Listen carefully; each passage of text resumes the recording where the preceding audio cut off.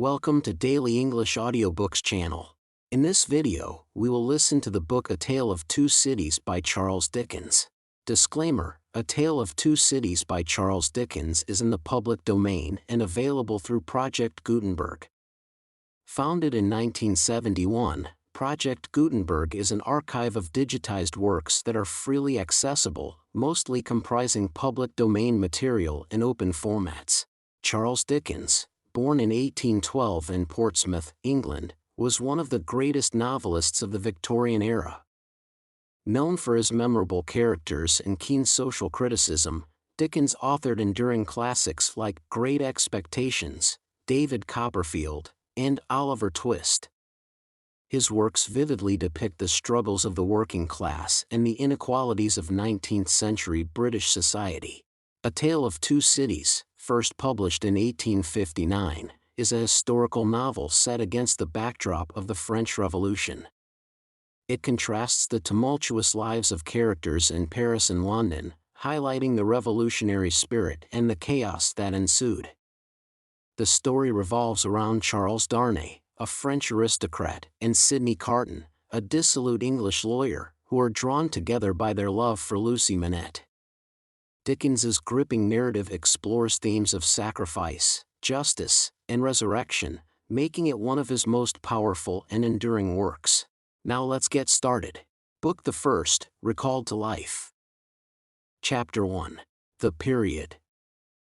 It was the best of times, it was the worst of times, it was the age of wisdom, it was the age of foolishness, it was the epoch of belief, it was the epoch of incredulity, it was the season of light, it was the season of darkness, it was the spring of hope, it was the winter of despair. We had everything before us, we had nothing before us, we were all going direct to heaven, we were all going direct the other way. In short, the period was so far like the present period, that some of its noisiest authorities insisted on its being received, for good or for evil, in the superlative degree of comparison only. There were a king with a large jaw and a queen with a plain face, on the throne of England. There were a king with a large jaw and a queen with a fair face, on the throne of France. In both countries it was clearer than crystal to the lords of the state preserves of loaves and fishes, that things in general were settled forever. It was the year of our Lord 1775. Spiritual revelations were conceded to England at that favored period, as at this. Mrs. Southcott had recently attained her 25th blessed birthday, of whom a prophetic private in the Life Guards had heralded the sublime appearance by announcing that arrangements were made for the swallowing up of London and Westminster.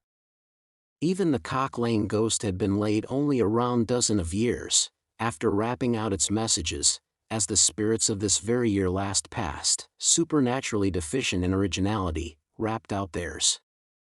Mere messages in the earthly order of events had lately come to the English crown and people, from a congress of British subjects in America, which, strange to relate, have proved more important to the human race than any communications yet received through any of the chickens of the Cock Lane brood. France, less favored on the whole as to matters spiritual than her sister of the Shield and Trident, rolled with exceeding smoothness downhill, making paper money and spending it.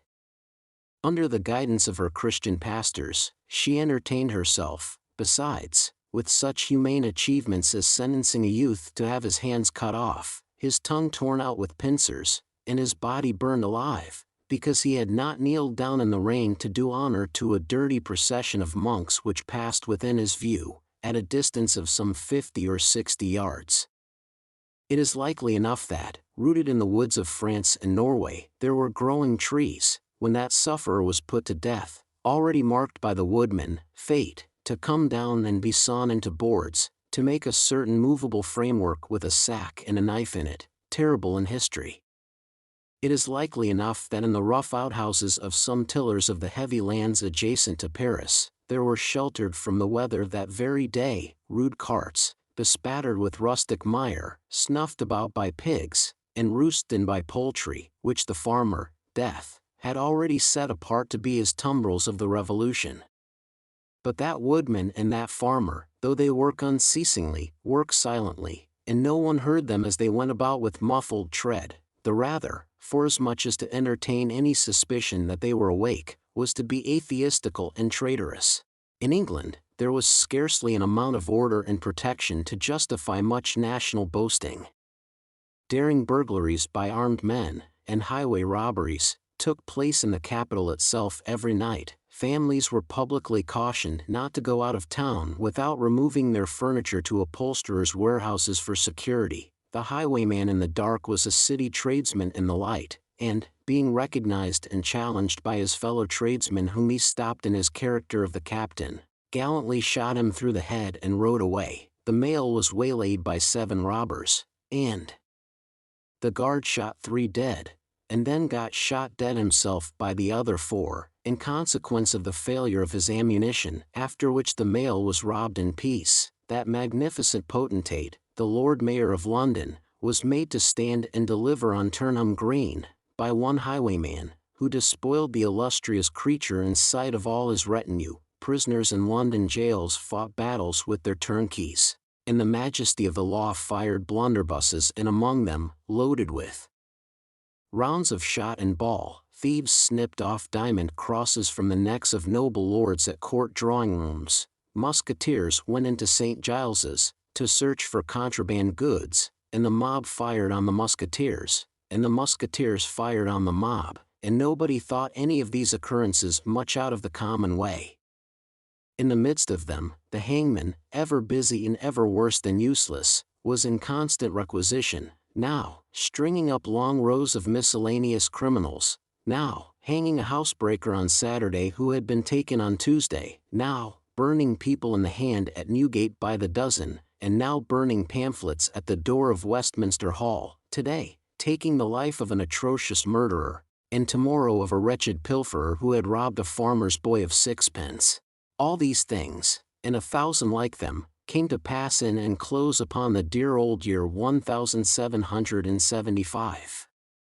Environed by them, while the woodman and the farmer worked unheeded, those 2 of the large jaws, and those other 2 of the plain and the fair faces, trod with stir enough, and carried their divine rights with a high hand. Thus did the year 1775 conduct their greatnesses, and myriads of small creatures, the creatures of this chronicle among the rest, along the roads that lay before them. Chapter 2. The Mail.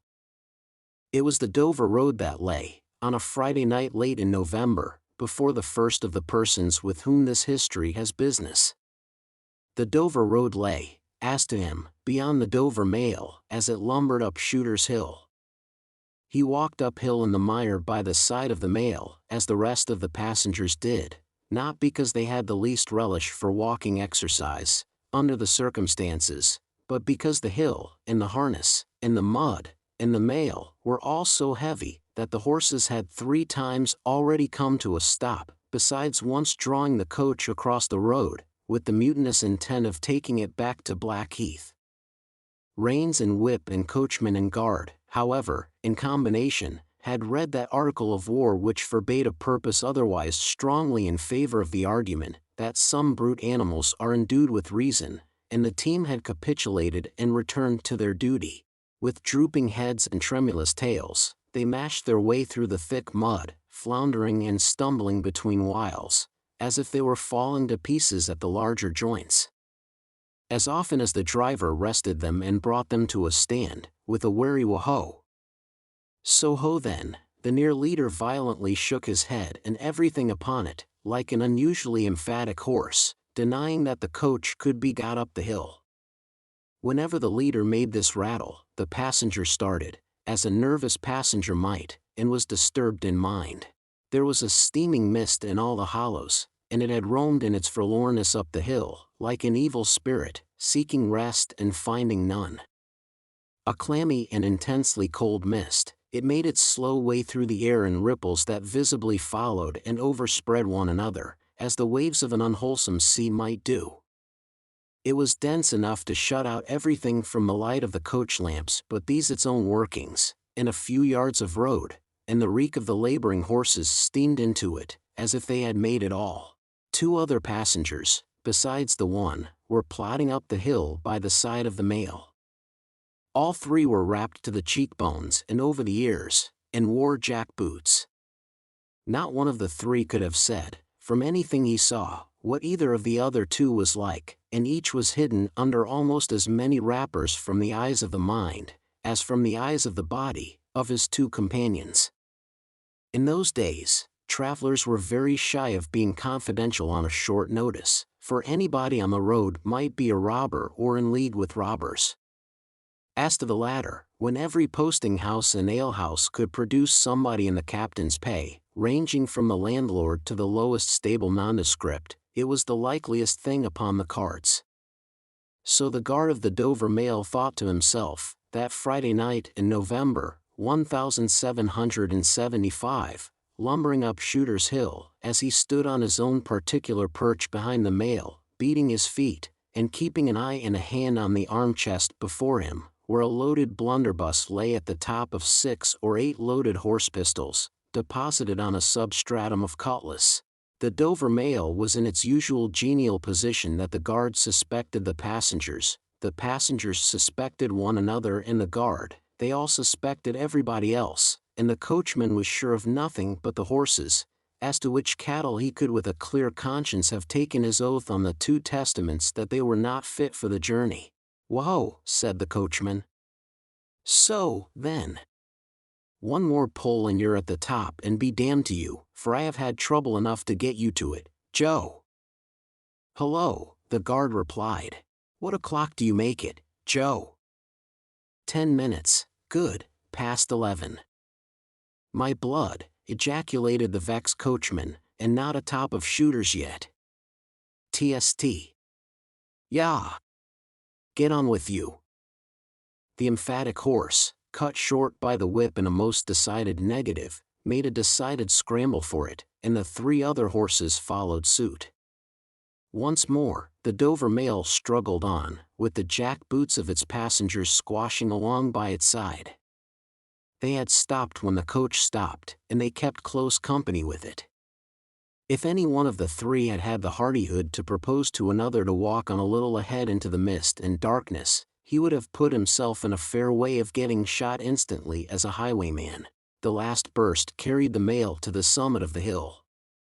The horses stopped to breathe again, and the guard got down to skid the wheel for the descent, and opened the coach door to let the passengers in. "TST. Joe," cried the coachman in a warning voice, looking down from his box. "What do you say, Tom?" They both listened. "I say a horse at a canter coming up, Joe." "I say a horse at a gallop, Tom," returned the guard, leaving his hold of the door, and mounting nimbly to his place.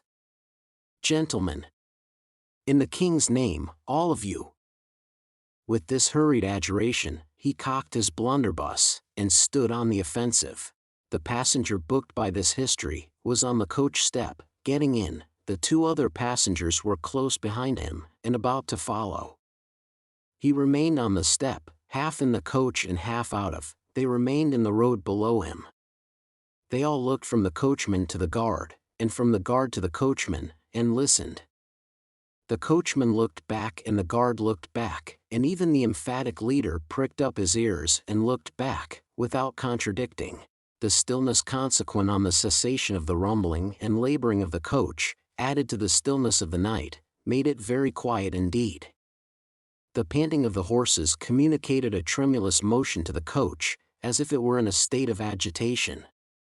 The hearts of the passengers beat loud enough perhaps to be heard, but at any rate, the quiet pause was audibly expressive of people out of breath, and holding the breath, and having the pulses quickened by expectation. The sound of a horse at a gallop came fast and furiously up the hill. "So-ho," the guard sang out, as loud as he could roar. "Yo there! Stand! I shall fire!" The pace was suddenly checked, and, with much splashing and floundering, a man's voice called from the mist, "Is that the Dover Mail?" "Never you mind what it is," the guard retorted. "What are you? Is that the Dover Mail? Why do you want to know?" "I want a passenger, if it is." "What passenger?" "Mr. Jarvis Lorry." Our booked passenger showed in a moment that it was his name. The guard, the coachman, and the two other passengers eyed him distrustfully. "Keep where you are," the guard called to the voice in the mist, "because, if I should make a mistake, it could never be set right in your lifetime." "Gentleman of the name of Lorry, answer straight." "What is the matter?" asked the passenger, then, with mildly quavering speech. "Who wants me? Is it Jerry?" "I don't like Jerry's voice, if it is Jerry," growled the guard to himself. "He's hoarser than suits me, is Jerry." "Yes, Mr. Lorry." "What is the matter?" "A dispatch sent after you from over yonder. T and Company." "I know this messenger, guard," said Mr. Lorry, getting down into the road, assisted from behind more swiftly than politely by the other two passengers, who immediately scrambled into the coach, shut the door, and pulled up the window. "He may come close, there's nothing wrong." "I hope there ain't, but I can't make so nation sure of that," said the guard, in gruff soliloquy. "Hello you." "Well." "And hello you," said Jerry, more hoarsely than before. 0414M. Original. "Come on at a foot pace. Do you mind me? And if you've got holsters to that saddle o' yourn, don't let me see your hand go nigh 'em. For I'm a devil at a quick mistake, and when I make one it takes the form of lead. So now let's look at you." The figures of a horse and rider came slowly through the eddying mist, and came to the side of the mail, where the passenger stood. The rider stooped, and, casting up his eyes at the guard, handed the passenger a small folded paper. The rider's horse was blown, and both horse and rider were covered with mud, from the hoofs of the horse to the hat of the man. "Guard," said the passenger, in a tone of quiet business confidence. The watchful guard, with his right hand at the stock of his raised blunderbuss, his left at the barrel, and his eye on the horseman, answered curtly, "Sir, there is nothing to apprehend. I belong to Tellson's Bank. You must know Tellson's Bank in London. I am going to Paris on business. A crown to drink. I may read this. If so be as you're quick, sir." He opened it in the light of the coach lamp on that side, and read, first to himself and then aloud, "Wait at Dover for Mamselle. It's not long, you see, guard." Jerry, say that my answer was, recalled to life. Jerry started in his saddle. "That's a blazing strange answer, too," said he, at his hoarsest. "Take that message back, and they will know that I received this, as well as if I wrote. Make the best of your way. Good night."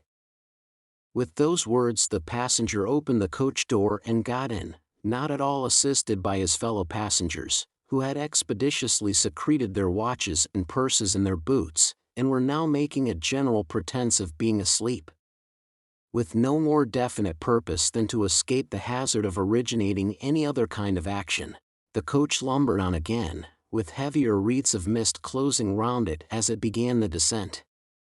The guard soon replaced his blunderbuss in his arm chest, and, having looked to the rest of its contents, and having looked to the supplementary pistols that he wore in his belt, looked to a smaller chest beneath his seat, in which there were a few smith's tools, a couple of torches, and a tinder box.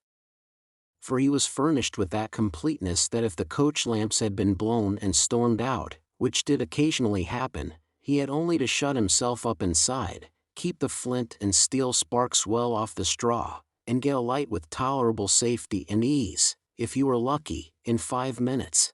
Tom, softly over the coach roof. "Hello, Joe. Did you hear the message?" "I did, Joe." "What did you make of it, Tom?" "Nothing at all, Joe." "That's a coincidence, too," the guard mused, "for I made the same of it myself." Jerry, left alone in the mist and darkness, dismounted meanwhile, not only to ease his spent horse, but to wipe the mud from his face, and shake the wet out of his hat brim, which might be capable of holding about half a gallon. After standing with the bridle over his heavily splashed arm, until the wheels of the mail were no longer within hearing and the night was quite still again, he turned to walk down the hill. After that there galloped from Temple Bar, "Old lady, I won't trust your forelegs till I get you on the level," said this horse messenger, glancing at his mare. Recalled to life. That's a blazing strange message. Much of that wouldn't do for you, Jerry.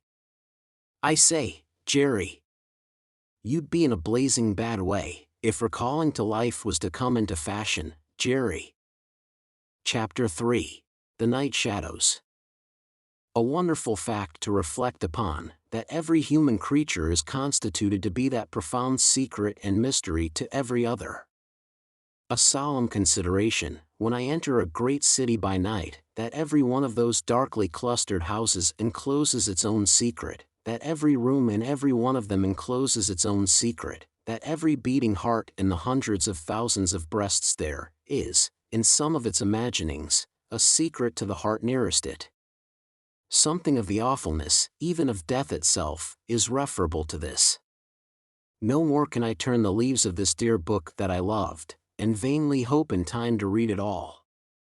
No more can I look into the depths of this unfathomable water, wherein, as momentary lights glanced into it, I have had glimpses of buried treasure and other things submerged. It was appointed that the book should shut with a spring, forever and forever, when I had read but a page. It was appointed that the water should be locked in an eternal frost, when the light was playing on its surface, and I stood in ignorance on the shore. My friend is dead, my neighbor is dead, my love, the darling of my soul, is dead. It is the inexorable consolidation and perpetuation of the secret that was always in that individuality, and which I shall carry in mind to my life's end. In any of the burial places of this city through which I pass, is there a sleeper more inscrutable than its busy inhabitants are, in their innermost personality, to me, or than I am to them?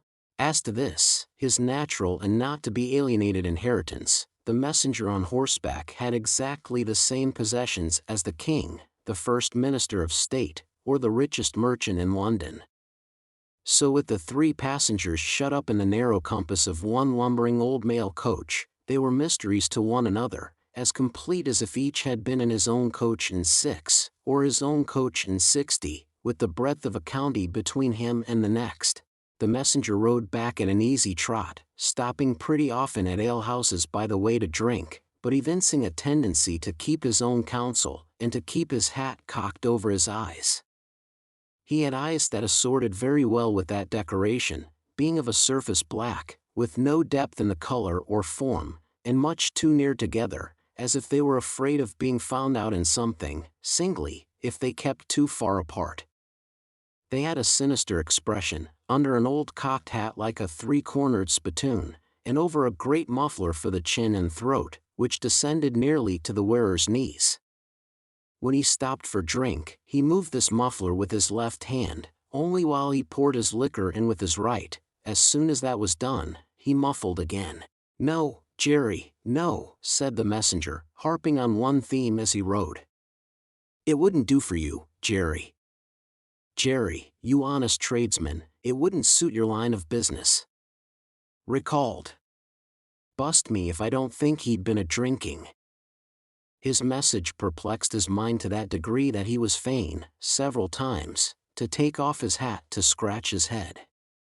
Except on the crown, which was raggedly bald, he had stiff, black hair, standing jaggedly all over it, and growing downhill almost to his broad, blunt nose.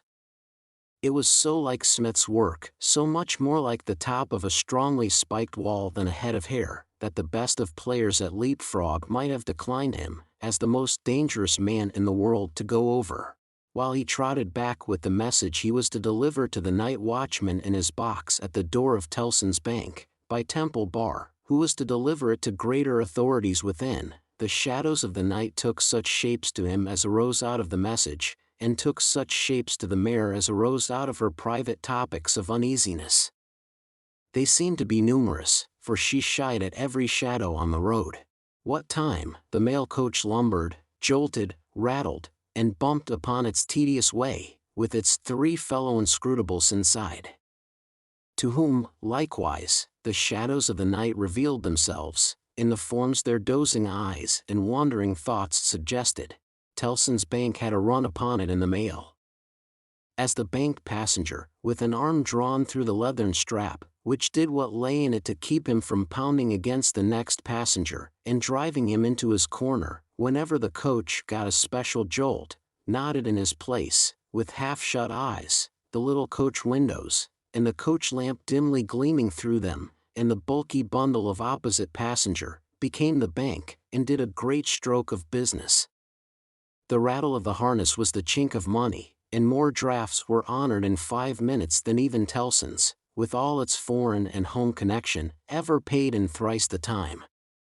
Then the strong rooms underground, at Tellson's, with such of their valuable stores and secrets as were known to the passenger, and it was not a little that he knew about them, opened before him, and he went in among them with the great keys and the feebly burning candle, and found them safe, and strong, and sound, and still, just as he had last seen them. But, though the bank was almost always with him, and though the coach, in a confused way, like the presence of pain under an opiate, was always with him, there was another current of impression that never ceased to run, all through the night. He was on his way to dig someone out of a grave. Now, which of the multitude of faces that showed themselves before him was the true face of the buried person, the shadows of the night did not indicate, but they were all the faces of a man of 45 by years, and they differed principally in the passions they expressed, and in the ghastliness of their worn and wasted state. Pride, contempt, defiance, stubbornness, submission, lamentation, succeeded one another, so did varieties of sunken cheek, cadaverous color, emaciated hands and figures. But the face was in the main one face, and every head was prematurely white. 100 times the dozing passenger inquired of this spectre, "Buried how long?" The answer was always the same, almost 18 years. "You had abandoned all hope of being dug out?" "Long ago." "You know that you were recalled to life?" "They tell me so." "I hope you care to live?" "I can't say." "Shall I show her to you?" "Will you come and see her?" The answers to this question were various and contradictory. Sometimes the broken reply was, "Wait. It would kill me if I saw her too soon." Sometimes, it was given in a tender rain of tears, and then it was, "Take me to her." Sometimes it was staring and bewildered, and then it was, "I don't know her. I don't understand."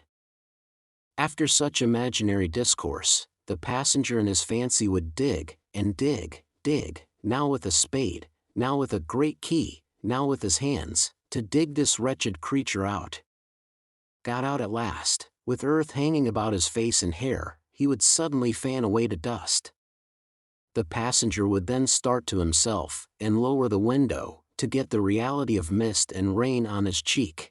Yet even when his eyes were open on the mist and rain, on the moving patch of light from the lamps, and the hedge at the roadside retreating by jerks, the night shadows outside the coach would fall into the train of the night shadows within. The real banking house by Temple Bar, the real business of the past day, the real strong rooms, the Real Express sent after him, and the real message returned, would all be there. Out of the midst of them, the ghostly face would rise, and he would accost it again. "Buried how long?" "Almost 18 years. I hope you care to live?" "I can't say." Dig, dig, dig, until an impatient movement from one of the 2 passengers would admonish him to pull up the window, draw his arm securely through the leathern strap, and speculate upon the 2 slumbering forms, until his mind lost its hold of them, and they again slid away into the bank and the grave. "Buried how long?" "Almost 18 years. You had abandoned all hope of being dug out?" "Long ago." The words were still in his hearing as just spoken, distinctly in his hearing as ever spoken words had been in his life, when the weary passenger started to the consciousness of daylight, and found that the shadows of the night were gone. He lowered the window, and looked out at the rising sun. There was a ridge of plowed land, with a plow upon it where it had been left last night when the horses were unyoked. Beyond, a quiet coppice wood, in which many leaves of burning red and golden yellow still remained upon the trees. Though the earth was cold and wet, the sky was clear, and the sun rose bright, placid, and beautiful. 18 years, said the passenger, looking at the sun gracious creator of day. To be buried alive for 18 years. Chapter 4. The Preparation. When the mail got successfully to Dover, in the course of the forenoon, the head drawer at the Royal George Hotel opened the coach door as his custom was. He did it with some flourish of ceremony, for a mail journey from London in winter was an achievement to congratulate an adventurous traveler upon. By that time, there was only one adventurous traveler left to be congratulated, for the two others had been set down at their respective roadside destinations. The mildewy inside of the coach, with its damp and dirty straw, its disagreeable smell, and its obscurity, was rather like a larger dog kennel. Mr. Lorry, the passenger, shaking himself out of it in chains of straw, a tangle of shaggy wrapper, flapping hat, and muddy legs, was rather like a larger sort of dog. There will be a packet to Calais, tomorrow, drawer? Yes, sir, if the weather holds and the wind sets tolerable fair. The tide will serve pretty nicely at about 2 in the afternoon, sir. Bed, sir? I shall not go to bed till night, but I want a bedroom and a barber. And then breakfast, sir? Yes, sir. That way, sir, if you please. Show Concord. Gentleman's valise and hot water to Concord. Pull off gentleman's boots in Concord. You will find a fine sea-coal fire, sir. Fetch barber to Concord. Stir about there, now, for Concord. The Concord bed-chamber being always assigned to a passenger by the mail, and passengers by the mail being always heavily wrapped up from head to foot, the room had the odd interest for the establishment of the Royal George, that although but one kind of man was seen to go into it, all kinds and varieties of men came out of it. Consequently, another drawer, and 2 porters, and several maids and the landlady, were all loitering by accident at various points of the road between the Concord and the coffee room, when a gentleman of 60, formally dressed in a brown suit of clothes, pretty well worn, but very well kept, with large square cuffs and large flaps to the pockets, passed along on his way to his breakfast. The coffee room had no other occupant, that forenoon, than the gentleman in brown.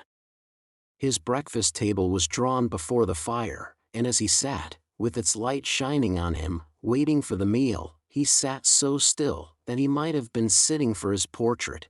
Very orderly and methodical he looked, with a hand on each knee, and a loud watch ticking a sonorous sermon under his flapped waistcoat, as though it pitted its gravity and longevity against the levity and evanescence of the brisk fire. He had a good leg, and was a little vain of it, for his brown stockings fitted sleek and close, and were of a fine texture. His shoes and buckles, too, though plain, were trim. He wore an odd little sleek crisp flaxen wig, setting very close to his head, which wig, it is to be presumed, was made of hair, but which looked far more as though it were spun from filaments of silk or glass. His linen, though not of a fineness in accordance with his stockings, was as white as the tops of the waves that broke upon the neighboring beach, or the specks of sail that glinted in the sunlight far at sea. A face habitually suppressed and quieted, was still lighted up under the quaint wig by a pair of moist bright eyes that it must have cost their owner, in years gone by, some pains to drill to the composed and reserved expression of Tellson's Bank. He had a healthy color in his cheeks, and his face, though lined, bore few traces of anxiety. But, perhaps the confidential bachelor clerks in Tellson's Bank were principally occupied with the cares of other people, and perhaps second-hand cares, like second-hand clothes, come easily off and on. Completing his resemblance to a man who was sitting for his portrait, Mr. Lorry dropped off to sleep. The arrival of his breakfast roused him, and he said to the drawer, as he moved his chair to it, I wish accommodation prepared for a young lady who may come here at any time today. She may ask for Mr. Jarvis Lorry, or she may only ask for a gentleman from Tellson's Bank. Please to let me know. Yes, sir. Tellson's Bank in London, sir? Yes. Yes, sir. We have oftentimes the honour to entertain your gentlemen in their travelling backwards and forwards betwixt London and Paris, sir. A vast deal of travelling, sir, in Tellson and Company's house. Yes. We are quite a French house, as well as an English one. Yes, sir. Not much in the habit of such travelling yourself, I think, sir? Not of late years. It is 15 years since I came last from France. Indeed, sir? That was before my time here, sir. Before our people's time here, sir. The George was in other hands at that time, sir. I believe so. But I would hold a pretty wager, sir, that a house like Tellson and Company was flourishing, a matter of 50, not to speak of 15 years ago? You might treble that, and say 150, yet not be far from the truth. Indeed, sir.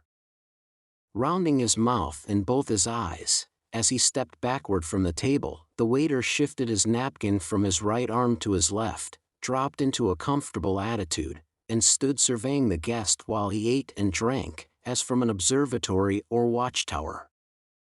According to the immemorial usage of waiters in all ages, when Mr. Lorry had finished his breakfast, he went out for a stroll on the beach. The little narrow, crooked town of Dover hid itself away from the beach, and ran its head into the chalk cliffs, like a marine ostrich. The beach was a desert of heaps of sea and stones tumbling wildly about, and the sea did what it liked, and what it liked was destruction. It thundered at the town, and thundered at the cliffs, and brought the coast down, madly. The air among the houses was of so strong a piscatory flavor that one might have supposed sick fish went up to be dipped in it, as sick people went down to be dipped in the sea. A little fishing was done in the port, and a quantity of strolling about by night, and looking seaward, particularly at those times when the tide made, and was near flood. Small tradesmen, who did no business whatever, sometimes unaccountably realized large fortunes, and it was remarkable that nobody in the neighborhood could endure a lamplighter. As the day declined into the afternoon, and the air, which had been at intervals clear enough to allow the French coast to be seen, became again charged with mist and vapor, Mr. Lorry's thoughts seemed to cloud too. When it was dark, and he sat before the coffee-room fire, awaiting his dinner as he had awaited his breakfast, his mind was busily digging in the live red coals. A bottle of good claret after dinner does a digger in the red coals no harm, otherwise than as it has a tendency to throw him out of work. Mr. Lorry had been idle a long time, and had just poured out his last glassful of wine with as complete an appearance of satisfaction as is ever to be found in an elderly gentleman of a fresh complexion who has got to the end of a bottle, when a rattling of wheels came up the narrow street, and rumbled into the inn-yard. He set down his glass untouched. "This is Mamselle," said he. In a very few minutes the waiter came in to announce that Miss Manette had arrived from London, and would be happy to see the gentleman from Tellson's. So soon? Miss Manette had taken some refreshment on the road, and required none then, and was extremely anxious to see the gentleman from Tellson's immediately, if it suited his pleasure and convenience. The gentleman from Tellson's had nothing left for it but to empty his glass with an air of stolid desperation, settle his odd little flaxen wig at the ears, and follow the waiter to Miss Manette's apartment. It was a large, dark room, furnished in a funereal manner with black horsehair, and loaded with heavy dark tables. These had been oiled and oiled, until the two tall candles on the table in the middle of the room were gloomily reflected on every leaf, as if they were buried in deep graves of black mahogany, and no light to speak of could be expected from them until they were dug out. The obscurity was so difficult to penetrate that Mr. Lorry, picking his way over the well-worn Turkey carpet, supposed Miss Manette to be, for the moment, in some adjacent room, until, having got past the 2 tall candles, he saw standing to receive him by the table between them and the fire, a young lady of not more than 17, in a riding cloak, and still holding her straw traveling hat by its ribbon in her hand.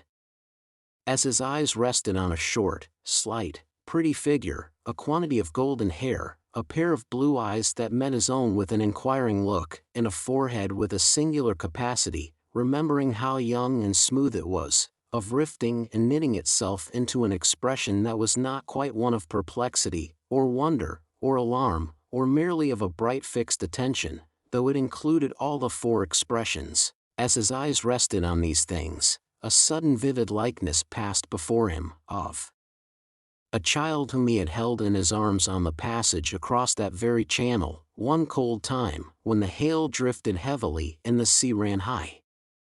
The likeness passed away, like a breath along the surface of the gaunt pier glass behind her, on the frame of which, a hospital procession of Negro Cupids, several headless and all cripples, were offering black baskets of Dead Sea fruit to black divinities of the feminine gender, and he made his formal bow to Miss Manette. "Pray take a seat, sir," in a very clear and pleasant young voice, a little foreign in its accent, but a very little indeed. "I kiss your hand, miss," said Mr. Lorry, with the manners of an earlier date, as he made his formal bow again, and took his seat. "I received a letter from the bank, sir, yesterday, informing me that some intelligence, or discovery—" "The word is not material, miss, either word will do." "Respecting the small property of my poor father, whom I never saw, so long dead." Mr. Lorry moved in his chair, and cast a troubled look towards the hospital procession of Negro Cupids, as if they had any help for anybody in their absurd baskets. "Rendered it necessary that I should go to Paris, there to communicate with a gentleman of the bank, so good as to be dispatched to Paris for the purpose. Myself, as I was prepared to hear, sir." She curtsied to him. Young ladies made curtsies in those days, with a pretty desire to convey to him that she felt how much older and wiser he was than she. He made her another bow. "I replied to the bank, sir, that as it was considered necessary, by those who know, and who are so kind as to advise me, that I should go to France, and that as I am an orphan and have no friend who could go with me, I should esteem it highly if I might be permitted to place myself, during the journey, under that worthy gentleman's protection." The gentleman had left London, but I think a messenger was sent after him to beg the favor of his waiting for me here. "I was happy," said Mr. Lorry, "to be entrusted with the charge. I shall be more happy to execute it." "Sir, I thank you indeed." "I thank you very gratefully.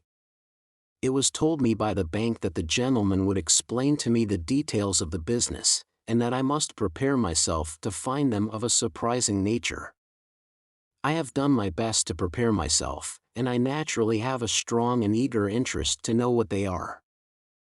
"Naturally," said Mr. Lorry. "Yes, I."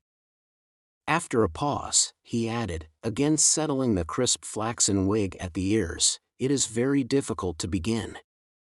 He did not begin, but, in his indecision, met her glance.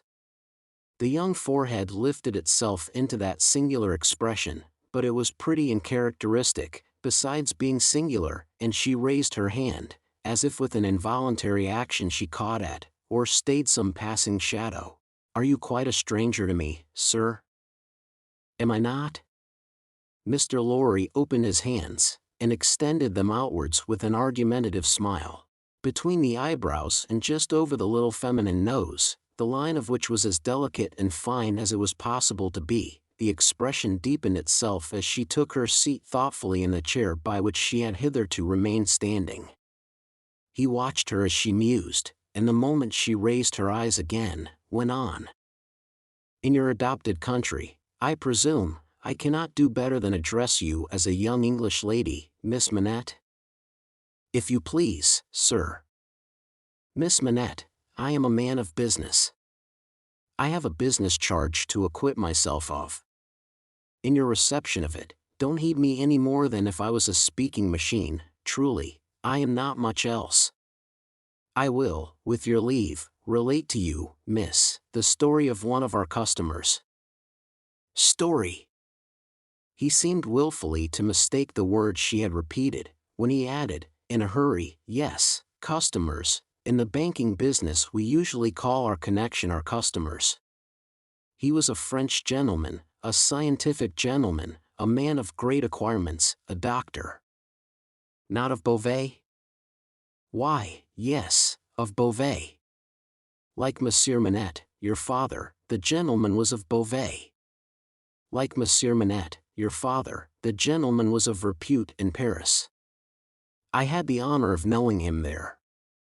Our relations were business relations, but confidential.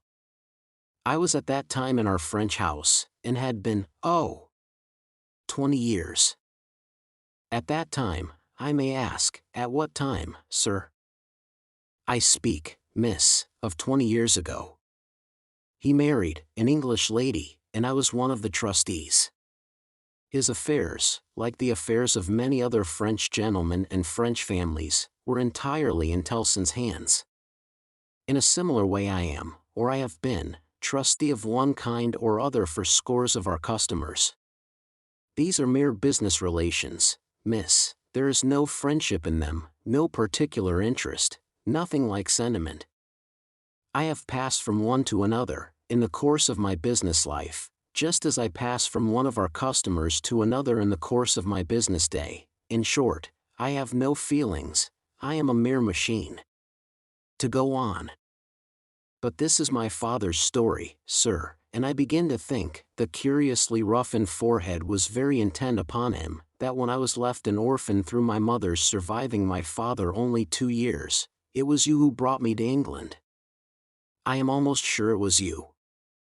Mr. Lorry took the hesitating little hand that confidingly advanced to take his, and he put it with some ceremony to his lips. He then conducted the young lady straightway to her chair again, and, holding the chair back with his left hand, and using his right by turns to rub his chin, pull his wig at the ears, or point what he said, stood looking down into her face while she sat looking up into his. Miss Manette, it was I. And you will see how truly I spoke of myself just now, in saying I had no feelings, and that all the relations I hold with my fellow creatures are mere business relations, when you reflect that I have never seen you since. No, you have been the ward of Tellson's house since, and I have been busy with the other business of Tellson's house since. Feelings. I have no time for them, no chance of them. I pass my whole life, miss, in turning an immense pecuniary mangle. After this odd description of his daily routine of employment, Mr. Lorry flattened his flaxen wig upon his head with both hands, which was most unnecessary, for nothing could be flatter than its shining surface was before, and resumed his former attitude. So far, miss, as you have remarked, this is the story of your regretted father. Now comes the difference. If your father had not died when he did, don't be frightened. How you start! She did, indeed, start.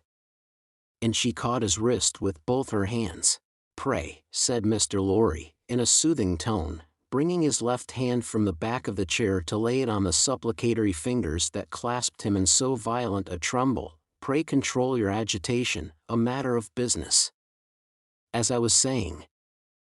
Her look so discomposed him that he stopped, wandered, and began anew. As I was saying, if Monsieur Manette had not died, if he had suddenly and silently disappeared, if he had been spirited away, if it had not been difficult to guess to what dreadful place, though no art could trace him, if he had an enemy in some compatriot who could exercise a privilege that I in my own time have known the boldest people afraid to speak of in a whisper, across the water there, for instance, the privilege of filling up blank forms for the consignment of any one to the oblivion of a prison for any length of time, if his wife had implored the king, the queen, the court, the clergy, for any tidings of him, and all quite in vain, then the history of your father would have been the history of this unfortunate gentleman, the doctor of Beauvais. I entreat you to tell me more, sir. I will. I am going to. You can bear it? I can bear anything but the uncertainty you leave me in at this moment. You speak collectedly, and you are collected. That's good. Though his manner was less satisfied than his words. A matter of business. Regard it as a matter of business, business that must be done. Now if this doctor's wife, though a lady of great courage and spirit, had suffered so intensely from this cause before her little child was born. The little child was a daughter, sir. A daughter. A matter of business, don't be distressed.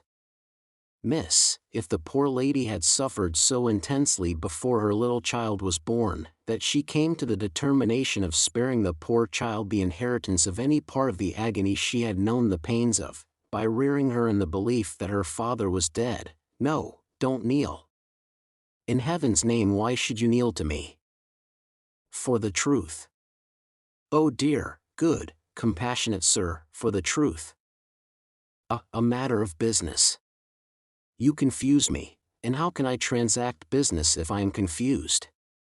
Let us be clear-headed.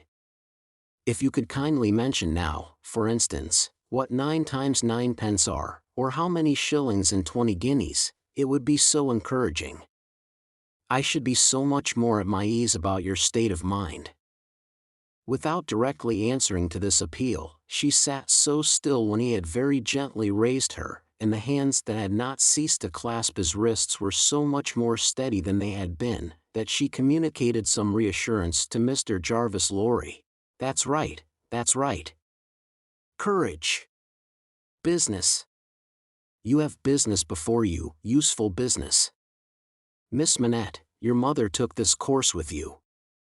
And when she died, I believe broken-hearted, having never slackened her unavailing search for your father, she left you, at 2 years old, to grow to be blooming, beautiful, and happy, without the dark cloud upon you of living in uncertainty whether your father soon wore his heart out in prison, or wasted there through many lingering years. As he said the words he looked down, with an admiring pity, on the flowing golden hair, as if he pictured to himself that it might have been already tinged with gray. You know that your parents had no great possession, and that what they had was secured to your mother and to you. There has been no new discovery, of money, or of any other property, but... He felt his wrist held closer, and he stopped. The expression in the forehead, which had so particularly attracted his notice, and which was now immovable, had deepened into one of pain and horror. But he has been found. He is alive.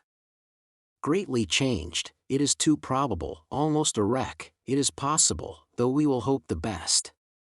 Still, alive. Your father has been taken to the house of an old servant in Paris, and we are going there, I, to identify him if I can, you, to restore him to life, love, duty, rest, comfort. A shiver ran through her frame, and from it through his. She said, in a low, distinct, awe-stricken voice, as if she were saying it in a dream, I am going to see his ghost. It will be his ghost, not him. Mr. Lorry quietly chafed the hands that held his arm. There. See now. The best and the worst are known to you, now. You are well on your way to the poor wronged gentleman, and, with a fair sea voyage, and a fair land journey, you will be soon at his dear side. She repeated in the same tone, sunk to a whisper, I have been free, I have been happy, yet his ghost has never haunted me.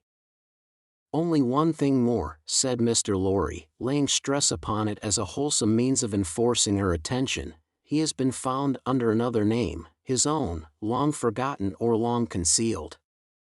It would be worse than useless now to inquire which, worse than useless to seek to know whether he has been for years overlooked, or always designedly held prisoner.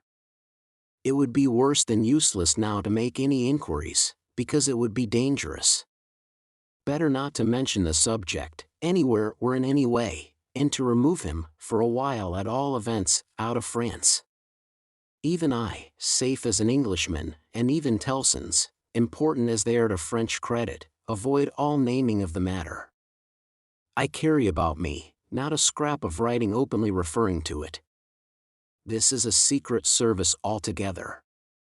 My credentials, entries, and memoranda are all comprehended in the one line, recalled to life, which may mean anything. But what is the matter? She doesn't notice a word. Miss Manette. Perfectly still and silent, and not even fallen back in her chair, she sat under his hand, utterly insensible, with her eyes open and fixed upon him, and with that last expression looking as if it were carved or branded into her forehead.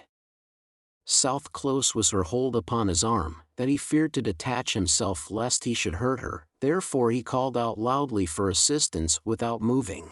A wild-looking woman, whom even in his agitation, Mr. Lorry observed to be all of a red color, and to have red hair, and to be dressed in some extraordinary tight-fitting fashion, and to have on her head a most wonderful bonnet like a grenadier wooden measure, and good measure too, or a great Stilton cheese, came running into the room in advance of the servants, and soon settled the question of his detachment from the poor young lady, by laying a brawny hand upon his chest, and sending him flying back against the nearest wall. I really think this must be a man, was Mr. Lorry's breathless reflection, simultaneously with his coming against the wall. Why, look at you all, bawled this figure, addressing the servants. Why don't you go and fetch things, instead of standing there staring at me? I am not so much to look at, am I? Why don't you go and fetch things? I'll let you know, if you don't bring smelling salts, cold water, and vinegar, quick, I will. There was an immediate dispersal for these restoratives, and she softly laid the patient on a sofa, and tended her with great skill and gentleness, calling her my precious, and my bird, and spreading her golden hair aside over her shoulders with great pride and care. And you and Brown, she said, indignantly turning to Mr. Lorry, couldn't you tell her what you had to tell her, without frightening her to death? Look at her, with her pretty pale face and her cold hands. Do you call that being a banker?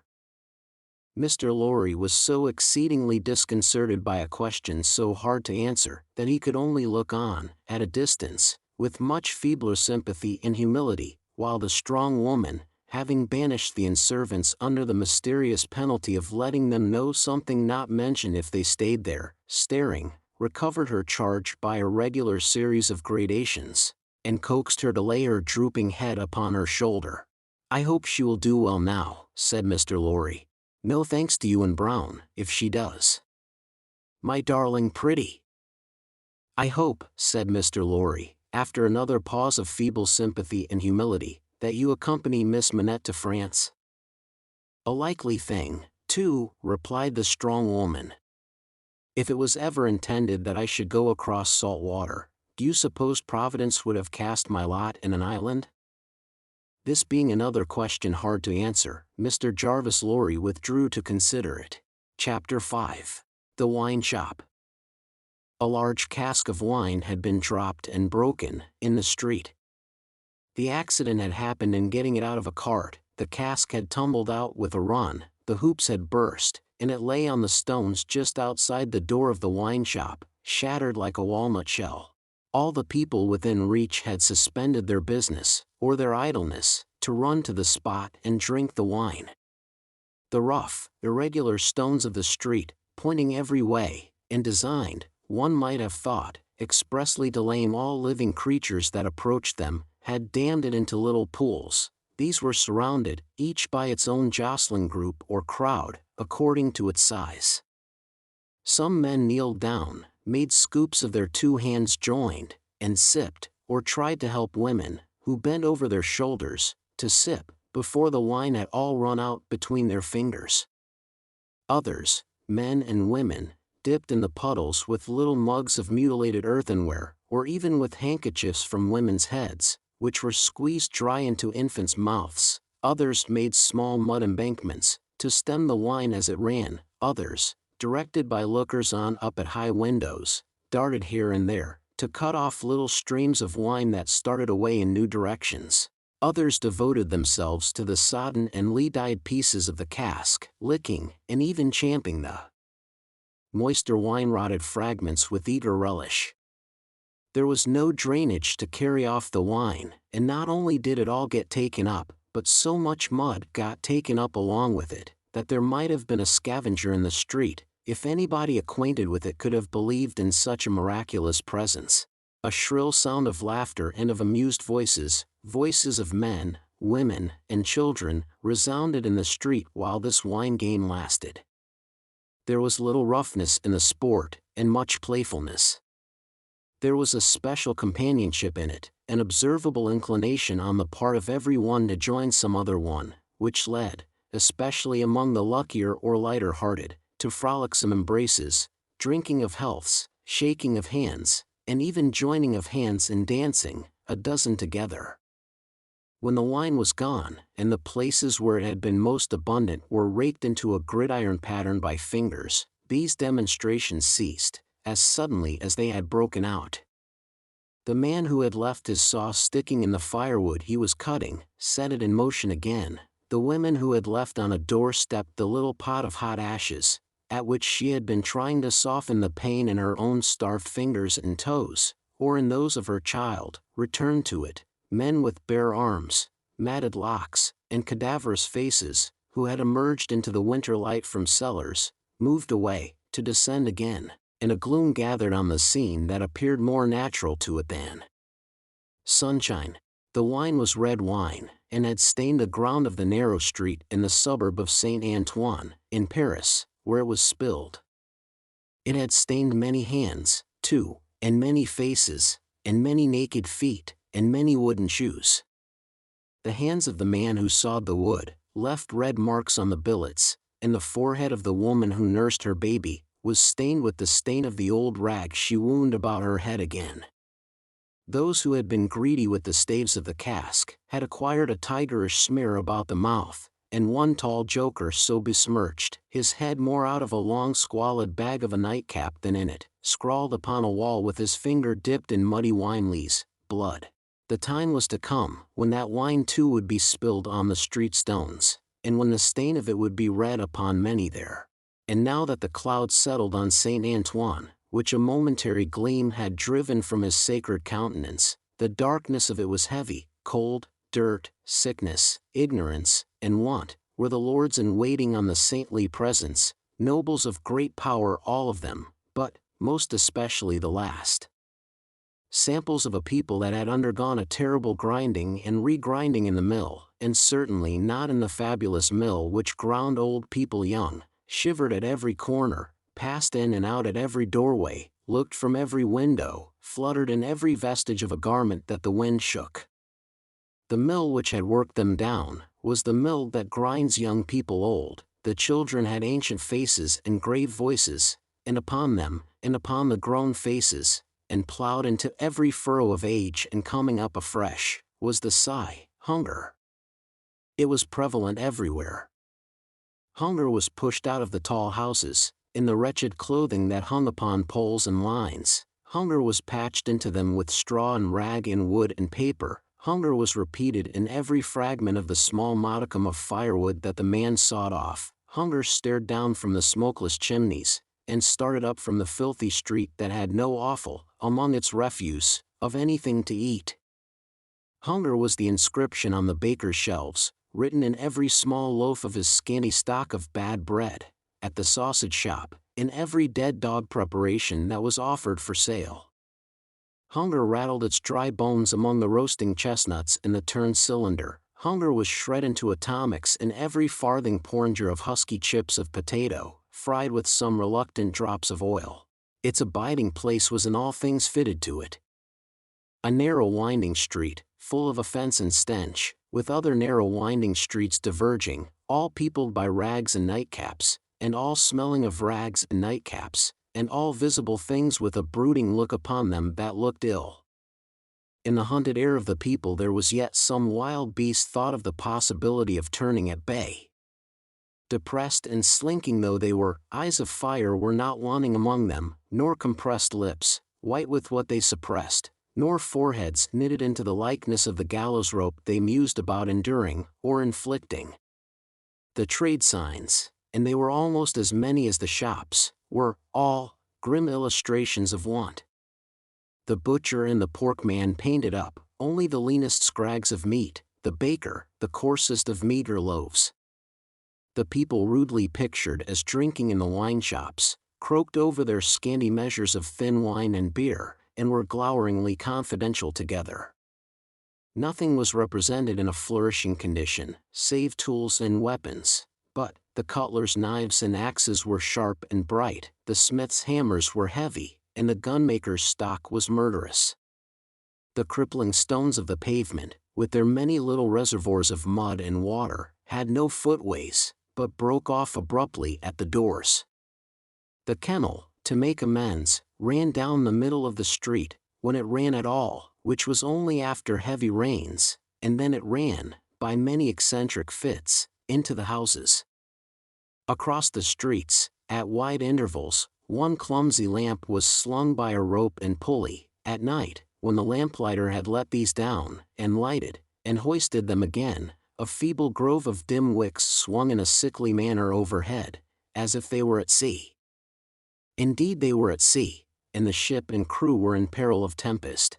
For the time was to come, when the gaunt scarecrows of that region should have watched the lamplighter, in their idleness and hunger, so long, as to conceive the idea of improving on his method, and hauling up men by those ropes and pulleys, to flare upon the darkness of their condition. But the time was not come yet, and every wind that blew over France shook the rags of the scarecrows in vain, for the birds, fine of song and feather, took no warning. The wine shop was a corner shop, better than most others in its appearance and degree, and the master of the wine shop had stood outside it, in a yellow waistcoat and green breeches, looking on at the struggle for the lost wine. "It's not my affair," said he, with a final shrug of the shoulders. "The people from the market did it. Let them bring another." There, his eyes happening to catch the tall joker writing up his joke, he called to him across the way. "Say, then, my Gaspard, what do you do there?" The fellow pointed to his joke with immense significance, as is often the way with his tribe. It missed its mark, and completely failed, as is often the way with his tribe too. "What now?" "Are you a subject for the mad hospital?" said the wine shop keeper, crossing the road, and obliterating the jest with a handful of mud, picked up for the purpose, and smeared over it. "Why do you write in the public streets? Is there, tell me thou, is there no other place to write such words in?" In his expostulation he dropped his cleaner hand, perhaps accidentally, perhaps not, upon the joker's heart. The joker rapped it with his own, took a nimble spring upward, and came down in a fantastic dancing attitude, with one of his stained shoes jerked off his foot into his hand, and held out. A joker of an extremely, not to say wolfishly practical character, he looked, under those circumstances. Put it on," said the other. "Call wine, wine, and finish there." With that advice, he wiped his soiled hand upon the joker's dress, such as it was, quite deliberately, as having dirted the hand on his account, and then recrossed the road and entered the wine shop. This wine shop keeper was a bull-necked, martial-looking man of 30, and he should have been of a hot temperament, for, although it was a bitter day, he wore no coat, but carried one slung over his shoulder.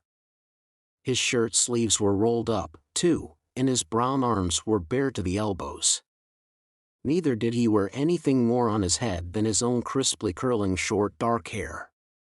He was a dark man altogether, with good eyes and a good bold breadth between them. Good-humored looking on the whole, but implacable looking, too, evidently a man of a strong resolution and a set purpose, a man not desirable to be met, rushing down a narrow pass with a gulf on either side, for nothing would turn the man. Madame Defarge, his wife, sat in the shop behind the counter as he came in. Madame Defarge was a stout woman of about his own age, with a watchful eye that seldom seemed to look at anything, a large hand heavily ringed, a steady face, strong features, and great composure of manner. There was a character about Madame Defarge, from which one might have predicated that she did not often make mistakes against herself in any of the reckonings over which she presided. Madame Defarge, being sensitive to cold, was wrapped in fur, and had a quantity of bright shawl twined about her head, though not to the concealment of her large earrings. Her knitting was before her, but she had laid it down to pick her teeth with a toothpick. Thus engaged, with her right elbow supported by her left hand, Madame Defarge said nothing when her lord came in, but coughed just one grain of cough.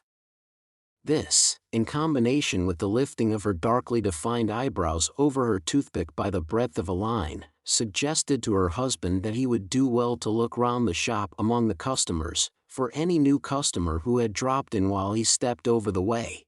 The wine-shop keeper accordingly rolled his eyes about, until they rested upon an elderly gentleman and a young lady, who were seated in a corner.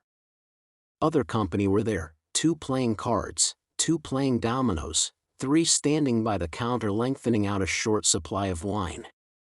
As he passed behind the counter, he took notice that the elderly gentleman said in a look to the young lady, "This is our man." "What the devil do you do in that galley there?" said Monsieur Defarge to himself. "I don't know you." But he feigned not to notice the 2 strangers, and fell into discourse with the triumvirate of customers who were drinking at the counter.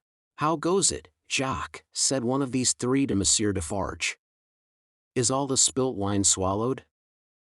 "Every drop, Jacques," answered Monsieur Defarge. When this interchange of Christian name was effected, Madame Defarge, picking her teeth with her toothpick, coughed another grain of cough, and raised her eyebrows by the breadth of another line. "It is not often," said the second of the 3, addressing Monsieur Defarge, "that many of these miserable beasts know the taste of wine, or of anything but black bread and death. Is it not so, Jacques?" "It is so, Jacques," Monsieur Defarge returned. At this second interchange of the Christian name, Madame Defarge, still using her toothpick with profound composure, coughed another grain of cough, and raised her eyebrows by the breadth of another line. The last of the 3 now said his say, as he put down his empty drinking vessel and smacked his lips. "Ah! So much the worse. A bitter taste it is that such poor cattle always have in their mouths, and hard lives they live, Jacques. Am I right, Jacques?" "You are right, Jacques," was the response of Monsieur Defarge.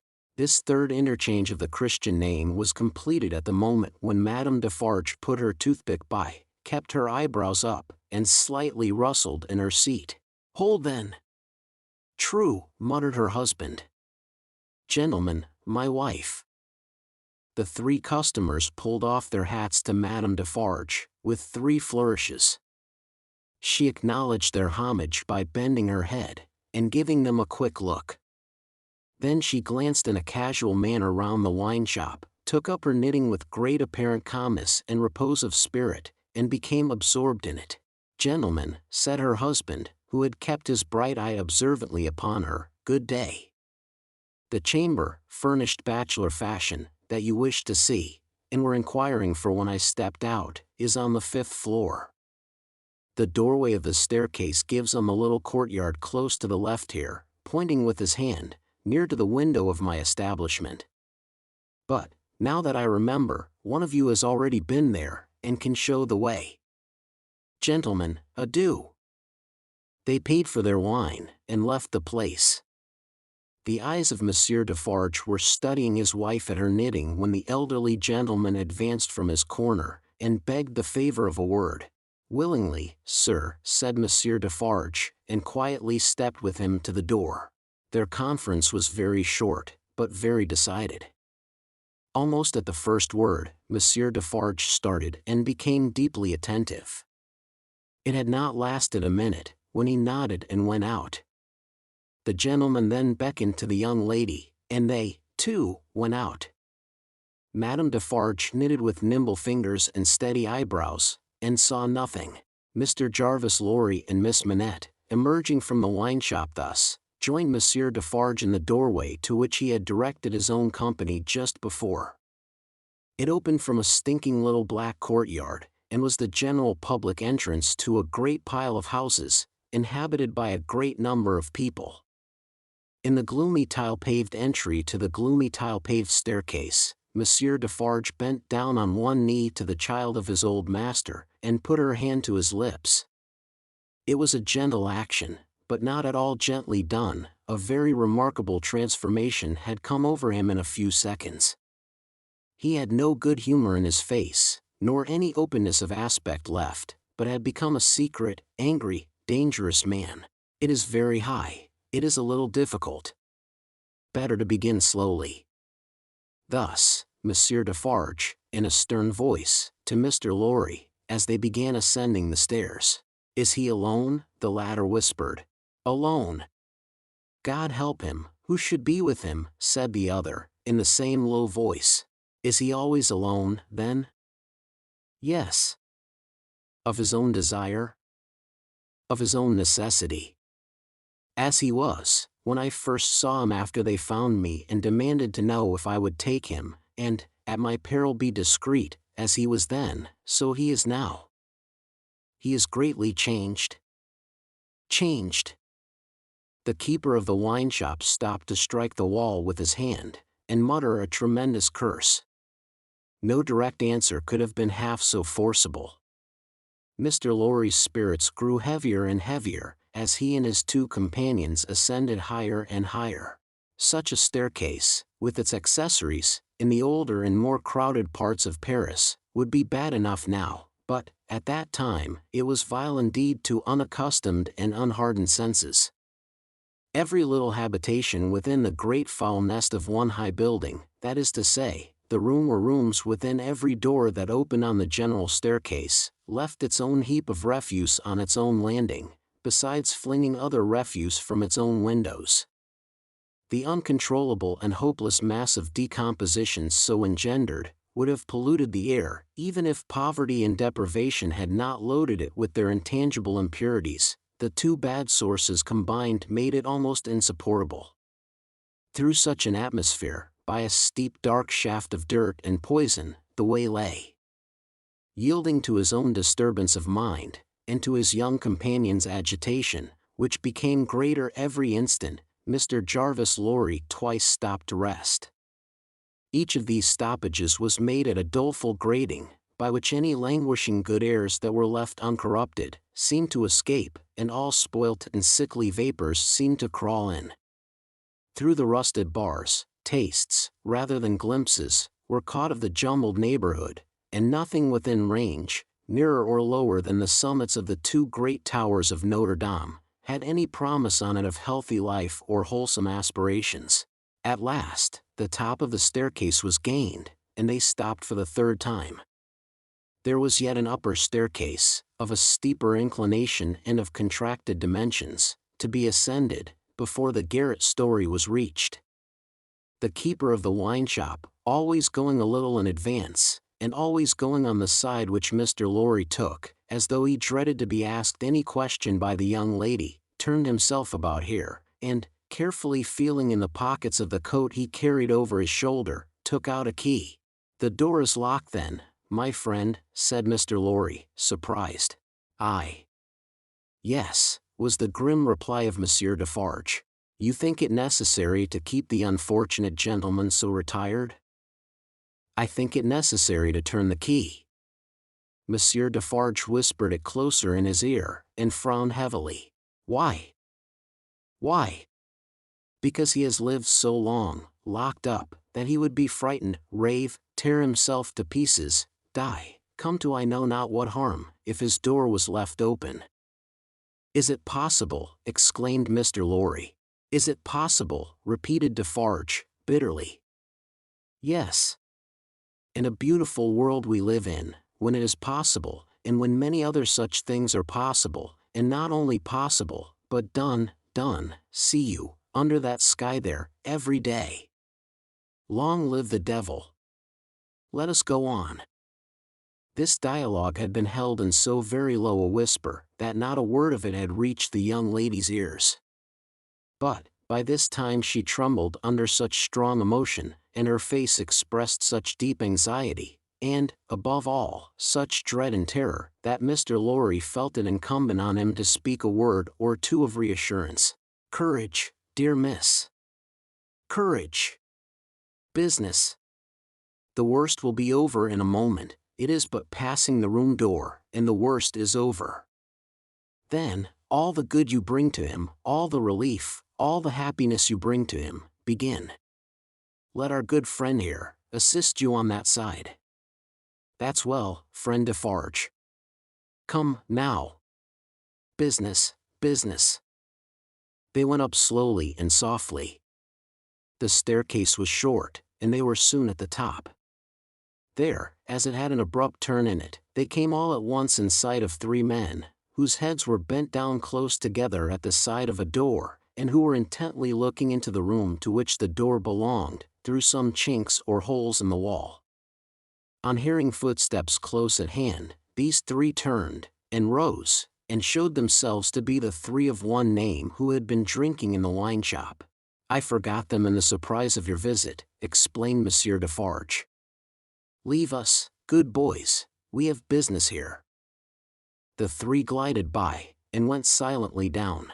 There appearing to be no other door on that floor, and the keeper of the wine shop going straight to this one when they were left alone, Mr. Lorry asked him in a whisper, with a little anger, "Do you make a show of Monsieur Manette?" "I show him, in the way you have seen, to a chosen few." "Is that well?" "I think it is well." "Who are the few? How do you choose them?" "I choose them as real men, of my name, Jacques is my name, to whom the sight is likely to do good." "Enough, you are English, that is another thing. Stay there, if you please, a little moment." With an admonitory gesture to keep them back, he stooped, and looked in through the crevice in the wall. Soon raising his head again, he struck twice or thrice upon the door, evidently with no other object than to make a noise there. With the same intention, he drew the key across it, 3 or 4 times, before he put it clumsily into the lock, and turned it as heavily as he could. The door slowly opened inward under his hand, and he looked into the room and said something. A faint voice answered something. Little more than a single syllable could have been spoken on either side. He looked back over his shoulder, and beckoned them to enter. Mr. Lorry got his arm securely round the daughter's waist, and held her, for he felt that she was sinking. Business, business," he urged, with a moisture that was not of business shining on his cheek. "Come in, come in." "I am afraid of it," she answered, shuddering. "Of it? What?" "I mean of him. Of my father." Rendered in a manner desperate, by her state and by the beckoning of their conductor, he drew over his neck the arm that shook upon his shoulder, lifted her a little, and hurried her into the room. He sat her down just within the door, and held her, clinging to him.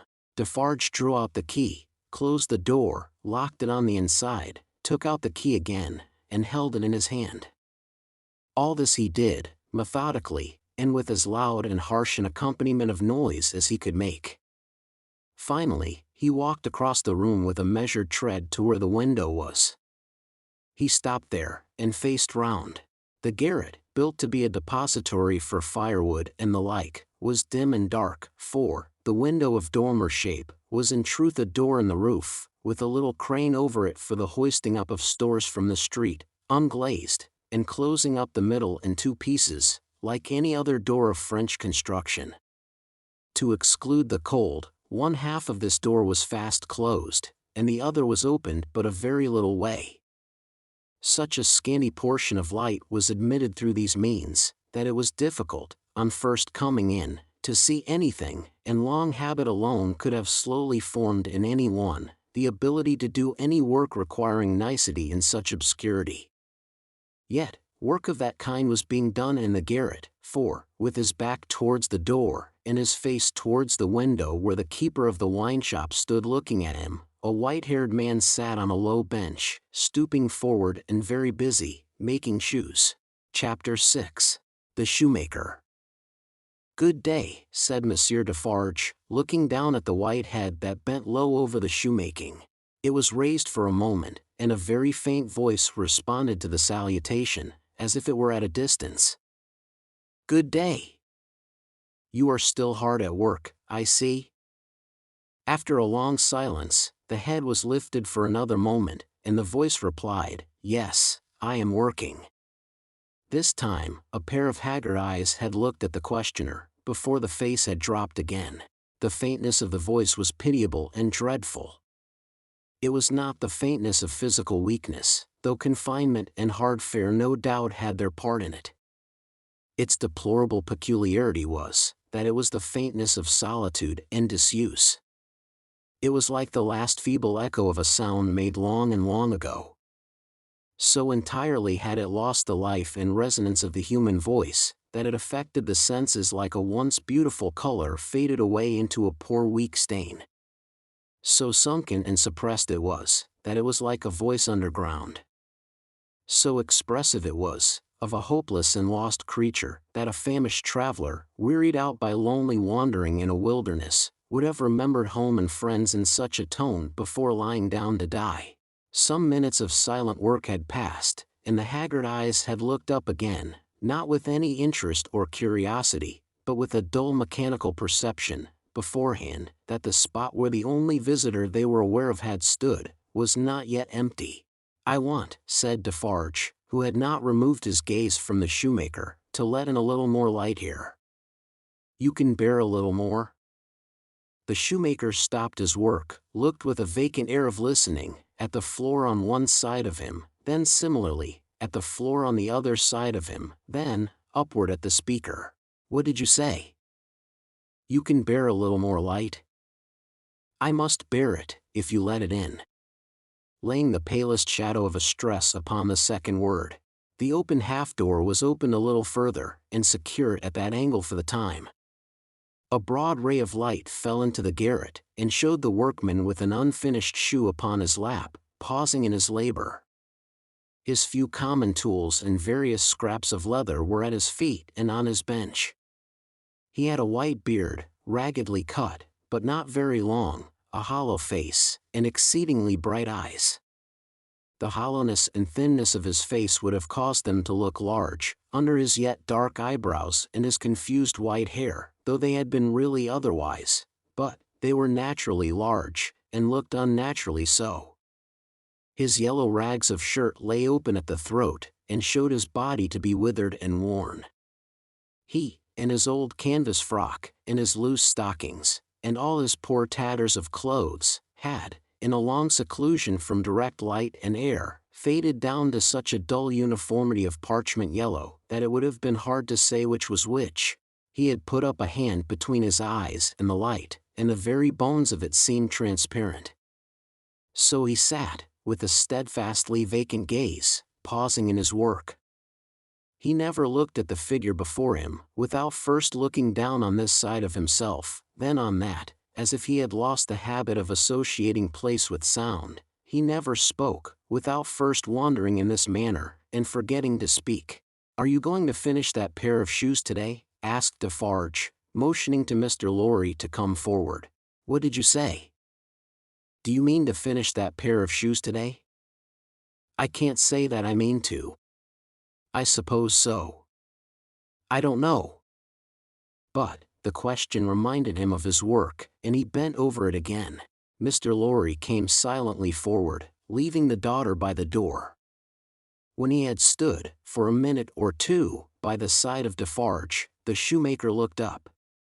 He showed no surprise at seeing another figure, but the unsteady fingers of one of his hands strayed to his lips as he looked at it. His lips and his nails were of the same pale lead color, and then the hand dropped to his work, and he once more bent over the shoe. The look in the action had occupied but an instant. You have a visitor, you see, said Monsieur Defarge. What did you say? Here is a visitor. The shoemaker looked up as before, but without removing a hand from his work. Come, said Defarge. Here is Monsieur, who knows a well-made shoe when he sees one. Show him that shoe you are working at. Take it, Monsieur. Mr. Lorry took it in his hand. "Tell monsieur what kind of shoe it is, and the maker's name." There was a longer pause than usual, before the shoemaker replied. "I forget what it was you asked me." "What did you say?" "I said, couldn't you describe the kind of shoe, for monsieur's information?" "It is a lady's shoe.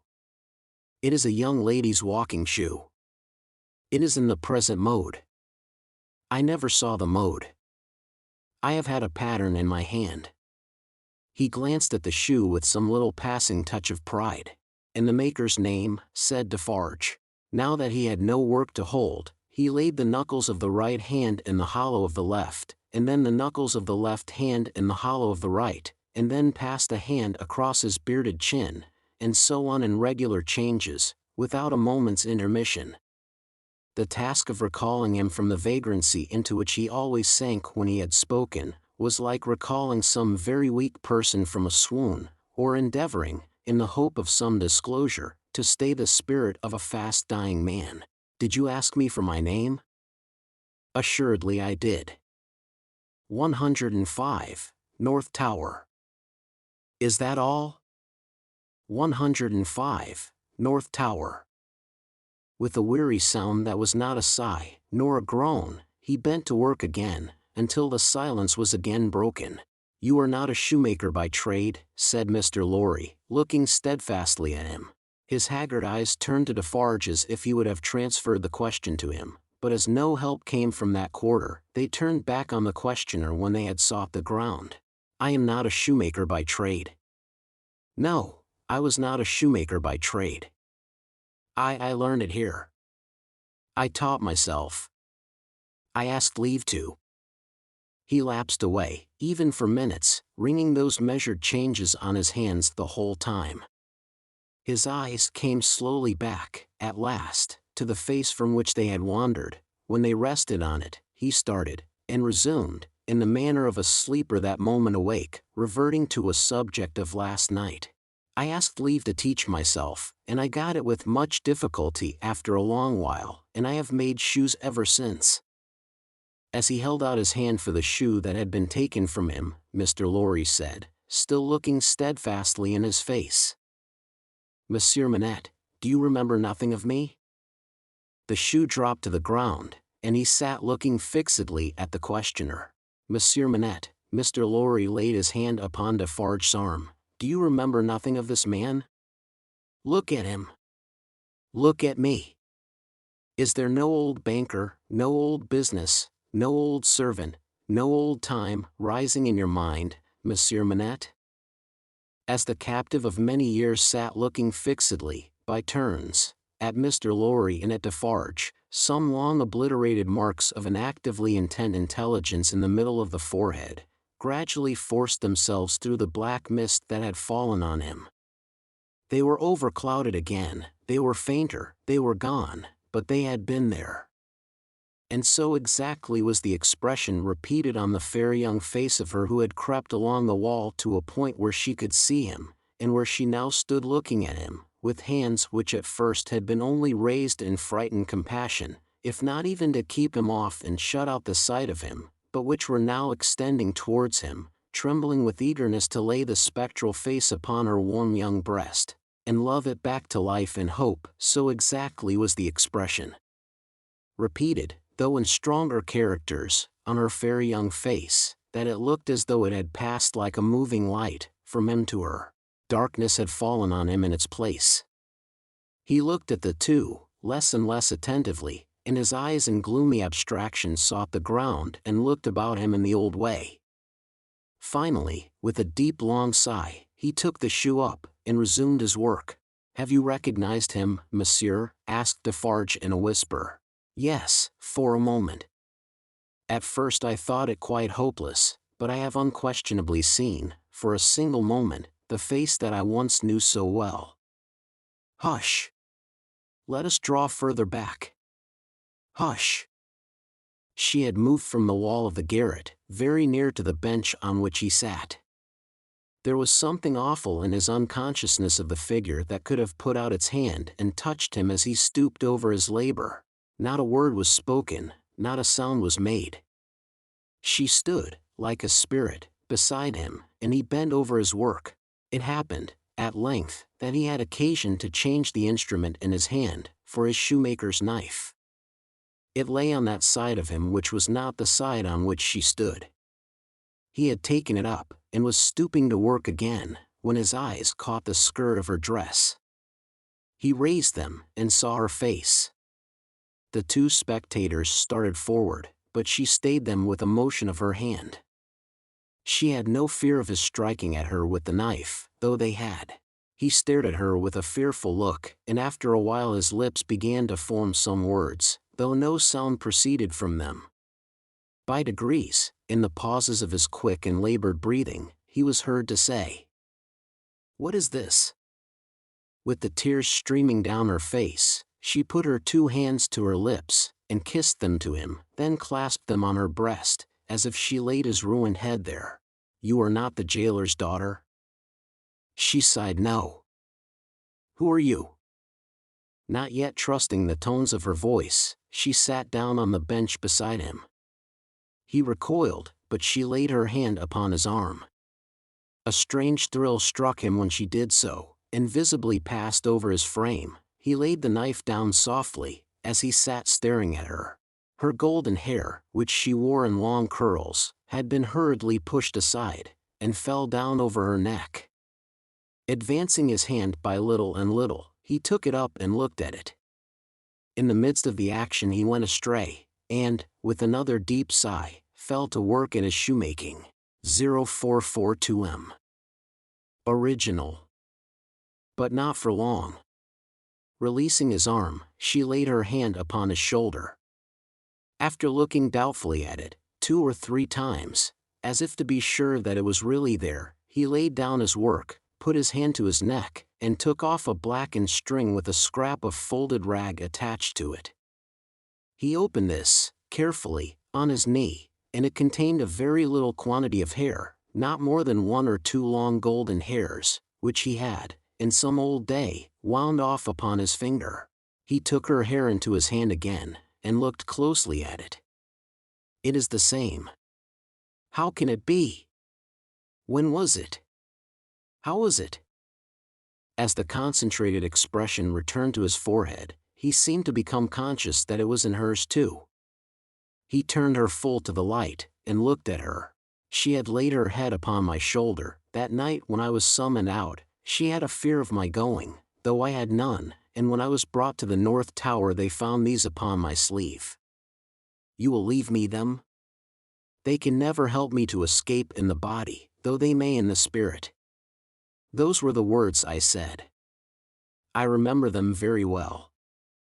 He formed this speech with his lips many times before he could utter it.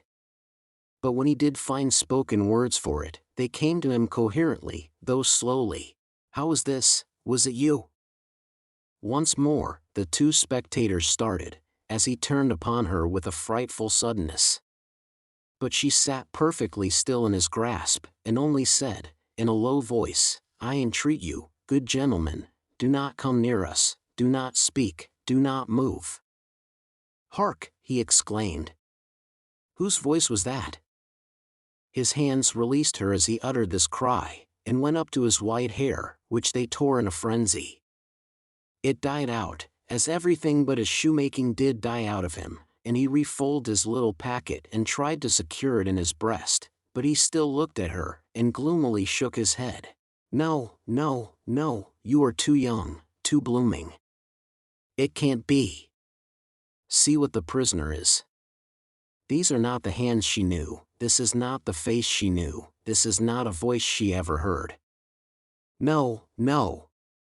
She was, and he was, before the slow years of the North Tower, ages ago. What is your name, my gentle angel?" Hailing his softened tone and manner, his daughter fell upon her knees before him, with her appealing hands upon his breast. "Oh, sir, at another time you shall know my name, and who my mother was, and who my father, and how I never knew their hard history. But I cannot tell you at this time, and I cannot tell you here. All that I may tell you, here and now, is, that I pray to you to touch me and to bless me.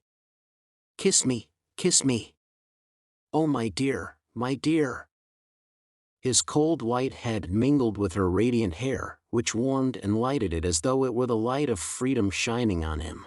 If you hear in my voice, I don't know that it is so, but I hope it is, if you hear in my voice any resemblance to a voice that once was sweet music in your ears, weep for it, weep for it. If you touch, in touching my hair, anything that recalls a beloved head that lay on your breast when you were young and free, weep for it, weep for it. If, when I hint to you of a home that is before us, where I will be true to you with all my duty and with all my faithful service, I bring back the remembrance of a home long desolate, while your poor heart pined away, weep for it, weep for it. She held him close around the neck, and rocked him on her breast like a child. If, when I tell you, dearest dear, that your agony is over, and that I have come here to take you from it, and that we go to England to be at peace and at rest, I cause you to think of your useful life laid waste, and of our native France so wicked to you, weep for it, weep for it. And if, when I shall tell you of my name, and of my father who is living, and of my mother who is dead, you learn that I have to kneel to my honored father, and implore his pardon for having never for his sake striven all day and lain awake and wept all night, because the love of my poor mother hid his torture from me, weep for it, weep for it. Weep for her, then, and for me. Good gentleman, thank God. I feel his sacred tears upon my face, and his sobs strike against my heart. Oh, see! Thank God for us, thank God. He had sunk in her arms, and his face dropped on her breast, a sight so touching, yet so terrible in the tremendous wrong and suffering which had gone before it, that the two beholders covered their faces. When the quiet of the garret had been long undisturbed, and his heaving breast and shaken form had long yielded to the calm that must follow all storms, emblem to humanity, of the rest and silence into which the storm called life must hush at last, they came forward to raise the father and daughter from the ground. He had gradually dropped to the floor, and lay there in a lethargy, worn out. She had nestled down with him, that his head might lie upon her arm, and her hair drooping over him curtain him from the light. If, without disturbing him, she said, raising her hand to Mr. Lorry as he stooped over them, after repeated blowings of his nose, all could be arranged for our leaving Paris at once, so that, from the very door, he could be taken away. But, consider. Is he fit for the journey? Asked Mr. Lorry. More fit for that, I think, than to remain in this city, so dreadful to him. It is true, said Defarge, who was kneeling to look on and hear. More than that, Monsieur Manette is, for all reasons, best out of France. Say, shall I hire a carriage and post horses?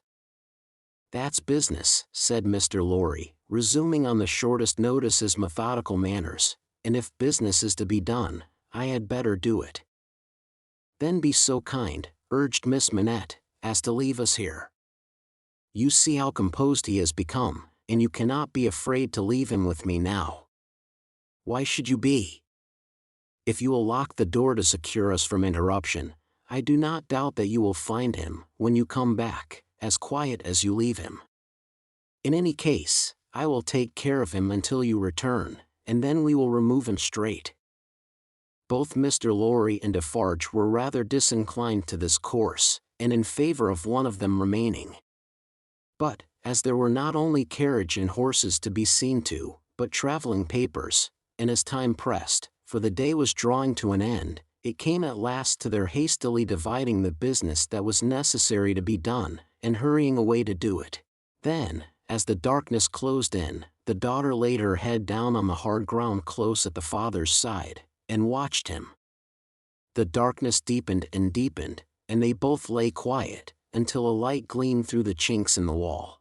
Mr. Lorry and Monsieur Defarge had made all ready for the journey, and had brought with them, besides traveling cloaks and wrappers, bread and meat, wine, and hot coffee. Monsieur Defarge put this provender, and the lamp he carried, on the shoemaker's bench. There was nothing else in the garret but a pallet bed, and he and Mr. Lorry roused the captive, and assisted him to his feet. No human intelligence could have read the mysteries of his mind, in the scared blank wonder of his face. Whether he knew what had happened, whether he recollected what they had said to him, whether he knew that he was free, were questions which no sagacity could have solved. They tried speaking to him, but he was so confused, and so very slow to answer, that they took fright at his bewilderment, and agreed for the time to tamper with him no more. He had a wild, lost manner of occasionally clasping his head in his hands, that had not been seen in him before, yet he had some pleasure in the mere sound of his daughter's voice, and invariably turned to it when she spoke.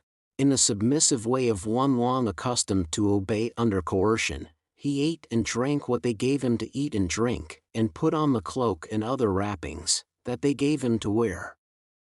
He readily responded to his daughter's drawing her arm through his, and took, and kept, her hand in both his own. They began to descend, Monsieur Defarge going first with the lamp, Mr. Lorry closing the little procession. They had not traversed many steps of the long main staircase when he stopped, and stared at the roof and round at the walls. "You remember the place, my father? You remember coming up here? What did you say?" But, before she could repeat the question, he murmured an answer as if she had repeated it. "Remember? No, I don't remember. It was so very long ago." That he had no recollection whatever of his having been brought from his prison to that house, was apparent to them. They heard him mutter, 105, North Tower, and when he looked about him, it evidently was for the strong fortress walls which had long encompassed him.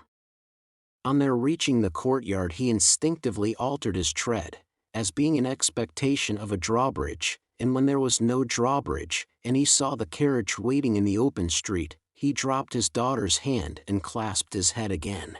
No crowd was about the door, no people were discernible at any of the many windows, not even a chance passer-by was in the street. An unnatural silence and desertion reigned there.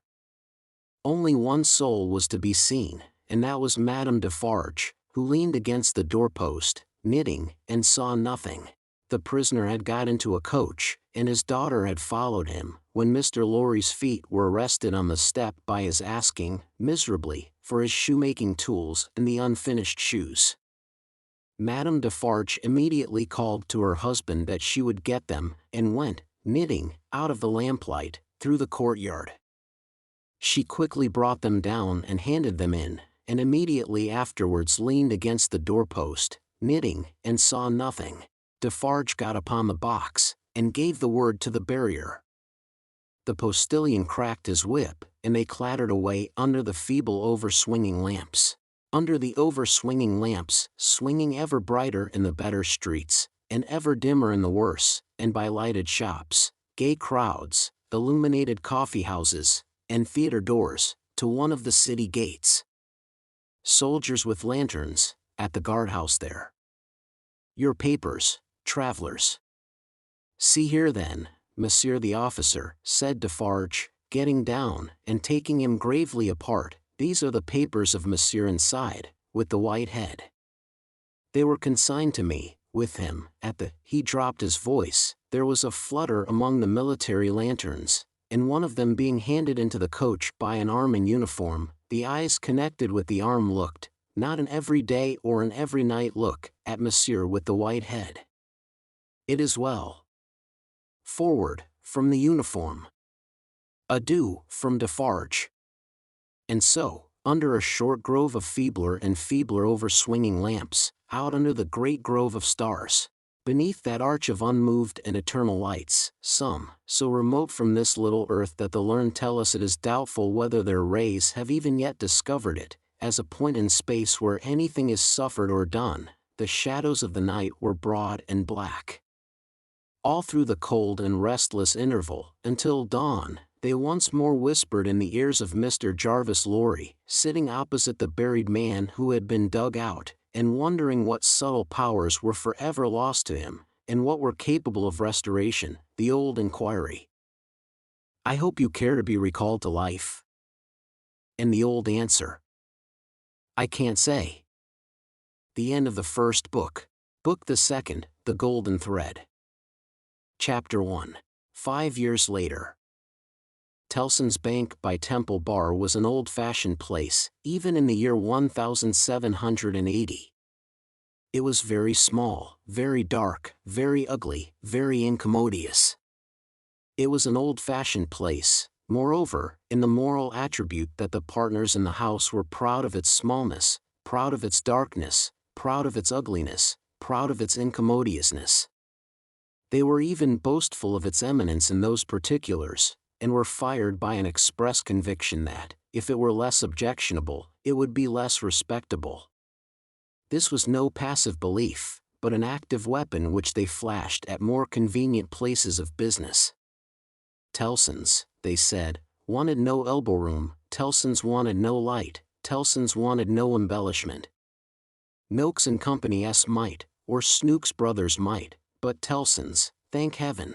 Any one of these partners would have disinherited his son on the question of rebuilding Tellson's. In this respect the house was much on a par with the country, which did very often disinherit its sons for suggesting improvements in laws and customs that had long been highly objectionable, but were only the more respectable. Thus it had come to pass that Tellson's was the triumphant perfection of inconvenience.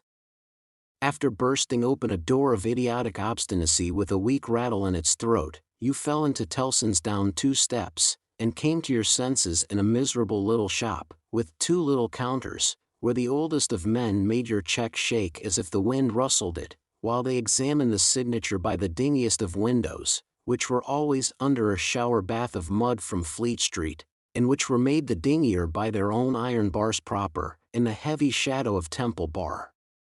If your business necessitated your seeing the house, you were put into a species of condemned hold at the back, where you meditated on a misspent life, until the house came with its hands in its pockets, and you could hardly blink at it in the dismal twilight. Your money came out of, or went into, wormy old wooden drawers, particles of which flew up your nose and down your throat when they were opened and shut. Your banknotes had a musty odor, as if they were fast decomposing into rags again.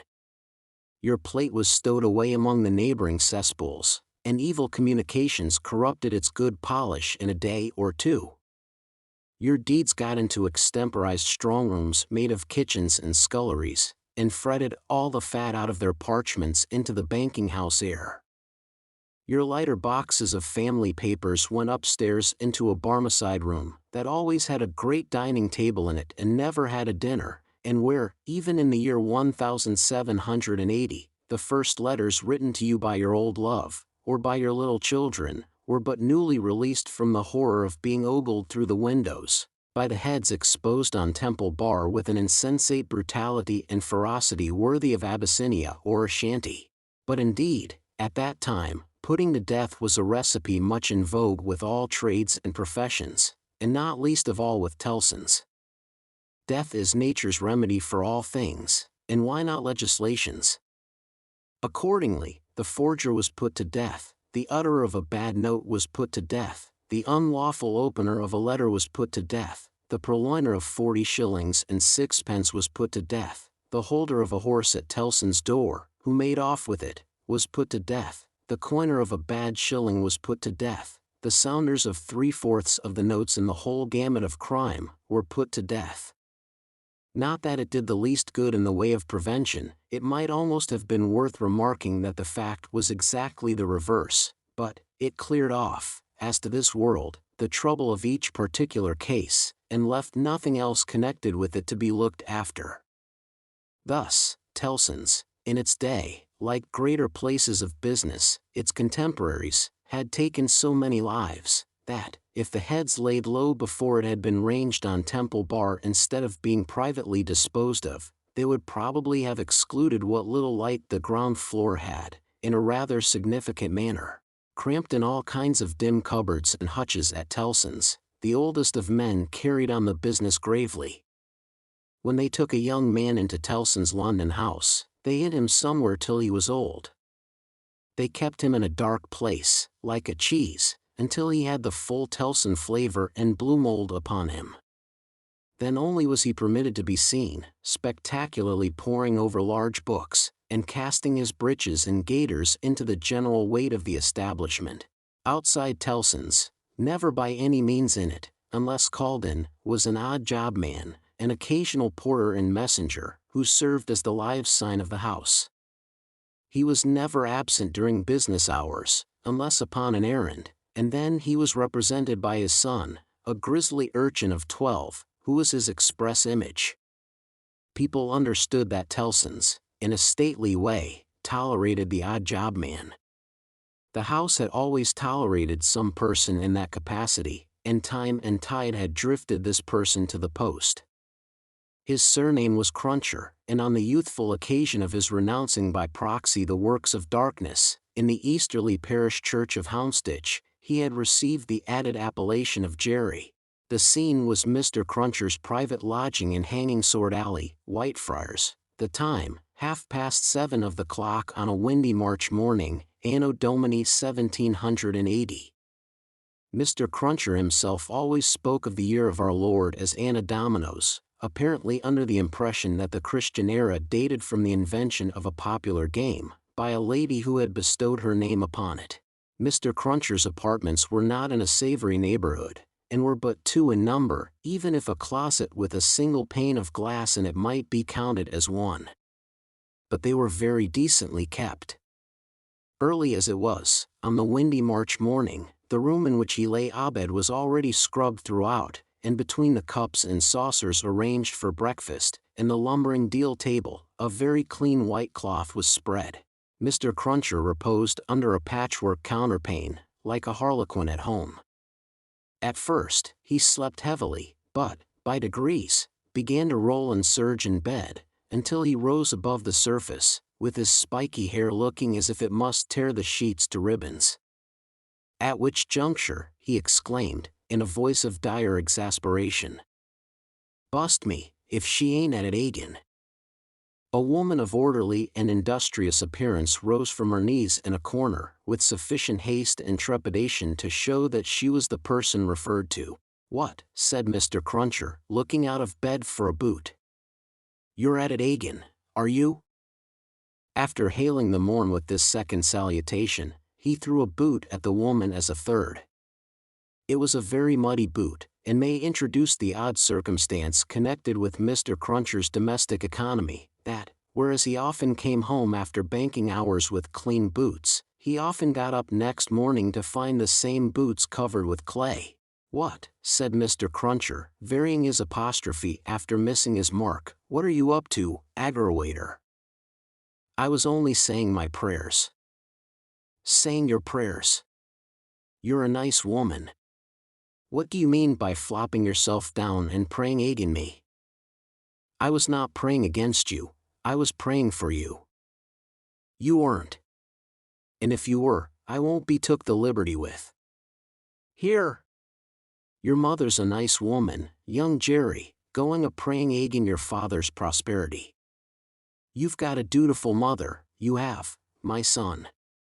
You've got a religious mother, you have, my boy, going and flopping herself down, and praying that the bread and butter may be snatched out of the mouth of her only child." Master Cruncher, who was in his shirt, took this very ill, and, turning to his mother, strongly deprecated any praying away of his personal board.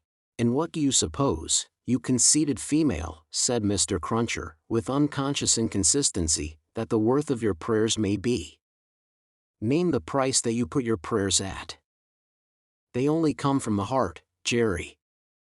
They are worth no more than that." "Worth no more than that," repeated Mr. Cruncher. "They ain't worth much, then. Whether or no, I won't be prayed agin, I tell you. I can't afford it.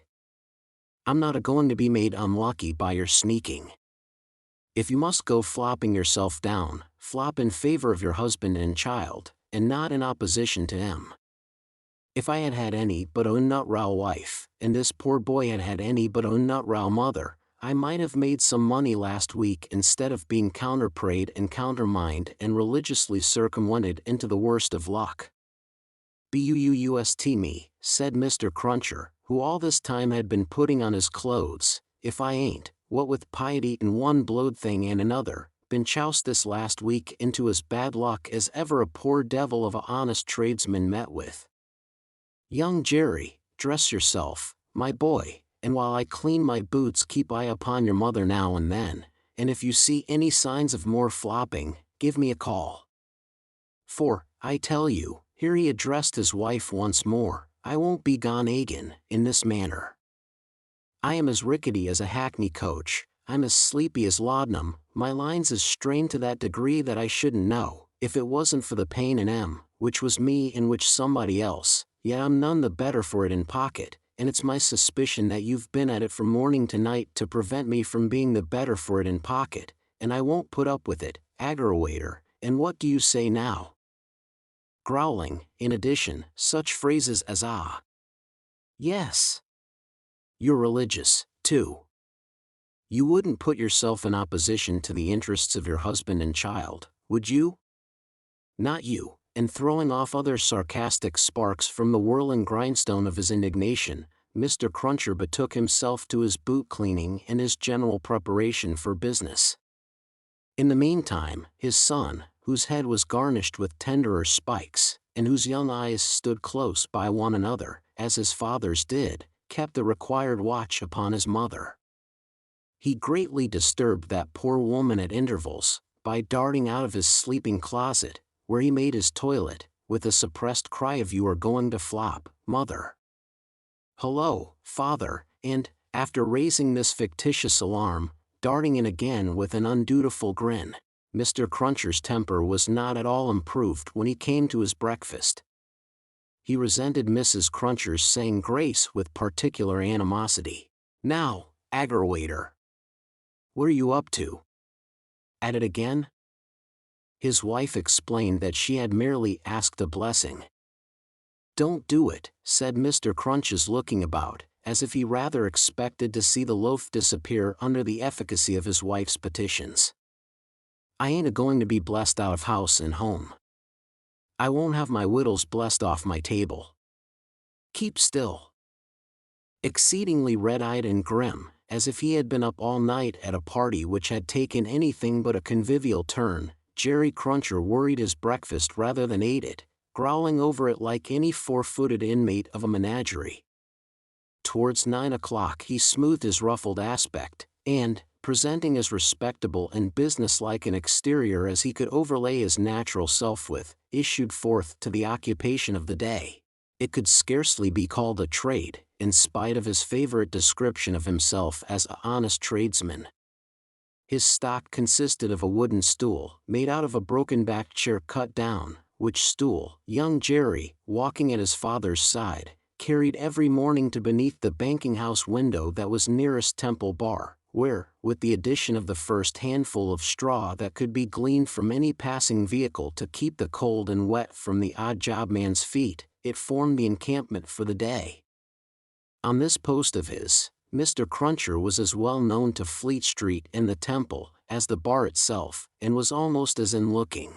Encamped at 9:15, in good time to touch his three-cornered hat to the oldest of men as they passed into Tellson's, Jerry took up his station on this windy March morning, with young Jerry standing by him, when not engaged in making forays through the bar, to inflict bodily and mental injuries of an acute description on passing boys who were small enough for his amiable purpose. Father and son, extremely like each other, looking silently on at the morning traffic in Fleet Street, with their two heads as near to one another as the two eyes of each were, bore a considerable resemblance to a pair of monkeys. The resemblance was not lessened by the accidental circumstance that the mature Jerry bit and spat out straw, while the twinkling eyes of the youthful Jerry were as restlessly watchful of him as of everything else in Fleet Street. The head of one of the regular indoor messengers attached to Tellson's establishment was put through the door, and the word was given. Porter wanted. "Hooray, father! Here's an early job to begin with." Having thus given his parent Godspeed, young Jerry seated himself on the stool, entered on his reversionary interest in the straw his father had been chewing, and cogitated. "Always rusty. His fingers is always rusty," muttered young Jerry. "Where does my father get all that iron rust from? He don't get no iron rust here." Chapter 2. A Sight. "You know the Old Bailey well, no doubt," said one of the oldest of clerks to Jerry the messenger. "Yes, sir," returned Jerry, in something of a dogged manner. "I do know the Bailey." "Just so. And you know Mr. Lorry?" "I know Mr. Lorry, sir, much better than I know the Bailey." "Much better," said Jerry, not unlike a reluctant witness at the establishment in question, "than I, as an honest tradesman, wish to know the Bailey." "Very well. Find the door where the witnesses go in, and show the doorkeeper this note from Mr. Lorry. He will then let you in." "Into the court, sir?" "Into the court." Mr. Cruncher's eyes seemed to get a little closer to one another, and to interchange the inquiry, "What do you think of this?" "Am I to wait in the court, sir?" he asked, as the result of that conference. "I am going to tell you. The doorkeeper will pass the note to Mr. Lorry, and do you make any gesture that will attract Mr. Lorry's attention, and show him where you stand. Then what you have to do, is, to remain there until he wants you." "Is that all, sir?" "That's all. He wishes to have a messenger at hand. This is to tell him you are there." As the ancient clerk deliberately folded and superscribed the note, Mr. Cruncher, after surveying him in silence until he came to the blotting paper stage, remarked, "I suppose they'll be trying forgeries this morning?" "Treason." "That's quartering," said Jerry. "Barbarous." "It is the law," remarked the ancient clerk, turning his surprised spectacles upon him. "It is the law. It's hard in the law to spile a man, I think. It's hard enough to kill him, but it's werry hard to spile him, sir." "Not at all," retained the ancient clerk. "Speak well of the law. Take care of your chest and voice, my good friend, and leave the law to take care of itself. I give you that advice." "It's the damp, sir, what settles on my chest and voice," said Jerry. "I leave you to judge what a damp way of earning a living mine is." "Well, well," said the old clerk, "we all have our various ways of gaining a livelihood. Some of us have damp ways, and some of us have dry ways. Here is the letter. Go along." Jerry took the letter, and, remarking to himself with less internal deference than he made an outward show of, "You are a lean old one," too, made his bow, informed his son, in passing, of his destination, and went his way. They hanged at Tyburn, in those days, so the street outside Newgate had not obtained one infamous notoriety that has since attached to it. But, the jail was a vile place, in which most kinds of debauchery and villainy were practiced, and where dire diseases were bred, that came into court with the prisoners, and sometimes rushed straight from the dock at my Lord Chief Justice himself, and pulled him off the bench. It had more than once happened that the judge in the black cap pronounced his own doom as certainly as the prisoners, and even died before him. For the rest, the Old Bailey was famous as a kind of deadly inn-yard, from which pale travelers set out continually, in carts and coaches, on a violent passage into the other world, traversing some 2 miles and a half of public street and road, and shaming few good citizens, if any. So powerful is use, and so desirable to be good use in the beginning. It was famous, too, for the pillory, a wise old institution, that inflicted a punishment of which no one could foresee the extent, also, for the whipping post, another dear old institution, very humanizing and softening to behold in action, also, for extensive transactions in blood money, another fragment of ancestral wisdom, systematically leading to the most frightful mercenary crimes that could be committed under heaven.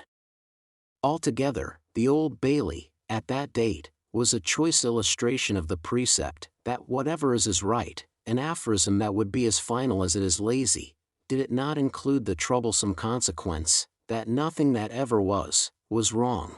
Making his way through the tainted crowd, dispersed up and down this hideous scene of action, with the skill of a man accustomed to make his way quietly, the messenger found out the door he sought, and handed in his letter through a trap in it. For, People then paid to see the play at the Old Bailey, just as they paid to see the play in Bedlam, only the former entertainment was much the dearer. Therefore, all the Old Bailey doors were well guarded, except, indeed, the social doors by which the criminals got there, and those were always left wide open. After some delay and demur, the door grudgingly turned on its hinges a very little way, and allowed Mr. Jerry Cruncher to squeeze himself into court. "What's on?" he asked, in a whisper, of the man he found himself next to. "Nothing yet." "What's coming on?" "The treason case." "The quartering one, eh?" "Ah," returned the man, with a relish, "he'll be drawn on a hurdle to be half-hanged, and then he'll be taken down and sliced before his own face, and then his inside will be taken out and burnt while he looks on, and then his head will be chopped off, and he'll be cut into quarters. That's the sentence." "If he's found guilty, you mean to say?" Jerry added, by way of proviso. "Oh, they'll find him guilty," said the other. "Don't you be afraid of that." Mr. Cruncher's attention was here diverted to the doorkeeper, whom he saw making his way to Mr. Lorry, with the note in his hand.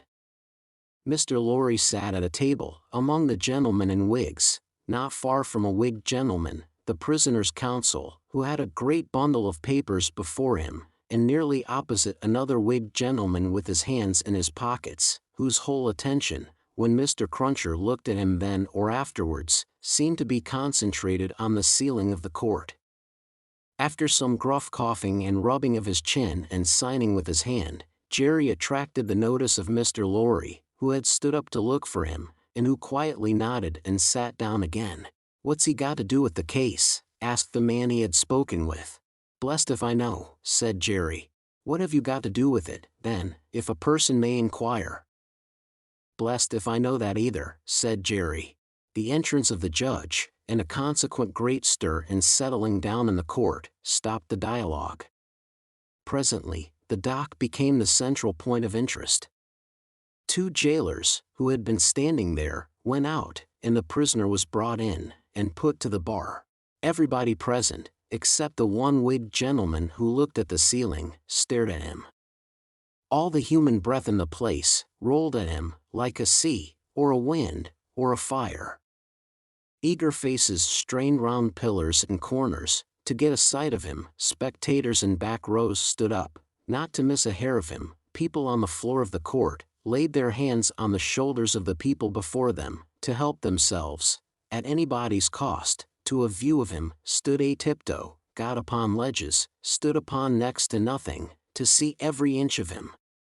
Conspicuous among these latter, like an animated bit of the spiked wall of Newgate, Jerry stood, aiming at the prisoner the very breath of a wet he had taken as he came along, and discharging it to mingle with the waves of other beer, and gin, and tea, and coffee, and what not, that flowed at him, and already broke upon the great windows behind him in an impure mist and rain.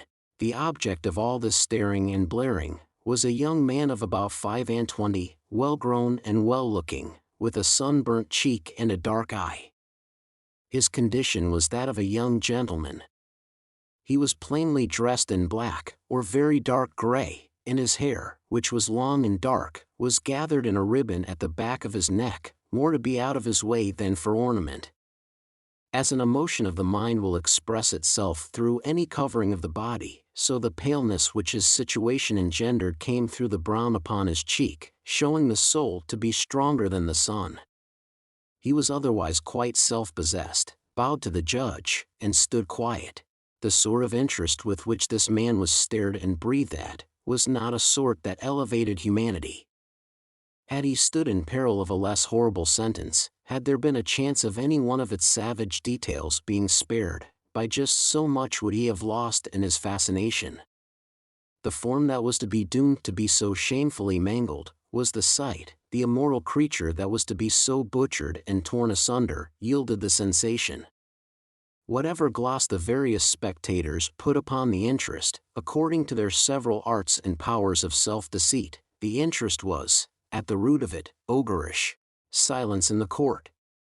Charles Darnay had yesterday pleaded not guilty to an indictment denouncing him, with infinite jingle and jangle, for that he was a false traitor to our serene, illustrious, excellent, and so forth, Prince, our Lord the King, by reason of his having, on divers occasions, and by divers means and ways, assisted Louis, the French King, in his wars against our said serene, illustrious, excellent, and so forth, that was to say, by coming and going, between the dominions of our said serene, illustrious, excellent, and so forth, and those of the said French Louis, and wickedly, falsely, traitorously, and otherwise evil adverbiously, revealing to the said French Louis what forces our said serene, illustrious, excellent, and so forth, had in preparation to send to Canada and North America.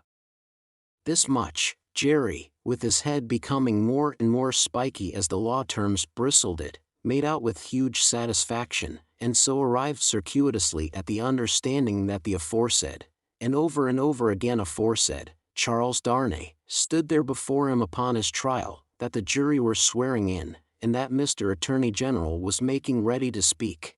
The accused, who was, and who knew he was, being mentally hanged, beheaded, and quartered, by everybody there, neither flinched from the situation, nor assumed any theatrical air in it. He was quiet and attentive, watched the opening proceedings with a grave interest, and stood with his hands resting on the slab of wood before him, so composedly, that they had not displaced a leaf of the herbs with which it was strewn. The court was all bestrewn with herbs and sprinkled with vinegar, as a precaution against jail air and jail fever. Over the prisoner's head there was a mirror, to throw the light down upon him. Crowds of the wicked and the wretched had been reflected in it, and had passed from its surface and this earth's together. Haunted in a most ghastly manner that abominable place would have been, if the glass could ever have rendered back its reflections, as the ocean is one day to give up its dead. Some passing thought of the infamy and disgrace for which it had been reserved, may have struck the prisoner's mind. Be that as it may, a change in his position making him conscious of a bar of light across his face, he looked up, and when he saw the glass his face flushed, and his right hand pushed the herbs away. It happened that the action turned his face to that side of the court which was on his left. About on a level with his eyes, there sat, in that corner of the judge's bench, two persons upon whom his look immediately rested, so immediately, and so much to the changing of his aspect, that all the eyes that were turned upon him, turned to them. The spectators saw in the two figures, a young lady of little more than 20, and a gentleman who was evidently her father, a man of a very remarkable appearance in respect of the absolute whiteness of his hair, and a certain indescribable intensity of face, not of an active kind, but pondering and self-communing. When this expression was upon him, he looked as if he were old, but when it was stirred and broken up, as it was now, in a moment, on his speaking to his daughter, he became a handsome man, not past the prime of life. His daughter had one of her hands drawn through his arm, as she sat by him, and the other pressed upon it. She had drawn close to him, in her dread of the scene, and in her pity for the prisoner. Her forehead had been strikingly expressive of an engrossing terror and compassion that saw nothing but the peril of the accused. This had been so very noticeable, so very powerfully and naturally shown, that starers who had had no pity for him were touched by her, and the whisper went about, "Who are they?" Jerry, the messenger, who had made his own observations, in his own manner, and who had been sucking the rust off his fingers in his absorption, stretched his neck to hear who they were. The crowd about him had pressed and passed the inquiry on to the nearest attendant, and from him it had been more slowly pressed and passed back. At last it got to Jerry. Witnesses.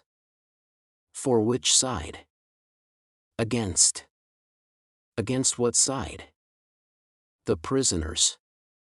The judge, whose eyes had gone in the general direction, recalled them, leaned back in his seat, and looked steadily at the man whose life was in his hand, as Mr. Attorney General rose to spin the rope, grind the axe, and hammer the nails into the scaffold.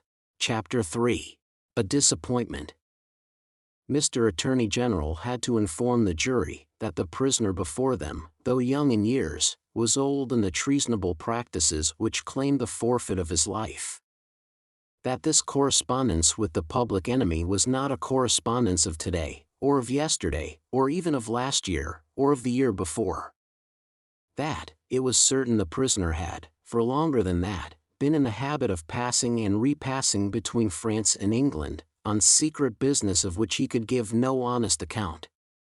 That, if it were in the nature of traitorous ways to thrive, which happily it never was, the real wickedness and guilt of his business might have remained undiscovered. That Providence, however, had put it into the heart of a person who was beyond fear and beyond reproach, to ferret out the nature of the prisoner's schemes, and, struck with horror, to disclose them to His Majesty's Chief Secretary of State and most honorable Privy Council. That, this patriot would be produced before them. That, his position and attitude were, on the whole, sublime.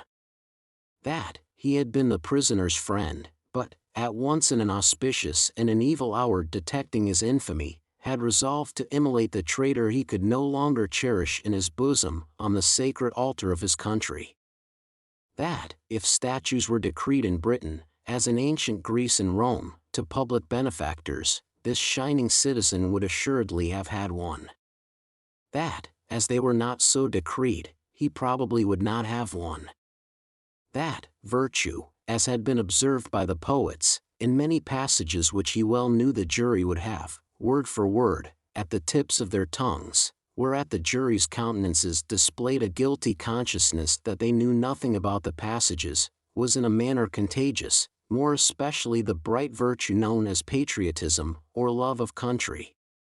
That, the lofty example of this immaculate and unimpeachable witness for the crown, to refer to whom however unworthily was an honor, had communicated itself to the prisoner's servant, and had engendered in him a holy determination to examine his master's table drawers and pockets, and secrete his papers. That, he, Mr. Attorney General, was prepared to hear some disparagement attempted of this admirable servant, but that, in a general way, he preferred him to his, Mr. Attorney General's, brothers and sisters, and honored him more than his, Mr. Attorney General's, father and mother. That, he called with confidence on the jury to come and do likewise. That, the evidence of these two witnesses, coupled with the documents of their discovering that would be produced, would show the prisoner to have been furnished with lists of His Majesty's forces, and of their disposition and preparation, both by sea and land, and would leave no doubt that he had habitually conveyed such information to a hostile power.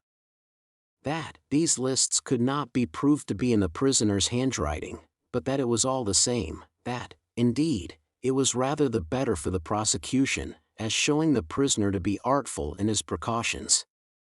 That, the proof would go back 5 years, and would show the prisoner already engaged in these pernicious missions, within a few weeks before the date of the very first action fought between the British troops and the Americans.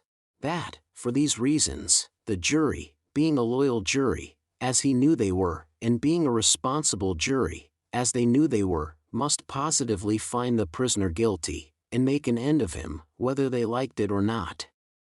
That, they never could lay their heads upon their pillows. That, they never could tolerate the idea of their wives laying their heads upon their pillows. That, they never could endure the notion of their children laying their heads upon their pillows. In short, that there never more could be, for them or theirs, any laying of heads upon pillows at all, unless the prisoner's head was taken off.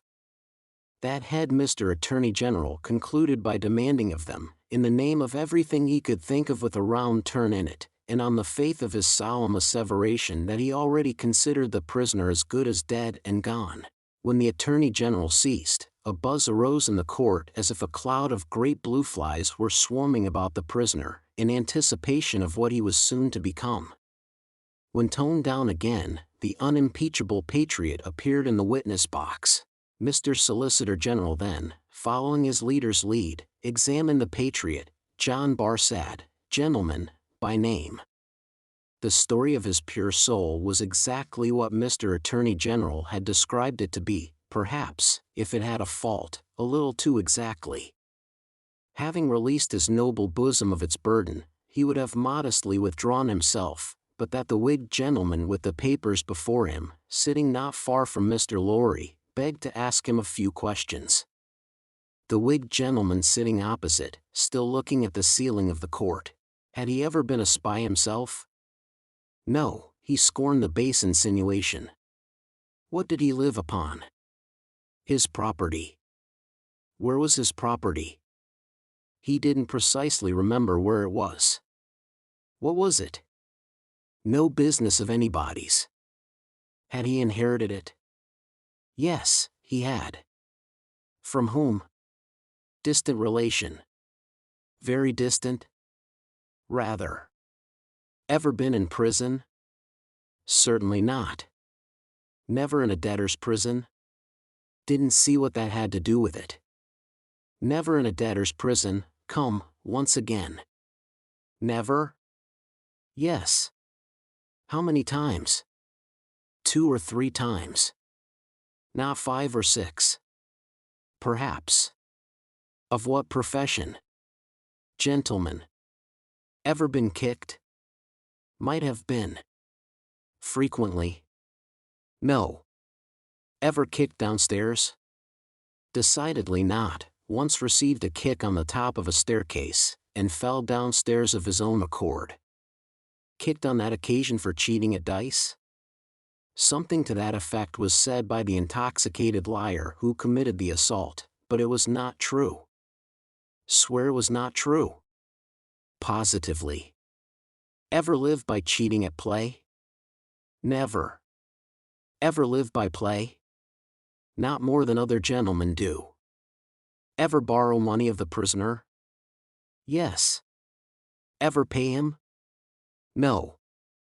Was not this intimacy with the prisoner, in reality a very slight one, forced upon the prisoner in coaches, inns, and packets? No. Sure he saw the prisoner with these lists? Certain. Knew no more about the lists? No. Had not procured them himself, for instance? No. Expect to get anything by this evidence? No. Not in regular government pay and employment, to lay traps? Oh dear no. Or to do anything? Oh dear no. Swear that? Over and over again. No motives but motives of sheer patriotism? None whatever.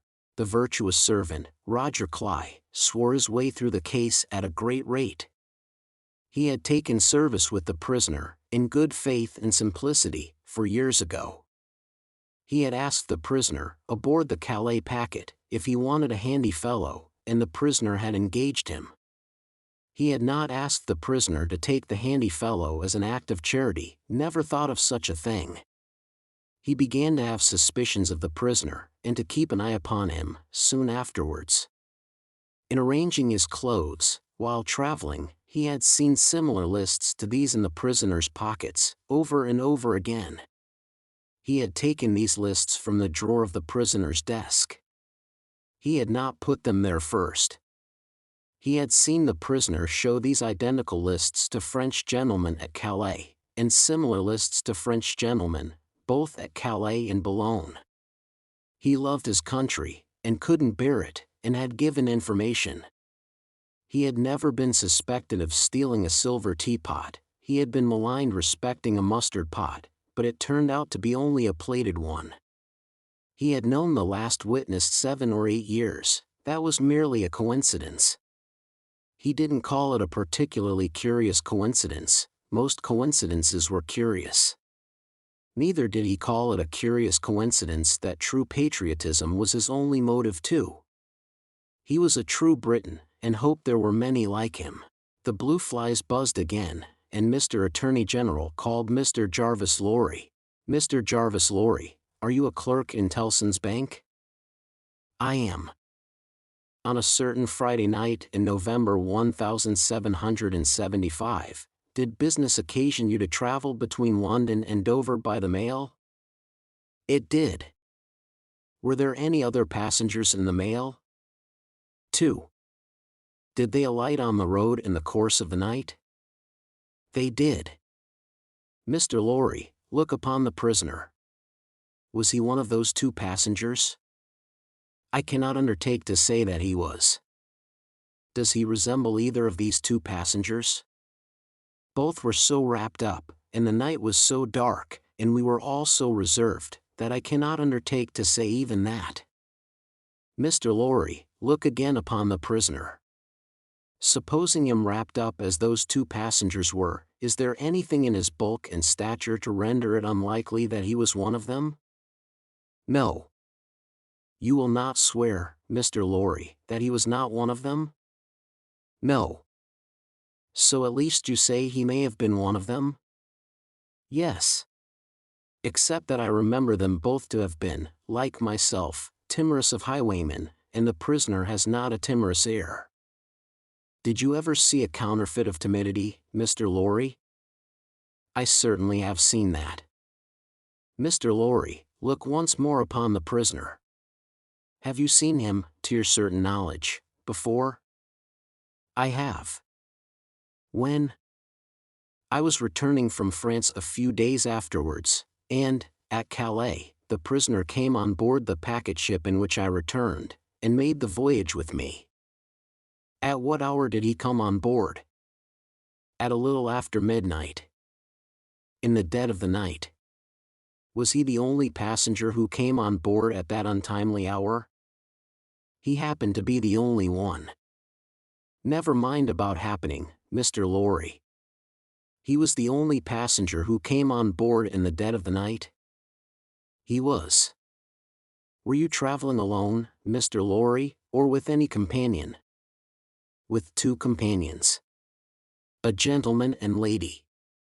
They are here. They are here. Had you any conversation with the prisoner? Hardly any. The weather was stormy, and the passage long and rough, and I lay on a sofa, almost from shore to shore. Miss Manette. The young lady, to whom all eyes had been turned before, and were now turned again, stood up where she had sat. Her father rose with her, and kept her hand drawn through his arm. Miss Manette, look upon the prisoner. To be confronted with such pity, and such earnest youth and beauty, was far more trying to the accused than to be confronted with all the crowd. Standing, as it were, apart with her on the edge of his grave, not all the staring curiosity that looked on, could, for the moment, nerve him to remain quite still. His hurried right hand parceled out the herbs before him into imaginary beds of flowers in a garden, and his efforts to control and steady his breathing shook the lips from which the color rushed to his heart. The buzz of the great flies was loud again. Miss Manette, have you seen the prisoner before? Yes, sir. Where? On board of the packet ship just now referred to, sir, and on the same occasion. You are the young lady just now referred to? Oh. Most unhappily, I am. The plaintive tone of her compassion merged into the less musical voice of the judge, as he said something fiercely, answer the questions put to you, and make no remark upon them. Miss Manette, had you any conversation with the prisoner on that passage across the channel? Yes, sir. Recall it. In the midst of a profound stillness, she faintly began, when the gentleman came on board. Do you mean the prisoner? Inquired the judge, knitting his brows. Yes, my lord. Then say the prisoner. When the prisoner came on board, he noticed that my father, turning her eyes lovingly to him as he stood beside her, was much fatigued and in a very weak state of health. My father was so reduced that I was afraid to take him out of the air, and I had made a bed for him on the deck near the cabin steps, and I sat on the deck at his side to take care of him. There were no other passengers that night, but we 4. The prisoner was so good as to beg permission to advise me how I could shelter my father from the wind and weather, better than I had done. I had not known how to do it well, not understanding how the wind would set when we were out of the harbor. He did it for me. He expressed great gentleness and kindness for my father's state, and I am sure he felt it. That was the manner of our beginning to speak together. Let me interrupt you for a moment. Had he come on board alone? No. How many were with him? 2 French gentlemen. Had they conferred together? They had conferred together until the last moment, when it was necessary for the French gentlemen to be landed in their boat. Had any papers been handed about among them, similar to these lists? Some papers had been handed about among them, but I don't know what papers. Like these in shape and size? Possibly, but indeed I don't know, although they stood whispering very near to me, because they stood at the top of the cabin steps to have the light of the lamp that was hanging there. It was a dull lamp, and they spoke very low, and I did not hear what they said, and saw only that they looked at papers. Now, to the prisoner's conversation, Miss Manette. The prisoner was as open in his confidence with me, which arose out of my helpless situation, as he was kind, and good, and useful to my father. I hope, bursting into tears, I may not repay him by doing him harm today. Buzzing from the blue flies. Miss Manette, if the prisoner does not perfectly understand that you give the evidence which it is your duty to give, which you must give, and which you cannot escape from giving, with great unwillingness, he is the only person present in that condition. Please to go on. He told me that he was traveling on business of a delicate and difficult nature, which might get people into trouble, and that he was therefore traveling under an assumed name. He said that this business had, within a few days, taken him to France, and might, at intervals, take him backwards and forwards between France and England for a long time to come. Did he say anything about America, Miss Manette? Be particular. He tried to explain to me how that quarrel had arisen, and he said that, so far as he could judge, it was a wrong and foolish one on England's part. He added, in a jesting way, that perhaps George Washington might gain almost as great a name in history as George III. But there was no harm in his way of saying this. It was said laughingly, and to beguile the time. Any strongly marked expression of face on the part of a chief actor in a scene of great interest to whom many eyes are directed, will be unconsciously imitated by the spectators. Her forehead was painfully anxious and intent as she gave this evidence, and, in the pauses when she stopped for the judge to write it down, watched its effect upon the counsel for and against. Among the lookers-on there was the same expression in all quarters of the court, insomuch that a great majority of the foreheads there might have been mirrors reflecting the witness, when the judge looked up from his notes to glare at that tremendous heresy about George Washington. Mr. Attorney General now signified to my lord that he deemed it necessary, as a matter of precaution and form, to call the young lady's father, Dr. Manette. Who was called accordingly. Dr. Manette, look upon the prisoner. Have you ever seen him before? Once. When he called at my lodgings in London. Some 3 years, or 3 years and a half ago. Can you identify him as your fellow passenger on board the packet, or speak to his conversation with your daughter? Sir, I can do neither. Is there any particular and special reason for your being unable to do either? He answered, in a low voice, there is. Has it been your misfortune to undergo a long imprisonment, without trial, or even accusation, in your native country, Dr. Manette? 0465M. Original. He answered, in a tone that went to every heart, a long imprisonment. Were you newly released on the occasion in question? They tell me so. Have you no remembrance of the occasion? None. My mind is a blank. From some time, I cannot even say what time, when I employed myself, in my captivity, in making shoes, to the time when I found myself living in London with my dear daughter here. She had become familiar to me, when a gracious God restored my faculties, but I am quite unable even to say how she had become familiar. I have no remembrance of the process. Mr. Attorney General sat down, and the father and daughter sat down together. A singular circumstance then arose in the case. The object in hand being to show that the prisoner went down, with some fellow plotter untracked, in the Dover mail on that Friday night in November 5 years ago, and got out of the mail in the night, as a blind, at a place where he did not remain, but from which he travelled back some dozen miles or more, to a garrison and dockyard, and there collected information. A witness was called to identify him as having been at the precise time required, in the coffee room of an hotel in that garrison and dockyard town, waiting for another person.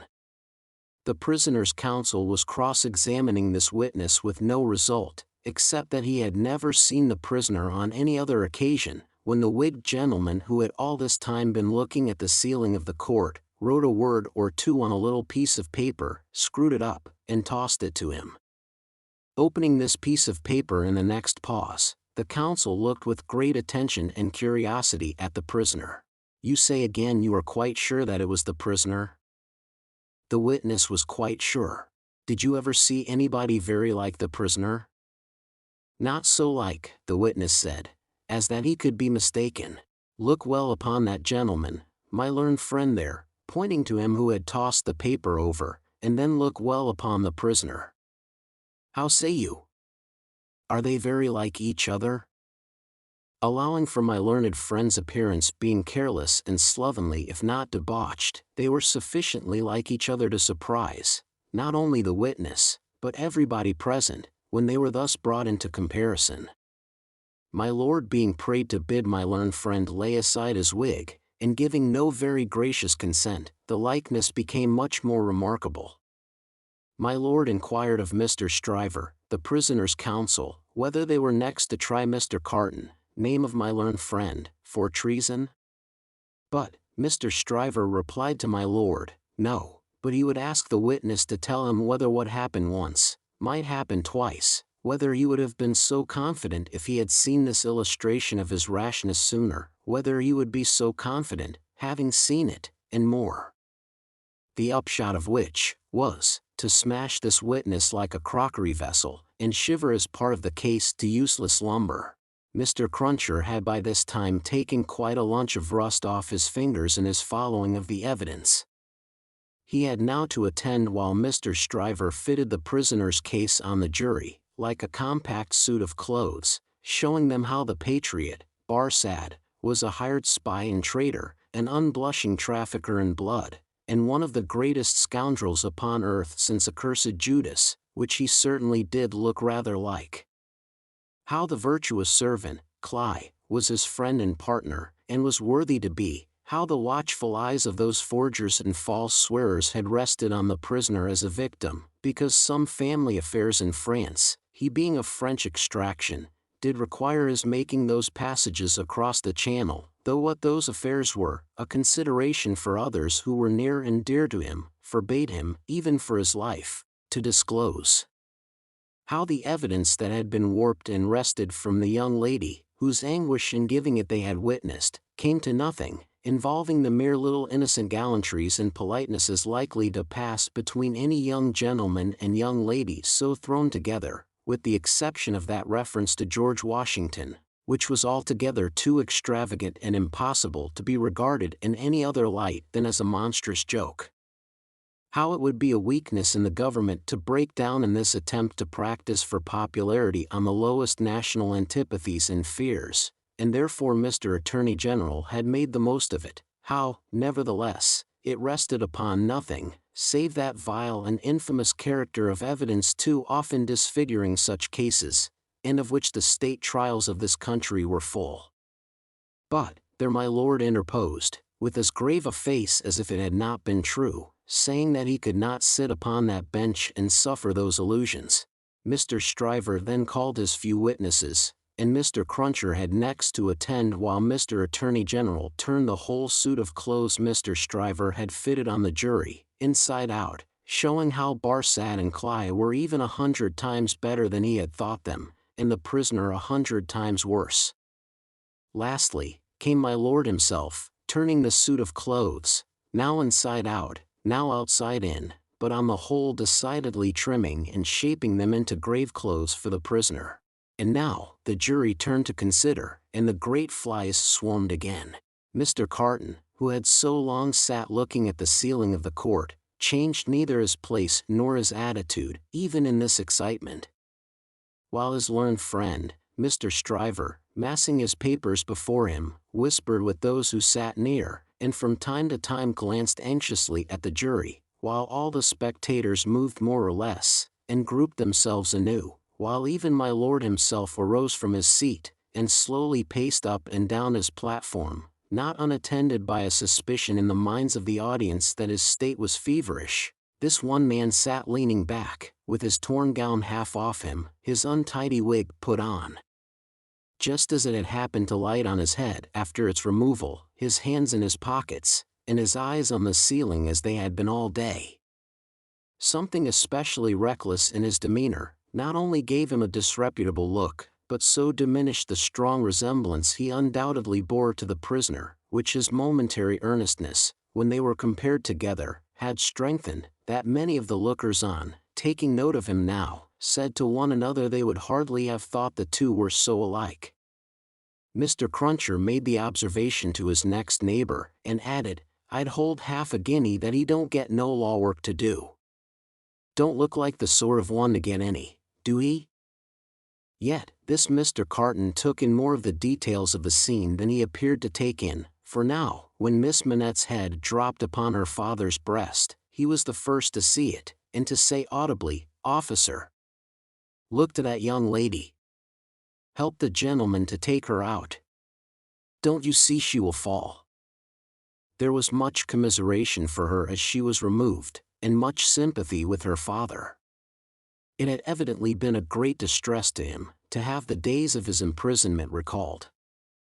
He had shown strong internal agitation when he was questioned, and that pondering or brooding look which made him old, had been upon him, like a heavy cloud, ever since. As he passed out, the jury, who had turned back and paused a moment, spoke, through their foreman. They were not agreed, and wished to retire. My lord, perhaps with George Washington on his mind, showed some surprise that they were not agreed, but signified his pleasure that they should retire under watch and ward, and retired himself. The trial had lasted all day, and the lamps in the court were now being lighted. It began to be rumored that the jury would be out a long while.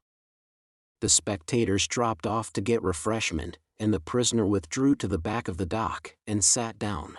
Mr. Lorry, who had gone out when the young lady and her father went out, now reappeared, and beckoned to Jerry, who, in the slackened interest, could easily get near him.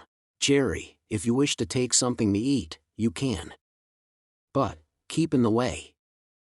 You will be sure to hear when the jury come in. Don't be a moment behind them, for I want you to take the verdict back to the bank. You are the quickest messenger I know, and will get to Temple Bar long before I can." Jerry had just enough forehead to knuckle, and he knuckled in acknowledgment of this communication and a shilling. Mr. Carton came up at the moment, and touched Mr. Lorry on the arm. "How is the young lady?"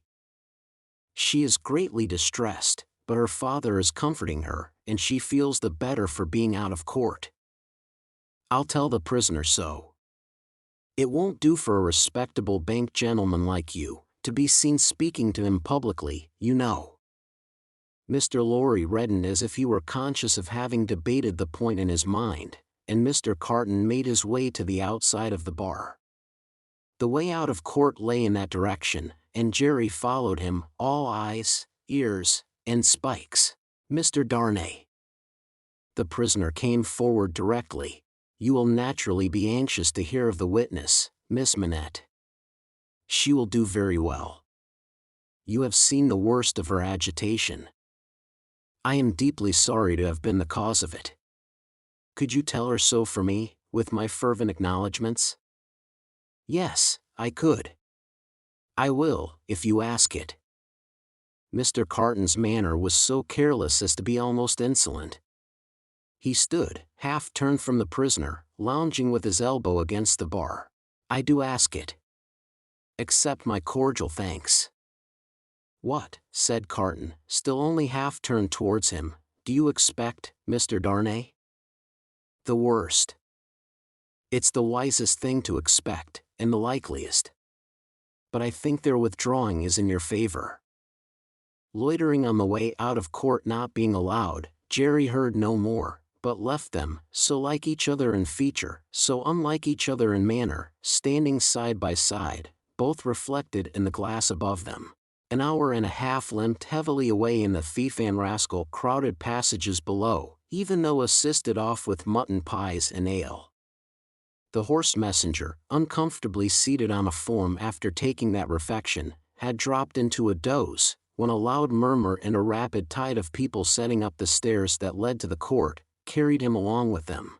"Jerry! Jerry!" Mr. Lorry was already calling at the door when he got there. "Here, sir. It's a fight to get back again." "Here I am, sir." Mr. Lorry handed him a paper through the throng. "Quick! Have you got it?" "Yes, sir." Hastily written on the paper was the word "acquitted." "If you had sent the message, recalled to life, again," muttered Jerry, as he turned, "I should have known what you meant, this time."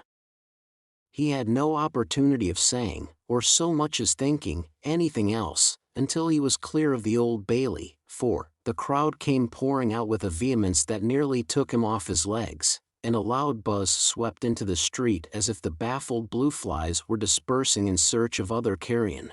0471M. Original. Chapter 4. Congratulatory. From the dimly lighted passages of the court, the last sediment of the human stew that had been boiling there all day, was straining off, when Dr. Manette, Lucy Manette, his daughter, Mr. Lorry, the solicitor for the defense, and its counsel, Mr. Stryver, stood gathered round Mr. Charles Darnay, just released, congratulating him on his escape from death. It would have been difficult by a far brighter light, to recognize in Dr. Manette, intellectual of face and upright of bearing, the shoemaker of the garret in Paris. Yet, no one could have looked at him twice, without looking again, even though the opportunity of observation had not extended to the mournful cadence of his low grave voice, and to the abstraction that overclouded him fitfully, without any apparent reason. While one external cause, and that a reference to his long-lingering agony, would always, as on the trial, evoke this condition from the depths of his soul, it was also in its nature to arise of itself, and to draw a gloom over him, as incomprehensible to those unacquainted with his story as if they had seen the shadow of the actual Bastille thrown upon him by a summer sun, when the substance was 300 miles away. Only his daughter had the power of charming this black brooding from his mind. She was the golden thread that united him to a past beyond his misery, and to a present beyond his misery, and the sound of her voice, the light of her face, the touch of her hand, had a strong beneficial influence with him almost always. Not absolutely always, for she could recall some occasions on which her power had failed, but they were few and slight, and she believed them over. Mr. Darnay had kissed her hand fervently and gratefully, and had turned to Mr. Stryver, whom he warmly thanked. Mr. Stryver, a man of little more than 30, but looking 20 years older than he was, stout, loud, red, bluff, and free from any drawback of delicacy, had a pushing way of shouldering himself, morally and physically, into companies and conversations, that argued well for his shouldering his way up in life. He still had his wig and gown on, and he said, squaring himself at his late client to that degree that he squeezed the innocent Mr. Lorry clean out of the group, "I am glad to have brought you off with honor, Mr. Darnay. It was an infamous prosecution, grossly infamous, but not the less likely to succeed on that account. You have laid me under an obligation to you for life, in two senses," said his late client, taking his hand. "I have done my best for you, Mr. Darnay, and my best is as good as another man's, I believe." It clearly being incumbent on someone to say, "Much better," Mr. Lorry said it, perhaps not quite disinterestedly, but with the interested object of squeezing himself back again. "You think so?" said Mr. Stryver. "Well, you have been present all day, and you ought to know. You are a man of business, too. And as such, quoth Mr. Lorry, whom the counsel learned in the law had now shouldered back into the group, just as he had previously shouldered him out of it, as such I will appeal to Dr. Manette, to break up this conference and order us all to our homes. Miss Lucy looks ill, Mr. Darnay has had a terrible day, we are worn out. Speak for yourself, Mr. Lorry, said Stryver, I have a night's work to do yet. Speak for yourself. I speak for myself, answered Mr. Lorry, and for Mr. Darnay, and for Miss Lucy, and, Miss Lucy, do you not think I may speak for us all? He asked her the question pointedly, and with a glance at her father. His face had become frozen, as it were, in a very curious look at Darnay, an intent look, deepening into a frown of dislike and distrust, not even unmixed with fear. With this strange expression on him his thoughts had wandered away. My father, said Lucy, softly laying her hand on his. He slowly shook the shadow off, and turned to her. Shall we go home, my father? With a long breath, he answered yes. The friends of the acquitted prisoner had dispersed, under the impression, which he himself had originated, that he would not be released that night. The lights were nearly all extinguished in the passages, the iron gates were being closed with a jar and a rattle, and the dismal place was deserted until tomorrow morning's interest of gallows, pillory, whipping post, and branding iron, should repeople it. Walking between her father and Mr. Darnay, Lucy Manette passed into the open air. A hackney coach was called, and the father and daughter departed in it. Mr. Stryver had left them in the passages, to shoulder his way back to the robing room. Another person, who had not joined the group, or interchanged a word with any one of them, but who had been leaning against the wall where its shadow was darkest, had silently strolled out after the rest, and had looked on until the coach drove away. He now stepped up to where Mr. Lorry and Mr. Darnay stood upon the pavement. So, Mr. Lorry. Men of business may speak to Mr. Darnay now. Nobody had made any acknowledgment of Mr. Carton's part in the day's proceedings. Nobody had known of it. He was unrobed, and was none the better for it in appearance. If you knew what a conflict goes on in the business mind, when the business mind is divided between good-natured impulse and business appearances, you would be amused, Mr. Darnay. Mr. Lorry reddened, and said, warmly, you have mentioned that before, sir. We men of business, who serve a house, are not our own masters. We have to think of the house more than ourselves. I know, rejoined Mr. Carton, carelessly. Don't be nettled, Mr. Lorry. You are as good as another, I have no doubt, better, I dare say. And indeed, sir, pursued Mr. Lorry, not minding him, I really don't know what you have to do with the matter. If you'll excuse me, as very much your elder, for saying so, I really don't know that it is your business. Business? Bless you, I have no business, said Mr. Carton. It is a pity you have not, sir. I think so, too. If you had, pursued Mr. Lorry, perhaps you would attend to it. Lord love you, no, I shouldn't, said Mr. Carton. Well, sir, cried Mr. Lorry, thoroughly heated by his indifference, business is a very good thing, and a very respectable thing. And, sir, if business imposes its restraints and its silences and impediments, Mr. Darnay as a young gentleman of generosity knows how to make allowance for that circumstance. Mr. Darnay, good night, God bless you, sir. I hope you have been this day preserved for a prosperous and happy life. Chair there. Perhaps a little angry with himself, as well as with the barrister, Mr. Lorry bustled into the chair, and was carried off to Tellson's. Carton, who smelt of port wine, and did not appear to be quite sober, laughed then, and turned to Darnay. This is a strange chance that throws you and me together. This must be a strange night to you, standing alone here with your counterpart on these street stones? I hardly seem yet, returned Charles Darnay, to belong to this world again. I don't wonder at it, it's not so long since you were pretty far advanced on your way to another. You speak faintly. I begin to think I am faint.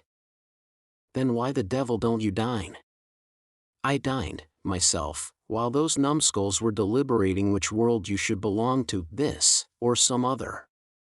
Let me show you the nearest tavern to dine well at. Drawing his arm through his own, he took him down Ludgate Hill to Fleet Street, and so, up a covered way, into a tavern. Here, they were shown into a little room, where Charles Darnay was soon recruiting his strength with a good plain dinner and good wine, while Carton sat opposite to him at the same table, with his separate bottle of port before him, and his fully half-insolent manner upon him. Do you feel, yet, that you belong to this terrestrial scheme again, Mr. Darnay? I am frightfully confused regarding time and place, but I am so far mended as to feel that. It must be an immense satisfaction. He said it bitterly, and filled up his glass again, which was a large one. As to me, the greatest desire I have, is to forget that I belong to it. It has no good in it for me, except wine like this, nor I for it. So we are not much alike in that particular. Indeed, I begin to think we are not much alike in any particular, you and I. Confused by the emotion of the day, and feeling his being there with this double of coarse deportment, to be like a dream, Charles Darnay was at a loss how to answer, finally, answered not at all. Now your dinner is done, Carton presently said. Why don't you call a health, Mr. Darnay? Why don't you give your toast? What health? What toast? Why, it's on the tip of your tongue. It ought to be, it must be, I'll swear it's there. Miss Manette, then. Miss Manette, then. Looking his companion full in the face while he drank the toast, Carton flung his glass over his shoulder against the wall, where it shivered to pieces, then, rang the bell, and ordered in another. That's a fair young lady to hand to a coach in the dark, Mr. Darnay, he said, filling his new goblet. A slight frown and a laconic yes, were the answer. That's a fair young lady to be pitied by and wept for by. How does it feel? Is it worth being tried for one's life, to be the object of such sympathy and compassion, Mr. Darnay? Again Darnay answered not a word. She was mightily pleased to have your message, when I gave it her. Not that she showed she was pleased, but I suppose she was. The allusion served as a timely reminder to Darnay that this disagreeable companion had, of his own free will, assisted him in the strait of the day. He turned the dialogue to that point, and thanked him for it. I neither want any thanks, nor merit any, was the careless rejoinder. It was nothing to do, in the first place, and I don't know why I did it, in the second. Mr. Darnay, let me ask you a question. Willingly, in a small return for your good offices. Do you think I particularly like you? Really, Mr. Carton, returned the other, oddly disconcerted, I have not asked myself the question. But ask yourself the question now. You have acted as if you do, but I don't think you do. I don't think I do, said Carton. I begin to have a very good opinion of your understanding. Nevertheless, pursued Darnay, rising to ring the bell, there is nothing in that, I hope, to prevent my calling the reckoning, and our parting without ill blood on either side. Carton rejoining, nothing in life. Darnay rang. Do you call the whole reckoning? Said Carton. On his answering in the affirmative, then bring me another pint of this same wine, drawer, and come and wake me at 10. The bill being paid, Charles Darnay rose and wished him good night. Without returning the wish, Carton rose too, with something of a threat of defiance in his manner, and said, a last word, Mr. Darnay, you think I am drunk? I think you have been drinking, Mr. Carton. Think? You know I have been drinking. Since I must say so, I know it. Then you shall likewise know why. I am a disappointed drudge, sir. I care for no man on earth, and no man on earth cares for me. Much to be regretted. You might have used your talents better. Maybe so, Mr. Darnay, maybe not. Don't let your sober face elate you, however, you don't know what it may come to. Good night. When he was left alone, this strange being took up a candle, went to a glass that hung against the wall, and surveyed himself minutely in it. Do you particularly like the man? He muttered, at his own image. Why should you particularly like a man who resembles you? There is nothing in you to like, you know that. Ah, confound you. What a change you have made in yourself. A good reason for taking to a man, that he shows you what you have fallen away from, and what you might have been. Change places with him, and would you have been looked at by those blue eyes as he was, and commiserated by that agitated face as he was? Come on, and have it out in plain words. You hate the fellow. He resorted to his pint of wine for consolation, drank it all in a few minutes, and fell asleep on his arms, with his hair straggling over the table, and a long winding sheet and the candle dripping down upon him. Chapter 5. The Jackal. Those were drinking days, and most men drank hard. So very great is the improvement time has brought about in such habits, that a moderate statement of the quantity of wine and punch which one man would swallow in the course of a night, without any detriment to his reputation as a perfect gentleman, would seem, in these days, a ridiculous exaggeration. The learned profession of the law was certainly not behind any other learned profession in its bacchanalian propensities, neither was Mr. Stryver, already fast shouldering his way to a large and lucrative practice, behind his compeers in this particular, any more than in the drier parts of the legal race. A favourite at the Old Bailey, and eke at the Sessions, Mr. Stryver had begun cautiously to hew away the lower staves of the ladder on which he mounted. Sessions and Old Bailey had now to summon their favourite, specially, to their longing arms, and shouldering itself towards the visage of the Lord Chief Justice in the Court of King's Bench, the florid countenance of Mr. Stryver might be daily seen, bursting out of the bed of wigs, like a great sunflower pushing its way at the sun from among a rank garden full of flaring companions. It had once been noted at the bar that while Mr. Stryver was a glib man, and an unscrupulous, and a ready, and a bold, he had not that faculty of extracting the essence from a heap of statements, which is among the most striking and necessary of the advocate's accomplishments.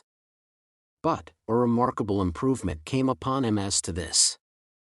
The more business he got, the greater his power seemed to grow of getting at its pith and marrow, and however late at night he sat carousing with Sidney Carton, he always had his points at his fingers' ends in the morning. Sidney Carton, idlest and most unpromising of men, was Stryver's great ally. What the two drank together, between Hilary Term and Michaelmas, might have floated a king's ship. Stryver never had a case in hand, anywhere, but Carton was there, with his hands in his pockets, staring at the ceiling of the court. They went the same circuit, and even there they prolonged their usual orgies late into the night, and Carton was rumoured to be seen at broad day, going home stealthily and unsteadily to his lodgings, like a dissipated cat. At last, it began to get about, among such as were interested in the matter, that although Sidney Carton would never be a lion, he was an amazingly good jackal, and that he rendered suit and service to Stryver in that humble capacity. 10 o'clock, sir, said the man at the tavern, whom he had charged to wake him. 10 o'clock, sir. What's the matter?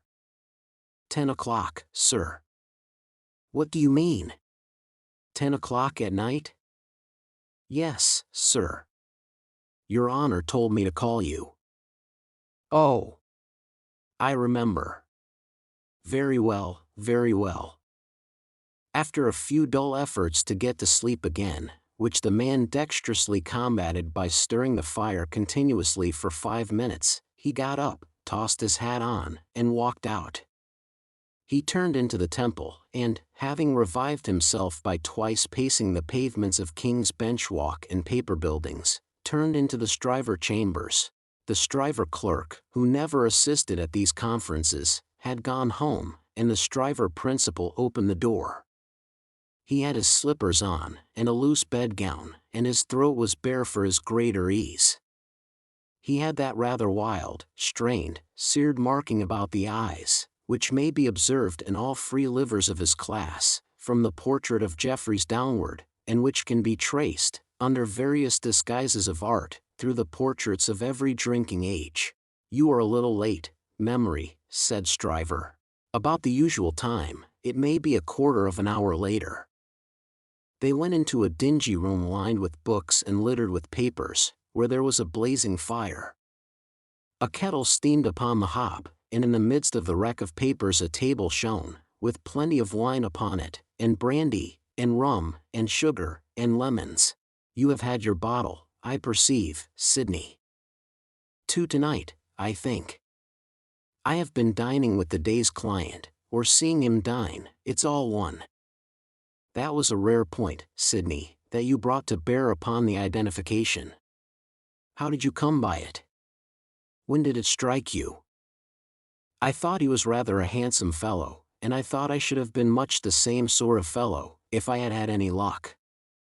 Mr. Stryver laughed till he shook his precocious paunch. "You and your luck, Sidney. Get to work, get to work." Sullenly enough, the jackal loosened his dress, went into an adjoining room, and came back with a large jug of cold water, a basin, and a towel or two. Steeping the towels in the water, and partially wringing them out, he folded them on his head in a manner hideous to behold, sat down at the table, and said, "Now I am ready." "Not much boiling down to be done tonight, Memory," said Mr. Stryver, gaily, as he looked among his papers. "How much?" "Only 2 sets of them." "Give me the worst first." "There they are, Sidney." "Fire away." The lion then composed himself on his back on a sofa on one side of the drinking table, while the jackal sat at his own paper-bestrewn table proper, on the other side of it, with the bottles and glasses ready to his hand. Both resorted to the drinking table without stint, but each in a different way, the lion for the most part reclining with his hands in his waistband, looking at the fire, or occasionally flirting with some lighter document, the jackal, with knitted brows and intent face, so deep in his task, that his eyes did not even follow the hand he stretched out for his glass, which often groped about, for a minute or more, before it found the glass for his lips. 2 or 3 times, the matter in hand became so knotty, that the jackal found it imperative on him to get up, and steep his towels anew. From these pilgrimages to the jug and basin, he returned with such eccentricities of damp headgear as no words can describe, which were made the more ludicrous by his anxious gravity. At length the jackal had got together a compact repast for the lion, and proceeded to offer it to him. The lion took it with care and caution, made his selections from it, and his remarks upon it, and the jackal assisted both. When the repast was fully discussed, the lion put his hands in his waistband again, and lay down to meditate. The jackal then invigorated himself with a bumper for his throttle, and a fresh application to his head, and applied himself to the collection of a second meal. This was administered to the lion in the same manner, and was not disposed of until the clock struck 3 in the morning. "And now we have done, Sidney, fill a bumper of punch," said Mr. Stryver. The jackal removed the towels from his head, which had been steaming again, shook himself, yawned, shivered, and complied. "You were very sound, Sidney, in the matter of those Crown witnesses today. Every question told." "I always am sound, am I not?" "I don't gainsay it." "What has roughened your temper?" "Put some punch to it and smooth it again." With a deprecatory grunt, the jackal again complied. "The old Sidney Carton of old Shrewsbury School," said Stryver, nodding his head over him as he reviewed him in the present and the past, "the old seesaw Sidney. Up one minute and down the next, now in spirits and now in despondency." "Ah," returned the other, sighing, "yes. The same Sidney, with the same luck. Even then, I did exercises for other boys, and seldom did my own." "And why not?" "God knows. It was my way, I suppose." He sat, with his hands in his pockets and his legs stretched out before him, looking at the fire. Carton, said his friend, squaring himself at him with a bullying air, as if the fire grate had been the furnace in which sustained endeavor was forged, and the one delicate thing to be done for the old Sidney Carton of Old Shrewsbury School was to shoulder him into it. Your way is, and always was, a lame way. You summon no energy and purpose. Look at me. Oh, botheration, returned Sidney, with a lighter and more good-humored laugh. Don't you be moral. How have I done what I have done, said Stryver. How do I do what I do? Partly through paying me to help you, I suppose. But it's not worth your while to apostrophize me, or the air, about it. What you want to do, you do. You were always in the front rank, and I was always behind. I had to get into the front rank. I was not born there, was I? I was not present at the ceremony, but my opinion is you were, said Carton. At this, he laughed again, and they both laughed. Before Shrewsbury, and at Shrewsbury, and ever since Shrewsbury, pursued Carton, you have fallen into your rank, and I have fallen into mine. Even when we were fellow students in the student quarter of Paris, picking up French, and French law, and other French crumbs that we didn't get much good of, you were always somewhere, and I was always nowhere. And whose fault was that? Upon my soul, I am not sure that it was not yours. You were always driving and writhing and shouldering and passing, to that restless degree that I had no chance for my life but in rust and repose. It's a gloomy thing, however, to talk about one's own past, with the day breaking. Turn me in some other direction before I go. Well then. Pledge me to the pretty witness, said Stryver, holding up his glass. Are you turned in a pleasant direction? Apparently not, for he became gloomy again. Pretty witness, he muttered, looking down into his glass. I have had enough of witnesses today and tonight. Who's your pretty witness? The picturesque doctor's daughter, Miss Manette. She pretty? Is she not? No. Why, man alive, she was the admiration of the whole court. Rot the admiration of the whole court. Who made the Old Bailey a judge of beauty? She was a golden-haired doll. Do you know, Sidney, said Mr. Stryver, looking at him with sharp eyes, and slowly drawing a hand across his florid face, do you know, I rather thought, at the time, that you sympathized with the golden-haired doll, and were quick to see what happened to the golden-haired doll? Quick to see what happened. If a girl, doll or no doll, swoons within a yard or two of a man's nose, he can see it without a perspective glass. I pledge you, but I deny the beauty. And now I'll have no more drink, I'll get to bed. When his host followed him out on the staircase with a candle, to light him down the stairs, the day was coldly looking in through its grimy windows. When he got out of the house, the air was cold and sad, the dull sky overcast, the river dark and dim, the whole scene like a lifeless desert. And wreaths of dust were spinning round and round before the morning blast, as if the desert sand had risen far away, and the first spray of it in its advance had begun to overwhelm the city. Waste forces within him, and a desert all around, this man stood still on his way across a silent terrace, and saw for a moment, lying in the wilderness before him, a mirage of honorable ambition, self-denial, and perseverance. In the fair city of this vision, there were airy galleries from which the loves and graces looked upon him, gardens in which the fruits of life hung ripening, waters of hope that sparkled in his sight. A moment, and it was gone. Climbing to a high chamber in a well of houses, he threw himself down in his clothes on a neglected bed, and its pillow was wet with wasted tears. Sadly, sadly, the sun rose. It rose upon no sadder sight than the man of good abilities and good emotions, incapable of their directed exercise, incapable of his own help and his own happiness, sensible of the blight on him, and resigning himself to let it eat him away. Chapter 6. Hundreds of people. The quiet lodgings of Dr. Manette were in a quiet street corner not far from Soho Square. On the afternoon of a certain fine Sunday when the waves of 4 months had rolled over the trial for treason, and carried it, as to the public interest and memory, far out to sea, Mr. Jarvis Lorry walked along the sunny streets from Clerkenwell where he lived, on his way to dine with the doctor.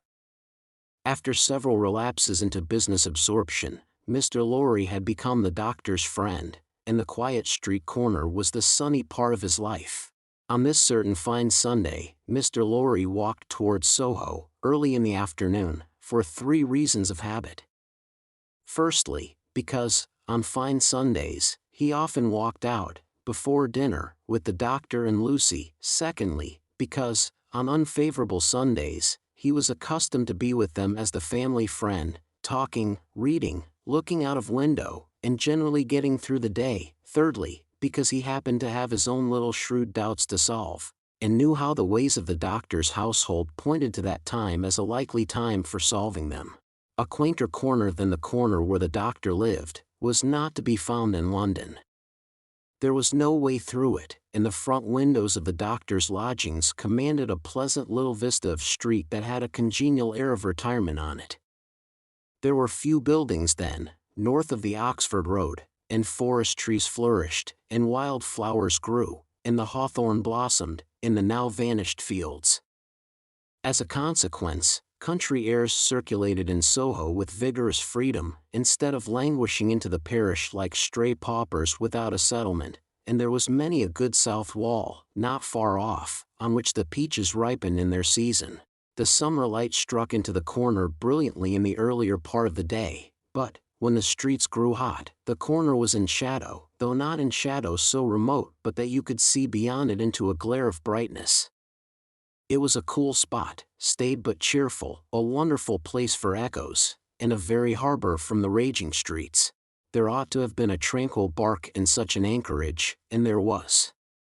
The doctor occupied 2 floors of a large stiff house, where several callings purported to be pursued by day, but whereof little was audible any day, and which was shunned by all of them at night.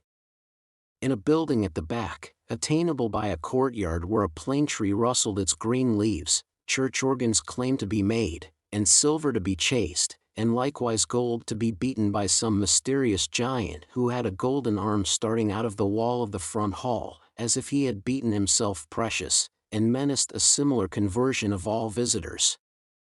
Very little of these trades, or of a lonely lodger rumored to live upstairs, or of a dim coach trimming maker asserted to have a counting-house below, was ever heard or seen. Occasionally, a stray workman putting his coat on, traversed the hall, or a stranger peered about there, or a distant clink was heard across the courtyard, or a thump from the golden giant. These, however, were only the exceptions required to prove the rule that the sparrows in the plane tree behind the house, and the echoes in the corner before it, had their own way from Sunday morning unto Saturday night. Dr. Manette received such patience here as his old reputation, and its revival in the floating whispers of his story, brought him. His scientific knowledge, and his vigilance and skill in conducting ingenious experiments, brought him otherwise into moderate request, and he earned as much as he wanted. These things were within Mr. Jarvis Lorry's knowledge, thoughts, and notice, when he rang the doorbell of the tranquil house in the corner, on the fine Sunday afternoon. Dr. Manette at home? Expected home. Miss Lucy at home? Expected home. Miss Pross at home? Possibly at home, but of a certainty impossible for handmaid to anticipate intentions of Miss Pross, as to admission or denial of the fact. As I am at home myself, said Mr. Lorry, I'll go upstairs. Although the doctor's daughter had known nothing of the country of her birth, she appeared to have innately derived from it that ability to make much of little means, which is one of its most useful and most agreeable characteristics. Simple as the furniture was, it was set off by so many little adornments, of no value but for their taste and fancy, that its effect was delightful. The disposition of everything in the rooms, from the largest object to the least, the arrangement of colors, the elegant variety and contrast obtained by thrift and trifles, by delicate hands, clear eyes, and good sense, were at once so pleasant in themselves, and so expressive of their originator, that, as Mr. Lorry stood looking about him, the very chairs and tables seemed to ask him, with something of that peculiar expression which he knew so well by this time, whether he approved. There were 3 rooms on a floor, and, the doors by which they communicated being put open that the air might pass freely through them all, Mr. Lorry, smilingly observant of that fanciful resemblance which he detected all around him, walked from one to another. The first was the best room, and in it were Lucy's birds, and flowers, and books, and desk, and work-table, and box of watercolors. The second was the doctor's consulting room, used also as the dining room. The third, changingly speckled by the rustle of the plane tree in the yard, was the doctor's bedroom, and there, in a corner, stood the disused shoemaker's bench and tray of tools, much as it had stood on the 5th floor of the dismal house by the wine shop, in the suburb of Saint Antoine, in Paris. "I wonder," said Mr. Lorry, pausing in his looking about, "that he keeps that reminder of his sufferings about him." "And why wonder at that?" was the abrupt inquiry that made him start. It proceeded from Miss Pross, the wild red woman, strong of hand, whose acquaintance he had first made at the Royal George Hotel at Dover, and had since improved. "I should have thought," Mr. Lorry began. "Pooh! You'd have thought," said Miss Pross, and Mr. Lorry left off. "How do you do?" inquired that lady then, sharply, and yet as if to express that she bore him no malice. "I am pretty well, I thank you," answered Mr. Lorry, with meekness. "How are you?" "Nothing to boast of," said Miss Pross. "Indeed?" "Ah! Indeed," said Miss Pross. "I am very much put out about my ladybird." "Indeed?" "For gracious sake say something else besides indeed, or you'll fidget me to death," said Miss Pross, whose character, dissociated from stature, was shortness. "Really, then," said Mr. Lorry, as an amendment. "Really, is bad enough," returned Miss Pross, "but better." "Yes, I am very much put out." "May I ask the cause?" "I don't want dozens of people who are not at all worthy of Ladybird to come here looking after her," said Miss Pross. "Do dozens come for that purpose?" "Hundreds," said Miss Pross. It was characteristic of this lady, as of some other people before her time and since, that whenever her original proposition was questioned, she exaggerated it. "Dear me," said Mr. Lorry, as the safest remark he could think of, "I have lived with the darling, or the darling has lived with me, and paid me for it, which she certainly should never have done. You may take your affidavit, if I could have afforded to keep either myself or her for nothing, since she was 10 years old." "And it's really very hard," said Miss Pross. Not seeing with precision what was very hard, Mr. Lorry shook his head, using that important part of himself as a sort of fairy cloak that would fit anything. "All sorts of people who are not in the least degree worthy of the pet, are always turning up," said Miss Pross. "When you began it?" "I began it, Miss Pross." "Didn't you?" "Who brought her father to life?" "Oh! If that was beginning it," said Mr. Lorry, "it wasn't ending it, I suppose?" "I say, when you began it, it was hard enough. Not that I have any fault to find with Dr. Manette, except that he is not worthy of such a daughter, which is no imputation on him, for it was not to be expected that anybody should be, under any circumstances. But it really is doubly and trebly hard to have crowds and multitudes of people turning up after him. I could have forgiven him, to take Ladybird's affections away from me." Mr. Lorry knew Miss Pross to be very jealous, but he also knew her by this time to be, beneath the service of her eccentricity, one of those unselfish creatures, found only among women, who will, for pure love and admiration, bind themselves willing slaves, to youth when they have lost it, to beauty that they never had, to accomplishments that they were never fortunate enough to gain, to bright hopes that never shone upon their own somber lives. He knew enough of the world to know that there is nothing in it better than the faithful service of the heart, so rendered and so free from any mercenary taint. He had such an exalted respect for it, that in the retributive arrangements made by his own mind, we all make such arrangements, more or less, he stationed Miss Pross much nearer to the lower angels than many ladies immeasurably better got up both by nature and art, who had balances at Tellson's. There never was, nor will be, but one man worthy of Ladybird, said Miss Pross, and that was my brother Solomon, if he hadn't made a mistake in life. Here again, Mr. Lorry's inquiries into Miss Pross's personal history had established the fact that her brother Solomon was a heartless scoundrel who had stripped her of everything she possessed, as a stake to speculate with, and had abandoned her in her poverty forevermore, with no touch of compunction. Miss Pross's fidelity of belief in Solomon, deducting a mere trifle for this slight mistake, was quite a serious matter with Mr. Lorry, and had its weight in his good opinion of her.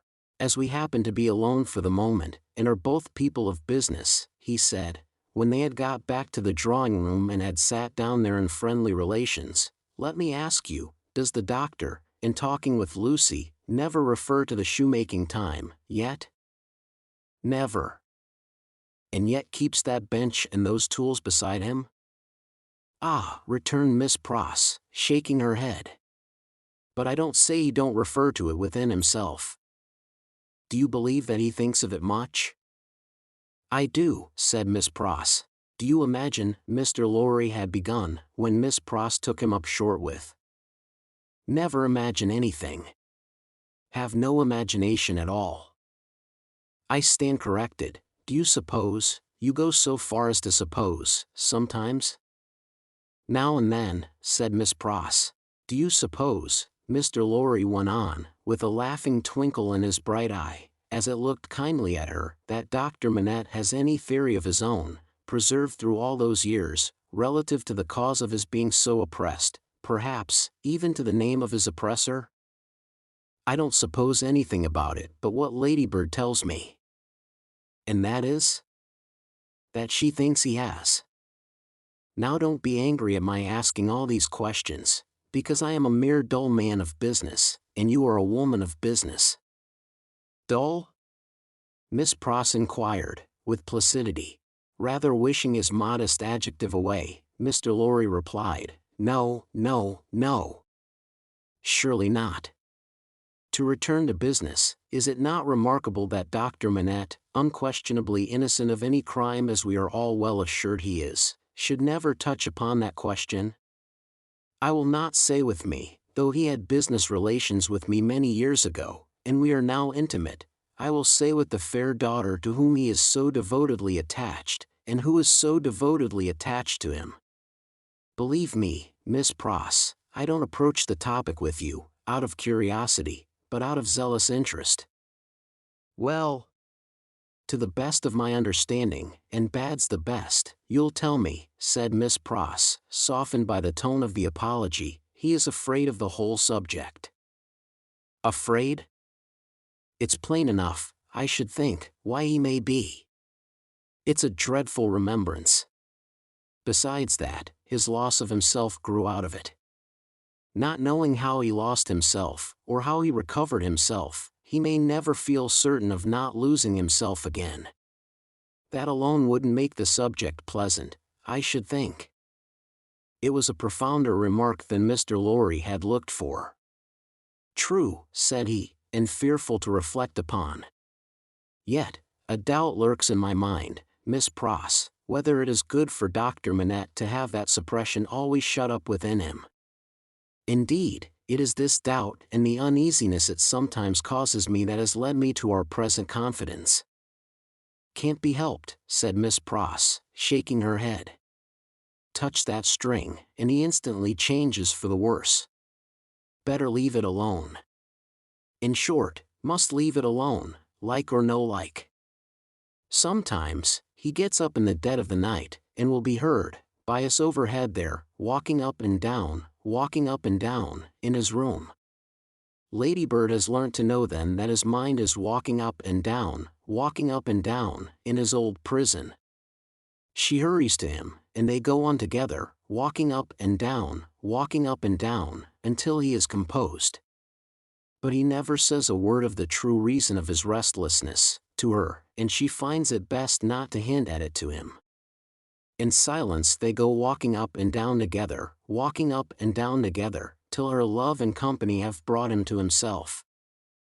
Notwithstanding Miss Pross's denial of her own imagination, there was a perception of the pain of being monotonously haunted by one sad idea, in her repetition of the phrase, walking up and down, which testified to her possessing such a thing. The corner has been mentioned as a wonderful corner for echoes. It had begun to echo so resoundingly to the tread of coming feet, that it seemed as though the very mention of that weary pacing to and fro had set it going. "Here they are," said Miss Pross, rising to break up the conference, "and now we shall have hundreds of people pretty soon." It was such a curious corner in its acoustical properties, such a peculiar air of a place, that as Mr. Lorry stood at the open window, looking for the father and daughter whose steps he heard, he fancied they would never approach. Not only would the echoes die away, as though the steps had gone, but echoes of other steps that never came would be heard in their stead, and would die away for good when they seemed close at hand. However, father and daughter did at last appear, and Miss Pross was ready at the street door to receive them. Miss Pross was a pleasant sight, albeit wild, and red, and grim, taking off her darling's bonnet when she came upstairs, and touching it up with the ends of her handkerchief, and blowing the dust off it, and folding her mantle ready for laying by, and smoothing her rich hair with as much pride as she could possibly have taken in her own hair if she had been the vainest and handsomest of women. Her darling was a pleasant sight too, embracing her and thanking her, and protesting against her taking so much trouble for her, which last she only dared to do playfully, or Miss Pross, sorely hurt, would have retired to her own chamber and cried. The doctor was a pleasant sight too, looking on at them, and telling Miss Pross how she spoilt Lucy, in accents and with eyes that had as much spoiling in them as Miss Pross had, and would have had more if it were possible.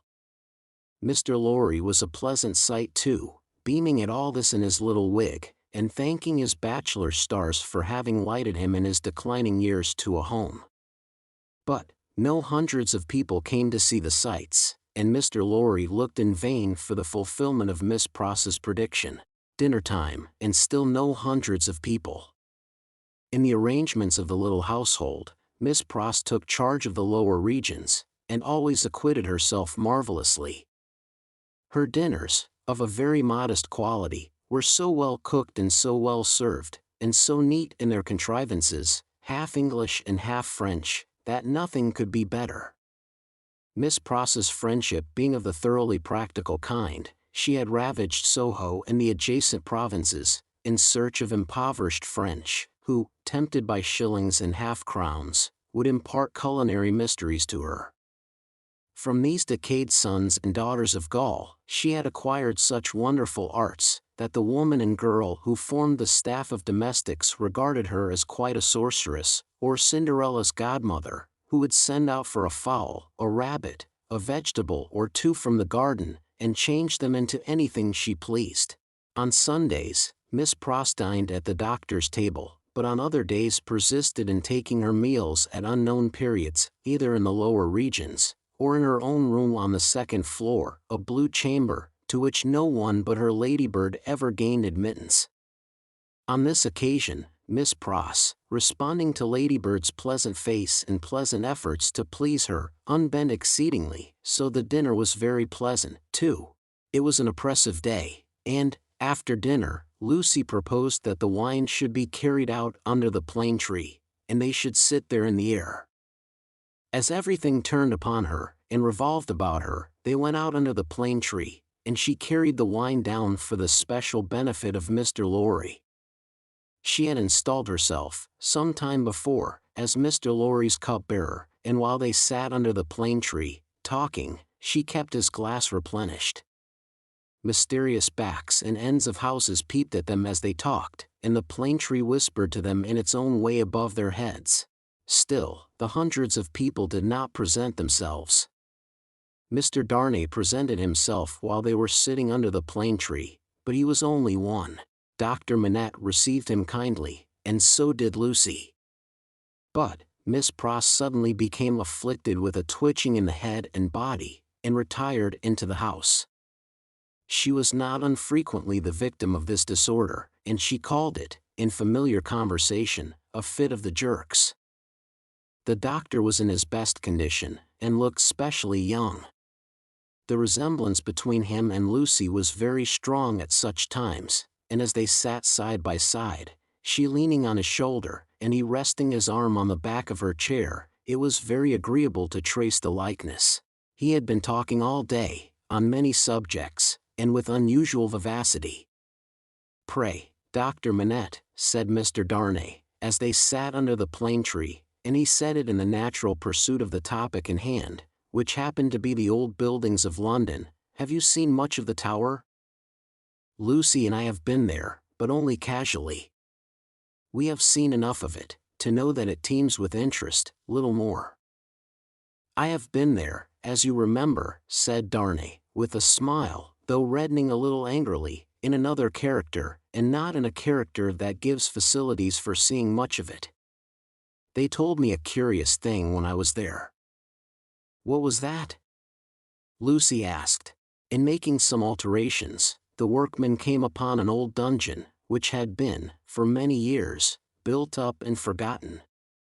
Every stone of its inner wall was covered by inscriptions which had been carved by prisoners, dates, names, complaints, and prayers.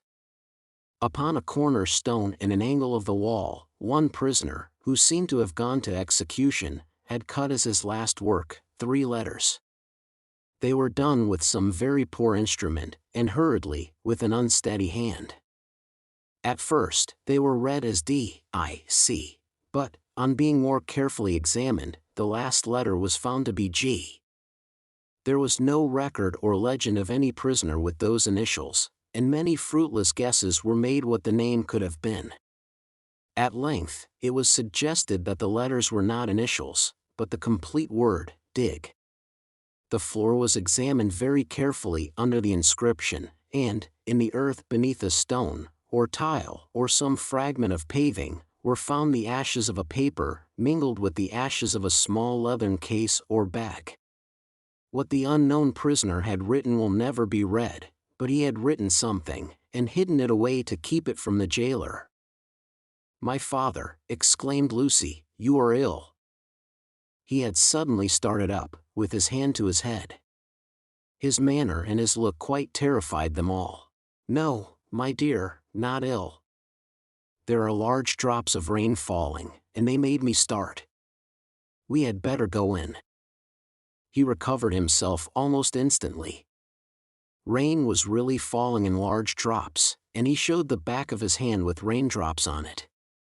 But, he said not a single word in reference to the discovery that had been told of, and, as they went into the house, the business eye of Mr. Lorry either detected, or fancied it detected, on his face, as it turned towards Charles Darnay, the same singular look that had been upon it when it turned towards him in the passages of the courthouse. He recovered himself so quickly, however, that Mr. Lorry had doubts of his business eye.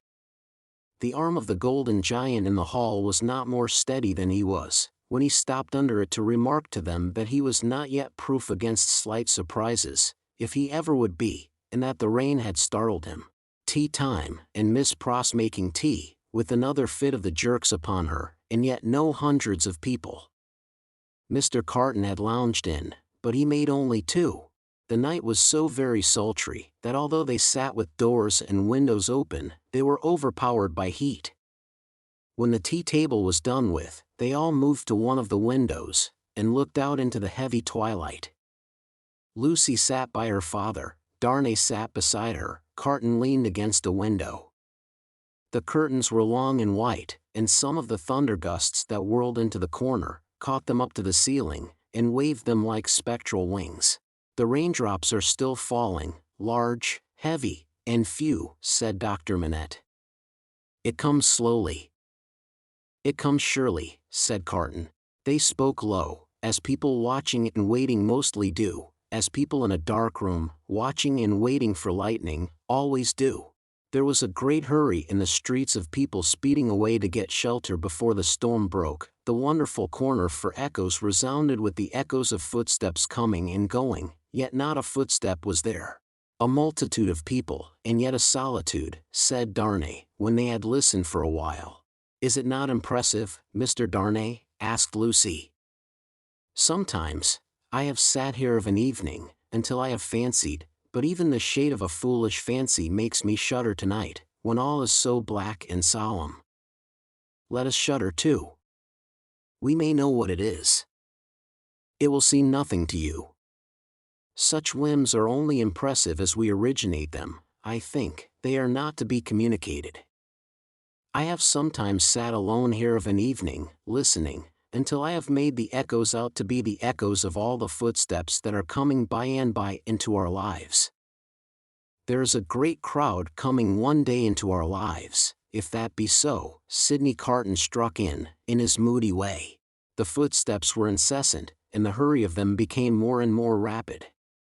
The corner echoed and re-echoed with the tread of feet, some, as it seemed, under the windows, some, as it seemed, in the room, some coming, some going, some breaking off, some stopping altogether, all in the distant streets, and not one within sight. Are all these footsteps destined to come to all of us, Miss Manette, or are we to divide them among us? "I don't know, Mr. Darnay. I told you it was a foolish fancy, but you asked for it. When I have yielded myself to it, I have been alone, and then I have imagined them the footsteps of the people who are to come into my life, and my father's.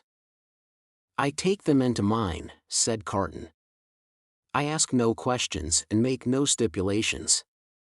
There is a great crowd bearing down upon us, Miss Manette, and I see them, by the lightning." He added the last words, after there had been a vivid flash which had shown him lounging in the window. "And I hear them," he added again, after a peal of thunder. "Here they come, fast, fierce, and furious." It was the rush and roar of rain that he typified, and it stopped him, for no voice could be heard in it. A memorable storm of thunder and lightning broke with that sweep of water, and there was not a moment's interval in crash, and fire, and rain, until after the moon rose at midnight.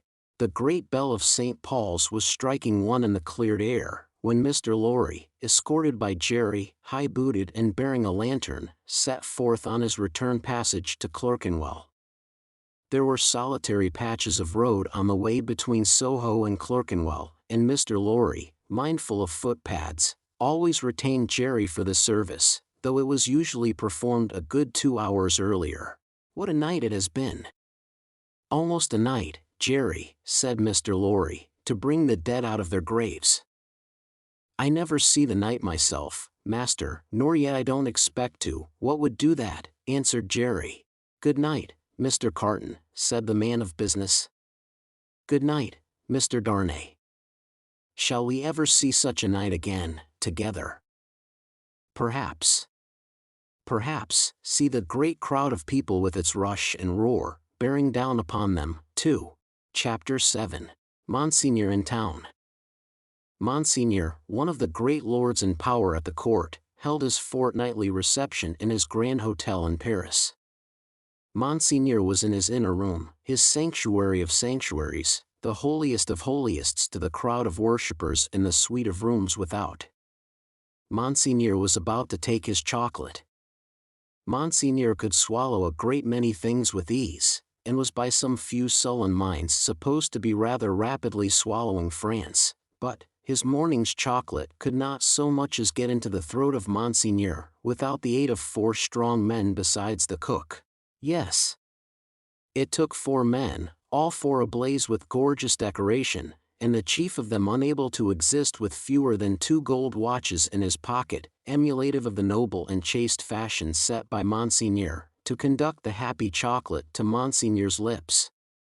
One lackey carried the chocolate pot into the sacred presence, a second milled and frothed the chocolate with the little instrument he bore for that function, a third presented the favored napkin, a fourth, he of the 2 gold watches, poured the chocolate out. It was impossible for Monseigneur to dispense with one of these attendants on the chocolate and hold his high place under the admiring heavens. Deep would have been the blot upon his escutcheon if his chocolate had been ignobly waited on by only 3 men. He must have died of 2. Monseigneur had been out at a little supper last night, where the comedy and the grand opera were charmingly represented. Monseigneur was out at a little supper most nights, with fascinating company. So polite and so impressible was Monseigneur that the comedy and the grand opera had far more influence with him in the tiresome articles of state affairs and state secrets than the needs of all France.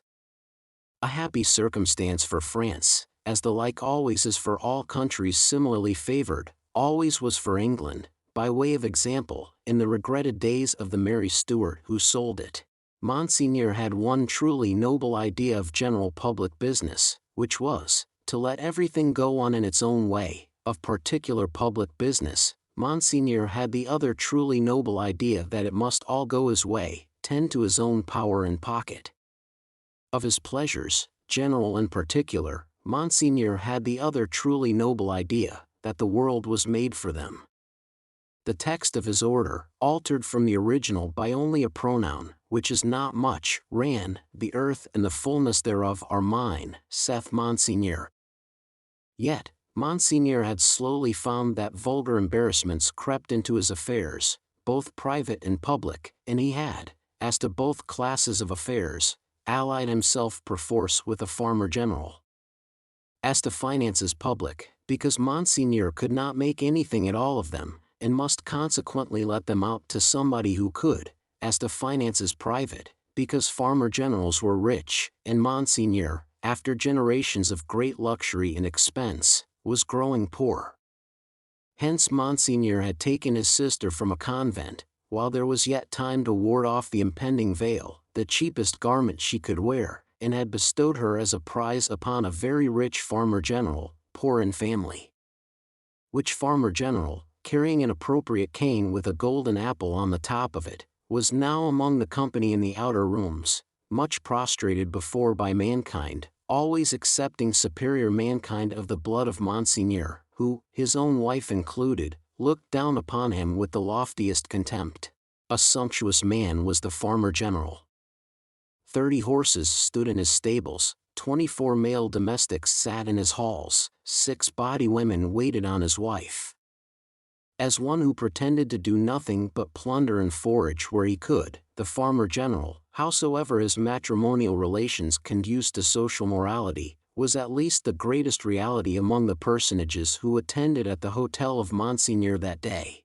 For, the rooms, though a beautiful scene to look at, and adorned with every device of decoration that the taste and skill of the time could achieve, were, in truth, not a sound business, considered with any reference to the scarecrows and the rags and nightcaps elsewhere, and not so far off, either, but that the watching towers of Notre Dame, almost equidistant from the two extremes, could see them both. They would have been an exceedingly uncomfortable business, if that could have been anybody's business, at the house of Monseigneur. Military officers destitute of military knowledge, naval officers with no idea of a ship, civil officers without a notion of affairs, brazen ecclesiastics, of the worst worldly, with sensual eyes, loose tongues, and looser lives, all totally unfit for their several callings, all lying horribly in pretending to belong to them, but all nearly or remotely of the order of Monseigneur, and therefore foisted on all public employments from which anything was to be got. These were to be told off by the score and the score. People not immediately connected with Monseigneur or the state, yet equally unconnected with anything that was real, or with lives passed in traveling by any straight road to any true earthly end, were no less abundant. Doctors who made great fortunes out of dainty remedies for imaginary disorders that never existed, smiled upon their courtly patients in the antechambers of Monseigneur. Projectors who had discovered every kind of remedy for the little evils with which the state was touched, except the remedy of setting to work in earnest to root out a single sin, poured their distracting babble into any ears they could lay hold of, at the reception of Monseigneur. Unbelieving philosophers who were remodeling the world with words, and making card towers of babble to scale the skies with, talked with unbelieving chemists who had an eye on the transmutation of metals, at this wonderful gathering accumulated by Monseigneur. Exquisite gentlemen of the finest breeding, which was at that remarkable time, and has been since, to be known by its fruits of indifference to every natural subject of human interest, were in the most exemplary state of exhaustion, at the Hotel of Monseigneur. Such homes had these various notabilities left behind them in the fine world of Paris, that the spies among the assembled devotees of Monseigneur, forming a goodly half of the polite company, would have found it hard to discover among the angels of that sphere one solitary wife, who, in her manners and appearance, owned to being a mother. Indeed, except for the mere act of bringing a troublesome creature into this world, which does not go far towards the realization of the name of mother, there was no such thing known to the fashion. Peasant women kept the unfashionable babies close, and brought them up, and charming grandmammas of 60 dressed and supped as at 20. The leprosy of unreality disfigured every human creature in attendance upon Monseigneur. In the outermost room were half a dozen exceptional people who had, for a few years, some vague misgiving in them that things in general were going rather wrong. As a promising way of setting them right, half of the half-dozen had become members of a fantastic sect of convulsionists, and were even then considering within themselves whether they should foam, rage, roar, and turn cataleptic on the spot, thereby setting up a highly intelligible finger-post to the future, for Monseigneur's guidance. Besides these dervishes, were other 3 who had rushed into another sect, which mended matters with a jargon about the center of truth, holding that man had got out of the center of truth, which did not need much demonstration, but had not got out of the circumference, and that he was to be kept from flying out of the circumference, and was even to be shoved back into the center, by fasting and seeing of spirits. Among these, accordingly, much discoursing with spirits went on, and it did a world of good which never became manifest. But, the comfort was, that all the company at the Grand Hotel of Monseigneur were perfectly dressed. If the day of judgment had only been ascertained to be a dress day, everybody there would have been eternally correct. Such frizzling and powdering and sticking up of hair, such delicate complexions artificially preserved and mended, such gallant swords to look at, and such delicate honor to the sense of smell, would surely keep anything going, for ever and ever. The exquisite gentlemen of the finest breeding wore little pendant trinkets that chinked as they languidly moved. These golden fetters rang like precious little bells, and what with that ringing, and with the rustle of silk and brocade and fine linen, there was a flutter in the air that fanned Saint Antoine and his devouring hunger far away. Dress was the one unfailing talisman and charm used for keeping all things in their places. Everybody was dressed for a fancy ball that was never to leave off. From the palace of the Tuileries, through Monseigneur in the whole court, through the chambers, the tribunals of justice, and all society, except the scarecrows, the fancy ball descended to the common executioner, who, in pursuance of the charm, was required to officiate frizzled, powdered, in a gold-laced coat, pumps, and white silk stockings. At the gallows and the wheel, the axe was a rarity. Monsieur Paris, as it was the episcopal mode among his brother professors of the provinces, Monsieur Orleans, and the rest, to call him, presided in this dainty dress. And who among the company at Monseigneur's reception in that 1780th year of our Lord, could possibly doubt that a system rooted in a frizzled hangman, powdered, gold-laced, pumped, and white silk stockinged, would see the very stars out? Monseigneur, having eased his 4 men of their burdens and taken his chocolate, caused the doors of the holiest of holiest to be thrown open, and issued forth. Then, what submission, what cringing and fawning, what servility, what abject humiliation! As to bowing down in body and spirit, nothing in that way was left for heaven, which may have been one among other reasons why the worshippers of Monseigneur never troubled it. Bestowing a word of promise here and a smile there, a whisper on one happy slave and a wave of the hand on another, Monseigneur affably passed through his rooms to the remote region of the circumference of truth. There, Monseigneur turned, and came back again, and so in due course of time got himself shut up in his sanctuary by the chocolate sprites, and was seen no more. The show being over, the flutter in the air became quite a little storm, and the precious little bells went ringing downstairs. There was soon but one person left of all the crowd, and he, with his hat under his arm and his snuff-box in his hand, slowly passed among the mirrors on his way out. "I devote you," said this person, stopping at the last door on his way, and turning in the direction of the sanctuary, "to the devil." With that, he shook the snuff from his fingers as if he had shaken the dust from his feet, and quietly walked downstairs. He was a man of about 60, handsomely dressed, haughty in manner, and with a face like a fine mask. A face of a transparent paleness, every feature in it clearly defined, one set expression on it.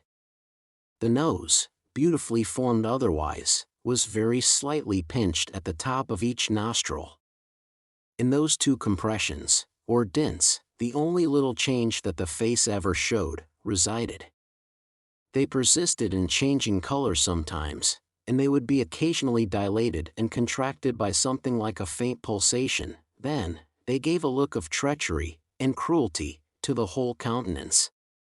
Examined with attention, its capacity of helping such a look was to be found in the line of the mouth, and the lines of the orbits of the eyes, being much too horizontal and thin. Still, in the effect of the face made, it was a handsome face, and a remarkable one. Its owner went downstairs into the courtyard, got into his carriage, and drove away. Not many people had talked with him at the reception. He had stood in a little space apart, and Monsignor might have been warmer in his manner. It appeared, under the circumstances, rather agreeable to him to see the common people dispersed before his horses, and often barely escaping from being run down. His man drove as if he were charging an enemy, and the furious recklessness of the man brought no check into the face, or to the lips, of the master. The complaint had sometimes made itself audible, even in that deaf city and dumb age, that, in the narrow streets without footways, the fierce patrician custom of hard driving endangered and maimed the mere vulgar in a barbarous manner. But few cared enough for that to think of it a second time, and, in this matter, as in all others, the common wretches were left to get out of their difficulties as they could.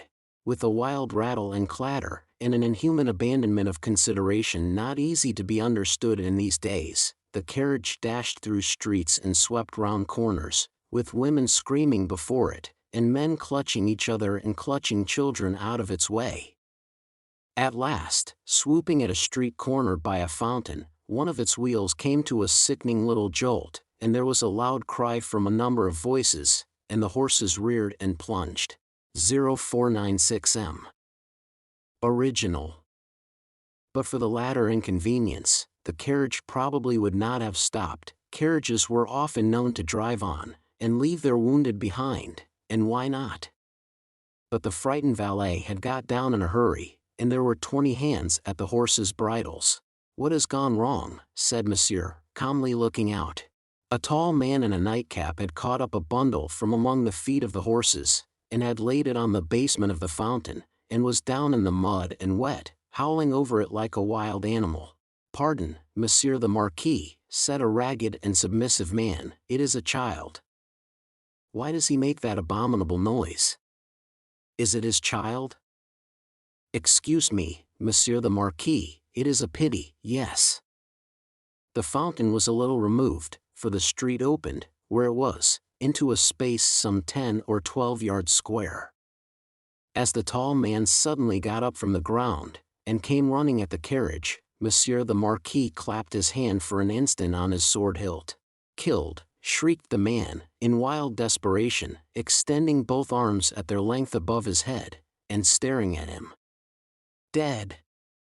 The people closed round, and looked at Monsieur the Marquis. There was nothing revealed by the many eyes that looked at him but watchfulness and eagerness. There was no visible menacing or anger. Neither did the people say anything. After the first cry, they had been silent, and they remained so. The voice of the submissive man who had spoken was flat and tame in its extreme submission. Monsieur the Marquis ran his eyes over them all, as if they had been mere rats come out of their holes. He took out his purse. "It is extraordinary to me," said he, "that you people cannot take care of yourselves and your children.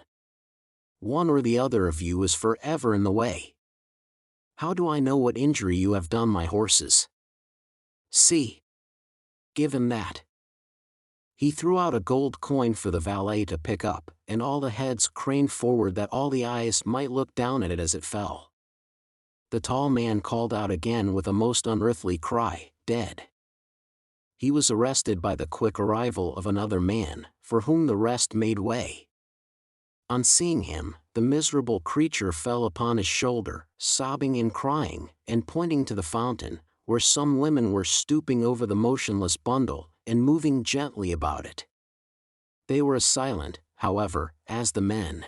I know all, said the last comer. Be a brave man, my Gaspard. It is better for the poor little plaything to die so, than to live. It has died in a moment without pain. Could it have lived an hour as happily? You are a philosopher, you there, said the Marquis, smiling. How do they call you? They call me Defarge. Of what trade?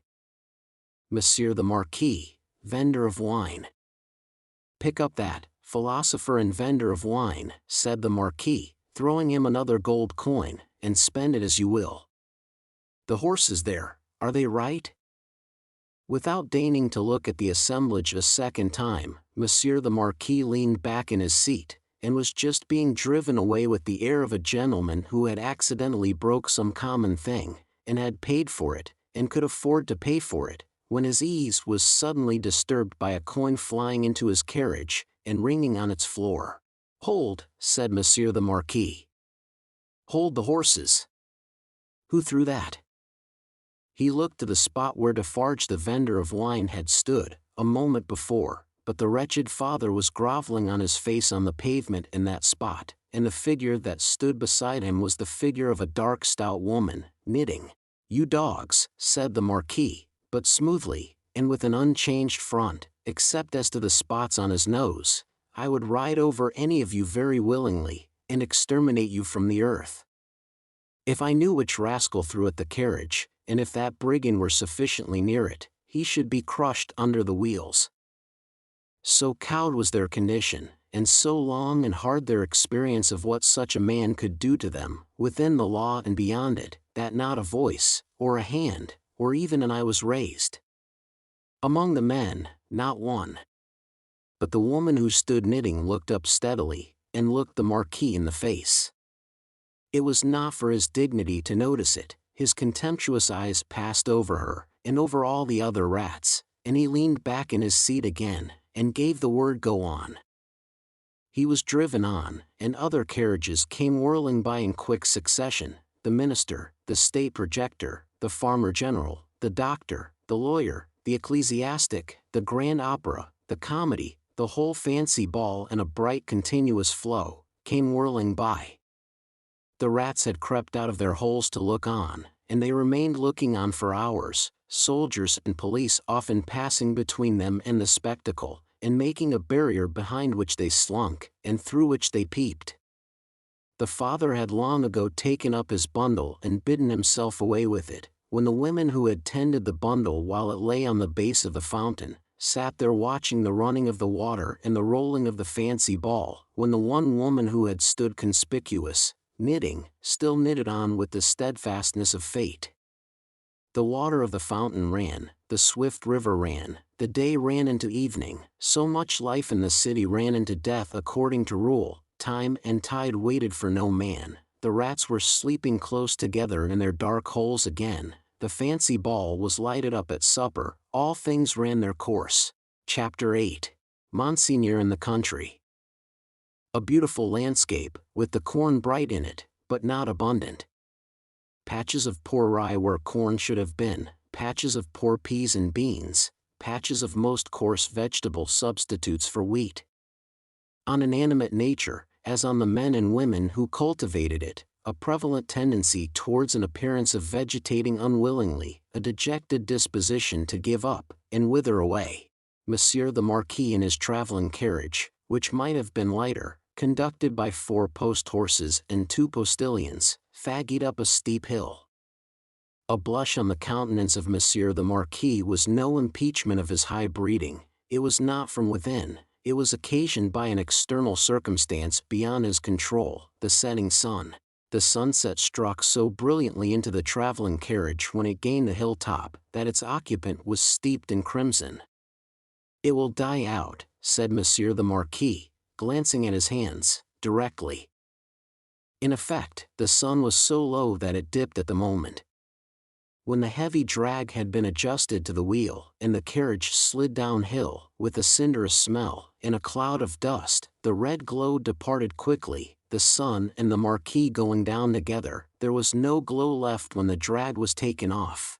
But there remained a broken country, bold and open, a little village at the bottom of the hill, a broad sweep and rise beyond it, a church tower, a windmill, a forest for the chase, and a crag with a fortress on it used as a prison. Round upon all these darkening objects as the night drew on, the Marquis looked, with the air of one who was coming near home. The village had its one poor street, with its poor brewery, poor tannery, poor tavern, poor stable-yard for relays of post-horses, poor fountain, all usual poor appointments. It had its poor people too. All its people were poor, and many of them were sitting at their doors, shredding spare onions and the like for supper, while many were at the fountain, washing leaves, and grasses, and any such small yieldings of the earth that could be eaten. Expressive signs of what made them poor were not wanting: the tax for the state, the tax for the church, the tax for the lord, tax local and tax general, were to be paid here and to be paid there, according to solemn inscription in the little village, until the wonder was, that there was any village left unswallowed. Few children were to be seen, and no dogs. As to the men and women, their choice on earth was stated in the prospect: life on the lowest terms that could sustain it, down in the little village under the mill, or captivity and death in the dominant prison on the crag, heralded by a courier in advance, and by the cracking of his postilions' whips, which twined snake-like about their heads in the evening air, as if he came attended by the Furies. Monsieur the Marquis drew up in his travelling carriage at the posting-house gate. It was hard by the fountain, and the peasants suspended their operations to look at him. He looked at them, and saw in them, without knowing it, the slow sure filing down of misery-worn face and figure, that was to make the meagreness of Frenchman and English superstition which should survive the truth through the best part of 100 years. Monsieur the Marquis cast his eyes over the submissive faces that drooped before him, as the like of himself had drooped before Monseigneur of the court, only the difference was, that these faces drooped merely to suffer and not to propitiate. When a grizzled mender of the roads joined the group, "Bring me hither that fellow," said the Marquis to the courier. The fellow was brought, cap in hand, and the other fellows closed round to look and listen, in the manner of the people at the Paris fountain. "I passed you on the road?" "Monseigneur, it is true. I had the honor of being passed on the road." "Coming up the hill, and at the top of the hill, both?" "Monseigneur, it is true." "What did you look at, so fixedly?" "Monseigneur, I looked at the man." He stooped a little, and with his tattered blue cap pointed under the carriage. All his fellows stooped to look under the carriage. "What man, pig?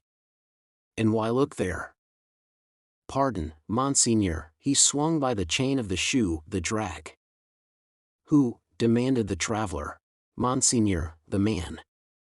"May the devil carry away these idiots." "How do you call the man?"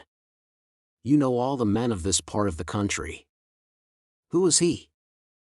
"Your clemency, Monseigneur." "He was not of this part of the country. Of all the days of my life, I never saw him." "Swinging by the chain? To be suffocated?" "With your gracious permission, that was the wonder of it, Monseigneur. His head hanging over, like this." He turned himself sideways to the carriage, and leaned back, with his face thrown up to the sky, and his head hanging down, then recovered himself, fumbled with his cap, and made a bow. "What was he like?" "Monseigneur, he was whiter than the miller. All covered with dust, white as a spectre, tall as a spectre." The picture produced an immense sensation in the little crowd, but all eyes, without comparing notes with other eyes, looked at Monsieur the Marquis. Perhaps, to observe whether he had any spectre on his conscience. "Truly, you did well," said the Marquis, felicitously sensible that such vermin were not to ruffle him, "to see a thief accompanying my carriage, and not open that great mouth of yours. Bah! Put him aside, Monsieur Gabelle." Monsieur Gabelle was the postmaster, and some other taxing functionary united. He had come out with great obsequiousness to assist at this examination, and had held the examined by the drapery of his arm in an official manner. "Bah! Go aside," said Monsieur Gabelle. "Lay hands on this stranger if he seeks to lodge in your village tonight, and be sure that his business is honest, Gabelle."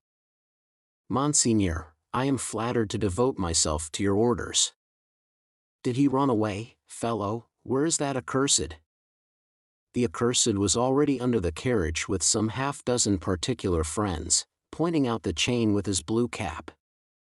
Some half-dozen other particular friends promptly hauled him out, and presented him breathless to Monsieur the Marquis.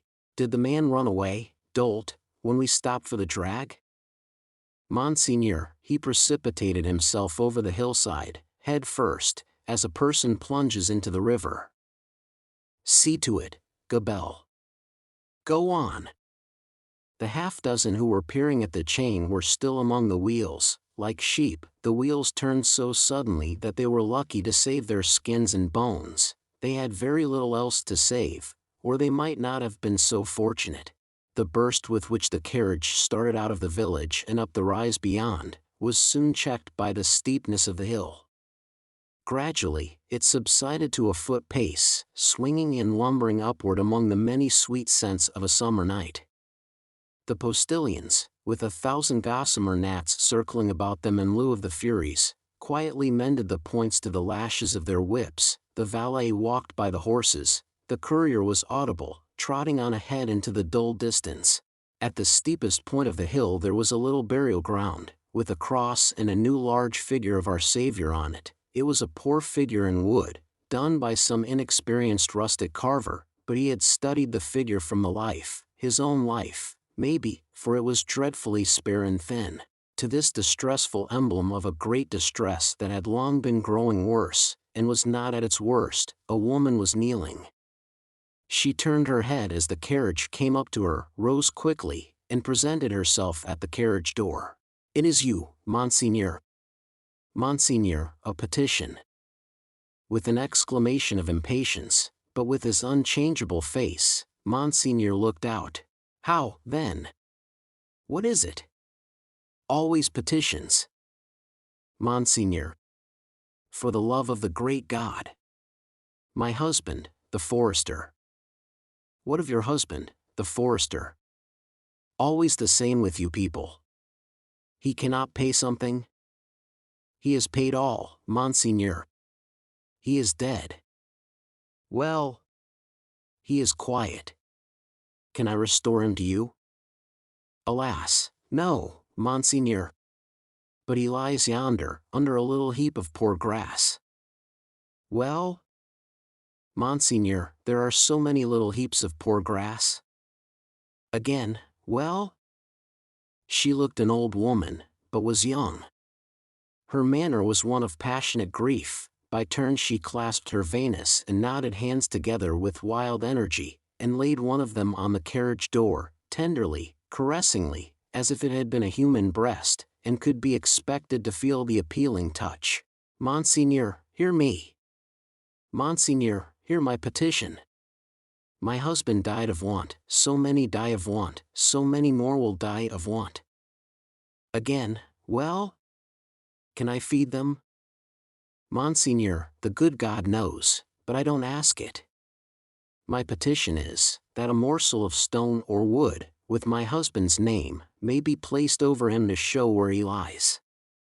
Otherwise, the place will be quickly forgotten, it will never be found when I am dead of the same malady, I shall be laid under some other heap of poor grass. Monseigneur, they are so many, they increase so fast, there is so much want. Monseigneur. Monseigneur." The valet had put her away from the door, The carriage had broken into a brisk trot, the postilions had quickened the pace, she was left far behind, and Monseigneur, again escorted by the Furies, was rapidly diminishing the league or two of distance that remained between him and his chateau.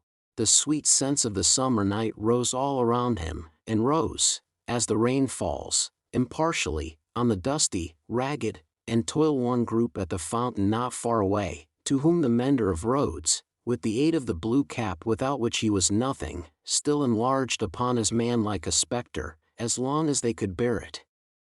By degrees, as they could bear no more, they dropped off one by one, and lights twinkled in little casements, which lights, as the casements darkened, and more stars came out, seemed to have shot up into the sky instead of having been extinguished. The shadow of a large high-roofed house, and of many overhanging trees, was upon Monsieur the Marquis by that time, and the shadow was exchanged for the light of a flambeau, as his carriage stopped, and the great door of his chateau was opened to him. Monsieur Charles, whom I expect, is he arrived from England? Monseigneur, not yet. Chapter 9. The Gorgon's Head. It was a heavy massive building, that chateau of Monsieur the Marquis, with a large stone courtyard before it, and two stone sweeps of staircase meeting in a stone terrace before the principal door.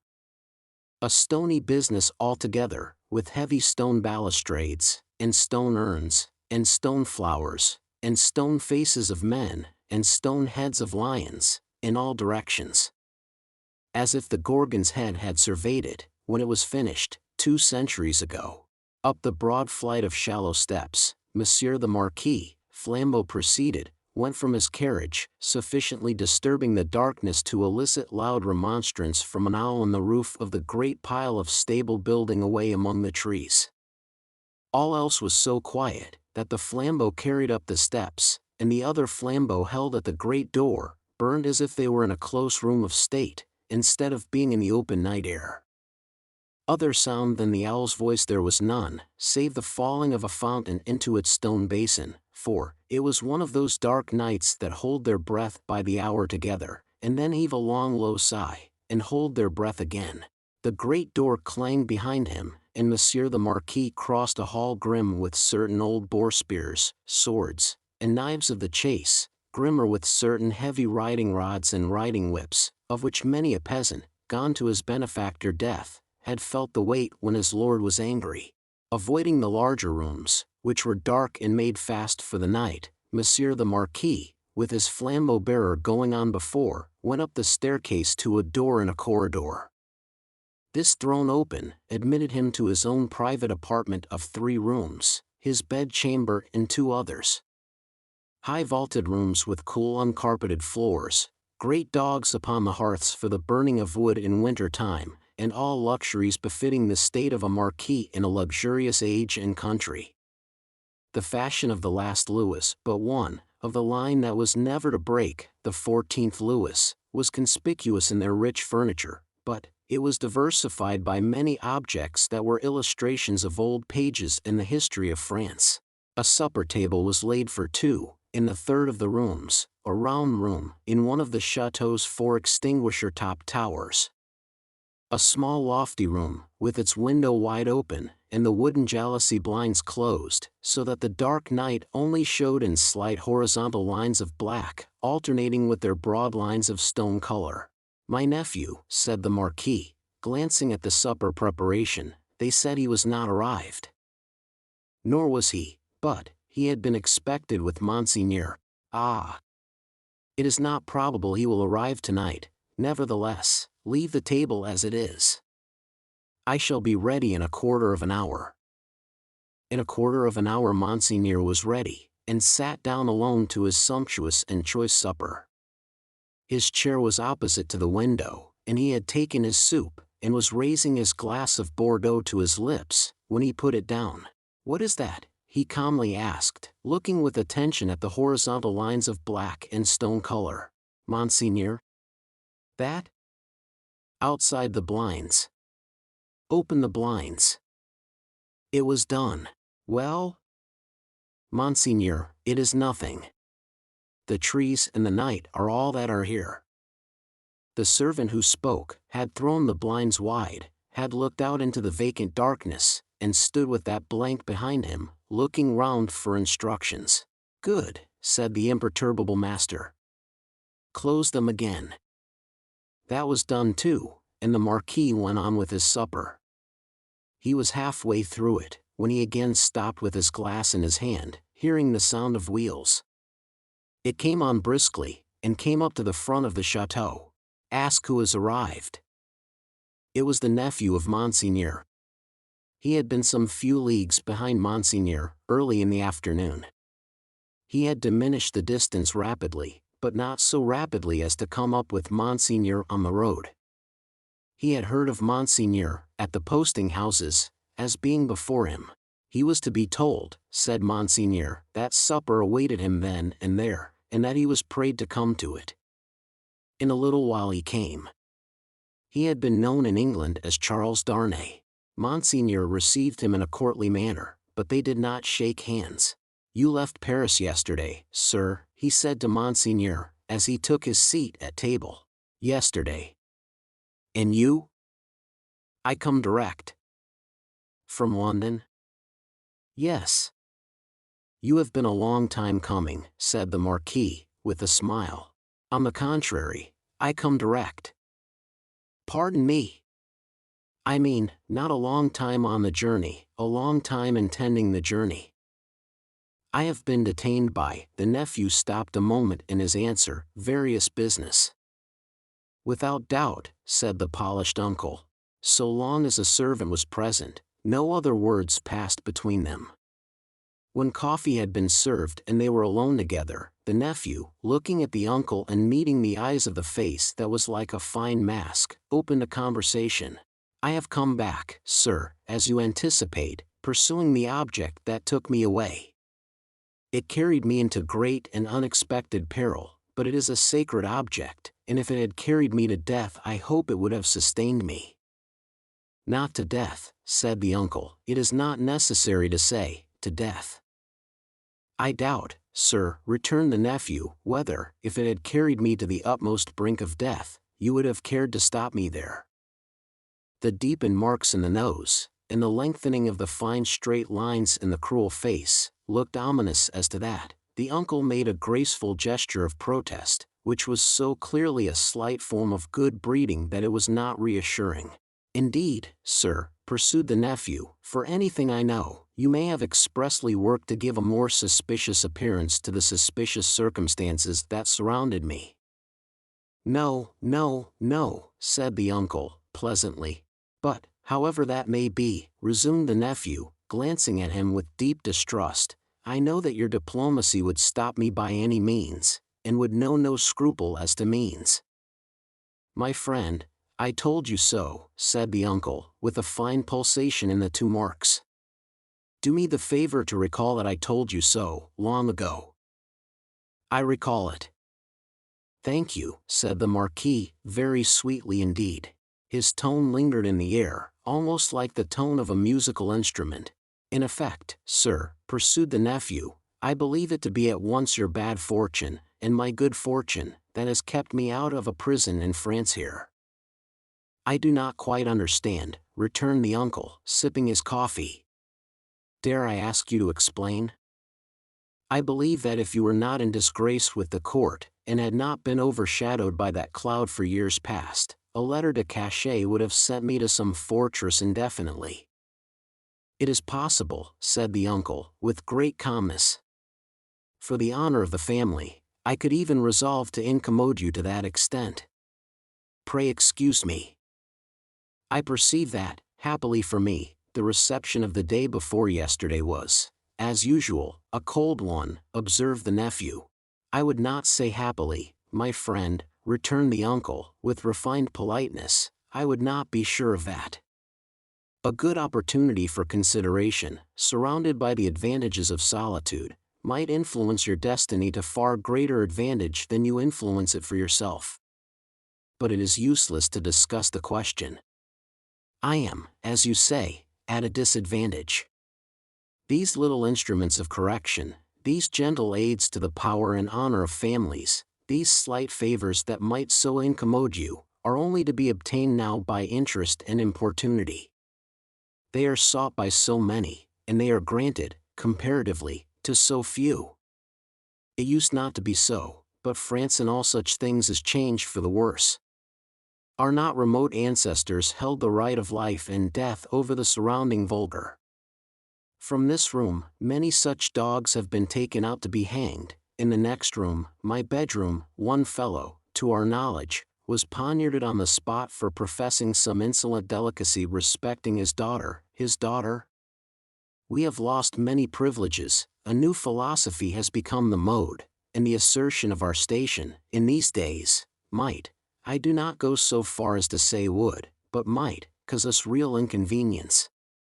All very bad, very bad. The Marquis took a gentle little pinch of snuff, and shook his head, as elegantly despondent as he could becomingly be of a country still containing himself, that great means of regeneration. We have so asserted our station, both in the old time and in the modern time also, said the nephew, gloomily, that I believe our name to be more detested than any name in France. Let us hope so, said the uncle. Detestation of the high is the involuntary homage of the low. There is not, pursued the nephew, in his former tone, a face I can look at, in all this country round about us, which looks at me with any deference on it but the dark deference of fear and slavery. A compliment, said the Marquis, to the grandeur of the family, merited by the manner in which the family has sustained its grandeur. Ha! And he took another gentle little pinch of snuff, and lightly crossed his legs. But, when his nephew, leaning an elbow on the table, covered his eyes thoughtfully and dejectedly with his hand, the fine mask looked at him sideways with a stronger concentration of keenness, closeness, and dislike, than was comportable with its wearer's assumption of indifference. Repression is the only lasting philosophy. The dark deference of fear and slavery, my friend, observed the Marquis, will keep the dogs obedient to the whip, as long as this roof, looking up to it, shuts out the sky. That might not be so long as the Marquis supposed. If a picture of the chateau as it was to be a very few years hence, and of 50 like it as they too were to be a very few years hence, could have been shown to him that night, he might have been at a loss to claim his own from the ghastly, fire-charred, plunder-wrecked rains. As for the roof he vaunted, he might have found that shutting out the sky in a new way, to wit, forever, from the eyes of the bodies into which its lead was fired, out of the barrels of 100,000 muskets. Meanwhile, said the Marquis, I will preserve the honor and repose of the family, if you will not. But you must be fatigued. Shall we terminate our conference for the night? A moment more. An hour, if you please. Sir, said the nephew, we have done wrong, and are reaping the fruits of wrong. We have done wrong, repeated the Marquis, with an inquiring smile, and delicately pointing, first to his nephew, then to himself. Our family, our honorable family, whose honor is of so much account to both of us, in such different ways. Even in my father's time, we did a world of wrong, injuring every human creature who came between us and our pleasure, whatever it was. Why need I speak of my father's time, when it is equally yours?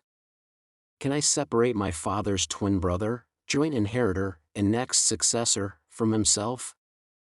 Death has done that, said the Marquis, and has left me, answered the nephew, bound to a system that is frightful to me, responsible for it, but powerless in it, seeking to execute the last request of my dear mother's lips, and obey the last look of my dear mother's eyes, which implored me to have mercy and to redress, and tortured by seeking assistance and power in vain. Seeking them from me, my nephew, said the Marquis, touching him on the breast with his forefinger, they were now standing by the hearth, you will forever seek them in vain, be assured.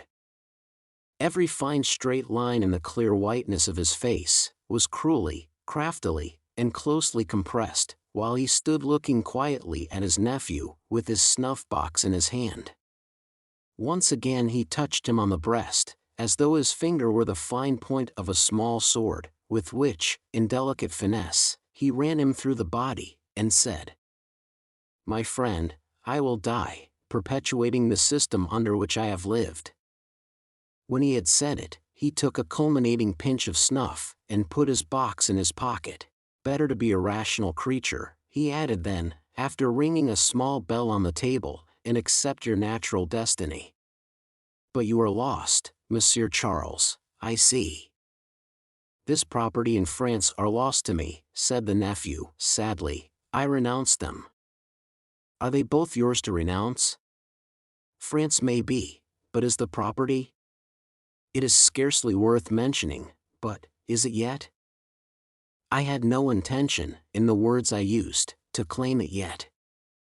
If it passed to me from you, tomorrow, which I have the vanity to hope is not probable, or 20 years hence."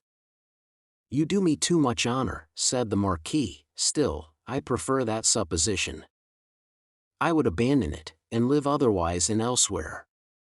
It is little to relinquish. What is it but a wilderness of misery and ruin?" "Ha," said the Marquis, glancing round the luxurious room. "To the eye it is fair enough, here, but seen in its integrity, under the sky, and by the daylight, it is a crumbling tower of waste, mismanagement, extortion, debt, mortgage, oppression, hunger, nakedness, and suffering." "Ha," said the Marquis again, in a well-satisfied manner. "If it ever becomes mine, it shall be put into some hands better qualified to free it slowly, if such a thing is possible, from the weight that drags it down, so that the miserable people who cannot leave it and who have been long wrung to the last point of endurance, may, in another generation, suffer less, but it is not for me. There is a curse on it, and on all this land." "And you," said the uncle, "forgive my curiosity, do you, under your new philosophy, graciously intend to live?" "I must do, to live, what others of my countrymen, even with nobility at their backs, may have to do some day, work." "In England, for example?" "Yes. The family honor, sir, is safe from me in this country. The family name can suffer from me in no other, for I bear it in no other." The ringing of the bell had caused the adjoining bedchamber to be lighted. It now shone brightly, through the door of communication. The Marquis looked that way, and listened for the retreating step of his valet. "England is very attractive to you, seeing how indifferently you have prospered there," he observed then, turning his calm face to his nephew with a smile. "I have already said, that for my prospering there, I am sensible I may be indebted to you, sir. For the rest, it is my refuge. They say, those boastful English, that it is the refuge of many. You know a compatriot who has found a refuge there?" "A doctor?" "Yes." "With a daughter?" "Yes." "Yes," said the Marquis. "You are fatigued. Good night."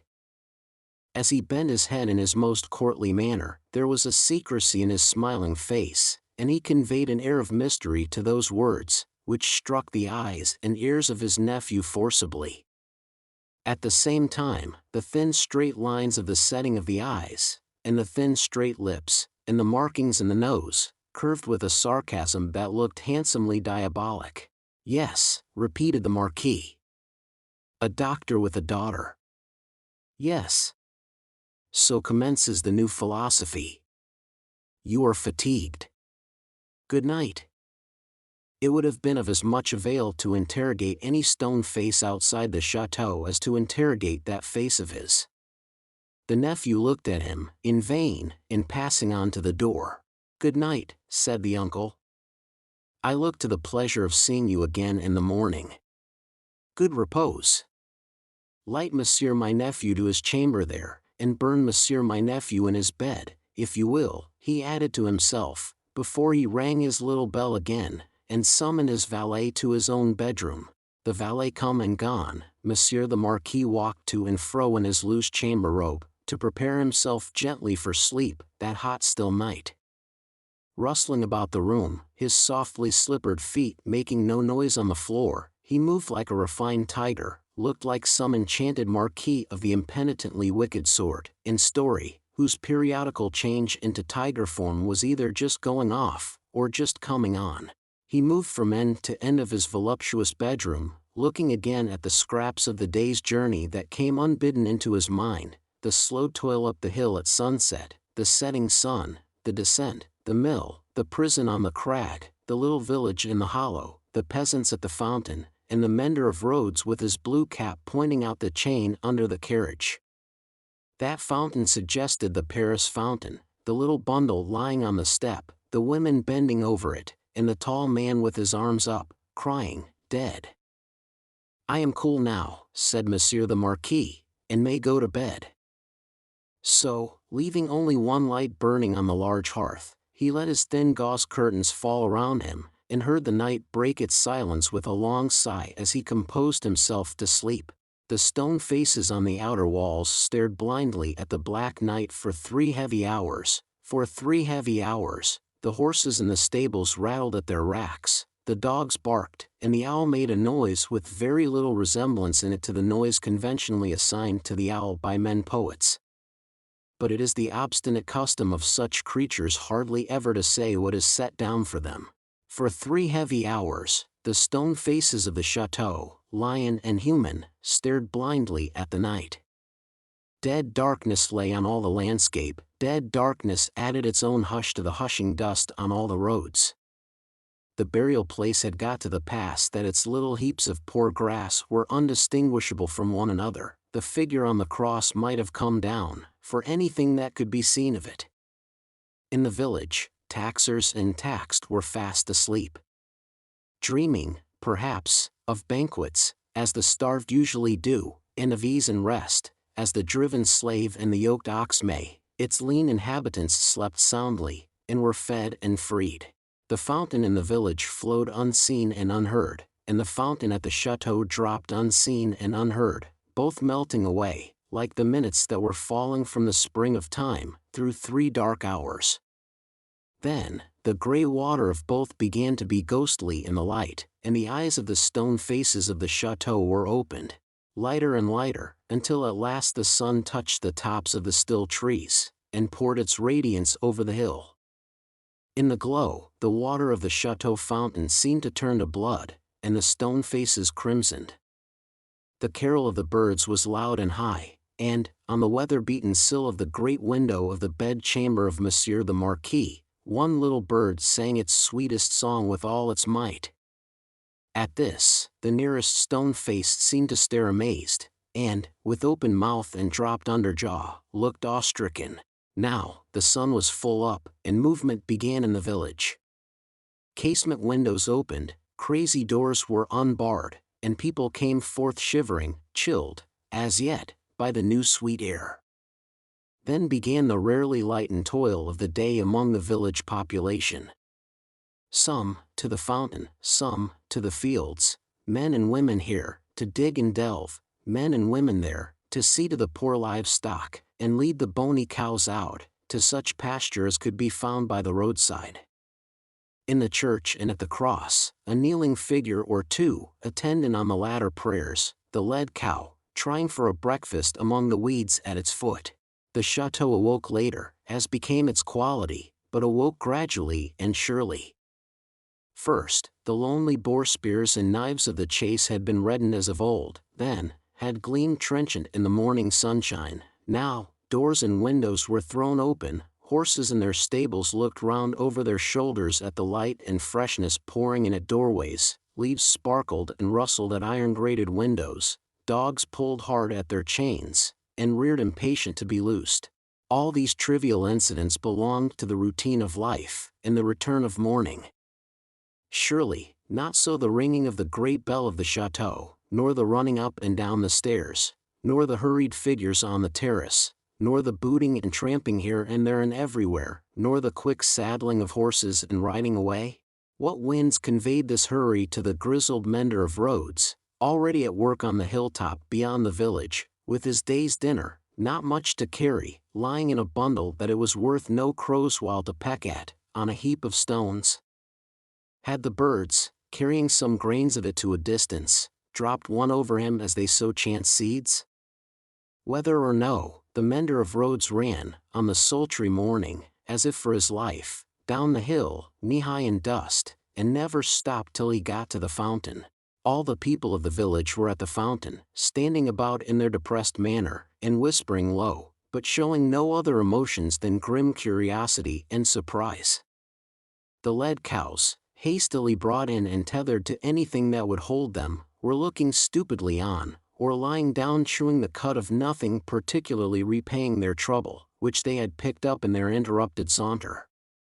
Some of the people of the chateau, and some of those of the posting house, and all the taxing authorities, were armed more or less, and were crowded on the other side of the little street in a purposeless way that was highly fraught with nothing. Already, the mender of roads had penetrated into the midst of a group of 50 particular friends, and was smiting himself in the breast with his blue cap. What did all this portend, and what portended the swift hoisting up of Monsieur Gabelle behind a servant on horseback, and the conveying away of the said Gabelle, double laden though the horse was, at a gallop, like a new version of the German ballad of Leonora? It portended that there was one stone face too many, up at the chateau. The Gorgon had surveyed the building again in the night, and had added the one stone face wanting, the stone face for which it had waited through about 200 years. It lay back on the pillow of Monsieur the Marquis.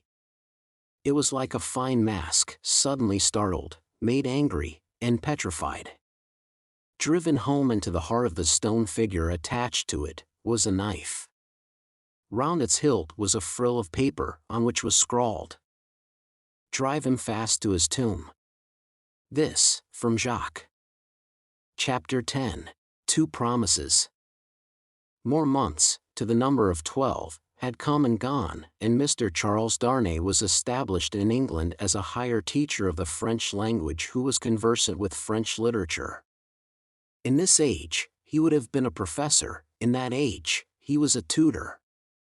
He read with young men who could find any leisure and interest for the study of a living tongue spoken all over the world, and he cultivated a taste for its stores of knowledge and fancy. He could write of them, besides, in sound English, and render them into sound English. Such masters were not at that time easily found. Princes that had been, and kings that were to be, were not yet of the teacher class, and no ruined nobility had dropped out of Tellson's ledgers, to turn cooks and carpenters. As a tutor, whose attainments made the student's way unusually pleasant and profitable, and as an elegant translator who brought something to his work besides mere dictionary knowledge, young Mr. Darnay soon became known and encouraged. He was well acquainted, moreover, with the circumstances of his country, and those were of ever-growing interest.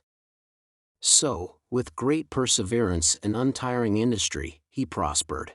In London, he had expected neither to walk on pavements of gold, nor to lie on beds of roses. If he had had any such exalted expectation, he would not have prospered. He had expected labor, and he found it, and did it, and made the best of it. In this, his prosperity consisted. A certain portion of his time was passed at Cambridge, where he read with undergraduates as a sort of tolerated smuggler who drove a contraband trade in European languages, instead of conveying Greek and Latin through the custom house. The rest of his time he passed in London. Now, from the days when it was always summer in Eden, to these days when it is mostly winter in fallen latitudes, the world of a man has invariably gone one way, Charles Darnay's way, the way of the love of a woman. He had loved Lucy Manette from the hour of his danger. He had never heard a sound so sweet and dear as the sound of her compassionate voice. He had never seen a face so tenderly beautiful as hers when it was confronted with his own on the edge of the grave that had been dug for him. But he had not yet spoken to her on the subject. The assassination at the deserted chateau far away beyond the heaving water and the long, dusty roads, the solid stone chateau which had itself become the mere mist of a dream, had been done a year, and he had never yet, by so much as a single spoken word, disclosed to her the state of his heart. That he had his reasons for this, he knew full well. It was again a summer day when, lately arrived in London from his college occupation, he turned into the quiet corner in Soho, bent on seeking an opportunity of opening his mind to Dr. Manette. It was the close of the summer day, and he knew Lucy to be out with Miss Pross. He found the doctor reading in his armchair at a window. The energy which had at once supported him under his old sufferings and aggravated their sharpness, had been gradually restored to him. He was now a very energetic man indeed, with great firmness of purpose, strength of resolution, and vigor of action. In his recovered energy he was sometimes a little fitful and sudden, as he had at first been in the exercise of his other recovered faculties, but this had never been frequently observable, and had grown more and more rare. He studied much, slept little, sustained a great deal of fatigue with ease, and was equably cheerful. To him now entered Charles Darnay, at sight of whom he laid aside his book and held out his hand. "Charles Darnay, I rejoice to see you. We have been counting on your return these 3 or 4 days past. Mr. Stryver and Sidney Carton were both here yesterday, and both made you out to be more than due." "I am obliged to them for their interest in the matter," he answered, a little coldly as to them, though very warmly as to the doctor. "Miss Manette is well," said the doctor, as he stopped short, "and your return will delight us all. She has gone out on some household matters, but will soon be home." "Dr. Manette, I knew she was from home. I took the opportunity of her being from home, to beg to speak to you." There was a blank silence. "Yes," said the doctor, with evident constraint. "Bring your chair here, and speak on." He complied as to the chair, but appeared to find the speaking on less easy. "I have had the happiness, Dr. Manette, of being so intimate here," so he at length began, "for some year and a half, that I hope the topic on which I am about to touch may not." He was stayed by the doctor's putting out his hand to stop him. When he had kept it so a little while, he said, drawing it back, "Is Lucy the topic?" "She is. It is hard for me to speak of her at any time. It is very hard for me to hear her spoken of in that tone of yours, Charles Darnay. It is a tone of fervent admiration, true homage, and deep love, Dr. Manette," he said deferentially. There was another blank silence before her father rejoined, "I believe it. I do you justice, I believe it." His constraint was so manifest, and it was so manifest, too, that it originated in an unwillingness to approach the subject, that Charles Darnay hesitated. "Shall I go on, sir?" Another blank. "Yes, go on. You anticipate what I would say, though you cannot know how earnestly I say it, how earnestly I feel it, without knowing my secret heart, and the hopes and fears and anxieties with which it has long been laden. Dear Dr. Manette, I love your daughter fondly, dearly, disinterestedly, devotedly. If ever there were love in the world, I love her. You have loved yourself, let your old love speak for me." The doctor sat with his face turned away, and his eyes bent on the ground. At the last words, he stretched out his hand again, hurriedly, and cried, "Not that, sir. Let that be. I adjure you, do not recall that." His cry was so like a cry of actual pain, that it rang in Charles Darnay's ears long after he had ceased. He motioned with the hand he had extended, and it seemed to be an appeal to Darnay to pause. The latter so received it, and remained silent. "I ask your pardon," said the doctor, in a subdued tone, after some moments. "I do not doubt your loving Lucy, you may be satisfied of it." He turned towards him in his chair, but did not look at him, or raise his eyes. His chin dropped upon his hand, and his white hair overshadowed his face. "Have you spoken to Lucy?" "No." "Nor written?" "Never. It would be ungenerous to affect not to know that your self-denial is to be referred to your consideration for her father. Her father thanks you." He offered his hand, but his eyes did not go with it. "I know," said Darnay, respectfully, "how can I fail to know, Dr. Manette, I who have seen you together from day to day, that between you and Miss Manette there's an affection so unusual, so touching, so belonging to the circumstances in which it has been nurtured, that it can have few parallels, even in the tenderness between a father and child. I know, Dr. Manette, how can I fail to know, that, mingled with the affection and duty of a daughter who has become a woman, there is, in her heart, towards you, all the love and reliance of infancy itself. I know that, as in her childhood she had no parent, so she is now devoted to you with all the constancy and fervor of her present years and character, united to the trustfulness and attachment of the early days in which you were lost to her. I know perfectly well that if you had been restored to her from the world beyond this life, you could hardly be invested, in her sight, with a more sacred character than that in which you are always with her. I know that when she is clinging to you, the hands of baby, girl, and woman, all in one, are round your neck. I know that in loving you she sees and loves her mother at her own age, sees and loves you at my age, loves her mother broken-hearted, loves you through your dreadful trial and in your blessed restoration. I have known this, night and day, since I have known you in your home. Her father sat silent, with his face bent down. His breathing was a little quickened, but he repressed all other signs of agitation. Dear Dr. Manette, always knowing this, always seeing her and you with this hallowed light about you, I have forborne, as long as it was in the nature of man to do it. I have felt, and do even now feel, that to bring my love, even mine, between you, is to touch your history with something not quite so good as itself. But I love her. Heaven is my witness that I love her. I believe it, answered her father, mournfully. I have thought so before now. I believe it.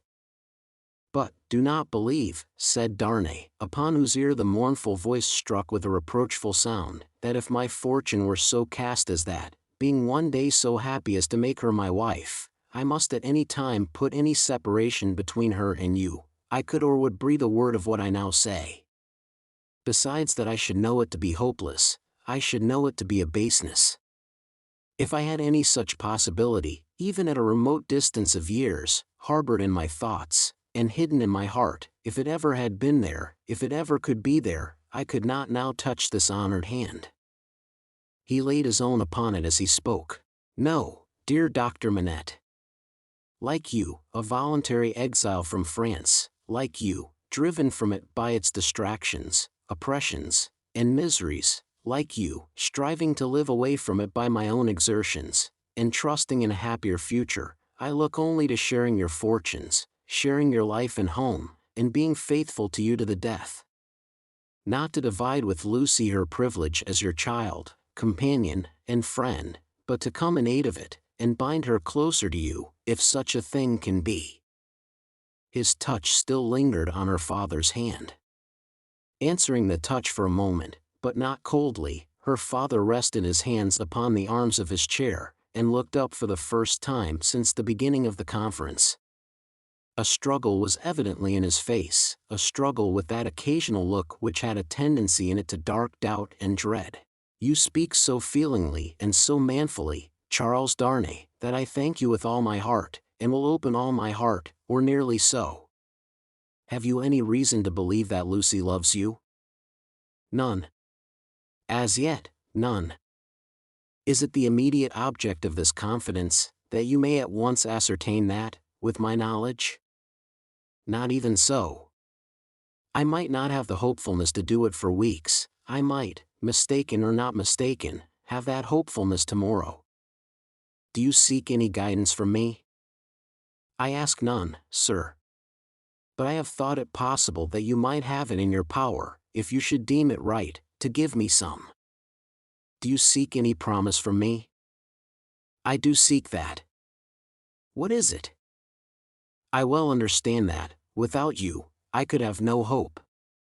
I well understand that, even if Miss Manette held me at this moment in her innocent heart, do not think I have the presumption to assume so much, I could retain no place in it against her love for her father. If that be so, do you see what, on the other hand, is involved in it? I understand equally well that a word from her father in any suitor's favor would outweigh herself and all the world. For which reason, Dr. Manette, said Darnay, modestly but firmly, I would not ask that word, to save my life. I am sure of it.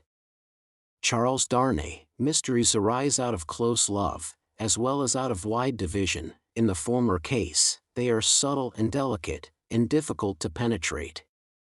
My daughter Lucy is, in this one respect, such a mystery to me, I can make no guess at the state of her heart. May I ask, sir, if you think she is, as he hesitated, her father supplied the rest, is sought by any other suitor? It is what I meant to say. Her father considered a little before he answered. You have seen Mr. Carton here, yourself. Mr. Stryver is here too, occasionally. If it be at all, it can only be by one of these. Or both, said Darnay. I had not thought of both. I should not think either, likely. You want a promise from me. Tell me what it is. It is, that if Miss Manette should bring to you at any time, on her own part, such a confidence as I have ventured to lay before you, you will bear testimony to what I have said, and to your belief in it. I hope you may be able to think so well of me, as to urge no influence against me. I say nothing more of my stake in this is what I ask. The condition on which I ask it, and which you have an undoubted right to require, I will observe immediately. I give the promise, said the doctor, without any condition. I believe your object to be, purely and truthfully, as you have stated it. I believe your intention is to perpetuate, and not to weaken, the ties between me and my other and far dearer self. If she should ever tell me that you are essential to her perfect happiness, I will give her to you. If there were, Charles Darnay, if there were. The young man had taken his hand gratefully, their hands were joined as the doctor spoke.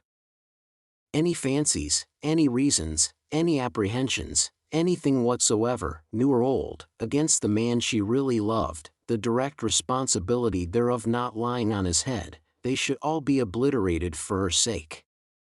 She is everything to me, more to me than suffering, more to me than wrong, more to me, well. This is idle talk. So strange was the way in which he faded into silence, and so strange his fixed look when he had ceased to speak, that Darnay felt his own hand turn cold in the hand that slowly released and dropped it. You said something to me, said Dr. Manette, breaking into a smile. What was it you said to me? He was at a loss how to answer, until he remembered having spoken of a condition. Relieved as his mind reverted to that, he answered. Your confidence in me ought to be returned with full confidence on my part. My present name, though but slightly changed from my mother's, is not, as you will remember, my own. I wish to tell you what that is, and why I am in England. Stop, said the doctor of Beauvais. I wish it, that I may the better deserve your confidence, and have no secret from you. Stop. For an instant, the doctor even had his two hands at his ears, for another instant, even had his two hands laid on Darnay's lips. Tell me when I ask you, not now. If your suit should prosper, if Lucy should love you, you shall tell me on your marriage morning. Do you promise? Willingly. Give me your hand. She will be home directly, and it is better she should not see us together tonight. Go! God bless you. It was dark when Charles Darnay left him, and it was an hour later and darker when Lucy came home. She hurried into the room alone, for Miss Pross had gone straight upstairs, and was surprised to find his reading chair empty. My father, she called to him. Father dear! Nothing was said in answer, but she heard a low hammering sound in his bedroom. Passing lightly across the intermediate room, she looked in at his door and came running back frightened, crying to herself, with her blood all chilled, What shall I do? What shall I do?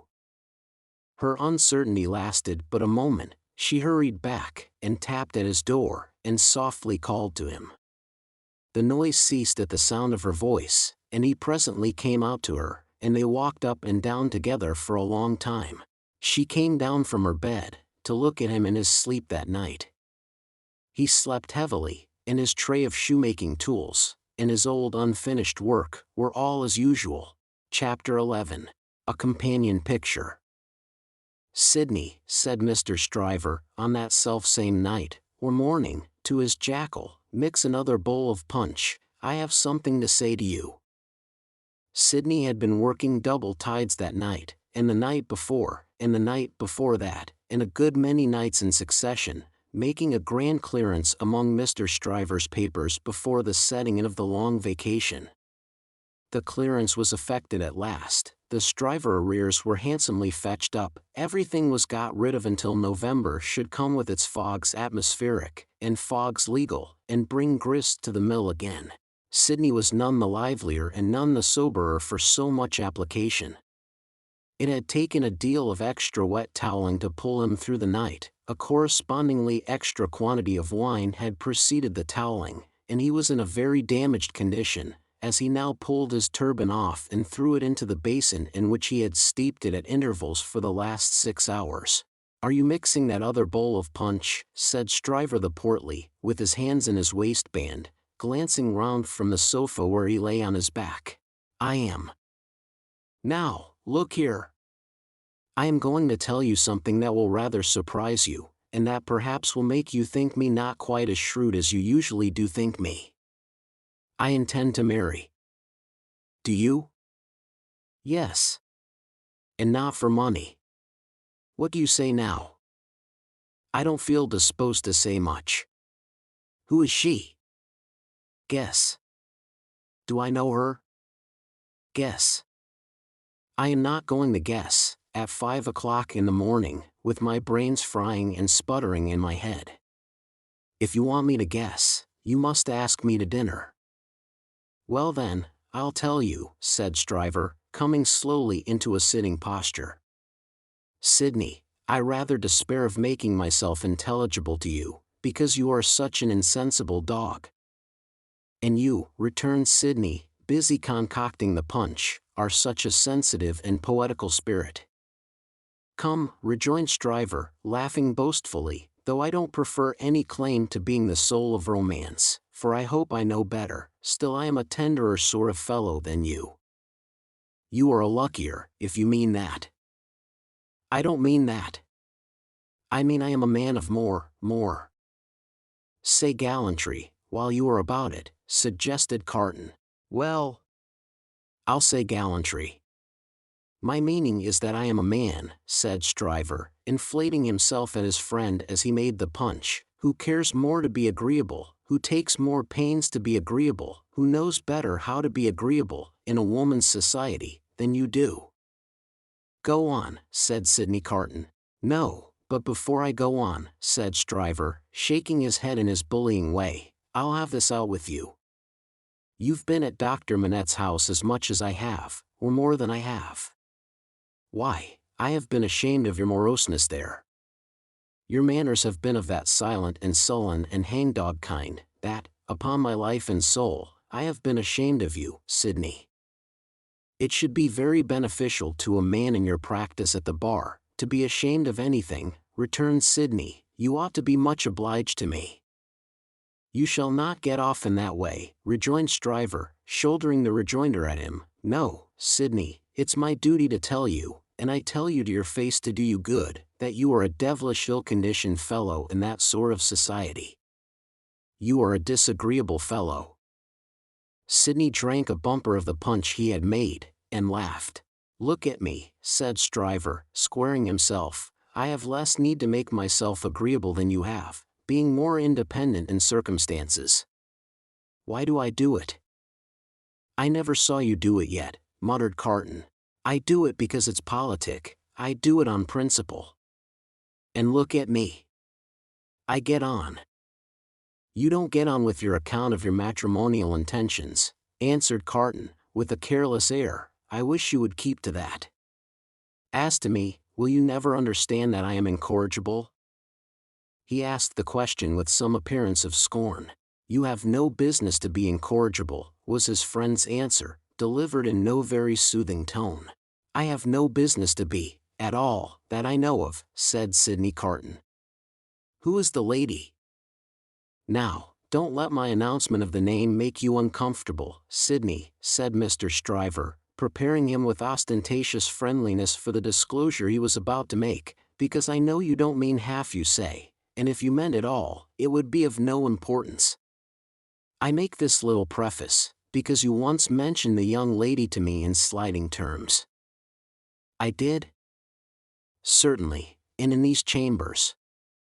Sidney Carton looked at his punch and looked at his complacent friend, drank his punch and looked at his complacent friend. "You made mention of the young lady as a golden-haired doll." "The young lady is Miss Manette."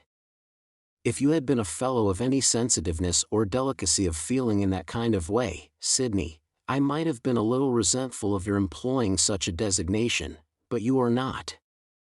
You want that sense altogether, therefore I am no more annoyed when I think of the expression, than I should be annoyed by a man's opinion of a picture of mine, who had no eye for pictures, or of a piece of music of mine, who had no ear for music." Sidney Carton drank the punch at a great rate, drank it by bumpers, looking at his friend. "Now you know all about it, Sid," said Mr. Stryver. "I don't care about Fortune. She is a charming creature, and I have made up my mind to please myself. On the whole, I think I can afford to please myself. She will have in me a man already pretty well off, and a rapidly rising man, and a man of some distinction. It is a piece of good fortune for her, but she is worthy of good fortune. Are you astonished?" Carton, still drinking the punch, rejoined, "Why should I be astonished?" "You approve?"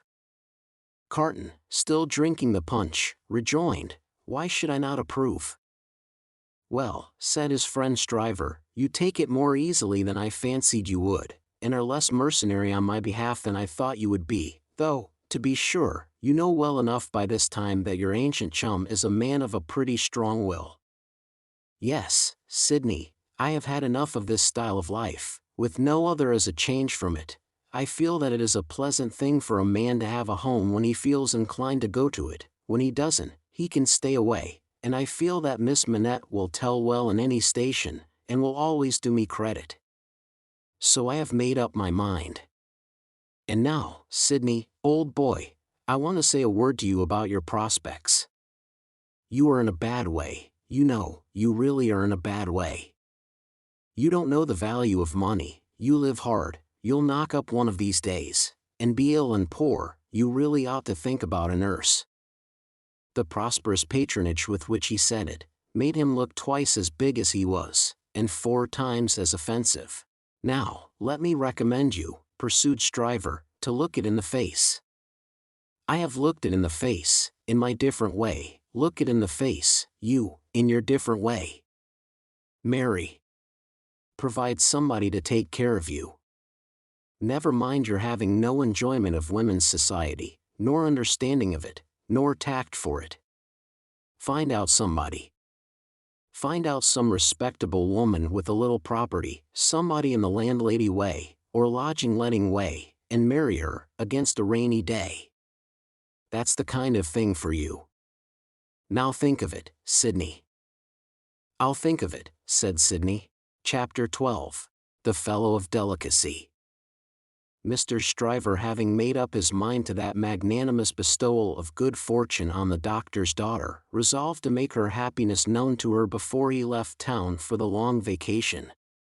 After some mental debating of the point, he came to the conclusion that it would be as well to get all the preliminaries done with, and they could then arrange at their leisure whether he should give her his hand a week or 2 before Michaelmas term, or in the little Christmas vacation between it and Hilary. As to the strength of his case, he had not a doubt about it, but clearly saw his way to the verdict. Argued with the jury on substantial worldly grounds, the only grounds ever worth taking into account, it was a plain case, and had not a weak spot in it. He called himself for the plaintiff, there was no getting over his evidence, the counsel for the defendant threw up his brief, and the jury did not even turn to consider. After trying it, Stryver, C.J., was satisfied that no plainer case could be. Accordingly, Mr. Stryver inaugurated the long vacation with a formal proposal to take Miss Manette to Vauxhall Gardens. That failing, to Ranelagh, that unaccountably failing too, it behoved him to present himself in Soho, and there declare his noble mind.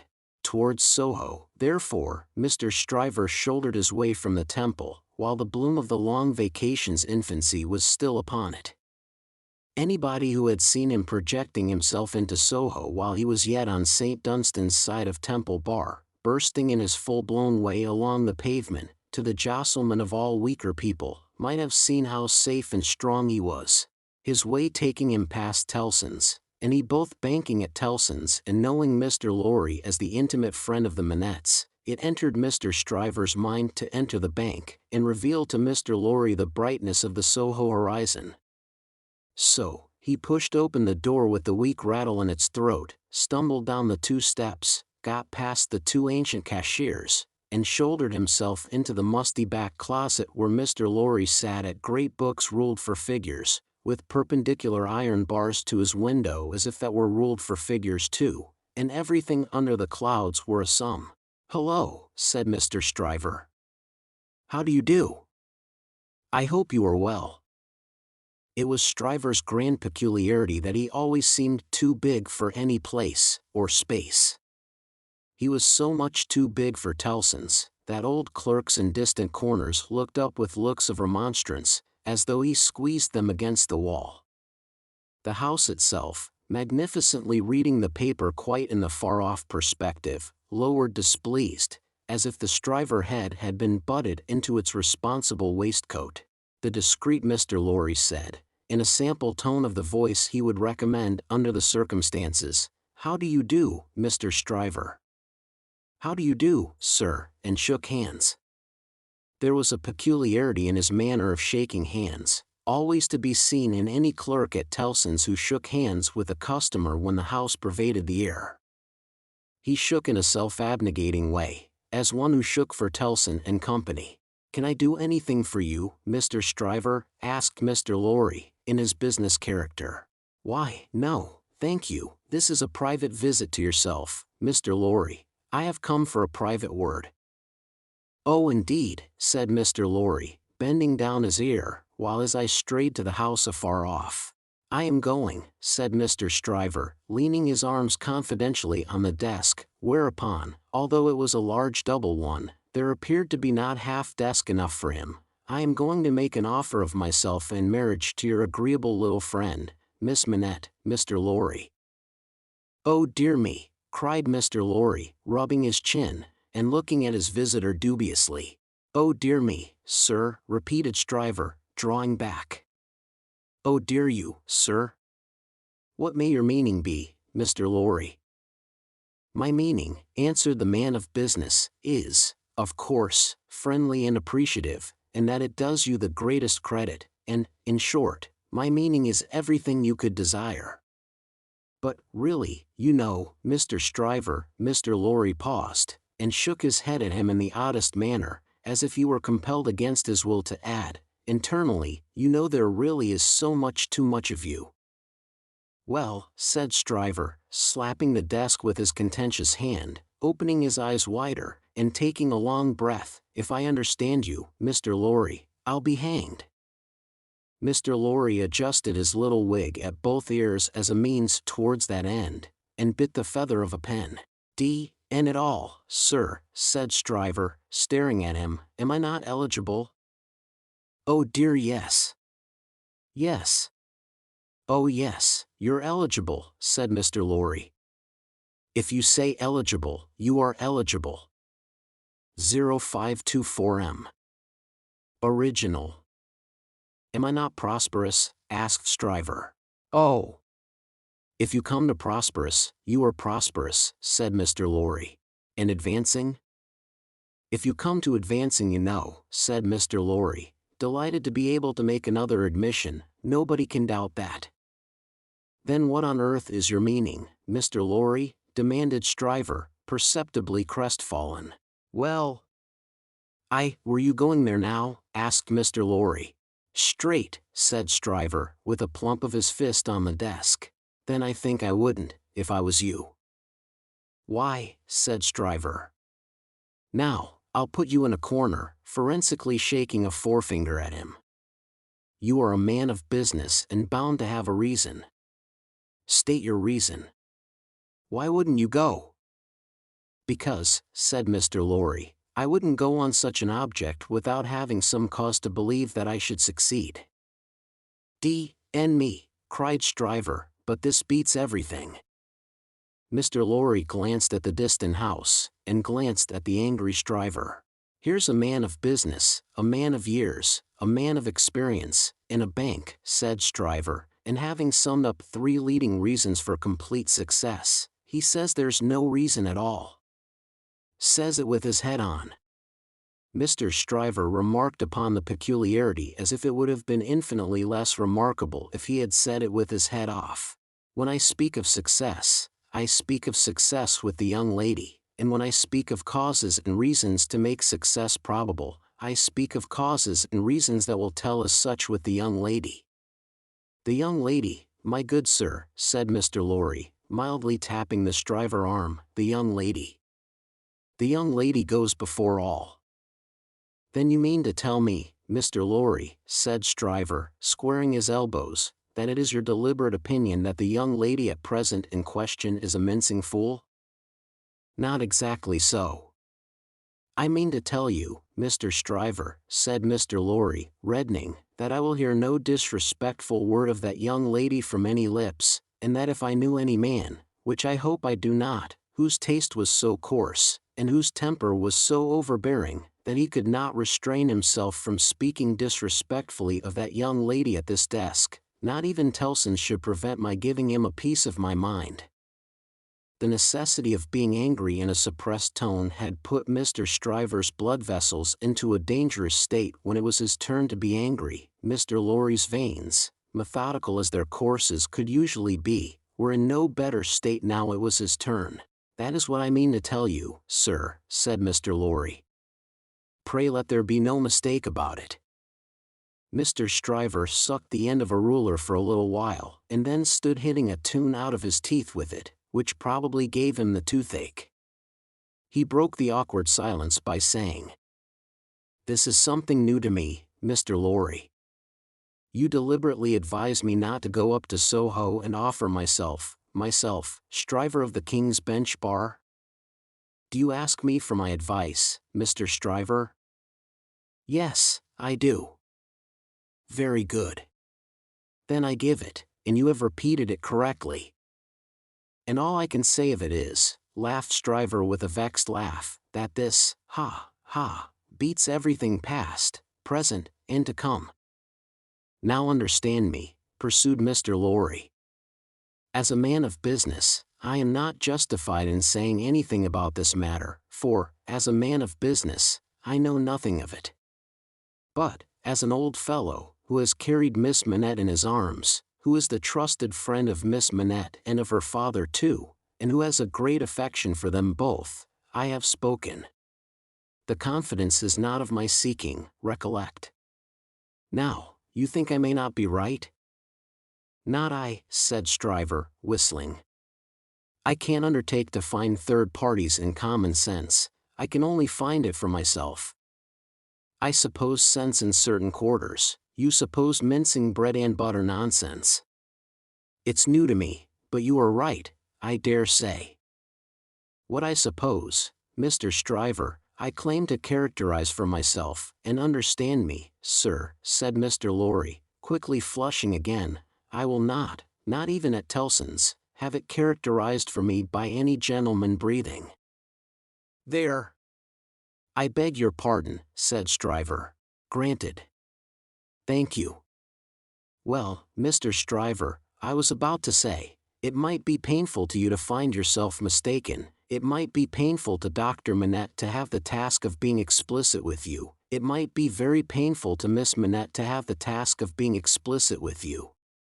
You know the terms upon which I have the honor and happiness to stand with the family. If you please, committing you in no way, representing you in no way, I will undertake to correct my advice by the exercise of a little new observation and judgment expressly brought to bear upon it. If you should then be dissatisfied with it, you can but test its soundness for yourself. If, on the other hand, you should be satisfied with it, and it should be what it now is, it may spare all sides what is best spared. What do you say? How long would you keep me in town? Oh, it is only a question of a few hours. I could go to Soho in the evening, and come to your chambers afterwards. Then I say yes, said Stryver. I won't go up there now, I am not so hot upon it as that comes to. I say yes, and I shall expect you to look in tonight. Good morning. Then Mr. Stryver turned and burst out of the bank, causing such a concussion of air on his passage through, that to stand up against it bowing behind the two counters, required the utmost remaining strength of the two ancient clerks. Those venerable and feeble persons were always seen by the public in the act of bowing, and were popularly believed, when they had bowed a customer out, still to keep on bowing in the empty office until they bowed another customer in. The barrister was keen enough to divine that the banker would not have gone so far in his expression of opinion on any less solid ground than moral certainty. Unprepared as he was for the large pill he had to swallow, he got it down. And now, said Mr. Stryver, shaking his forensic forefinger at the temple in general, when it was down, my way out of this is to put you all in the wrong.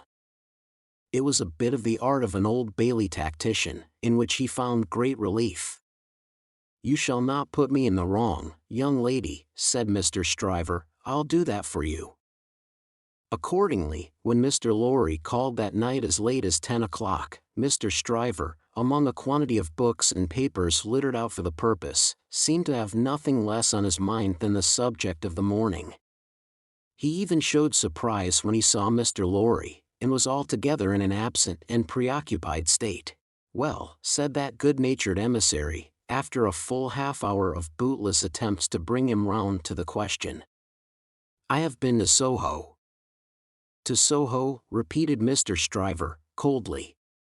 Oh, to be sure. What am I thinking of? And I have no doubt, said Mr. Lorry, that I was right in the conversation we had. My opinion is confirmed, and I reiterate my advice. I assure you, returned Mr. Stryver, in the friendliest way, that I am sorry for it on your account, and sorry for it on the poor father's account. I know this must always be a sore subject with the family, let us say no more about it. I don't understand you, said Mr. Lorry.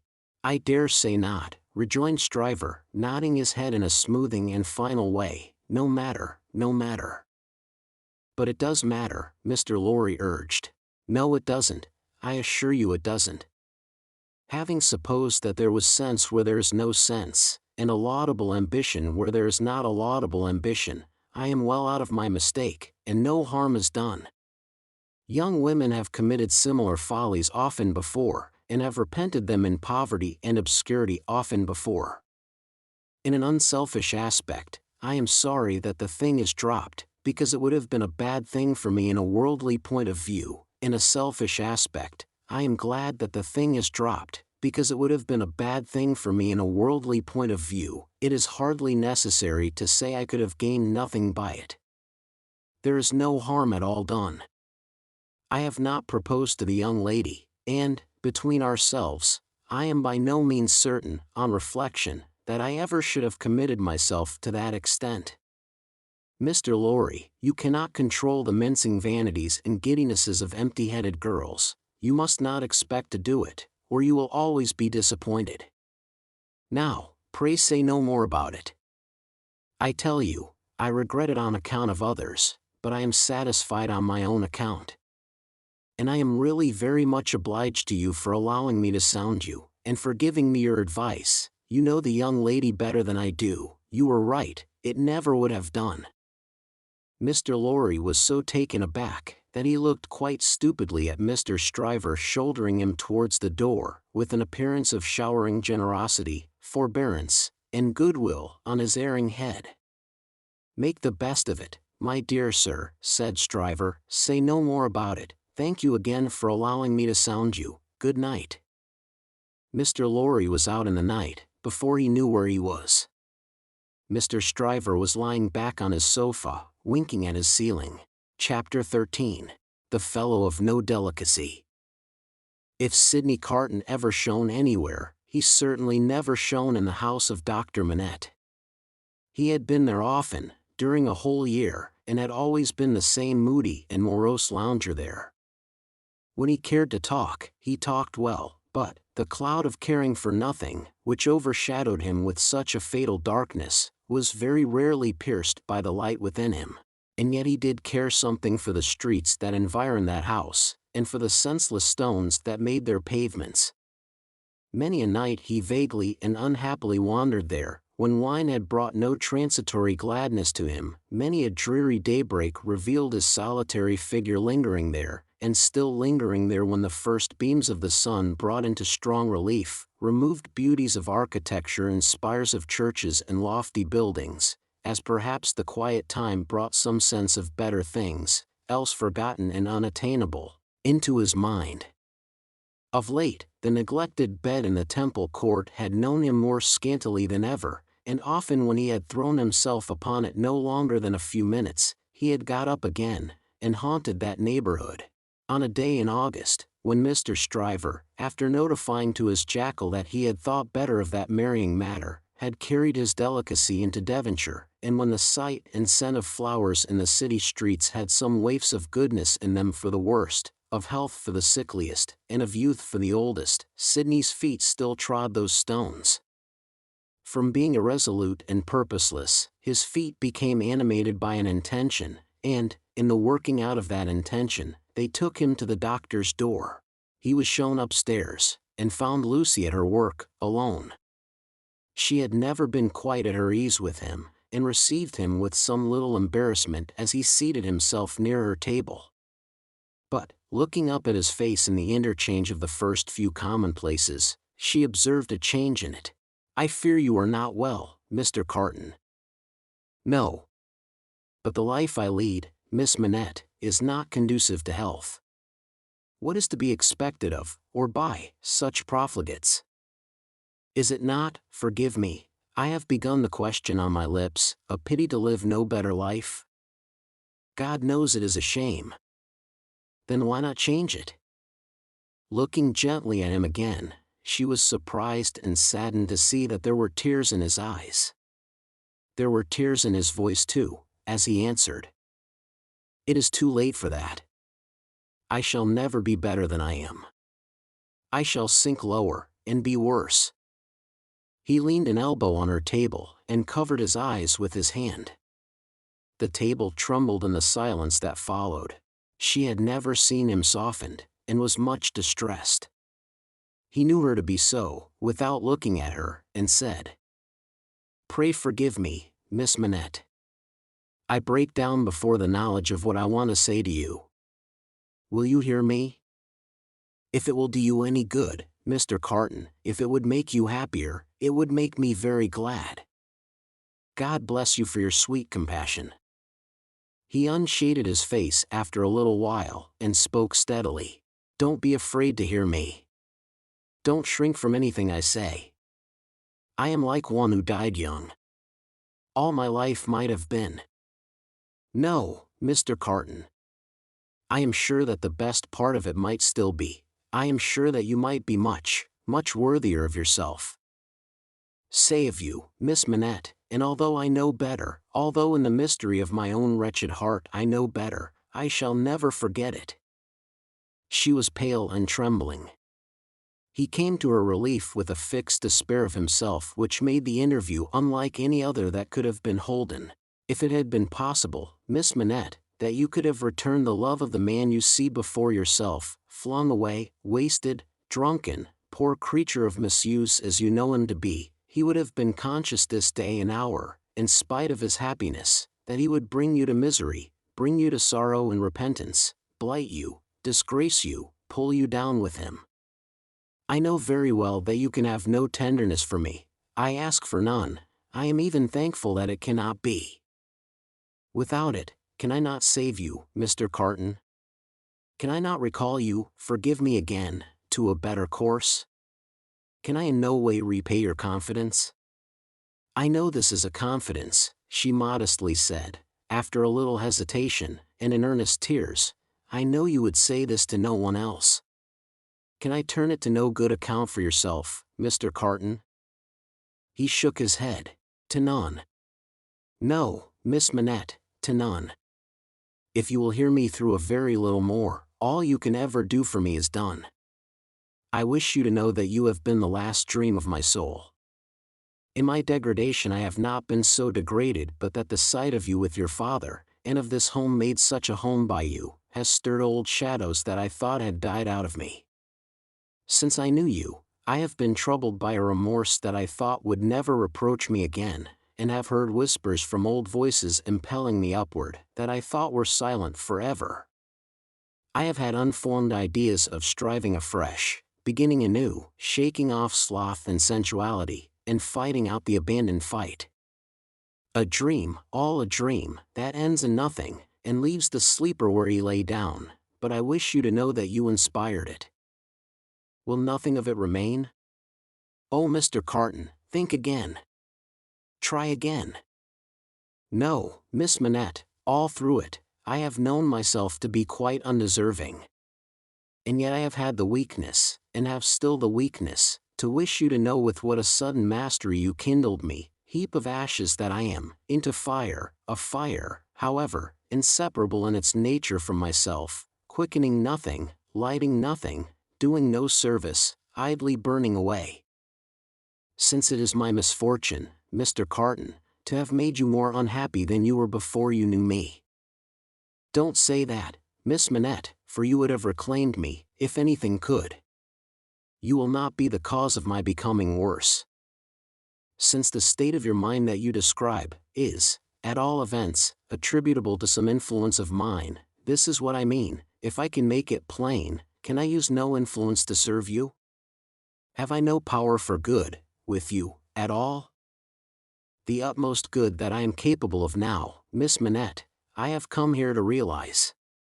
Let me carry through the rest of my misdirected life the remembrance that I opened my heart to you, last of all the world, and that there was something left in me at this time which you could deplore and pity. Which I entreated you to believe, again and again, most fervently, with all my heart, was capable of better things, Mr. Carton. Entreat me to believe it no more, Miss Manette. I have proved myself, and I know better. I distress you, I draw fast to an end. Will you let me believe, when I recall this day, that the last confidence of my life was reposed in your pure and innocent breast, and that it lies there alone, and will be shared by no one? If that will be a consolation to you, yes. Not even by the dearest one ever to be known to you? Mr. Carton, she answered, after an agitated pause, the secret is yours, not mine, and I promise to respect it. Thank you. And again, God bless you. He put her hand to his lips, and moved towards the door. Be under no apprehension, Miss Manette, of my ever resuming this conversation by so much as a passing word. I will never refer to it again. If I were dead, that could not be surer than it is henceforth. In the hour of my death, I shall hold sacred the one good remembrance, and shall thank and bless you for it, that my last avowal of myself was made to you, and that my name, and faults, and miseries were gently carried in your heart. May it otherwise be light and happy. He was so unlike what he had ever shown himself to be, and it was so sad to think how much he had thrown away, and how much he every day kept down and perverted, that Lucy Manette wept mournfully for him as he stood looking back at her. Be comforted, he said, I am not worth such feeling, Miss Manette. An hour or two hence, and the low companions and low habits that I scorn but yield to, will render me less worth such tears as those, than any wretch who creeps along the streets. Be comforted. But, within myself, I shall always be, towards you, what I am now, though outwardly I shall be what you have heretofore seen me. The last supplication but one I make to you, is, that you will believe this of me. I will, Mr. Carton. My last supplication of all, is this, and with it, I will relieve you of a visitor with whom I well know you have nothing in unison, and between whom and you there is an impassable space. It is useless to say it, I know, but it rises out of my soul. For you, and for any dear to you, I would do anything. If my career were of that better kind that there was any opportunity or capacity of sacrifice in it, I would embrace any sacrifice for you and for those dear to you. Try to hold me in your mind, at some quiet times, as ardent and sincere in this one thing. The time will come, the time will not be long in coming, when new ties will be formed about you, ties that will bind you yet more tenderly and strongly to the home you so adorn, the dearest ties that will ever grace and gladden you. Oh, Miss Manette, when the little picture of a happy father's face looks up in yours, when you see your own bright beauty springing up anew at your feet, think now and then that there is a man who would give his life, to keep a life you love beside you. He said, farewell, said a last God bless you, and left her. Chapter 14. The Honest Tradesman. To the eyes of Mr. Jeremiah Cruncher, sitting on his stool in Fleet Street with his grisly urchin beside him, a vast number and variety of objects in movement were every day presented. Who could sit upon anything in Fleet Street during the busy hours of the day, and not be dazed and deafened by two immense processions, one ever tending westward with the sun, the other ever tending eastward from the sun, both ever tending to the plains beyond the range of red and purple where the sun goes down? With his straw in his mouth, Mr. Cruncher sat watching the two streams, like the heathen rustic who has for several centuries been on duty watching one stream, saving that Jerry had no expectation of their ever running dry.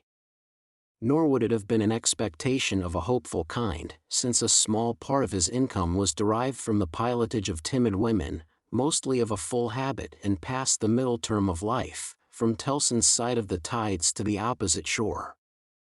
Brief as such companionship was in every separate instance, Mr. Cruncher never failed to become so interested in the lady as to express a strong desire to have the honor of drinking her very good health.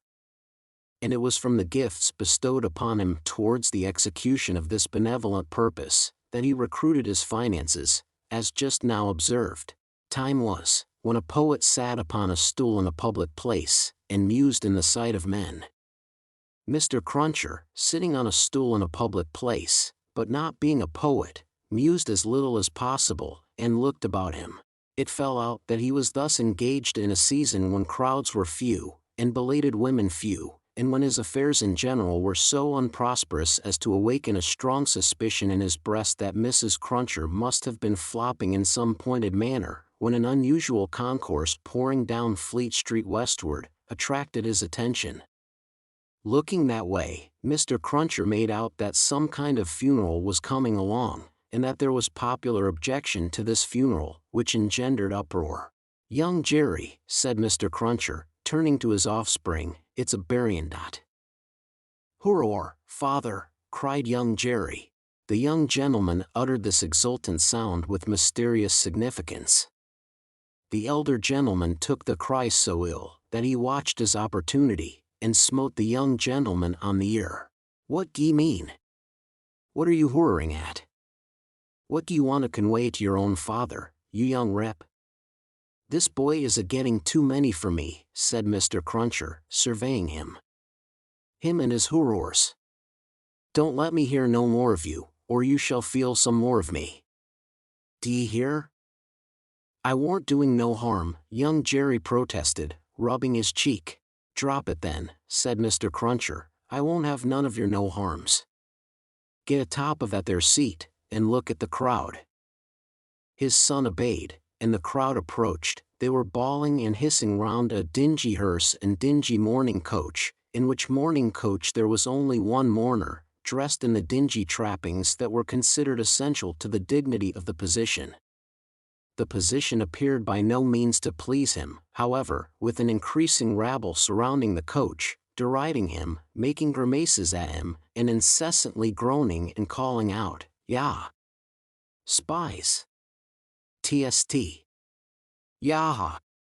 Spies, with many compliments too numerous and forcible to repeat. Funerals had at all times a remarkable attraction for Mr. Cruncher. He always pricked up his senses, and became excited, when a funeral passed Tellson's. Naturally, therefore, a funeral with this uncommon attendance excited him greatly, and he asked of the first man who ran against him, "What is it, brother? What's it about?" "I don't know," said the man. "Spies." "Yaha. TST. Spies." He asked another man, "Who is it?" "I don't know," returned the man, clapping his hands to his mouth nevertheless, and vociferating in a surprising heat and with the greatest ardor, "Spies. Yaha. TST, TST. SPIES. At length, a person better informed on the merits of the case, tumbled against him, and from this person he learned that the funeral was the funeral of one Roger Cly. "Was he a spy?" asked Mr. Cruncher. "Old Bailey spy," returned his informant. "Yaha. TST. Yah. Old Bailey SPIES. Why, to be sure," exclaimed Jerry, recalling the trial at which he had assisted. "I've seen him." "Dead, is he?" "Dead as mutton," returned the other, "and can't be too dead." "Have him out, there. Spies. Pull him out, there. Spies." The idea was so acceptable in the prevalent absence of any idea, that the crowd caught it up with eagerness, and loudly repeating the suggestion to have him out, and to pull him out, mobbed the two vehicles so closely that they came to a stop. On the crowd's opening the coach doors, the one mourner scuffled out by himself and was in their hands for a moment, but he was so alert, and made such good use of his time, that in another moment he was scouring away up a by-street, after shedding his cloak, hat, long hatband, white pocket handkerchief, and other symbolical tears. These, the people tore to pieces and scattered far and wide with great enjoyment, while the tradesmen hurriedly shut up their shops, for a crowd in those times stopped at nothing, and was a monster much dreaded. They had already got the length of opening the hearse to take the coffin out, when some brighter genius proposed instead, its being escorted to its destination amidst general rejoicing. Practical suggestions being much needed, this suggestion, too, was received with acclamation, and the coach was immediately filled with 8 inside and a dozen out, while as many people got on the roof of the hearse as could by any exercise of ingenuity stick upon it. Among the first of these volunteers was Jerry Cruncher himself, who modestly concealed his spiky head from the observation of Tellson's, in the further corner of the mourning coach. The officiating undertakers made some protest against these changes in the ceremonies, but, the river being alarmingly near, and several voices remarking on the efficacy of cold immersion in bringing refractory members of the profession to reason, the protest was faint and brief. The remodeled procession started, with a chimney sweep driving the hearse, advised by the regular driver, who was perched beside him, under close inspection, for the purpose, and with a pieman, also attended by his cabinet minister, driving the mourning coach. A bear leader, a popular street character of the time, was impressed as an additional ornament, before the cavalcade had gone far down the Strand, and his bear, who was black and very mangy, gave quite an undertaking air to that part of the procession in which he walked. 0535M. Original. Thus, with beer drinking, pipe smoking, song roaring, and infinite caricaturing of woe, the disorderly procession went its way, recruiting at every step, and all the shops shutting up before it. Its destination was the old church of St. Pancras, far off in the fields. It got there in course of time, insisted on pouring into the burial ground, finally, accomplished the interment of the deceased Roger Cly in its own way, and highly to its own satisfaction. The dead man disposed of, and the crowd being under the necessity of providing some other entertainment for itself, another brighter genius, or perhaps the same, conceived the humor of impeaching casual passers-by, as Old Bailey spies, and wreaking vengeance on them. Chase was given to some scores of inoffensive persons who had never been near the Old Bailey in their lives, in the realization of this fancy, and they were roughly hustled and maltreated. The transition to the sport of window breaking, and thence to the plundering of public houses, was easy and natural. At last, after several hours, when sundry summer houses had been pulled down, and some area railings had been torn up, to arm the more belligerent spirits, a rumor got about that the guards were coming. Before this rumor, the crowd gradually melted away, and perhaps the guards came, and perhaps they never came, and this was the usual progress of a mob. Mr. Cruncher did not assist at the closing sports, but had remained behind in the churchyard, to confer and condole with the undertakers. The place had a soothing influence on him. He procured a pipe from a neighboring public house, and smoked it, looking in at the railings and maturely considering the spot. "Jerry," said Mr. Cruncher, apostrophizing himself in his usual way, "you see that there Cly that day, and you see with your own eyes that he was a young un and a straight-made un." Having smoked his pipe out, and ruminated a little longer, he turned himself about, that he might appear, before the hour of closing, on his station at Tellson's. Whether his meditations on mortality had touched his liver, or whether his general health had been previously at all amiss, or whether he desired to show a little attention to an eminent man, is not so much to the purpose, as that he made a short call upon his medical adviser, a distinguished surgeon, on his way back. Young Jerry relieved his father with dutiful interest, and reported no job in his absence. The bank closed, the ancient clerks came out, the usual watch was set, and Mr. Cruncher and his son went home to tea. "Now, I tell you where it is," said Mr. Cruncher to his wife, on entering. "If, as a honest tradesman, my lenders goes wrong tonight, I shall make sure that you've been praying again me, and I shall work you for it just the same as if I seen you do it." The dejected Mrs. Cruncher shook her head. "Why, you're at it afore my face," said Mr. Cruncher, with signs of angry apprehension. "I am saying nothing." "Well, then, don't meditate nothing. You might as well flop as meditate. You may as well go again me one way as another. Drop it altogether." "Yes, Jerry." "Yes, Jerry," repeated Mr. Cruncher, sitting down to tea. "Ah. It is yes, Jerry. That's about it. You may say yes, Jerry." Mr. Cruncher had no particular meaning in these sulky corroborations, but made use of them, as people not unfrequently do, to express general ironical dissatisfaction. "You and your yes, Jerry," said Mr. Cruncher, taking a bite out of his bread and butter, and seeming to help it down with a large invisible oyster out of his saucer. "Ah. I think so. I believe you." "You are going out tonight?" asked his decent wife, when he took another bite. "Yes, I am." "May I go with you, father?" asked his son, briskly.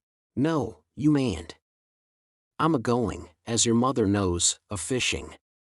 "That's where I'm going to." "Going a-fishing? Your fishing rod gets rather rusty, don't it, father?" "Never you mind." "Shall you bring any fish home, father?" "If I don't, you'll have short commons, tomorrow," returned that gentleman, shaking his head. "That's questions enough for you. I ain't a-going out, till you've been long abed." He devoted himself during the remainder of the evening to keeping a most vigilant watch on Mrs. Cruncher, and sullenly holding her in conversation that she might be prevented from meditating any petitions to his disadvantage. With this view, he urged his son to hold her in conversation also, and led the unfortunate woman a hard life by dwelling on any causes of complaint he could bring against her, rather than he would leave her for a moment to her own reflections. The devoutest person could have rendered no greater homage to the efficacy of an honest prayer than he did in this distrust of his wife. It was as if a professed unbeliever in ghosts should be frightened by a ghost story. "And mind you," said Mr. Cruncher, "no games tomorrow. If I as an honest tradesman, succeed in providing a gint of meat or two, none of your not touching of it, and sticking to bread. If I, as an honest tradesman, am able to provide a little beer, none of your declaring on water. When you go to Rome, do as Rome does.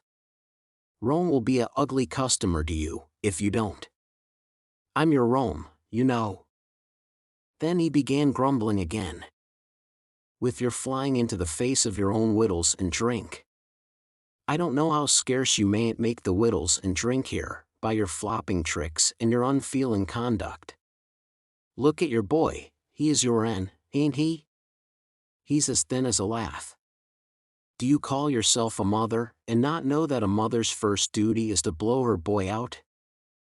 This touched young Jerry on a tender place, who adjured his mother to perform her first duty, and, whatever else she did or neglected, above all things to lay a special stress on the discharge of that maternal function so affectingly and delicately indicated by his other parent. Thus the evening wore away with the Cruncher family, until young Jerry was ordered to bed, and his mother, laid under similar injunctions, obeyed them. Mr. Cruncher beguiled the earlier watches of the night with solitary pipes, and did not start upon his excursion until nearly 1 o'clock. Towards that small and ghostly hour, he rose up from his chair, took a key out of his pocket, opened a locked cupboard, and brought forth a sack, a crowbar of convenient size, a rope and chain, and other fishing tackle of that nature. Disposing these articles about him in skilful manner, he bestowed a parting defiance on Mrs. Cruncher, extinguished the light, and went out. Young Jerry, who had only made a feint of undressing when he went to bed, was not long after his father. Under cover of the darkness he followed out of the room, followed down the stairs, followed down the court, followed out into the streets. He was in no uneasiness concerning his getting into the house again, for it was full of lodgers, and the door stood ajar all night. Impelled by a laudable ambition to study the art and mystery of his father's honest calling, young Jerry, keeping as close to house fronts, walls, and doorways, as his eyes were close to one another, held his honored parent in view. The honored parent, steering northward, had not gone far, when he was joined by another disciple of Isaac Walton, and the two trudged on together.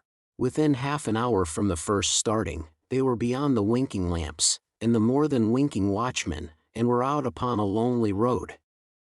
Another fisherman was picked up here, and that so silently, that if young Jerry had been superstitious, he might have supposed the second follower of the gentle craft to have, all of a sudden, split himself into two.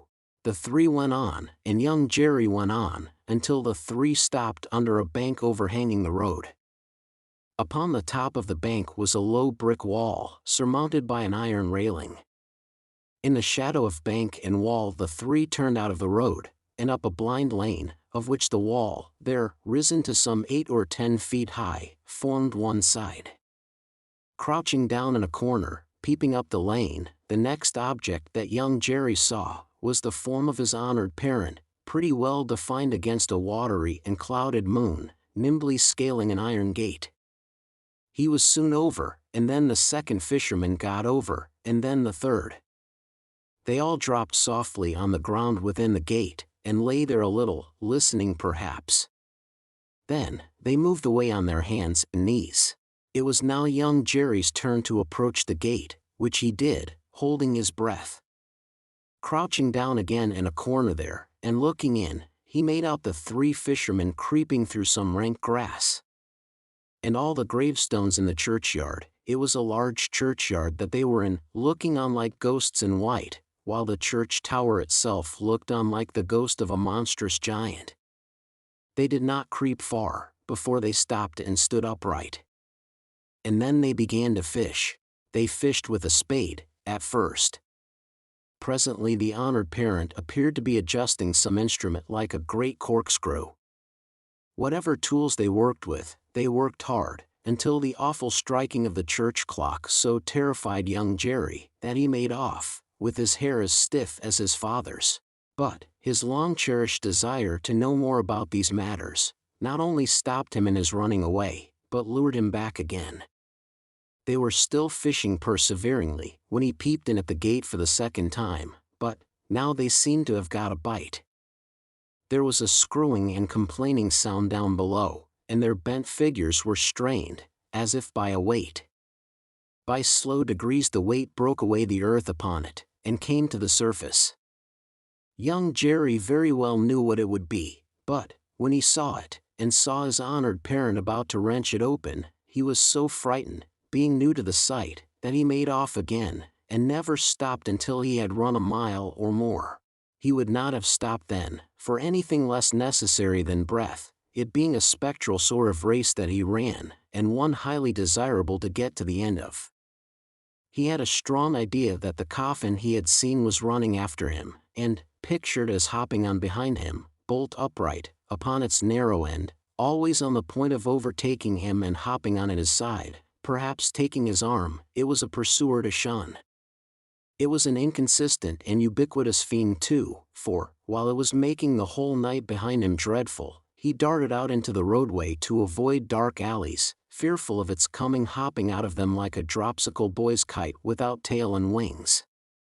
It hid in doorways too, rubbing its horrible shoulders against doors, and drawing them up to its ears, as if it were laughing.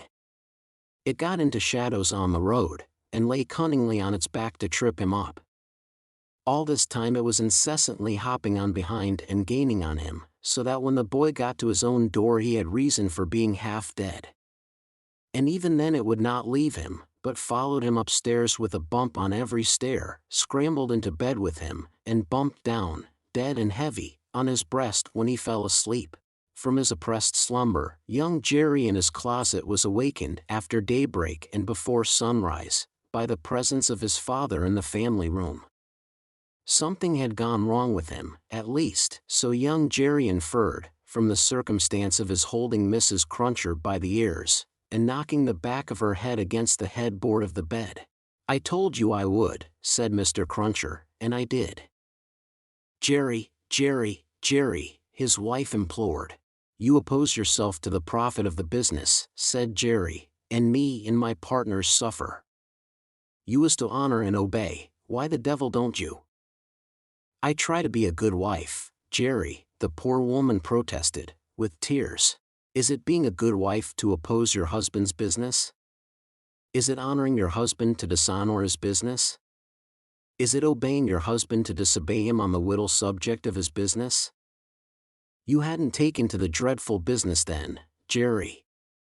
"It's enough for you," retorted Mr. Cruncher, "to be the wife of a honest tradesman, and not to occupy your female mind with calculations when he took to his trade or when he didn't. A honoring and obeying wife would let his trade alone altogether. Call yourself a religious woman? If you're a religious woman, give me a irreligious one. You have no more natural sense of duty than the bed of this here Thames River has of a pile, and similarly it must be knocked into you." The altercation was conducted in a low tone of voice, and terminated in the honest tradesman's kicking off his clay-soiled boots, and lying down at his length on the floor. After taking a timid peep at him lying on his back, with his rusty hands under his head for a pillow, his son lay down too, and fell asleep again. There was no fish for breakfast, and not much of anything else. Mr. Cruncher was out of spirits, and out of temper, and kept an iron pot lid by him as a projectile for the correction of Mrs. Cruncher, in case he should observe any symptoms of her saying grace. He was brushed and washed at the usual hour, and set off with his son to pursue his ostensible calling. Young Jerry, walking with the stool under his arm at his father's side along sunny and crowded Fleet Street, was a very different young Jerry from him of the previous night, running home through darkness and solitude from his grim pursuer. His cunning was fresh with the day, and his qualms were gone with the night, in which particulars it is not improbable that he had compeers in Fleet Street and the City of London, that fine morning. "Father," said young Jerry, as they walked along, taking care to keep at arm's length and to have the stool well between them, "what's a resurrection man?" Mr. Cruncher came to a stop on the pavement before he answered, "How should I know?" "I thought you knowed everything, father," said the artless boy. "Hem. "Well," returned Mr. Cruncher, going on again, and lifting off his hat to give his spikes free play, "he's a tradesman." "What's his goods, father?" asked the brisk young Jerry. "His goods," said Mr. Cruncher, after turning it over in his mind, "is a branch of scientific goods." "Persons' bodies, ain't it, father?" asked the lively boy. "I believe it is something of that sort," said Mr. Cruncher. "Oh, father, I should so like to be a resurrection man when I'm quite growed up." Mr. Cruncher was soothed, but shook his head in a dubious and moral way. "It depends upon how you dull up your talents. Be careful to dull up your talents, and never to say no more than you can help to nobody, and there's no telling at the present time what you may not come to be fit for." As young Jerry, thus encouraged, went on a few yards in advance, to plant the stool in the shadow of the bar, Mr. Cruncher added to himself, "Jerry, you honest tradesman, there's hopes what that boy will yet be a blessing to you, and a recompense to you for his mother." Chapter 15. Knitting. There had been earlier drinking than usual in the wine shop of Monsieur Defarge. As early as 6 o'clock in the morning, sallow faces peeping through its barred windows had descried other faces within, bending over measures of wine. Monsieur Defarge sold a very thin wine at the best of times, but it would seem to have been an unusually thin wine that he sold at this time. A sour wine, moreover, or a souring, for its influence on the mood of those who drank it was to make them gloomy. No vivacious bacchanalian flame leaped out of the pressed grape of Monsieur Defarge, but a smouldering fire that burnt in the dark lay hidden in the dregs of it. This had been the third morning in succession on which there had been early drinking at the wine shop of Monsieur Defarge. It had begun on Monday, and here was Wednesday come. There had been more of early brooding than drinking, for many men had listened and whispered and slunk about there from the time of the opening of the door, who could not have laid a piece of money on the counter to save their souls. These were to the full as interested in the place, however, as if they could have commanded whole barrels of wine, and they glided from seat to seat, and from corner to corner, swallowing talk in lieu of drink, with greedy looks. Notwithstanding an unusual flow of company, the master of the wine shop was not visible.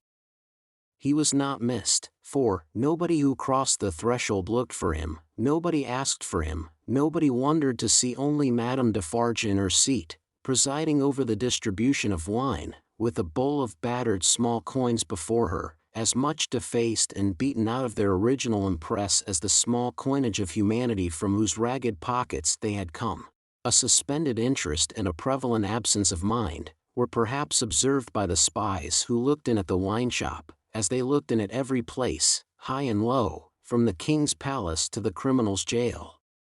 Games at cards languished, players at dominoes musingly built towers with them, drinkers drew figures on the tables with spilled drops of wine. Madame Defarge herself picked out the pattern on her sleeve with her toothpick, and saw and heard something inaudible and invisible a long way off. Thus, Saint Antoine in this vinous feature of his, until midday. It was high noontide, when two dusty men passed through his streets and under his swinging lamps, of whom one was Monsieur Defarge, the other a mender of roads in a blue cap. All adust and athirst, the two entered the wine shop. Their arrival had lighted a kind of fire in the breast of Saint Antoine, fast spreading as they came along, which stirred and flickered in flames of faces at most doors and windows. Yet, no one had followed them, and no man spoke when they entered the wine shop, though the eyes of every man there were turned upon them. 0544M. Original. "Good day, gentlemen," said Monsieur Defarge.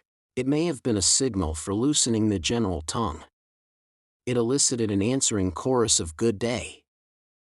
"It is bad weather, gentlemen," said Defarge, shaking his head. Upon which, every man looked at his neighbor, and then all cast down their eyes and sat silent. Except one man, who got up and went out. "My wife," said Defarge aloud, addressing Madame Defarge, "I have travelled certain leagues with this good mender of roads, called Jacques. I met him, by accident, a day and half's journey out of Paris. He is a good child, this mender of roads, called Jacques. Give him to drink, my wife. A second man got up and went out. Madame Defarge set wine before the mender of roads called Jacques, who doffed his blue cap to the company, and drank. In the breast of his blouse he carried some coarse dark bread. He ate of this between whiles, and sat munching and drinking near Madame Defarge's counter. A third man got up and went out. Defarge refreshed himself with a draught of wine, but he took less than was given to the stranger, as being himself a man to whom it was no rarity, and stood waiting until the countryman had made his breakfast. He looked at no one present, and no one now looked at him, not even Madame Defarge, who had taken up her knitting, and was at work. "Have you finished your repast, friend?" he asked, in due season. "Yes, thank you." "Come, then. You shall see the apartment that I told you could occupy. It will suit you to a marvel." Out of the wine shop into the street, out of the street into a courtyard, out of the courtyard up a steep staircase, out of the staircase into a garret, formerly the garret where a white-haired man sat on a low bench, stooping forward and very busy, making shoes. No white-haired man was there now, but the three men were there who had gone out of the wine shop singly. And between them and the white-haired man afar off, was the one small link, that they had once looked in at him through the chinks in the wall. Defarge closed the door carefully, and spoke in a subdued voice. "Jacques 1, Jacques 2, Jacques 3. This is the witness encountered by appointment, by me, Jacques 4. He will tell you all. Speak, Jacques 5. The mender of roads, blue cap in hand, wiped his swarthy forehead with it, and said, "Where shall I commence, monsieur?" "Commence," was Monsieur Defarge's not unreasonable reply, "at the commencement." "I saw him then, messrs," began the mender of roads, "a year ago this running summer, underneath the carriage of the Marquis, hanging by the chain. Behold the manner of it.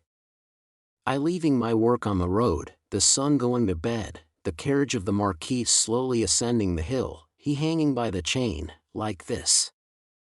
Again the mender of roads went through the whole performance, in which he ought to have been perfect by that time, seeing that it had been the infallible resource and indispensable entertainment of his village during a whole year. Jacques 1 struck in, and asked if he had ever seen the man before. "Never," answered the mender of roads, recovering his perpendicular. Jacques 3 demanded how he afterwards recognized him then. "By his tall figure," said the mender of roads, softly, and with his finger at his nose. "When Monsieur the Marquis demands that evening, say, what is he like?" I make response, tall as a spectre. "You should have said, short as a dwarf," returned Jacques 2. "But what did I know? The deed was not then accomplished, neither did he confide in me. Observe. Under those circumstances even, I do not offer my testimony. Monsieur the Marquis indicates me with his finger, standing near our little fountain, and says, to me, 'Bring that rascal.' My faith, messrs, I offer nothing." "He is right there, Jacques," murmured Defarge, to him who had interrupted. "Go on." "Good," said the mender of roads, with an air of mystery. "The tall man is lost, and he is sought, how many months? 9, 10, 11? No matter, the number," said Defarge. "He is well hidden, but at last he is unluckily found." "Go on." "I am again at work upon the hillside, and the sun is again about to go to bed. I am collecting my tools to descend to my cottage down in the village below, where it is already dark, when I raise my eyes, and see coming over the hill 6 soldiers. In the midst of them is a tall man with his arms bound, tied to his sides, like this." With the aid of his indispensable cap, he represented a man with his elbows bound fast at his hips, with cords that were knotted behind him.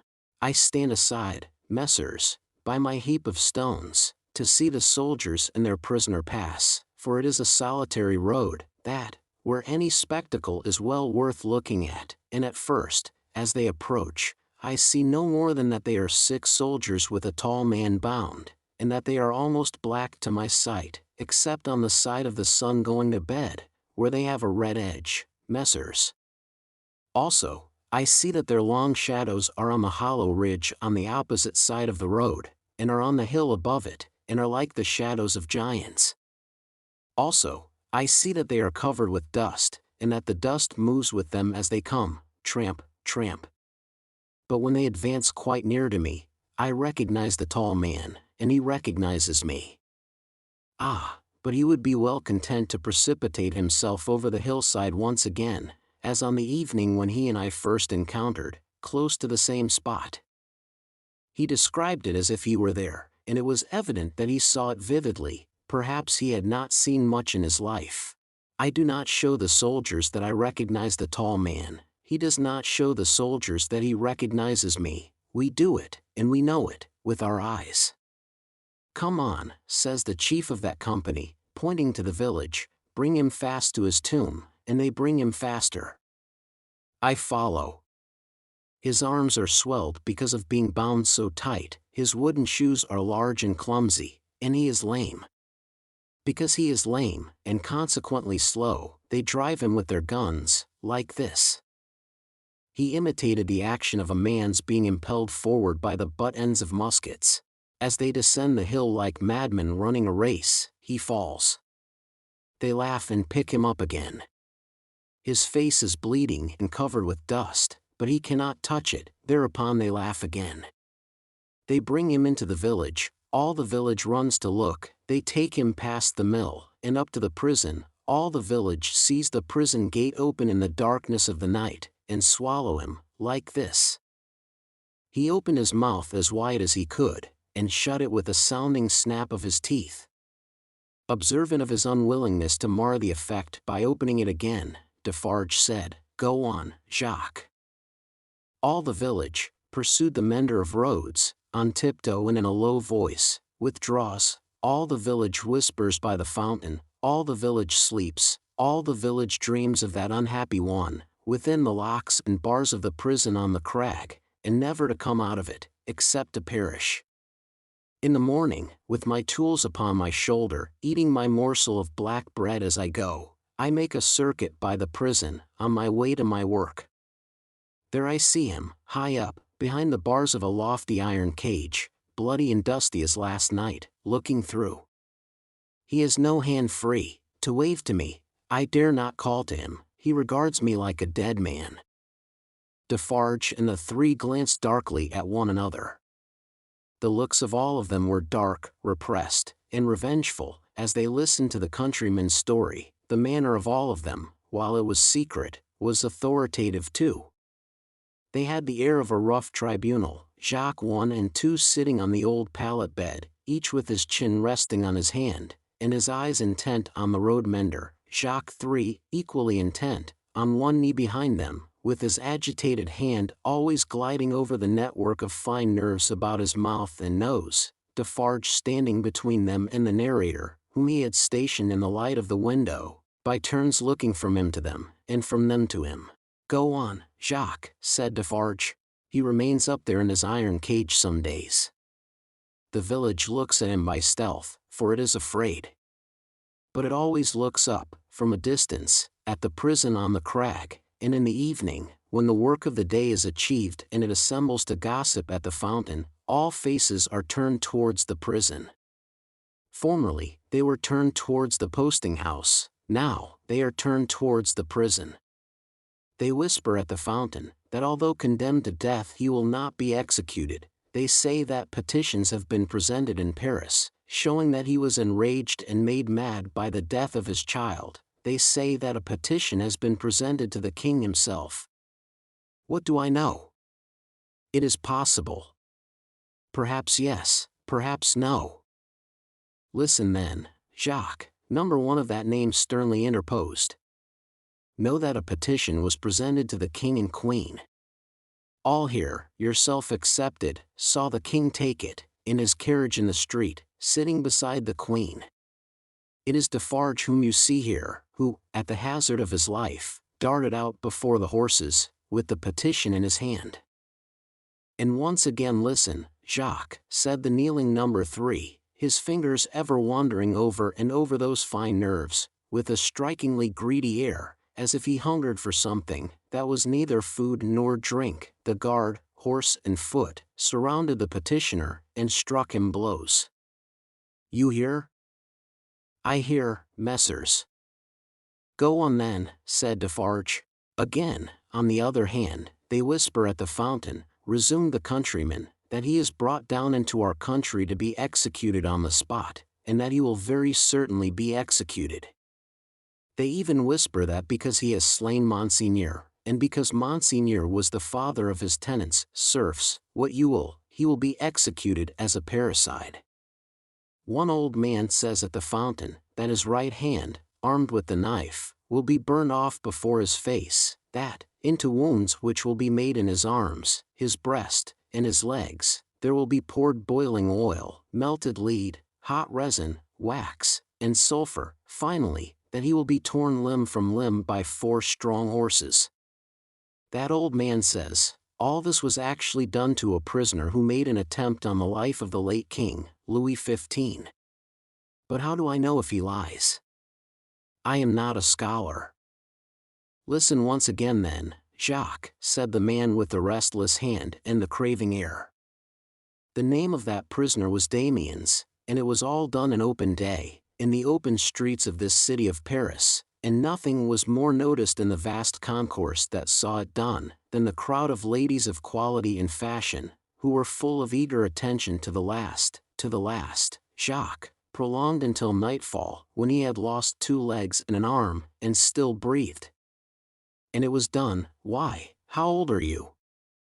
35, said the mender of roads, who looked 60. It was done when you were more than 10 years old, you might have seen it. Enough, said Defarge, with grim impatience. Long live the devil. Go on. Well, some whisper this, some whisper that, they speak of nothing else, even the fountain appears to fall to that tune.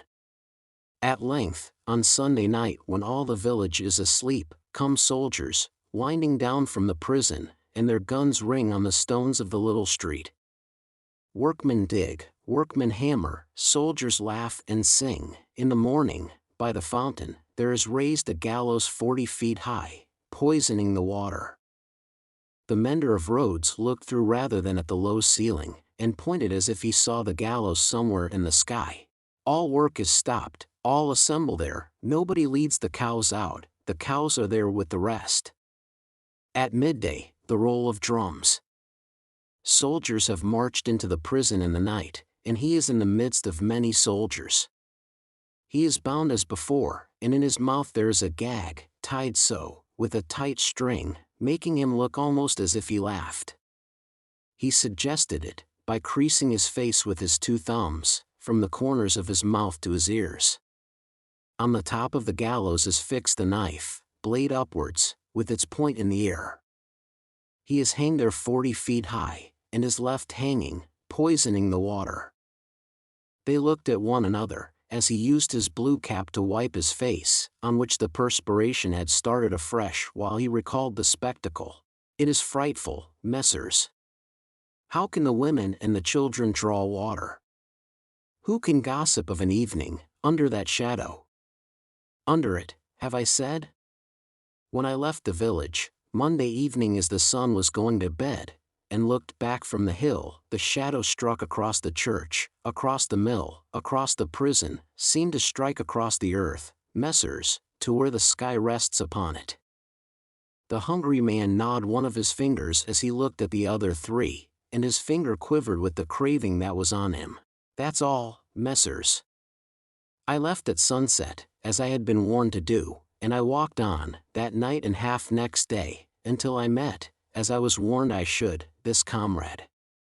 With him, I came on, now riding and now walking, through the rest of yesterday and through last night. And here you see me. After a gloomy silence, the first Jock said, Good. You have acted and recounted faithfully. Will you wait for us a little, outside the door? "Very willingly," said the mender of roads, whom Defarge escorted to the top of the stairs, and, leaving seated there, returned. The three had risen, and their heads were together when he came back to the garret. "How say you, Jacques?" demanded number one. "To be registered?" "To be registered, as doomed to destruction," returned Defarge. "Magnificent," croaked the man with the craving. "The chateau, and all the race?" inquired the first. "The chateau and all the race," returned Defarge. "Extermination." The hungry man repeated, in a rapturous croak, "Magnificent," and began gnawing another finger. "Are you sure," asked Jacques too, of Defarge, "that no embarrassment can arise from our manner of keeping the register?" "Without doubt it is safe, for no one beyond ourselves can decipher it, but shall we always be able to decipher it, or, I ought to say, will she?" "Jacques," returned Defarge, drawing himself up, "if Madame my wife undertook to keep the register in her memory alone, she would not lose a word of it, not a syllable of it. Knitted, in her own stitches and her own symbols, it will always be as plain to her as the sun. Confide in Madame Defarge. It would be easier for the weakest poltroon that lives, to erase himself from existence, than to erase one letter of his name or crimes from the knitted register of Madame Defarge." There was a murmur of confidence and approval, and then the man who hungered, asked, "Is this rustic to be sent back soon?" "I hope so."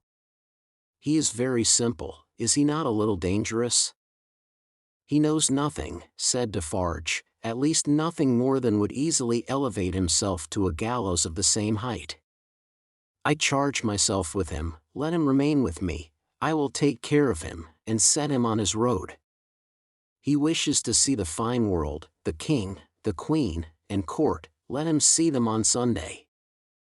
"What!" exclaimed the hungry man, staring. "Is it a good sign, that he wishes to see royalty and nobility?" "Jacques," said Defarge, "judiciously show a cat milk, if you wish her to thirst for it. Judiciously show a dog his natural prey, if you wish him to bring it down one day." Nothing more was said, and the mender of roads, being found already dozing on the topmost stair, was advised to lay himself down on the pallet bed and take some rest. He needed no persuasion, and was soon asleep. Worse quarters than Defarge's wine shop could easily have been found in Paris for a provincial slave of that degree.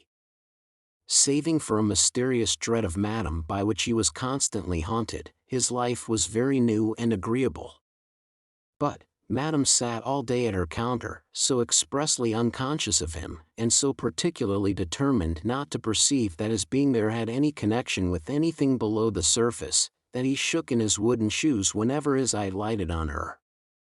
For, he contended with himself that it was impossible to foresee what that lady might pretend next, and he felt assured that if she should take it into her brightly ornamented head to pretend that she had seen him do a murder and afterwards flay the victim, she would infallibly go through with it until the play was played out. Therefore, when Sunday came, the mender of roads was not enchanted, though he said he was, to find that Madame was to accompany Monsieur and himself to Versailles. It was additionally disconcerting to have Madame knitting all the way there, in a public conveyance. It was additionally disconcerting yet, to have Madame in the crowd in the afternoon, still with her knitting in her hands as the crowd waited to see the carriage of the king and queen. "You work hard, Madame," said a man near her. "Yes," answered Madame Defarge, "I have a good deal to do." "What do you make, Madame?" "Many things." "For instance?" "For instance," returned Madame Defarge, composedly, "shrouds." The man moved a little further away, as soon as he could, and the mender of roads fanned himself with his blue cap, feeling it mightily close and oppressive. If he needed a king and queen to restore him, he was fortunate in having his remedy at hand, for, soon the large-faced king and the fair-faced queen came in their golden coach, attended by the shining bull's-eye of their court, a glittering multitude of laughing ladies and fine lords, and in jewels and silks and powder and splendor and elegantly spurning figures and handsomely disdainful faces of both sexes. the mender of roads bathed himself, so much to his temporary intoxication, that he cried, "Long live the king, long live the queen, long live everybody and everything," as if he had never heard of ubiquitous shock in his time. Then, there were gardens, courtyards, terraces, fountains, green banks, more king and queen, more bull's-eye, more lords and ladies, more long live they all, until he absolutely wept with sentiment. During the whole of this scene, which lasted some 3 hours, he had plenty of shouting and weeping and sentimental company, and throughout Defarge held him by the collar, as if to restrain him from flying at the objects of his brief devotion and tearing them to pieces. "Bravo," said Defarge, clapping him on the back when it was over, like a patron, "you are a good boy." The mender of roads was now coming to himself, and was mistrustful of having made a mistake in his late demonstrations. "But no. You are the fellow we want," said Defarge, in his ear. "You make these fools believe that it will last forever. Then, they are the more insolent, and it is the nearer ended." "Hey," cried the mender of roads, reflectively, "that's true. These fools know nothing. While they despise your breath, and would stop it forever and ever, in you or in 100 like you rather than in one of their own horses or dogs, they only know what your breath tells them. Let it deceive them, then, a little longer. It cannot deceive them too much." Madame Defarge looked superciliously at the client, and nodded in confirmation. "As to you," said she, "you would shout and shed tears for anything, if it made a show and a noise. Say, would you not?" "Truly, madam, I think so. For the moment. If you were shown a great heap of dolls, and were set upon them to pluck them to pieces and to spoil them for your own advantage, you would pick out the richest and gayest. Say, would you not?" "Truly yes, madam." "Yes. And if you were shown a flock of birds, unable to fly, and were set upon them to strip them of their feathers for your own advantage, you would set upon the birds of the finest feathers, would you not?" "It is true, madam." "You have seen both dolls and birds today," said Madame Defarge, with a wave of her hand towards the place where they had last been apparent. "Now, go home." Chapter 16. Still knitting. Madame Defarge and Monsieur her husband returned amicably to the bosom of Saint Antoine, while a speck in a blue cap toiled through the darkness, and through the dust, and down the weary miles of avenue by the wayside, slowly tending towards that point of the compass where the chateau of Monsieur the Marquis, now in his grave, listened to the whispering trees. Such ample leisure had the stone faces, now, for listening to the trees and to the fountain, that the few village scarecrows who, in their quest for herbs to eat and fragments of dead stick to burn, strayed within sight of the great stone courtyard and terrace staircase, had it borne in upon their starved fancy that the expression of the faces was altered.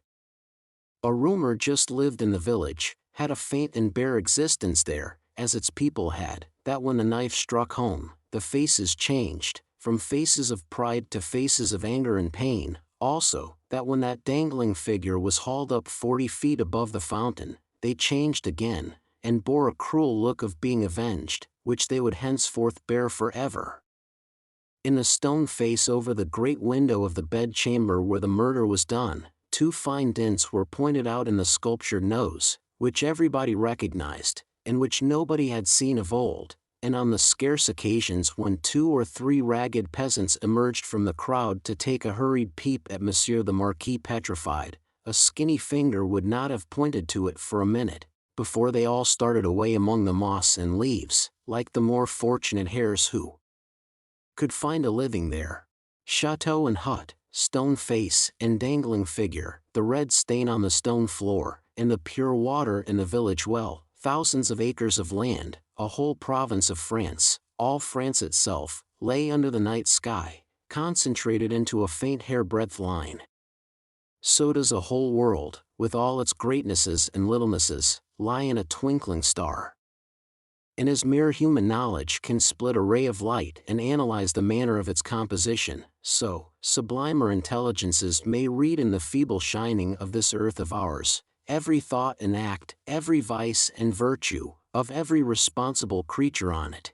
The Defarges, husband and wife, came lumbering under the starlight, in their public vehicle, to that gate of Paris whereunto their journey naturally tended. There was the usual stoppage at the barrier guardhouse, and the usual lanterns came glancing forth for the usual examination and inquiry. Monsieur Defarge alighted, knowing one or two of the soldiery there, and one of the police. The latter he was intimate with, and affectionately embraced.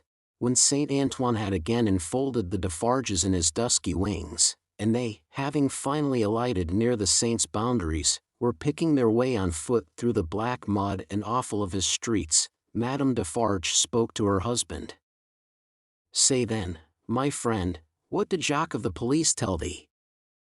"Very little tonight, but all he knows.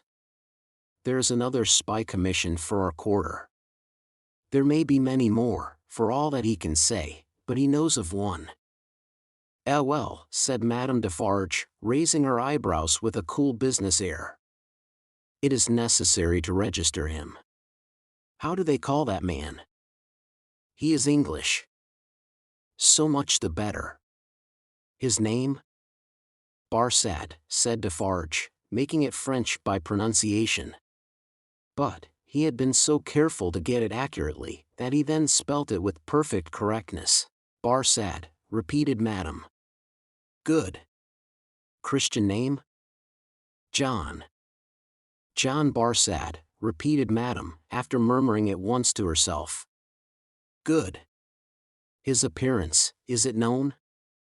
"Age, about 40 years, height, about 5 feet 9, black hair, complexion dark, generally, rather handsome visage, eyes dark, face thin, long, and sallow, nose aquiline, but not straight, having a peculiar inclination towards the left cheek, expression, therefore, sinister."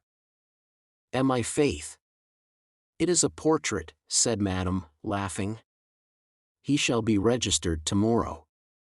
They turned into the wine shop, which was closed, for it was midnight, and where Madame Defarge immediately took her post at her desk, counted the small moneys that had been taken during her absence, examined the stock, went through the entries in the book, made other entries of her own, checked the serving man in every possible way, and finally dismissed him to bed. Then she turned out the contents of the bowl of money for the second time, and began knotting them up in her handkerchief, in a chain of separate knots, for safe keeping through the night. All this while, Defarge, with his pipe in his mouth, walked up and down, complacently admiring, but never interfering, in which condition, indeed, as to the business in his domestic affairs, he walked up and down through life. The night was hot, and the shop, close shut and surrounded by so foul a neighborhood, was ill-smelling. Monsieur Defarge's olfactory sense was by no means delicate, but the stock of wine smelt much stronger than it ever tasted, and so did the stock of rum and brandy and aniseed. He whiffed the compound of scents away, as he put down his smoked-out pipe. "You are fatigued," said Madame, raising her glance as she nodded the money. "There are only the usual odors." "I am a little tired," her husband acknowledged. "You are a little depressed, too," said Madame, whose quick eyes had never been so intent on the accounts, but they had had a ray or two for him. "Oh, the men, the men!" "But my dear," began Defarge. "But my dear," repeated Madame, nodding firmly, "but my dear. You are faint of heart tonight, my dear." "Well, then," said Defarge, as if a thought were wrung out of his breast, "it is a long time." "It is a long time," repeated his wife, "and when is it not a long time? Vengeance and retribution require a long time, it is the rule." "It does not take a long time to strike a man with lightning," said Defarge. "How long," demanded Madame, composedly, "does it take to make and store the lightning? Tell me." Defarge raised his head thoughtfully, as if there were something in that too. "It does not take a long time," said Madame, "for an earthquake to swallow a town." "Eh well." Tell me how long it takes to prepare the earthquake? A long time, I suppose, said Defarge. But when it is ready, it takes place, and grinds to pieces everything before it. In the meantime, it is always preparing, though it is not seen or heard. That is your consolation. Keep it. She tied a knot with flashing eyes, as if it throttled a foe. I tell thee, said Madame, extending her right hand, for emphasis, that although it is a long time on the road, it is on the road and coming. I tell thee it never retreats, and never stops. I tell thee it is always advancing. Look around and consider the lives of all the world that we know, consider the faces of all the world that we know, consider the rage and discontent to which the jackery addresses itself with more and more of certainty every hour. Can such things last? Bah! I mock you. My brave wife, returned Defarge, standing before her with his head a little bent, and his hands clasped at his back, like a docile and attentive pupil before his catechist, I do not question all this. But it has lasted a long time, and it is possible, you know well, my wife, it is possible, that it may not come, during our lives. Well. How then? Demanded Madame, tying another knot, as if there were another enemy strangled. Well, said Defarge, with a half-complaining and half-apologetic shrug. We shall not see the triumph. We shall have helped it, returned Madame, with her extended hand and strong action. Nothing that we do, is done in vain. I believe, with all my soul, that we shall see the triumph. But even if not, even if I knew certainly not, show me the neck of an aristocrat and tyrant, and still I would. Then Madame, with her teeth set, tied a very terrible knot indeed. Hold, cried Defarge, reddening a little as if he felt charged with cowardice. I too, my dear, will stop at nothing. Yes. But it is your weakness that you sometimes need to see your victim in your opportunity, to sustain you. Sustain yourself without that. When the time comes, let loose a tiger and a devil, but wait for the time with the tiger and the devil chained, not shown, yet always ready. Madame enforced the conclusion of this piece of advice by striking her little counter with her chain of money as if she knocked its brains out, and then gathering the heavy handkerchief under her arm in a serene manner, and observing that it was time to go to bed. Next noontide saw the admirable woman in her usual place in the wine shop, knitting away assiduously. A rose lay beside her, and if she now and then glanced at the flower, it was with no infraction of her usual preoccupied air.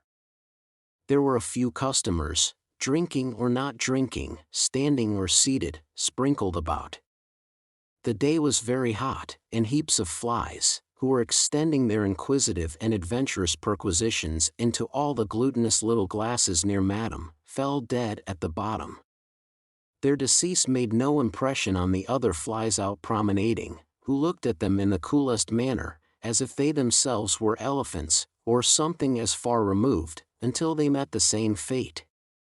Curious to consider how heedless flies are, perhaps they thought as much at court that sunny summer day. A figure entering at the door threw a shadow on Madame Defarge which she felt to be a new one. She laid down her knitting, and began to pin her rose in her head-dress, before she looked at the figure. It was curious. The moment Madame Defarge took up the rose, the customers ceased talking, and began gradually to drop out of the wine shop. Good day, Madame, said the newcomer. Good day, Monsieur. She said it aloud, but added to herself, as she resumed her knitting, Ha!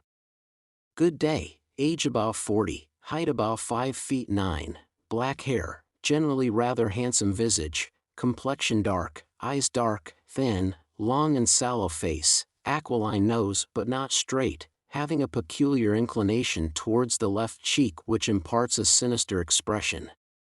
Good day, one and all. Have the goodness to give me a little glass of old cognac, and a mouthful of cool fresh water, Madame. Madame complied with a polite air. Marvelous cognac this, Madame. It was the first time it had ever been so complimented, and Madame Defarge knew enough of its antecedents to know better. She said, however, that the cognac was flattered, and took up her knitting. The visitor watched her fingers for a few moments, and took the opportunity of observing the place in general. "You knit with great skill, madam." "I am accustomed to it." "A pretty pattern too." "You think so?" said Madame, looking at him with a smile. "Decidedly." "May one ask what it is for?"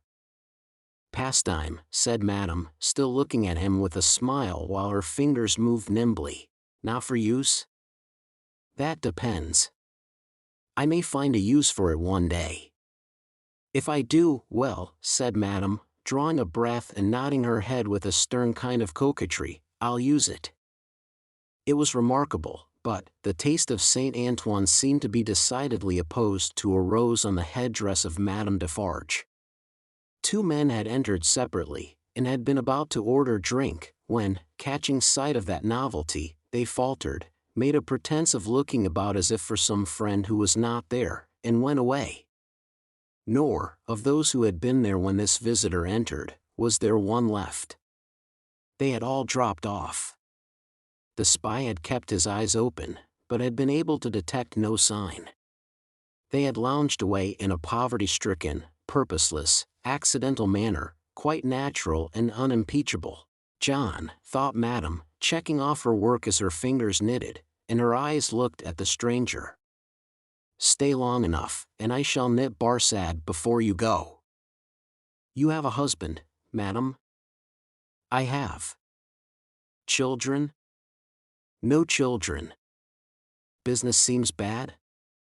"Business is very bad, the people are so poor." "Ah, the unfortunate, miserable people. So oppressed, too, as you say." "As you say," Madame retorted, correcting him, and deftly knitting an extra something into his name that boded him no good. "Pardon me, certainly it was I who said so, but you naturally think so." "Of course."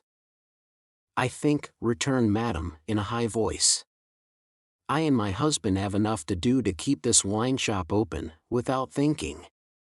All we think, here, is how to live. That is the subject we think of, and it gives us, from morning to night, enough to think about, without embarrassing our heads concerning others." "I think for others?" "No, no."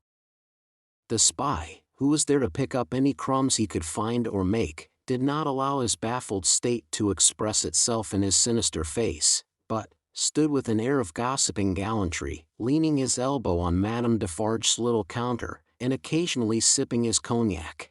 "A bad business this, Madame, of Gaspard's execution." "Ah!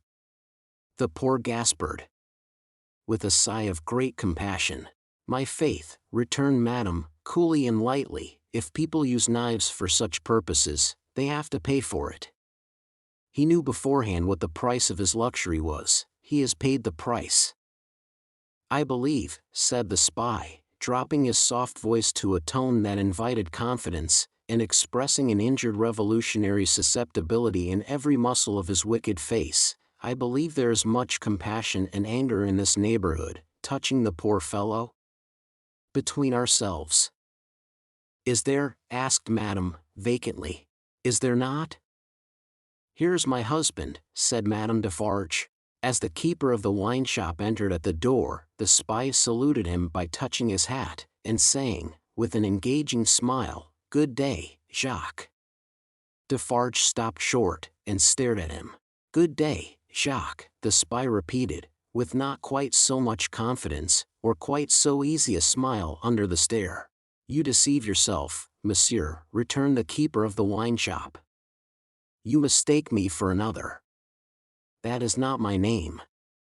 I am Ernest Defarge." "It is all the same," said the spy, airily, but discomfited too. "Good day." "Good day," answered Defarge, drily. "I was saying to Madame, with whom I had the pleasure of chatting when you entered, that they tell me there is, and no wonder, much sympathy and anger in Saint Antoine, touching the unhappy fate of poor Gaspard." "No one has told me so," said Defarge, shaking his head. I know nothing of it."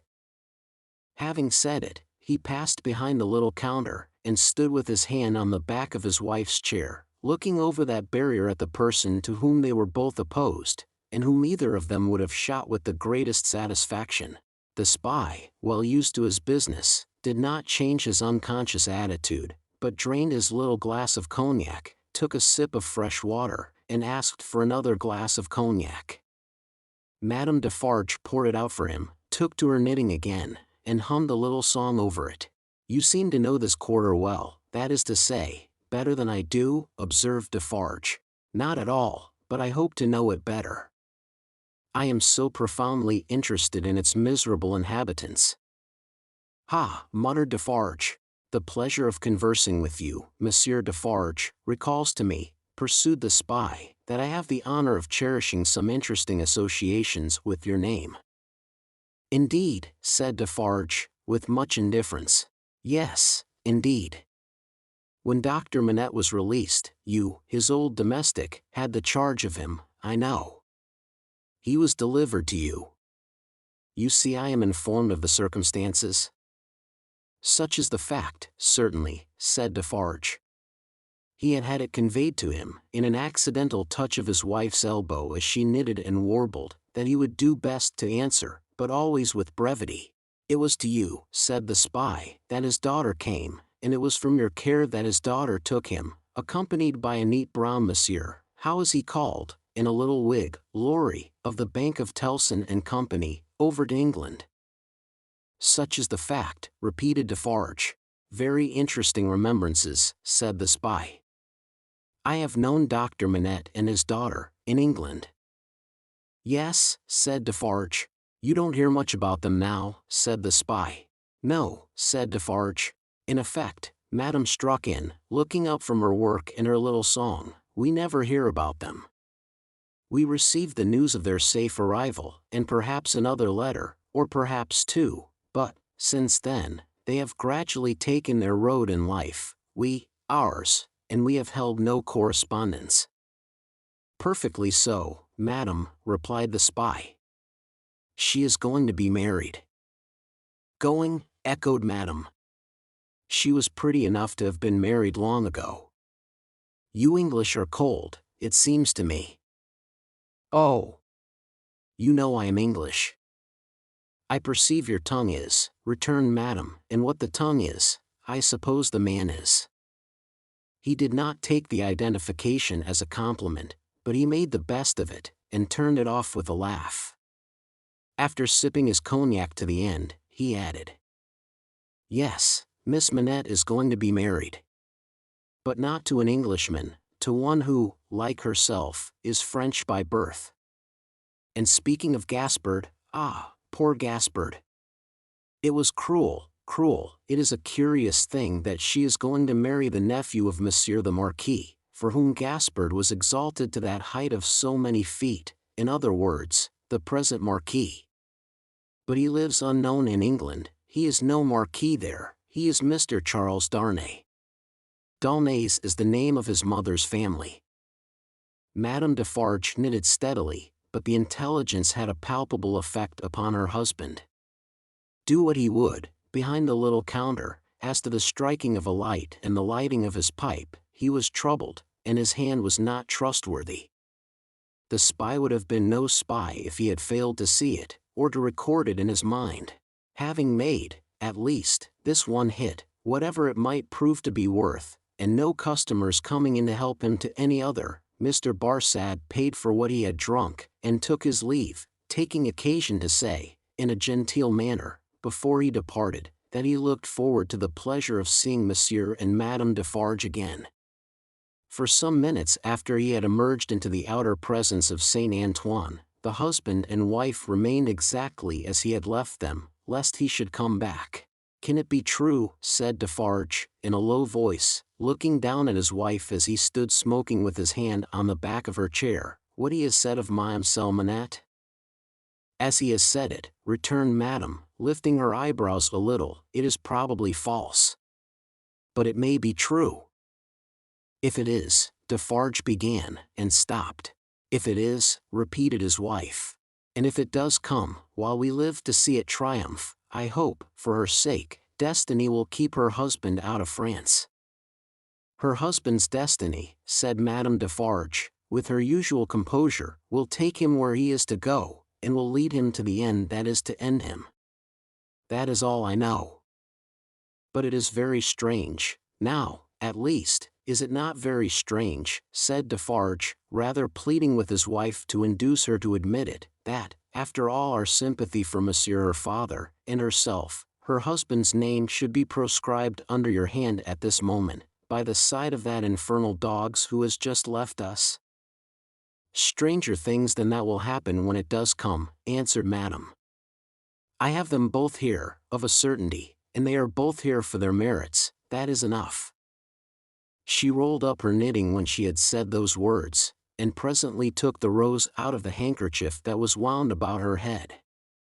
Either Saint Antoine had an instinctive sense that the objectionable decoration was gone, or Saint Antoine was on the watch for its disappearance. Howbeit, the saint took courage to lounge in, very shortly afterwards, and the wine-shop recovered its habitual aspect. In the evening, at which season of all others Saint Antoine turned himself inside out, and sat on doorsteps and window ledges, and came to the corners of vile streets and courts, for a breath of air, Madame Defarge with her work in her hand was accustomed to pass from place to place and from group to group, a missionary. There were many like her, such as the world will do well never to breed again. All the women knitted.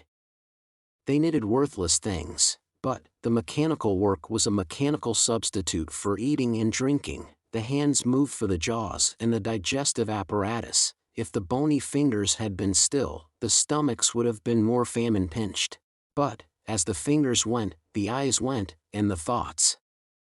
And as Madame Defarge moved on from group to group, all three went quicker and fiercer among every little knot of women that she had spoken with, and left behind. Her husband smoked at his door, looking after her with admiration.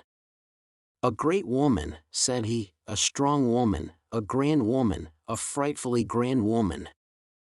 Darkness closed around, and then came the ringing of church bells and the distant beating of the military drums in the palace courtyard, as the women sat knitting. Darkness encompassed them.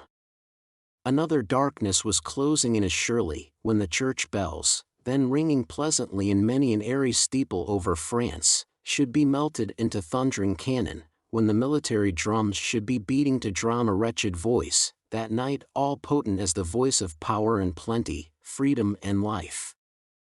So much was closing in about the women who sat knitting, that they their very selves were closing in around a structure yet unbuilt, where they were to sit knitting, counting dropping heads. Chapter 17. One night. Never did the sun go down with a brighter glory on the quiet corner in Soho, than one memorable evening when the doctor and his daughter sat under the plane tree together. Never did the moon rise with a milder radiance over great London, than on that night when it found them still seated under the tree, and shone upon their faces through its leaves. Lucy was to be married tomorrow. She had reserved this last evening for her father, and they sat alone under the plane tree. "You are happy, my dear father?" "Quite, my child." They had said little, though they had been there a long time. When it was yet light enough to work and read, she had neither engaged herself in her usual work, nor had she read to him.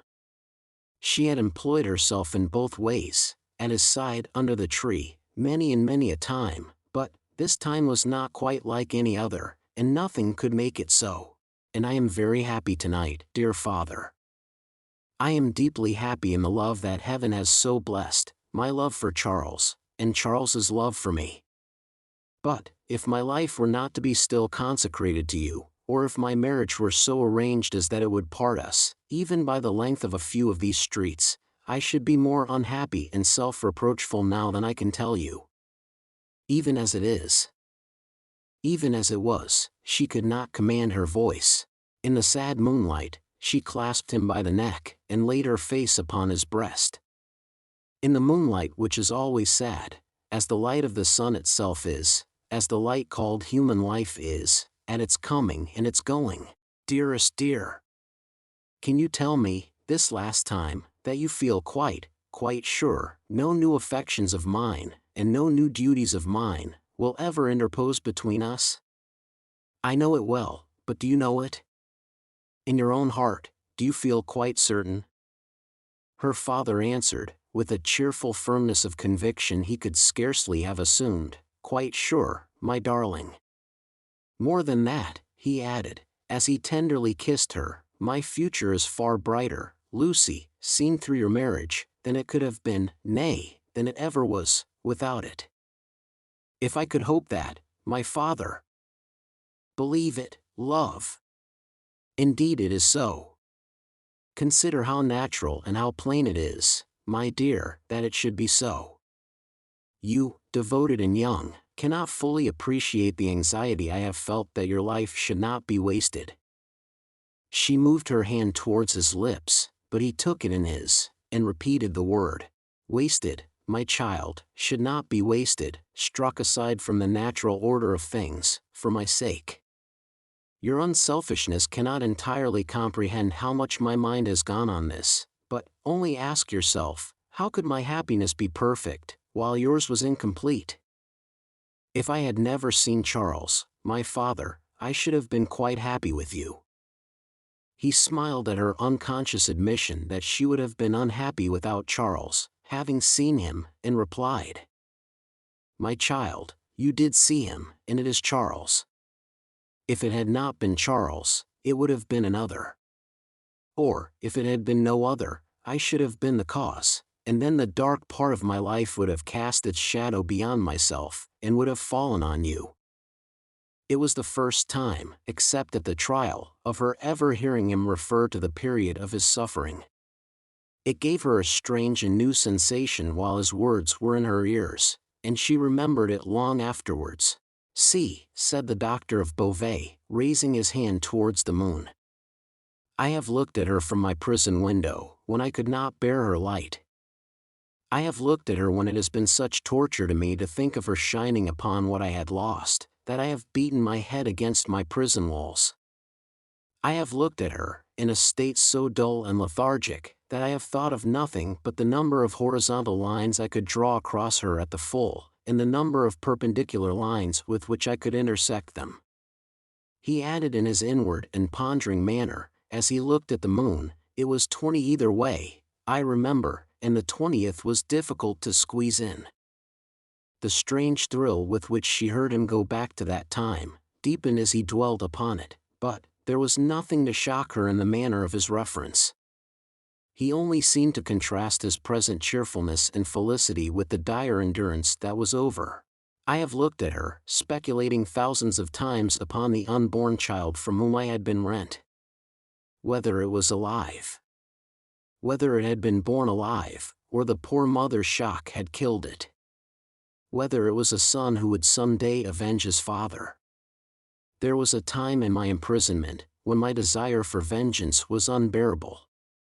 Whether it was a son who would never know his father's story, who might even live to weigh the possibility of his father's having disappeared of his own will and act. Whether it was a daughter who would grow to be a woman. She drew closer to him, and kissed his cheek and his hand. I have pictured my daughter, to myself, as perfectly forgetful of me, rather, altogether ignorant of me, and unconscious of me. I have cast up the years of her age, year after year. I have seen her married to a man who knew nothing of my fate. I have altogether perished from the remembrance of the living, and in the next generation my place was a blank. My father! Even to hear that you had such thoughts of a daughter who never existed, strikes to my heart as if I had been that child. You, Lucy. It is out of the consolation and restoration you have brought to me, that these remembrances arise, and pass between us and the moon on this last night. What did I say just now? She knew nothing of you. She cared nothing for you. So. But on other moonlight nights, when the sadness and the silence have touched me in a different way, have affected me with something as like a sorrowful sense of peace, as any emotion that had pain for its foundations could, I have imagined her as coming to me in my cell, and leading me out into the freedom beyond the fortress. I have seen her image in the moonlight often, as I now see you, except that I never held her in my arms. It stood between the little grated window and the door. But, you understand that that was not the child I am speaking of? The figure was not, the image, the fancy? No. That was another thing. It stood before my disturbed sense of sight, but it never moved. The phantom that my mind pursued was another and more real child. Of her outward appearance I know no more than that she was like her mother. The other had that likeness too, as you have, but was not the same. Can you follow me, Lucy? Hardly, I think. I doubt you must have been a solitary prisoner to understand these perplexed distinctions. His collected and calm manner could not prevent her blood from running cold, as he thus tried to anatomize his old condition. In that more peaceful state, I have imagined her, in the moonlight, coming to me and taking me out to show me that the home of her married life was full of her loving remembrance of her lost father. My picture was in her room, and I was in her prayers. Her life was active, cheerful, useful, but my poor history pervaded it all. I was that child, my father. I was not half so good, but in my love that was I. And she showed me her children, said the doctor of Beauvais, and they had heard of me, and had been taught to pity me. When they passed a prison of the state, they kept far from its frowning walls, and looked up at its bars, and spoke in whispers. She could never deliver me. I imagine that she always brought me back after showing me such things. But then, blessed with the relief of tears, I fell upon my knees, and blessed her. I am that child, I hope, my father. Oh my dear, will you bless me as fervently tomorrow? Lucy, I recall these old troubles and the reason that I have tonight for loving you better than words can tell, and thanking God for my great happiness. My thoughts, when they were wildest, never rose near the happiness that I have known with you, and that we have before us. He embraced her, solemnly commended her to heaven, and humbly thanked heaven for having bestowed her on him. By and by, they went into the house. There was no one bidden to the marriage but Mr. Lorry. There was even to be no bridesmaid but the gaunt Miss Pross. The marriage was to make no change in their place of residence. They had been able to extend it, by taking to themselves the upper rooms formerly belonging to the apocryphal invisible lodger, and they desired nothing more. Dr. Manette was very cheerful at the little supper. They were only 3 at table, and Miss Pross made the 3rd. He regretted that Charles was not there, was more than half disposed to object to the loving little plot that kept him away, and drank to him affectionately. So, the time came for him to bid Lucy good night, and they separated. But, in the stillness of the 3rd hour of the morning, Lucy came downstairs again, and stole into his room, not free from unshaped fears, beforehand. All things, however, were in their places, all was quiet, and he lay asleep, his white hair picturesque on the untroubled pillow, and his hands lying quiet on the coverlet. She put her needless candle in the shadow at a distance, crept up to his bed, and put her lips to his, then, leaned over him, and looked at him. Into his handsome face, the bitter waters of captivity had worn, but he covered up their tracks with a determination so strong, that he held the mastery of them even in his sleep. A more remarkable face in its quiet, resolute, and guarded struggle with an unseen assailant, was not to be beheld in all the wide dominions of sleep, that night. She timidly laid her hand on his dear breast, and put up a prayer that she might ever be as true to him as her love aspired to be, and as his sorrows deserved. Then, she withdrew her hand, and kissed his lips once more, and went away. So, the sunrise came, and the shadows of the leaves of the plane tree moved upon his face, as softly as her lips had moved in praying for him. Chapter 18. 9 days. The marriage day was shining brightly, and they were ready outside the closed door of the doctor's room, where he was speaking with Charles Darnay. They were ready to go to church, the beautiful bride, Mr. Lorry, and Miss Pross, to whom the event, through a gradual process of reconcilement to the inevitable, would have been one of absolute bliss, but for the yet lingering consideration that her brother Solomon should have been the bridegroom. And so, said Mr. Lorry, who could not sufficiently admire the bride, and who had been moving round her to take in every point of her quiet, pretty dress, and so it was for this, my sweet Lucy, that I brought you across the channel, such a baby. Lord bless me! How little I thought what I was doing! How lightly I valued the obligation I was conferring on my friend Mr. Charles. You didn't mean it, remarked the matter-of-fact Miss Pross, and therefore how could you know it? Nonsense. Really? Well, but don't cry, said the gentle Mr. Lorry. I am not crying, said Miss Pross, you are. My Pross. By this time, Mr. Lorry dared to be pleasant with her, on occasion. You were, just now. I saw you do it, and I don't wonder at it. Such a present of plate as you have made is enough to bring tears into anybody's eyes. There's not a fork or a spoon in the collection, said Miss Pross, that I didn't cry over, last night after the box came, till I couldn't see it. I am highly gratified, said Mr. Lorry, though, upon my honor, I had no intention of rendering those trifling articles of remembrance invisible to any one. Dear me! This is an occasion that makes a man speculate on all he has lost. Dear, dear, dear! To think that there might have been a Mrs. Lorry, any time these 50 years almost. Not at all. For Miss Pross. You think there never might have been a Mrs. Lorry? Asked the gentleman of that name. Pooh, rejoined Miss Pross, you were a bachelor in your cradle. Well, observed Mr. Lorry, beamingly adjusting his little wig, that seems probable, too. And you were cut out for a bachelor, pursued Miss Pross, before you were put in your cradle. Then, I think, said Mr. Lorry, that I was very unhandsomely dealt with, and that I ought to have had a voice in the selection of my pattern. Enough! Now, my dear Lucy, drawing his arms soothingly round her waist, I hear them moving in the next room, and Miss Pross and I, as two formal folks of business, are anxious not to lose the final opportunity of saying something to you that you wish to hear. You leave your good father, my dear, in hands as earnest and as loving as your own. He shall be taken every conceivable care of, during the next fortnight, while you are in Warwickshire and thereabouts. Even Tellson shall go to the wall, comparatively speaking, before him. And when, at the fortnight's end, he comes to join you and your beloved husband, on your other fortnight's trip in Wales, you shall say that we have sent him to you in the best health and in the happiest frame. Now, I hear somebody's step coming to the door. Let me kiss my dear girl with an old-fashioned bachelor blessing, before somebody comes to claim his own.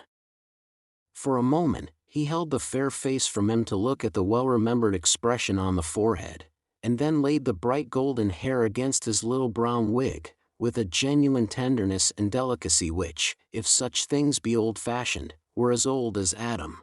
The door of the doctor's room opened, and he came out with Charles Darnay. He was so deadly pale, which had not been the case when they went in together, that no vestige of color was to be seen in his face. But, in the composure of his manner he was unaltered, except that to the shrewd glance of Mr. Lorry it disclosed some shadowy indication that the old air of avoidance and dread had lately passed over him, like a cold wind. He gave his arm to his daughter, and took her downstairs to the chariot which Mr. Lorry had hired in honor of the day.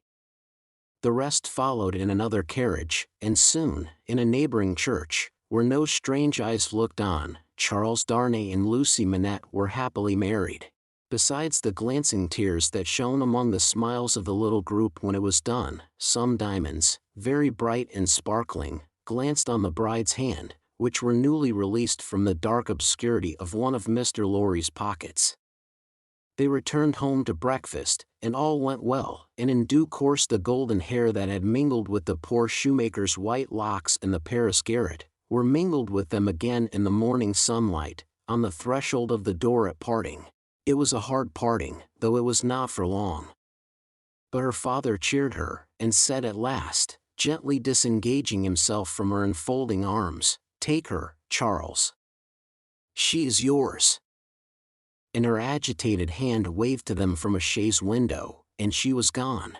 The corner being out of the way of the idle and curious, and the preparations having been very simple and few, the doctor, Mr. Lorry, and Miss Pross were left quite alone. It was when they turned into the welcome shade of the cool old hall that Mr. Lorry observed a great change to have come over the doctor, as if the golden arm uplifted there had struck him a poisoned blow. He had naturally repressed much, and some revulsion might have been expected in him when the occasion for repression was gone. But it was the old scared lost look that troubled Mr. Lorry, and through his absent manner of clasping his head and drearily wandering away into his own room when they got upstairs, Mr. Lorry was reminded of Defarge the wine-shop keeper in the Starlight Ride. "I think," he whispered to Miss Pross, after anxious consideration, "I think we had best not speak to him just now, or at all disturb him. I must look in at Tellson's, so I will go there at once and come back presently. Then we will take him a ride into the country, and dine there, and all will be well." It was easier for Mr. Lorry to look in at Tellson's than to look out of Tellson's. He was detained 2 hours. When he came back, he ascended the old staircase alone, having asked no question of the servant. Going thus into the doctor's rooms, he was stopped by a low sound of knocking. "Good God!" he said, with a start. "What's that?" Miss Pross, with a terrified face, was at his ear. "Oh me! Oh me! All is lost!" cried she, wringing her hands. "What is to be told to Ladybird? He doesn't know me, and is making shoes." Mr. Lorry said what he could to calm her, and went himself into the doctor's room. The bench was turned towards the light, as it had been when he had seen the shoemaker at his work before, and his head was bent down, and he was very busy. "Dr. Manette. My dear friend, Dr. Manette." The doctor looked at him for a moment, half inquiringly, half as if he were angry at being spoken to, and bent over his work again. He had laid aside his coat and waistcoat, his shirt was open at the throat, as it used to be when he did that work, and even the old haggard, faded surface of face had come back to him. He worked hard, impatiently, as if in some sense of having been interrupted. Mr. Lorry glanced at the work in his hand, and observed that it was a shoe of the old size and shape. He took up another that was lying by him, and asked what it was. "A young lady's walking shoe," he muttered, without looking up. "It ought to have been finished long ago. Let it be." "But, Dr. Manette, look at me." He obeyed, in the old mechanically submissive manner, without pausing in his work. "You know me, my dear friend? Think again. This is not your proper occupation. Think, dear friend." Nothing would induce him to speak more. He looked up, for an instant at a time, when he was requested to do so, but no persuasion would extract a word from him. He worked, and worked, and worked, in silence, and words fell on him as they would have fallen on an echoless wall, or on the air. The only ray of hope that Mr. Lorry could discover was that he sometimes furtively looked up without being asked. In that, there seemed a faint expression of curiosity or perplexity, as though he were trying to reconcile some doubts in his mind. Two things at once impressed themselves on Mr. Lorry, as important above all others: the first, that this must be kept secret from Lucy; the second, that it must be kept secret from all who knew him. In conjunction with Miss Pross, he took immediate steps towards the latter precaution, by giving out that the doctor was not well, and required a few days of complete rest. In aid of the kind deception to be practiced on his daughter, Miss Pross was to write, describing his having been called away professionally, and referring to an imaginary letter of 2 or 3 hurried lines in his own hand, represented to have been addressed to her by the same post. These measures, advisable to be taken in any case, Mr. Lorry took in the hope of his coming to himself. If that should happen soon, he kept another course in reserve, which was, to have a certain opinion that he thought the best, on the doctor's case. In the hope of his recovery, and of resort to this third course being thereby rendered practicable, Mr. Lorry resolved to watch him attentively, with as little appearance as possible of doing so. He therefore made arrangements to absent himself from Tellson's for the first time in his life, and took his post by the window in the same room.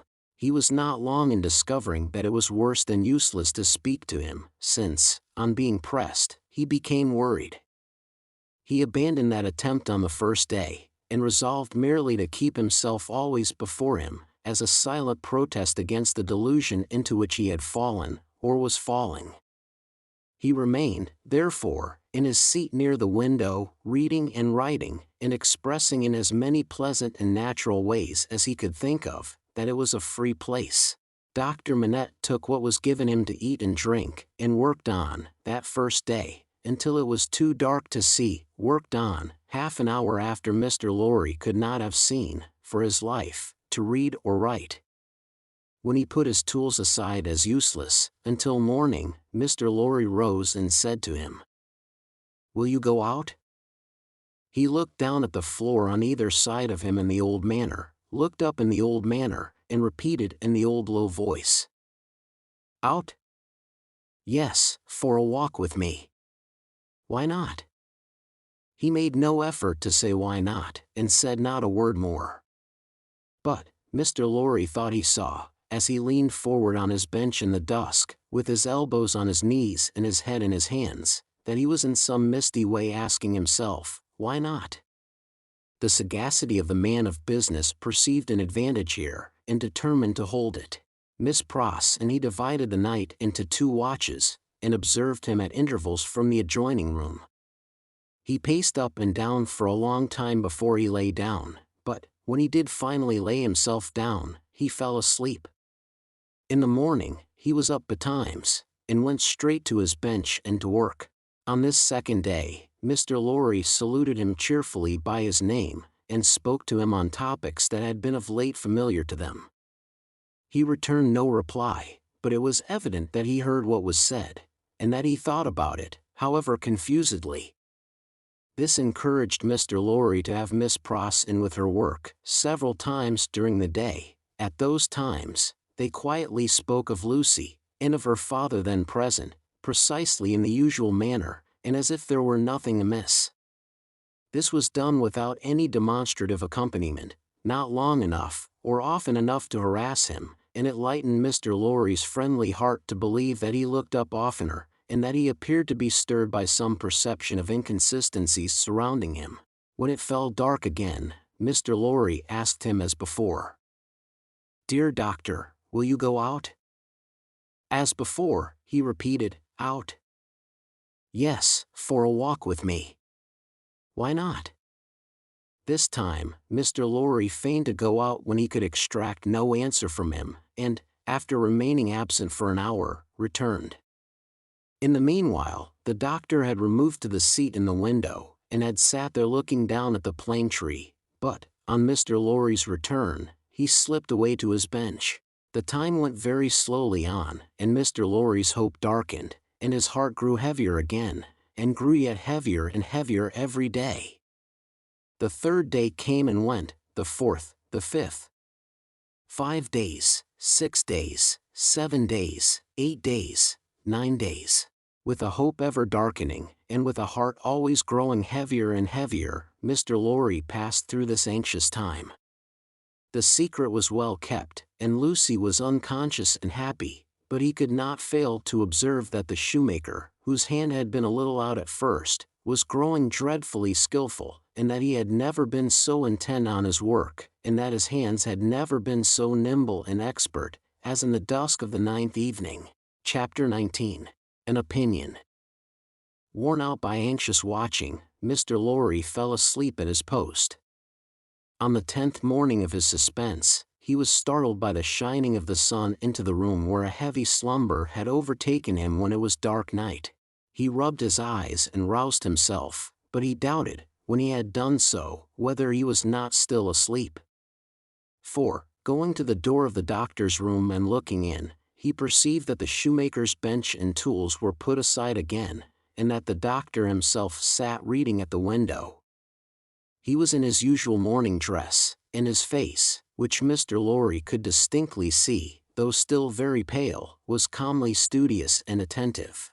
Even when he had satisfied himself that he was awake, Mr. Lorry felt giddily uncertain for some few moments whether the late shoemaking might not be a disturbed dream of his own, for, did not his eyes show him his friend before him in his accustomed clothing and aspect, and employed as usual, and was there any sign within their range, that the change of which he had so strong an impression had actually happened? It was but the inquiry of his first confusion and astonishment, the answer being obvious. If the impression were not produced by a real corresponding and sufficient cause, how came he, Jarvis Lorry, there? How came he to have fallen asleep, in his clothes, on the sofa in Dr. Manette's consulting room, and to be debating these points outside the doctor's bedroom door in the early morning? Within a few minutes, Miss Pross stood whispering at his side.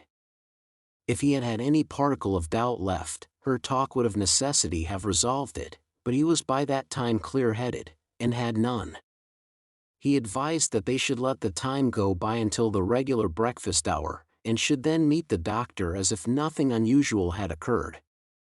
If he appeared to be in his customary state of mind, Mr. Lorry would then cautiously proceed to seek direction and guidance from the opinion he had been, in his anxiety, so anxious to obtain.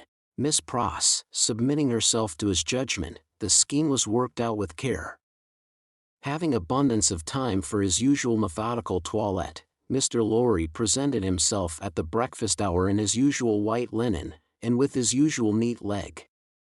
The doctor was summoned in the usual way, and came to breakfast, so far as it was possible to comprehend him without overstepping those delicate and gradual approaches which Mr. Lorry felt to be the only safe advance. He at first supposed that his daughter's marriage had taken place yesterday.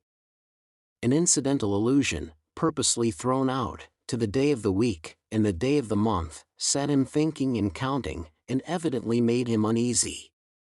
In all other respects, however, he was so composedly himself, that Mr. Lorry determined to have the aid he sought. And that aid was his own.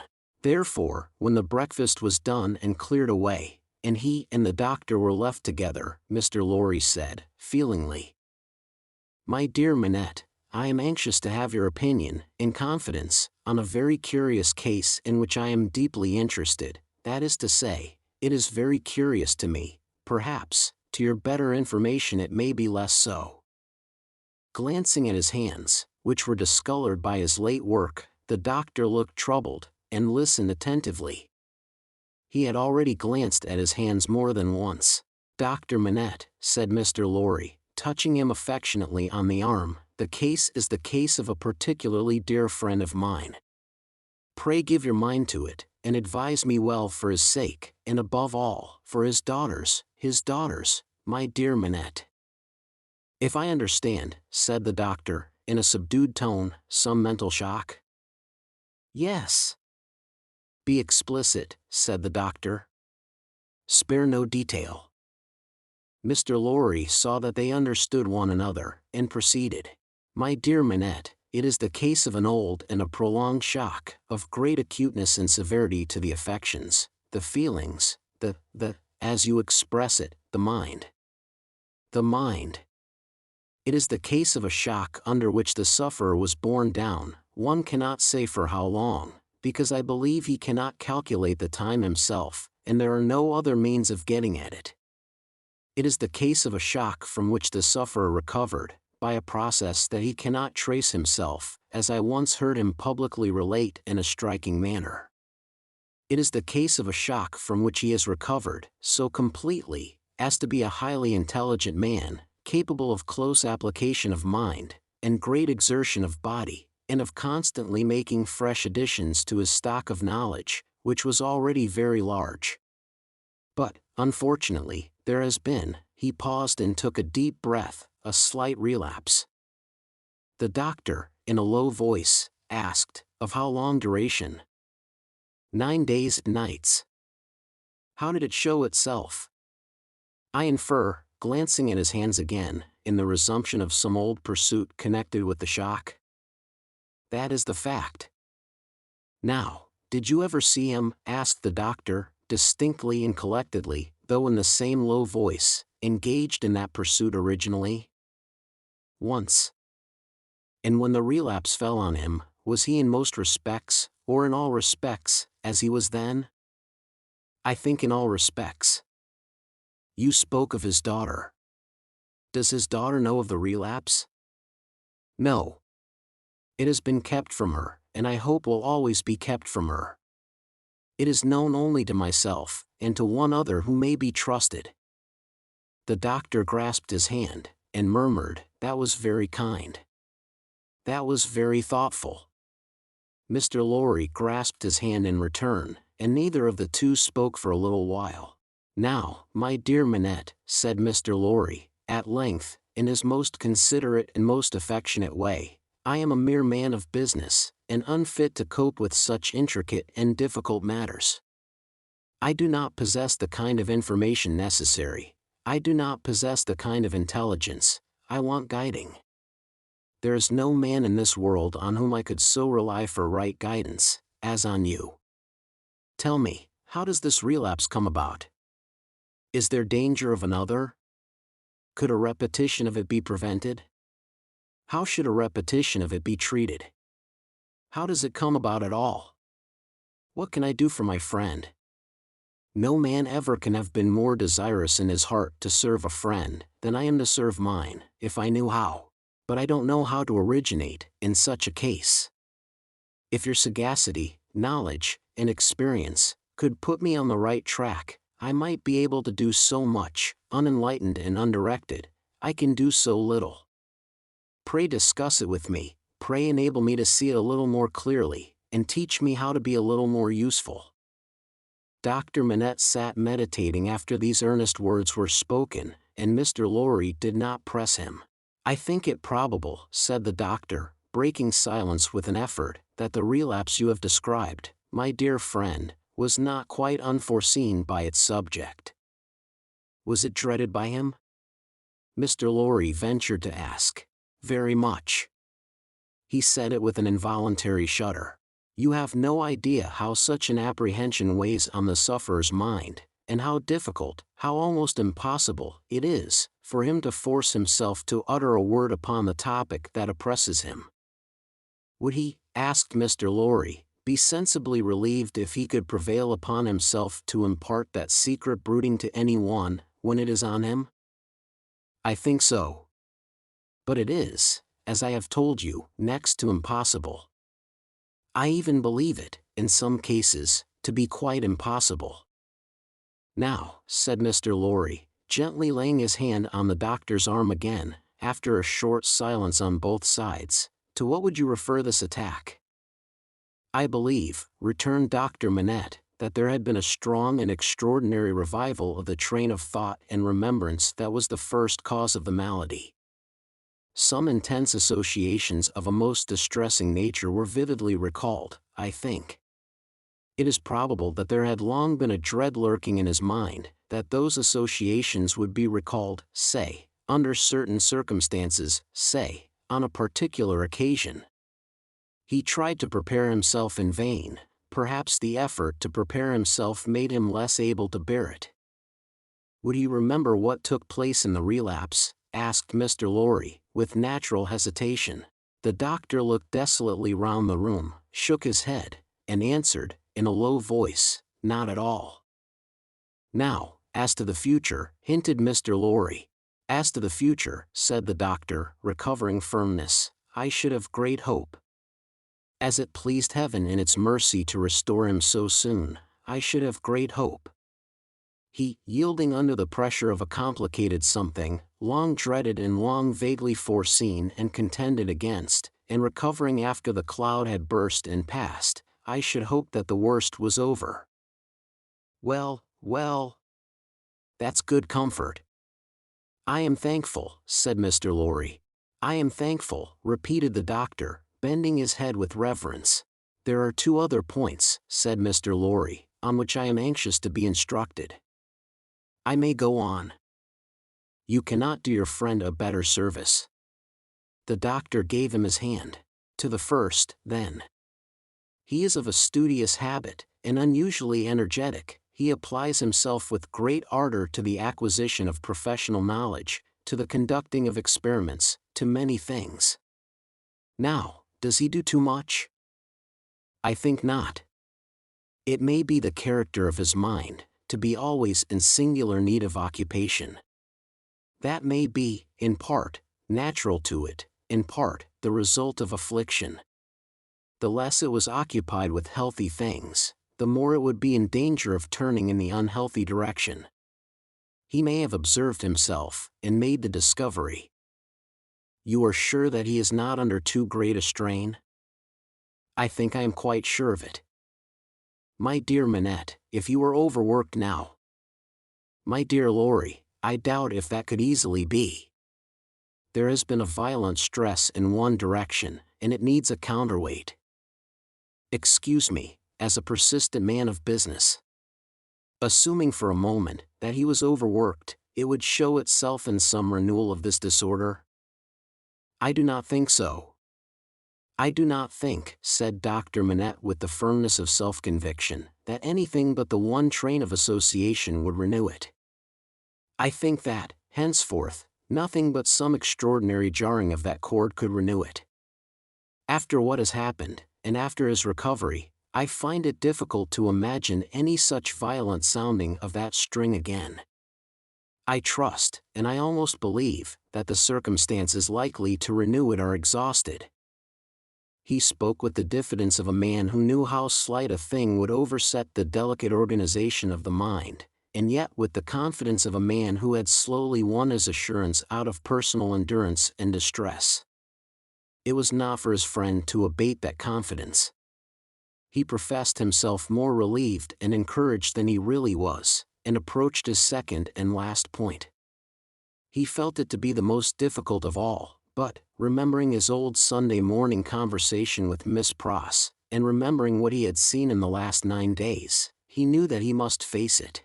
The occupation resumed under the influence of this passing affliction so happily recovered from, said Mr. Lorry, clearing his throat, we will call blacksmith's work, blacksmith's work. We will say, to put a case and for the sake of illustration, that he had been used, in his bad time, to work at a little forge. We will say that he was unexpectedly found at his forge again. Is it not a pity that he should keep it by him? The doctor shaded his forehead with his hand, and beat his foot nervously on the ground. He has always kept it by him, said Mr. Lorry, with an anxious look at his friend. Now, would it not be better that he should let it go? Still, the doctor, with shaded forehead, beat his foot nervously on the ground. You do not find it easy to advise me, said Mr. Lorry. I quite understand it to be a nice question. And yet I think, and there he shook his head, and stopped. You see, said Dr. Manette, turning to him after an uneasy pause, it is very hard to explain, consistently, the innermost workings of this poor man's mind. He once yearned so frightfully for that occupation, and it was so welcome when it came, no doubt it relieved his pains so much, by substituting the perplexity of the fingers for the perplexity of the brain, and by substituting, as he became more practiced, the ingenuity of the hands, for the ingenuity of the mental torture, that he has never been able to bear the thought of putting it quite out of his reach. Even now, when I believe he is more hopeful of himself than he has ever been, and even speaks of himself with a kind of confidence, the idea that he might need that old employment, and not find it, gives him a sudden sense of terror, like that which one may fancy strikes to the heart of a lost child. He looked like his illustration, as he raised his eyes to Mr. Lorry's face. But may not, mind. I ask for information, as a plodding man of business who only deals with such material objects as guineas, shillings, and banknotes, may not the retention of the thing involve the retention of the idea? If the thing were gone, my dear Manette, might not the fear go with it? In short, is it not a concession to the misgiving, to keep the forge? There was another silence. You see, too, said the doctor, tremulously, it is such an old companion." "I would not keep it," said Mr. Lorry, shaking his head, for he gained in firmness as he saw the doctor disquieted. "I would recommend him to sacrifice it. I only want your authority. I am sure it does no good. Come. Give me your authority, like a dear good man. For his daughter's sake, my dear Minette." Very strange to see what a struggle there was within him. "In her name, then, let it be done, I sanction it. But, I would not take it away while he was present. Let it be removed when he is not there, let him miss his old companion after an absence." Mr. Lorry readily engaged for that, and the conference was ended. They passed the day in the country, and the doctor was quite restored. On the 3 following days he remained perfectly well, and on the 14th day he went away to join Lucy and her husband. The precaution that had been taken to account for his silence, Mr. Lorry had previously explained to him, and he had written to Lucy in accordance with it, and she had no suspicions. On the night of the day on which he left the house, Mr. Lorry went into his room with a chopper, saw, chisel, and hammer, attended by Miss Pross carrying a light. There, with closed doors, and in a mysterious and guilty manner, Mr. Lorry hacked the shoemaker's bench to pieces, while Miss Pross held the candle as if she were assisting at a murder, for which, indeed, in her grimness, she was no unsuitable figure. The burning of the body, previously reduced to pieces convenient for the purpose, was commenced without delay in the kitchen fire, and the tools, shoes, and leather were buried in the garden. So wicked do destruction and secrecy appear to honest minds, that Mr. Lorry and Miss Pross, while engaged in the commission of their deed and in the removal of its traces, almost felt, and almost looked, like accomplices in a horrible crime. 0576M. Original. Chapter 20. A Plea. When the newly married pair came home, the first person who appeared, to offer his congratulations, was Sidney Carton. They had not been at home many hours, when he presented himself. He was not improved in habits, or in looks, or in manner, but there was a certain rugged air of fidelity about him, which was new to the observation of Charles Darnay. He watched his opportunity of taking Darnay aside into a window, and of speaking to him when no one overheard. "Mr. Darnay," said Carton, "I wish we might be friends." "We are already friends, I hope." "You are good enough to say so, as a fashion of speech, but I don't mean any fashion of speech. Indeed, when I say I wish we might be friends, I scarcely mean quite that, either." Charles Darnay, as was natural, asked him, in all good humor and good fellowship, what he did mean. "Upon my life," said Carton, smiling, "I find that easier to comprehend in my own mind, than to convey to yours. However, let me try. You remember a certain famous occasion when I was more drunk than usual?" "I remember a certain famous occasion when you forced me to confess that you had been drinking." "I remember it too. The curse of those occasions is heavy upon me, for I always remember them. I hope it may be taken into account one day, when all days are at an end for me. Don't be alarmed, I am not going to preach. I am not at all alarmed. Earnestness in you is anything but alarming to me." "Ah," said Carton, with a careless wave of his hand, as if he waved that away. "On the drunken occasion in question, one of a large number, as you know, I was insufferable about liking you, and not liking you. I wish you would forget it." "I forgot it long ago." Fashion of speech again.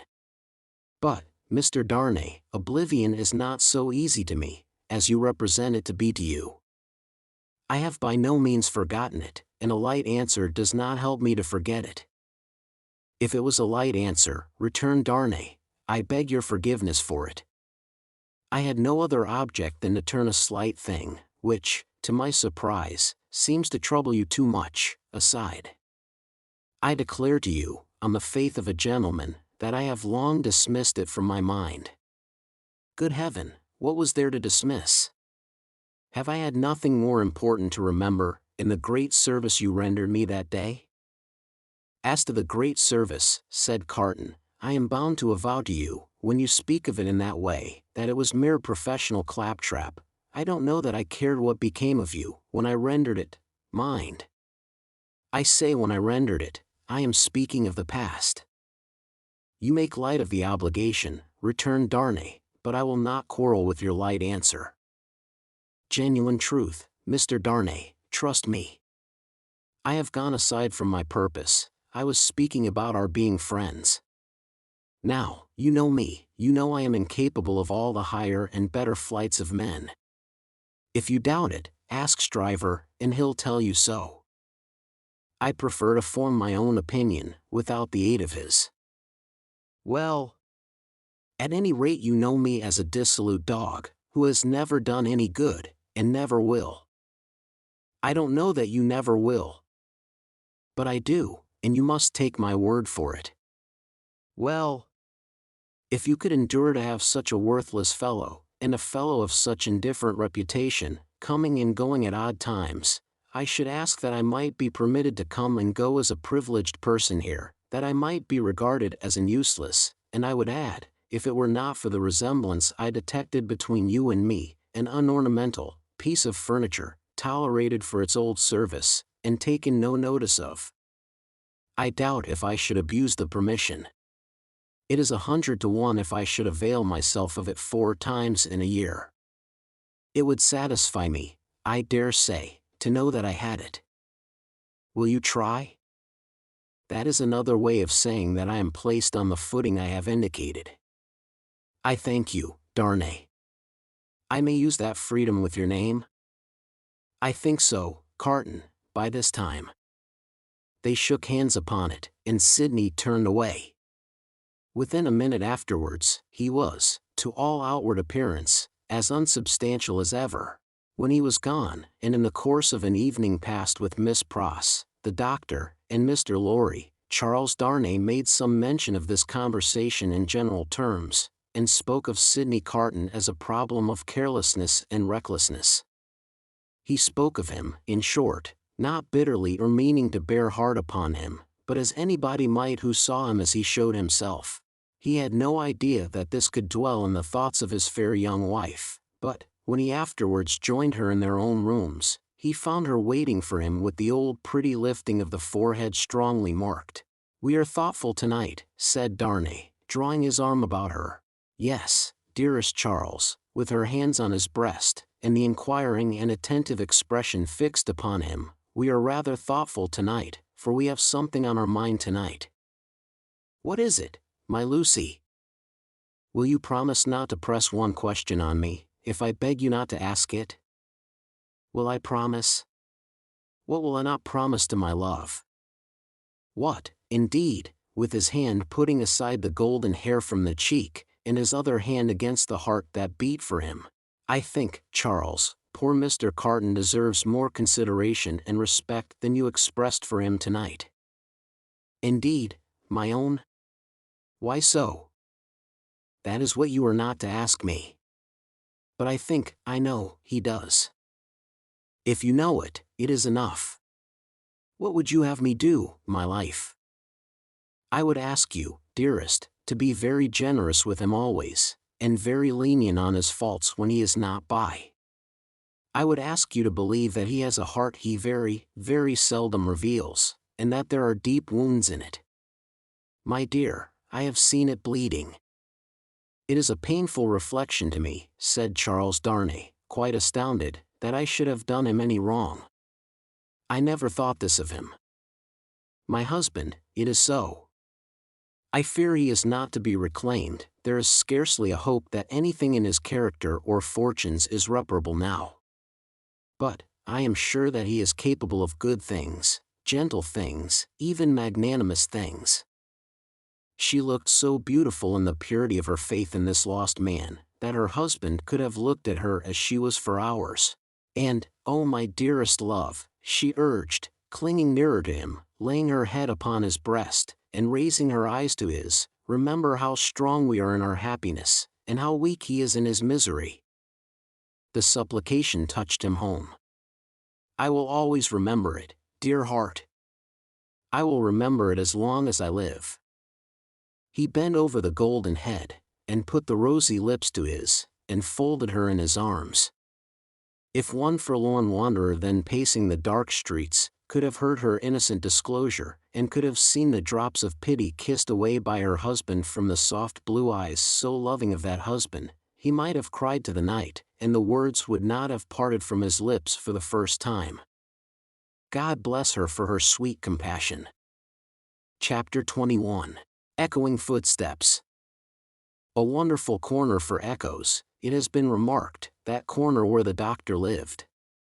Ever busily winding the golden thread which bound her husband, and her father, and herself, and her old directress and companion, in a life of quiet bliss, Lucy sat in the still house in the tranquilly resounding corner, listening to the echoing footsteps of years. At first, there were times, though she was a perfectly happy young wife, when her work would slowly fall from her hands, and her eyes would be dimmed. For there was something coming in the echoes, something light, afar off, and scarcely audible yet, that stirred her heart too much. Fluttering hopes and doubts, hopes of a love as yet unknown to her, doubts of her remaining upon earth, to enjoy that new delight, divided her breast. Among the echoes then, there would arise the sound of footsteps at her own early grave, and thoughts of the husband who would be left so desolate, and who would mourn for her so much, swelled to her eyes, and broke like waves. That time passed, and her little Lucy lay on her bosom. Then, among the advancing echoes, there was the tread of her tiny feet and the sound of her prattling words. Let greater echoes resound as they would, the young mother at the cradle side could always hear those coming. They came, and the shady house was sunny with a child's laugh, and the divine friend of children, to whom in her trouble she had confided hers, seemed to take her child in his arms, as he took the child of old, and made it a sacred joy to her. Ever busily winding the golden thread that bound them all together, weaving the service of her happy influence through the tissue of all their lives, and making it predominate nowhere, Lucy heard in the echoes of years none but friendly and soothing sounds. Her husband's step was strong and prosperous among them, her father's firm and equal. Lo, Miss Pross, in harness of string, awakening the echoes, as an unruly charger, whip-corrected, snorting and pawing the earth under the plane tree in the garden.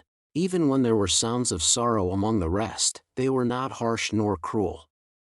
Even when golden hair, like her own, lay in a halo on a pillow round the worn face of a little boy, and he said, with a radiant smile, "Dear Papa and Mamma, I am very sorry to leave you both, and to leave my pretty sister, but I am called, and I must go." Those were not tears all of agony that wetted his young mother's cheek, as the spirit departed from her embrace that had been entrusted to it.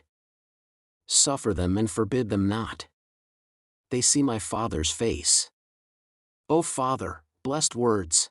Thus, the rustling of an angel's wings got blended with the other echoes, and they were not wholly of earth, but had in them that breath of heaven. Sighs of the winds that blew over a little garden tomb were mingled with them also, and both were audible to Lucy, in a hushed murmur, like the breathing of a summer sea asleep upon a sandy shore, as the little Lucy, comically studious at the task of the morning, or dressing a doll at her mother's footstool, chattered in the tongues of the two cities that were blended in her life.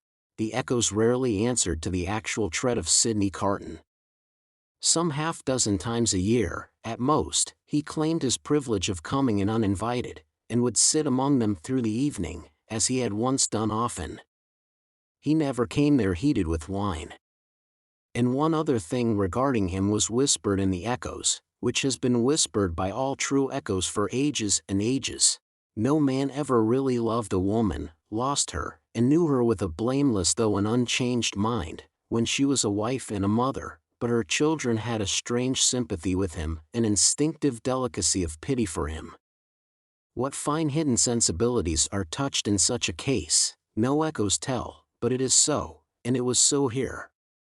Carton was the first stranger to whom little Lucy held out her chubby arms, and he kept his place with her as she grew.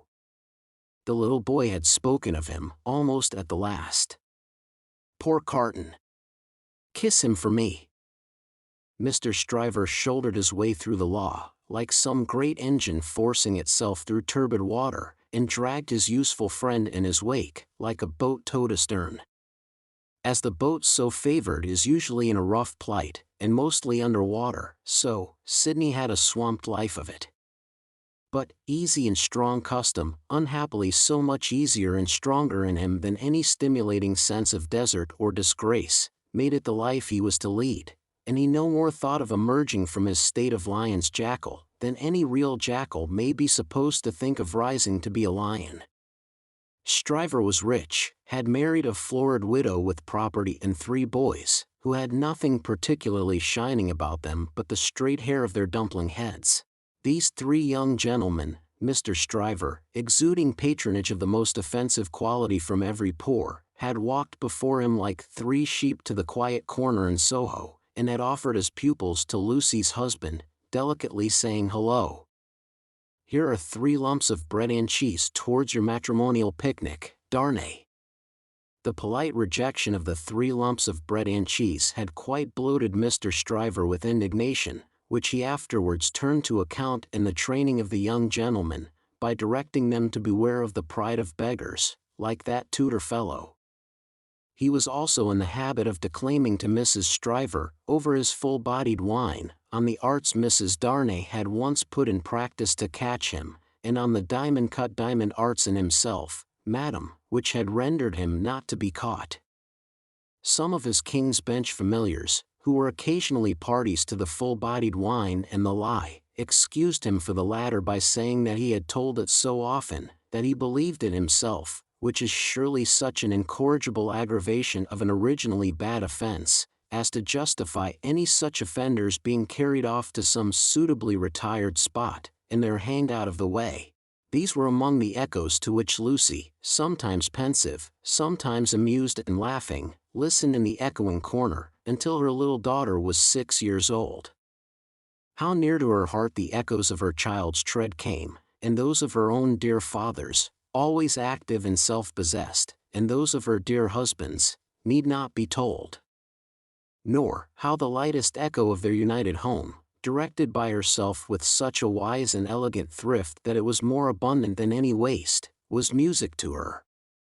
Nor how there were echoes all about her, sweet in her ears, of the many times her father had told her that he found her more devoted to him married, if that could be, than single, and of the many times her husband had said to her that no cares and duties seemed to divide her love for him or her help to him, and asked her what is the magic secret, my darling, of your being everything to all of us, as if there were only one of us, yet never seeming to be hurried, or to have too much to do.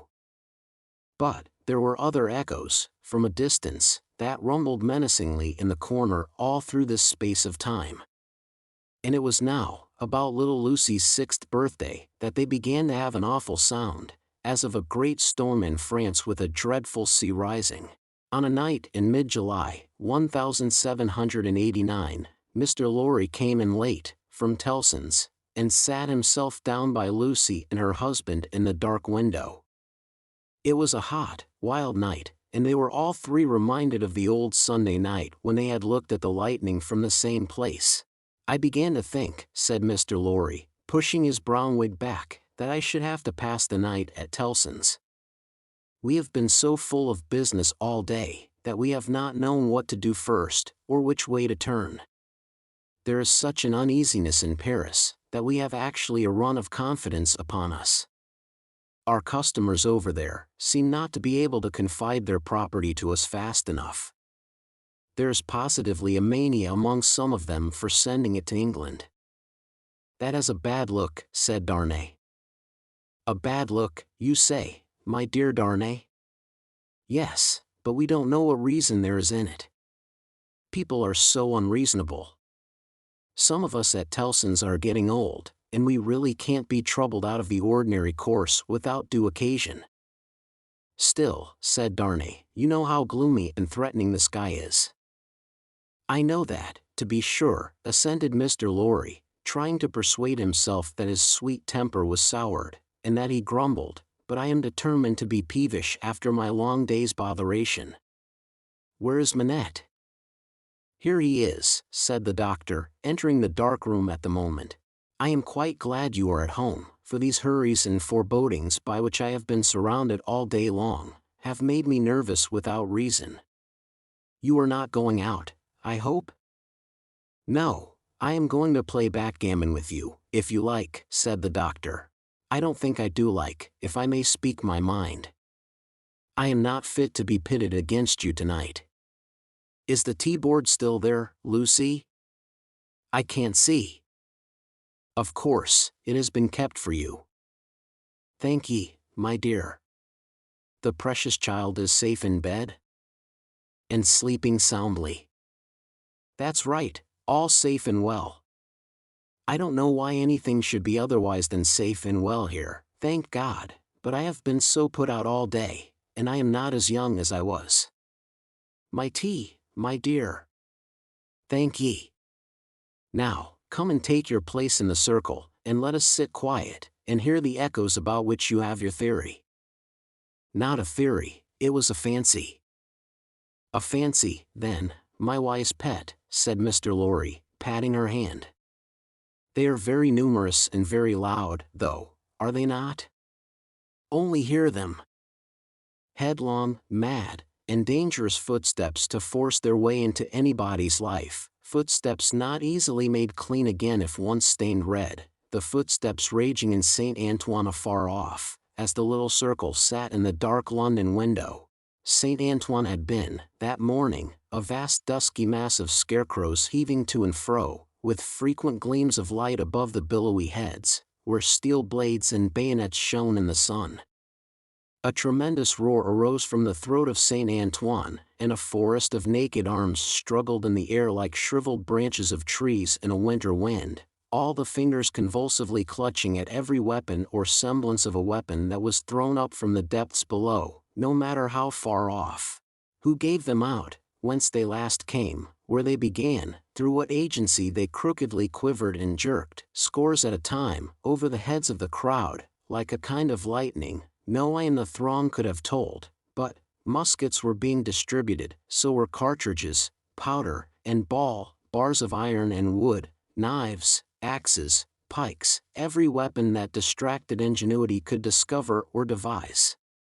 People who could lay hold of nothing else, set themselves with bleeding hands to force stones and bricks out of their places and walls.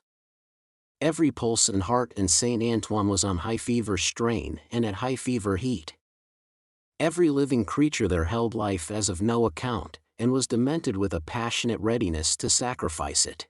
As a whirlpool of boiling waters has a center point, so, all this raging circled round Defarge's wine shop, and every human drop in the cauldron had a tendency to be sucked towards the vortex where Defarge himself, already begrimed with gunpowder and sweat, issued orders, issued arms, thrust this man back, dragged this man forward, disarmed one to arm another, labored and strove in the thickest of the uproar. Keep near to me, Jacques 3, cried Defarge, and do you, Jacques 1 and 2, separate and put yourselves at the head of as many of these patriots as you can. Where's my wife? Well. Here you see me, said Madame, composed as ever, but not knitting today. Madame's resolute right hand was occupied with an axe, in place of the usual softer implements, and in her girdle were a pistol and a cruel knife. Where do you go, my wife? I go, said Madame, with you at present. You shall see me at the head of women, by and by. Come, then, cried Defarge, in a resounding voice. Patriots and friends, we are ready. The Bastille. With a roar that sounded as if all the breath in France had been shaped into the detested word, the living sea rose, wave on wave, depth on depth, and overflowed the city to that point. Alarm bells ringing, drums beating, the sea raging and thundering on its new beach, the attack began. Deep ditches, double drawbridge, massive stone walls, 8 great towers, cannon, muskets, fire and smoke. Through the fire and through the smoke, in the fire and in the smoke, for the sea cast him up against a cannon, and on the instant he became a cannoneer. Defarge of the wine shop worked like a manful soldier. 2 fierce hours. Deep ditch, single drawbridge, massive stone walls, 8 great towers, cannon, muskets, fire and smoke. 1 drawbridge down. Work, comrades all, work. Work, Jacques 1, Jacques 2, Jacques 1000, Jacques 2000, Jacques 5 and 20,000, in the name of all the angels or the devils, which you prefer, work. Thus Defarge of the wine shop, still at his gun, which had long grown hot. To me, women, cried Madame his wife. What? We can kill as well as the men when the place is taken. And to her, with a shrill thirsty cry, trooping women variously armed, but all armed alike in hunger and revenge. Cannon, muskets, fire and smoke, but, still the deep ditch, the single drawbridge, the massive stone walls, and the 8 great towers. Slight displacements of the raging sea, made by the falling wounded. Flashing weapons, blazing torches, smoking wagonloads of wet straw, hard work at neighboring barricades in all directions, shrieks, volleys, execrations, bravery without stint, boom smash and rattle, and the furious sounding of the living sea, but, still the deep ditch, and the single drawbridge, and the massive stone walls, and the 8 great towers, and still Defarge of the wine shop at his gun, grown doubly hot by the service of 4 fierce hours. A white flag from within the fortress, and a parley, this dimly perceptible through the raging storm, nothing audible in it. Suddenly the sea rose immeasurably wider and higher, and swept Defarge of the wine shop over the lowered drawbridge, past the massive stone outer walls, and among the 8 great towers surrendered. So resistless was the force of the ocean bearing him on, that even to draw his breath or turn his head was as impracticable as if he had been struggling in the surf at the South Sea, until he was landed in the outer courtyard of the Bastille. There, against an angle of a wall, he made a struggle to look about him. Jacques 3 was nearly at his side. Madame Defarge, still heading some of her women, was visible in the inner distance, and her knife was in her hand. Everywhere was tumult, exultation, deafening and maniacal bewilderment, astounding noise, yet furious dumb show. The prisoners. The records. The secret cells. The instruments of torture. The prisoners. Of all these cries, and 10,000 incoherences, the prisoners, was the cry most taken up by the sea that rushed in, as if there were an eternity of people, as well as of time and space. When the foremost billows rolled past, bearing the prison officers with them, and threatening them all with instant death if any secret nook remained undisclosed, Defarge laid his strong hand on the breast of one of these men, a man with a grey head, who had a lighted torch in his hand, separated him from the rest, and got him between himself and the wall. "Show me the North Tower," said Defarge. "Quick!" "I will faithfully," replied the man, "if you will come with me." "But there is no one there." "What is the meaning of 105, North Tower?" asked Defarge. "Quick!" "The meaning, monsieur? Does it mean a captive, or a place of captivity? Or do you mean that I shall strike you dead?" "Kill him," croaked Jacques 3, who had come close up. "Monsieur, it is a cell." "Show it me." "Pass this way, then." Jacques 3, with his usual craving on him, and evidently disappointed by the dialogue taking a turn that did not seem to promise bloodshed, held by Defarge's arm as he held by the turnkey's.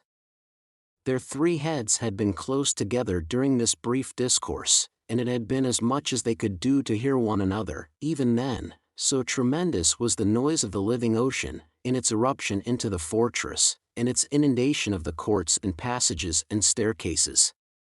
All around outside, too, it beat the walls with a deep, hoarse roar, from which, occasionally, some partial shouts of tumult broke and leaped into the air like spray.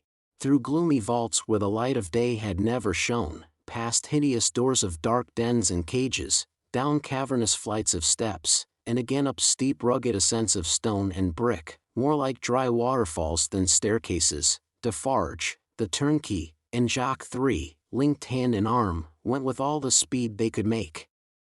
Here and there, especially at first, the inundation started on them and swept by, but when they had done descending, and were winding and climbing up a tower, they were alone. Hemmed in here by the massive thickness of walls and arches, the storm within the fortress and without was only audible to them in a dull, subdued way, as if the noise out of which they had come had almost destroyed their sense of hearing. The turnkey stopped at a low door, put a key in a clashing lock, swung the door slowly open, and said, as they all bent their heads and passed in, 105, North Tower. There was a small, heavily grated, unglazed window high in the wall, with a stone screen before it, so that the sky could be only seen by stooping low and looking up. There was a small chimney, heavily barred across, a few feet within. There was a heap of old feathery wood ashes on the hearth. There was a stool, and table, and a straw bed. There were the 4 blackened walls, and a rusted iron ring in one of them. Pass that torch slowly along these walls, that I may see them, said Defarge to the turnkey. The man obeyed, and Defarge followed the light closely with his eyes. Stop, look here, Jacques. Ah, croaked Jacques III, as he read greedily. Alexander Manette, said Defarge in his ear, following the letters with his swart forefinger, deeply ingrained with gunpowder. And here he wrote a poor physician. And it was he, without doubt, who scratched a calendar on this stone. What is that in your hand? A crowbar? Give it me. He had still the linstock of his gun in his own hand. He made a sudden exchange of the 2 instruments, and turning on the worm-eaten stool and table, beat them to pieces in a few blows. Hold the light higher, he said, wrathfully, to the turnkey. Look among those fragments with care, Jacques. And see. Here's my knife. Throwing it to him, rip open that bed, and search the straw. Hold the light higher, you. With a menacing look at the turnkey he crawled upon the hearth, and, peering up the chimney, struck and prized at its sides with the crowbar, and worked at the iron grating across it. In a few minutes, some mortar and dust came dropping down, which he averted his face to avoid, and in it, and in the old wood ashes, and in a crevice in the chimney into which his weapon had slipped or wrought itself, he groped with a cautious touch. Nothing in the wood, and nothing in the straw, Jacques. Nothing. Let us collect them together, in the middle of the cell. So. Light them, you. The turnkey fired the little pile, which blazed high and hot. Stooping again to come out at the low arched door, they left it burning, and retraced their way to the courtyard, seeming to recover their sense of hearing as they came down, until they were in the raging flood once more. They found it surging and tossing, in quest of Defarge himself. Saint Antoine was clamorous to have its wine-shop keeper foremost in the guard upon the governor who had defended the Bastille and shot the people. Otherwise, the governor would not be marched to the Hôtel de Ville for judgment. Otherwise, the governor would escape, and the people's blood, suddenly of some value, after many years of worthlessness, be unavenged.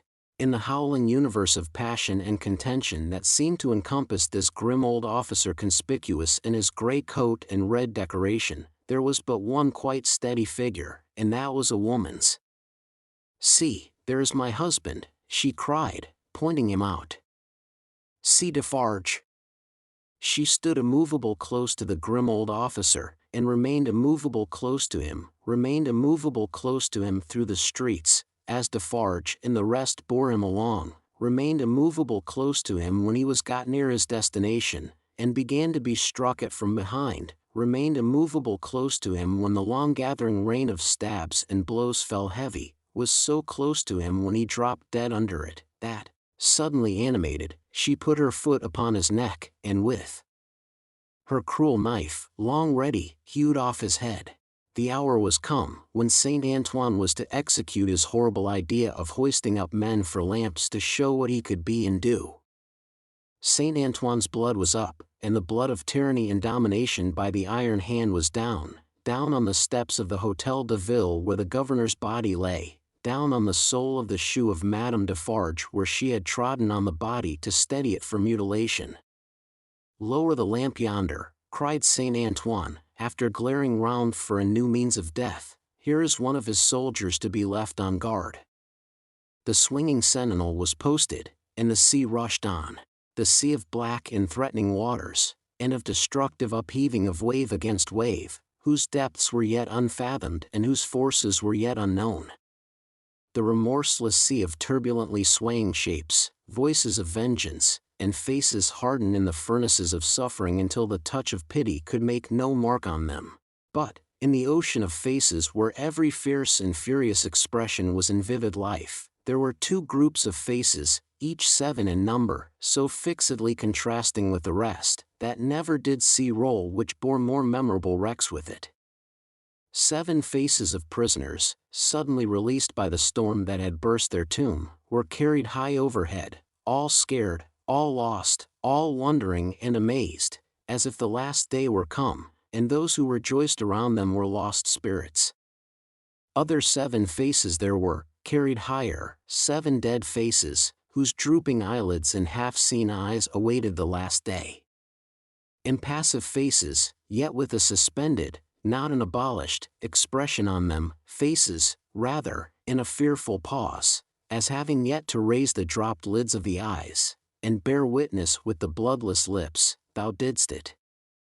7 prisoners released, 7 gory heads on pikes, the keys of the accursed fortress of the 8 strong towers, some discovered letters and other memorials of prisoners of old time, long dead of broken hearts, such, and such, like, the loudly echoing footsteps of Saint Antoine escort through the Paris streets in mid-July, 1789. Now, heaven defeat the fancy of Lucy Darnay, and keep these feet far out of her life. For, they are headlong, mad, and dangerous, and in the years so long after the breaking of the cask at Defarge's wine-shop door, they are not easily purified when once stained red. Chapter 22. The Sea Still Rises. Haggard Saint Antoine had had only one exultant week, in which to soften his modicum of hard and bitter bread to such extent as he could, with the relish of fraternal embraces and congratulations, when Madame Defarge sat at her counter, as usual, presiding over the customers. Madame Defarge wore no rose in her head, for the great brotherhood of spies had become, even in one short week, extremely chary of trusting themselves to the saint's mercies. The lamps across his streets had a portentously elastic swing with them. Madame Defarge, with her arms folded, sat in the morning light and heat, contemplating the wine shop and the street. In both, there were several knots of loungers, squalid and miserable, but now with a manifest sense of power enthroned on their distress. The raggedest nightcap, awry on the wretchedest head, had this crooked significance in it: "I know how hard it has grown for me, the wearer of this, to support life in myself, but do you know how easy it has grown for me, the wearer of this, to destroy life in you?" Every lean bare arm, that had been without work before, had this work always ready for it now, that it could strike. The fingers of the knitting women were vicious, with the experience that they could tear. There was a change in the appearance of Saint Antoine. The image had been hammering into this for hundreds of years, and the last finishing blows had told mightily on the expression. Madame Defarge sat observing it, with such suppressed approval as was to be desired in the leader of the Saint Antoine women. One of her sisterhood knitted beside her. The short, rather plump wife of a starved grocer, and the mother of 2 children withal, this lieutenant had already earned the complimentary name of the Vengeance. "Hark," said the Vengeance. "Listen, then. Who comes?" As if a train of powder laid from the outermost bound of Saint Antoine Quarter to the wine-shop door, had been suddenly fired, a fast-spreading murmur came rushing along. "It is Defarge," said Madame. "Silence, patriots." Defarge came in breathless, pulled off a red cap he wore, and looked around him. "Listen, everywhere," said Madame again. Listen to him. Defarge stood, panting, against a background of eager eyes and open mouths, formed outside the door. All those within the wine shop had sprung to their feet. Say then, my husband. What is it? News from the other world. How, then, cried Madame, contemptuously. The other world? Does everybody here recall old Foulon, who told the famished people that they might eat grass, and who died, and went to hell? Everybody, from all throats. The news is of him. He is among us. Among us, from the universal throat again. And dead? Not dead. He feared us so much, and with reason, that he caused himself to be represented as dead, and had a grand mock funeral. But they have found him alive, hiding in the country, and have brought him in. I have seen him but now, on his way to the Hôtel de Ville, a prisoner. I have said that he had reason to fear us.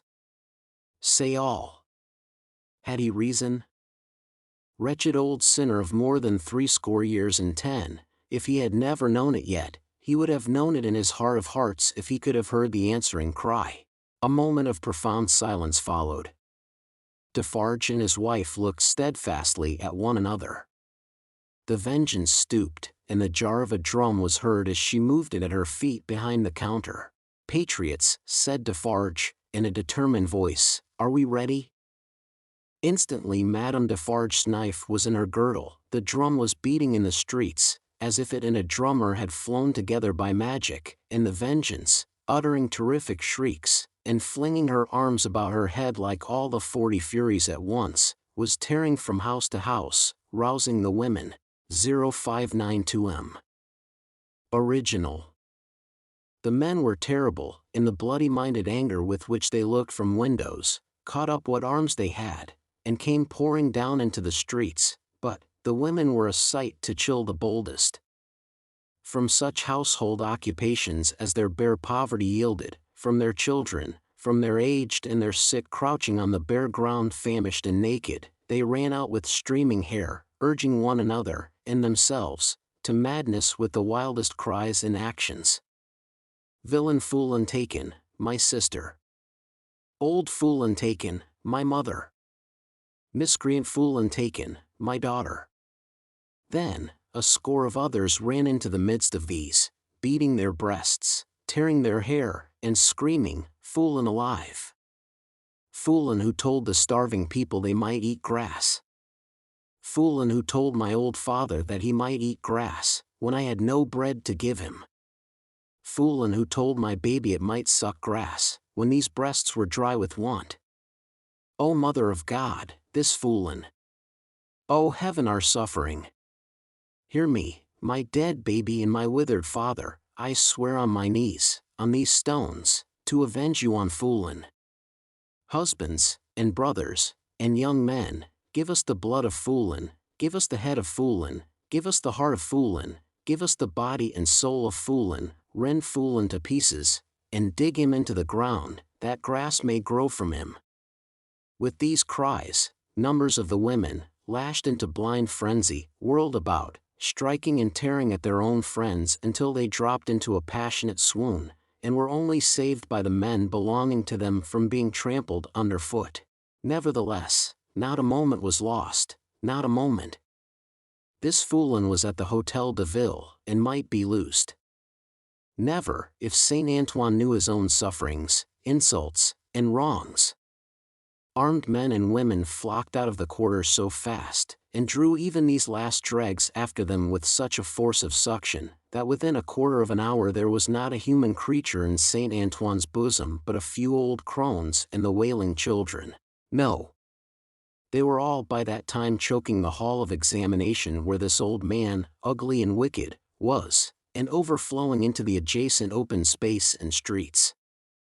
The Defarges, husband and wife, the Vengeance, and Jacques III, were in the first press, and at no great distance from him in the hall. See, cried Madame, pointing with her knife. See the old villain bound with ropes. That was well done to tie a bunch of grass upon his back. Ha, ha! That was well done. Let him eat it now." Madame put her knife under her arm, and clapped her hands as at a play. The people immediately behind Madame Defarge, explaining the cause of her satisfaction to those behind them, and those again explaining to others, and those to others, the neighboring streets resounded with the clapping of hands. Similarly, during 2 or 3 hours of drawl, and the winnowing of many bushels of words, Madame Defarge's frequent expressions of impatience were taken up, with marvellous quickness, at a distance, the more readily, because certain men who had by some wonderful exercise of agility climbed up the external architecture to look in from the windows, knew Madame Defarge well, and acted as a telegraph between her and the crowd outside the building. At length the sun rose so high that it struck a kindly ray as of hope or protection, directly down upon the old prisoner's head. The favour was too much to bear. In an instant the barrier of dust and chaff that had stood surprisingly long, went to the winds, and Saint Antoine had got him. It was known directly, to the furthest confines of the crowd. Defarge had but sprung over a railing and a table, and folded the miserable wretch in a deadly embrace. Madame Defarge had but followed and turned her hand in one of the ropes with which he was tied. The Vengeance and Jacques III were not yet up with them, and the men at the windows had not yet swooped into the hall, like birds of prey from their high perches, when the cry seemed to go up, all over the city, "Bring him out! Bring him to the lamp!" Down, and up, and head foremost on the steps of the building, now on his knees, now on his feet, now on his back, dragged, and struck at, and stifled by the bunches of grass and straw that were thrust into his face by hundreds of hands, torn, bruised, panting, bleeding, yet always entreating and beseeching for mercy, now full of vehement agony of action, with a small clear space about him as the people drew one another back that they might see, now a log of deadwood drawn through a forest of legs. He was hauled to the nearest street corner where one of the fatal lamps swung, and there Madame Defarge let him go, as a cat might have done to a mouse, and silently and composedly looked at him while they made ready, and while he besought her, the women passionately screeching at him all the time, and the men sternly calling out to have him killed with grass in his mouth. Once, he went aloft, and the rope broke, and they caught him shrieking. Twice, he went aloft, and the rope broke, and they caught him shrieking. Then, the rope was merciful, and held him, and his head was soon upon a pike, with grass enough in the mouth for all Saint Antoine to dance at the sight of. Nor was this the end of the day's bad work, for Saint Antoine so shouted and danced his angry blood up, that it boiled again, on hearing when the day closed in that the son-in-law of the despatched, another of the people's enemies and insulters, was coming into Paris under a guard 500 strong, in cavalry alone. Saint Antoine wrote his crimes on flaring sheets of paper, seized him, would have torn him out of the breast of an army to bear Fool and company, set his head and heart on pikes, and carried the 3 spoils of the day, in wolf procession through the streets. Not before dark night did the men and women come back to the children, wailing and breadless. Then, the miserable baker shops were beset by long files of them, patiently waiting to buy bad bread, and while they waited with stomachs faint and empty, they beguiled the time by embracing one another on the triumphs of the day, and achieving them again in gossip. Gradually, these strings of ragged people shortened and frayed away, and then poor lights began to shine in high windows, and slender fires were made in the streets, at which neighbors cooked in common, afterwards supping at their doors. Scanty and insufficient suppers those, and innocent of meat, as of most other sauce to wretched bread. Yet, human fellowship infused some nourishment into the flinty viands, and struck some sparks of cheerfulness out of them. Fathers and mothers who had had their full share in the worst of the day, played gently with their meager children, and lovers, with such a world around them and before them, loved and hoped. It was almost morning, when Defarge's wine shop parted with its last knot of customers, and Monsieur Defarge said to Madame his wife, in husky tones, while fastening the door, "At last it has come, my dear." "Ah well," returned Madame. "Almost." Saint Antoine slept, the Defarges slept, even the Vengeance slept with her starved grocer, and the drum was at rest. The drums was the only voice in St. Antoine that blood and hurry had not changed. The Vengeance, as custodian of the drum, could have wakened him up and had the same speech out of him as before the Bastille fell, or Old Foulon was seized. Not so with the hoarse tones of the men and women in St. Antoine's bosom. Chapter 23. Fire Rises. There was a change on the village where the fountain fell, and where the mender of roads went forth daily to hammer out of the stones on the highway such morsels of bread as might serve for patches to hold his poor ignorant soul and his poor reduced body together. The prison on the crag was not so dominant as of yore. There were soldiers to guard it, but not many. There were officers to guard the soldiers, but not one of them knew what his men would do. Beyond this, that it would probably not be what he was ordered. Far and wide lay a ruined country, yielding nothing but desolation. Every green leaf, every blade of grass and blade of grain, was as shriveled and poor as the miserable people. Everything was bowed down, dejected, oppressed, and broken.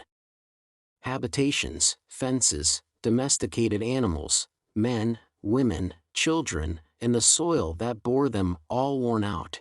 Monseigneur, often a most worthy individual gentleman, was a national blessing, gave a chivalrous tone to things, was a polite example of luxurious and shining life, and a great deal more to equal purpose. Nevertheless, Monseigneur as a class had, somehow or other, brought things to this. Strange that creation, designed expressly for Monseigneur, should be so soon wrung dry and squeezed out. There must be something short-sighted in the eternal arrangements, surely. Thus it was, however, and the last drop of blood having been extracted from the flints, and the last screw of the rack having been turned so often that its purchase crumbled, and it now turned and turned with nothing to bite, Monseigneur began to run away from a phenomenon so low and unaccountable. But this was not the change on the village, and on many a village like it. For scores of years gone by, Monseigneur had squeezed it and wrung it, and had seldom graced it with his presence except for the pleasures of the chase, now found in hunting the people, now found in hunting the beasts, for whose preservation Monseigneur made edifying spaces of barbarous and barren wilderness. No. The change consisted in the appearance of strange faces of low caste, rather than in the disappearance of the high caste, chiseled, and otherwise beautified and beautifying features of Monseigneur.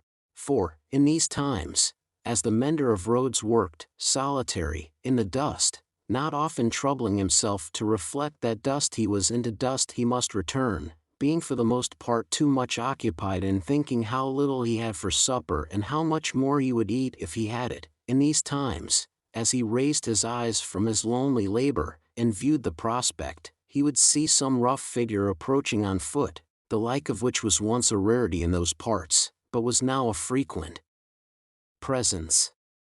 As it advanced, the mender of roads would discern without surprise that it was a shaggy-haired man, of almost barbarian aspect, tall, in wooden shoes that were clumsy even to the eyes of a mender of roads, grim, rough, swart, steeped in the mud and dust of many highways, dank with the marshy moisture of many low grounds, sprinkled with the thorns and leaves and moss of many byways through woods. Such a man came upon him, like a ghost, at noon in the July weather, as he sat on his heap of stones under a bank, taking such shelter as he could get from a shower of hail. The man looked at him, looked at the village in the hollow, at the mill, and at the prison on the crag. When he had identified these objects in what benighted mind he had, he said, in a dialect that was just intelligible, "How goes it, Jacques?" "All well, Jacques." "Touch then." They joined hands, and the man sat down on the heap of stones. "No dinner?" "Nothing but supper now," said the mender of roads, with a hungry face. "It is the fashion," growled the man. "I meet no dinner anywhere." He took out a blackened pipe, filled it, lighted it with flint and steel, pulled at it until it was in a bright glow, then, suddenly held it from him and dropped something into it from between his finger and thumb, that blazed and went out in a puff of smoke. "Touch then." It was the turn of the mender of roads to say at this time, after observing these operations. They again joined hands. "Tonight," said the mender of roads. "Tonight," said the man, putting the pipe in his mouth. "Where?" "Here." He and the mender of roads sat on the heap of stones looking silently at one another, with the hail driving in between them like a pygmy charge of bayonets, until the sky began to clear over the village. "Show me," said the traveler then, moving to the brow of the hill. "See," returned the mender of roads, with extended finger. "You go down here, and straight through the street, and past the fountain." "To the devil with all that," interrupted the other, rolling his eye over the landscape. "I go through no streets and past no fountains." "Well?" "Well, about 2 leagues beyond the summit of that hill above the village." "Good. When do you cease to work?" "At sunset." "Will you wake me, before departing?" "I have walked 2 nights without resting." "Let me finish my pipe, and I shall sleep like a child." "Will you wake me?" "Surely." The wayfarer smoked his pipe out, put it in his breast, slipped off his great wooden shoes, and lay down on his back on the heap of stones. He was fast asleep directly. As the road mender plied his dusty labor, and the hail clouds, rolling away, revealed bright bars and streaks of sky which were responded to by silver gleams upon the landscape, the little man, who wore a red cap now, in place of his blue one, seemed fascinated by the figure on the heap of stones. His eyes were so often turned towards it, that he used his tools mechanically, and, one would have said, to very poor account. The bronze face, the shaggy black hair and beard, the coarse wool and red cap, the rough medley dress of homespun stuff and hairy skins of beasts, the powerful frame attenuated by spare living, and the sullen and desperate compression of the lips in sleep, inspired the mender of roads with awe. The traveler had traveled far, and his feet were footsore, and his ankles chafed and bleeding. His great shoes, stuffed with leaves and grass, had been heavy to drag over the many long leagues, and his clothes were chafed into holes, as he himself was into sores. Stooping down beside him, the road mender tried to get a peep at secret weapons in his breast or were not, but, in vain, for he slept with his arms crossed upon him, and said as resolutely as his lips. Fortified towns with their stockades, guardhouses, gates, trenches, and drawbridges, seemed to the mender of roads, to be so much air as against this figure. And when he lifted his eyes from it to the horizon and looked around, he saw in his small fancy similar figures, stopped by no obstacle, tending descenders all over France. The man slept on, indifferent to showers of hail and intervals of brightness, to sunshine on his face and shadow, to the paltering lumps of dull ice on his body and the diamonds into which the sun changed them, until the sun was low in the west, and the sky was glowing. Then, the mender of roads, having got his tools together and all things ready to go down into the village, roused him. "Good," said the sleeper, rising on his elbow. 2 leagues beyond the summit of the hill?" About. "Good." The mender of roads went home, with the dust going on before him according to the set of the wind, and was soon at the fountain, squeezing himself in among the lean kine brought there to drink, and appearing even to whisper to them in his whispering to all the village. When the village had taken its poor supper, it did not creep to bed, as it usually did, but came out of doors again, and remained there. A curious contagion of whispering was upon it, and also, when it gathered together at the fountain in the dark, another curious contagion of looking expectantly at the sky in one direction only.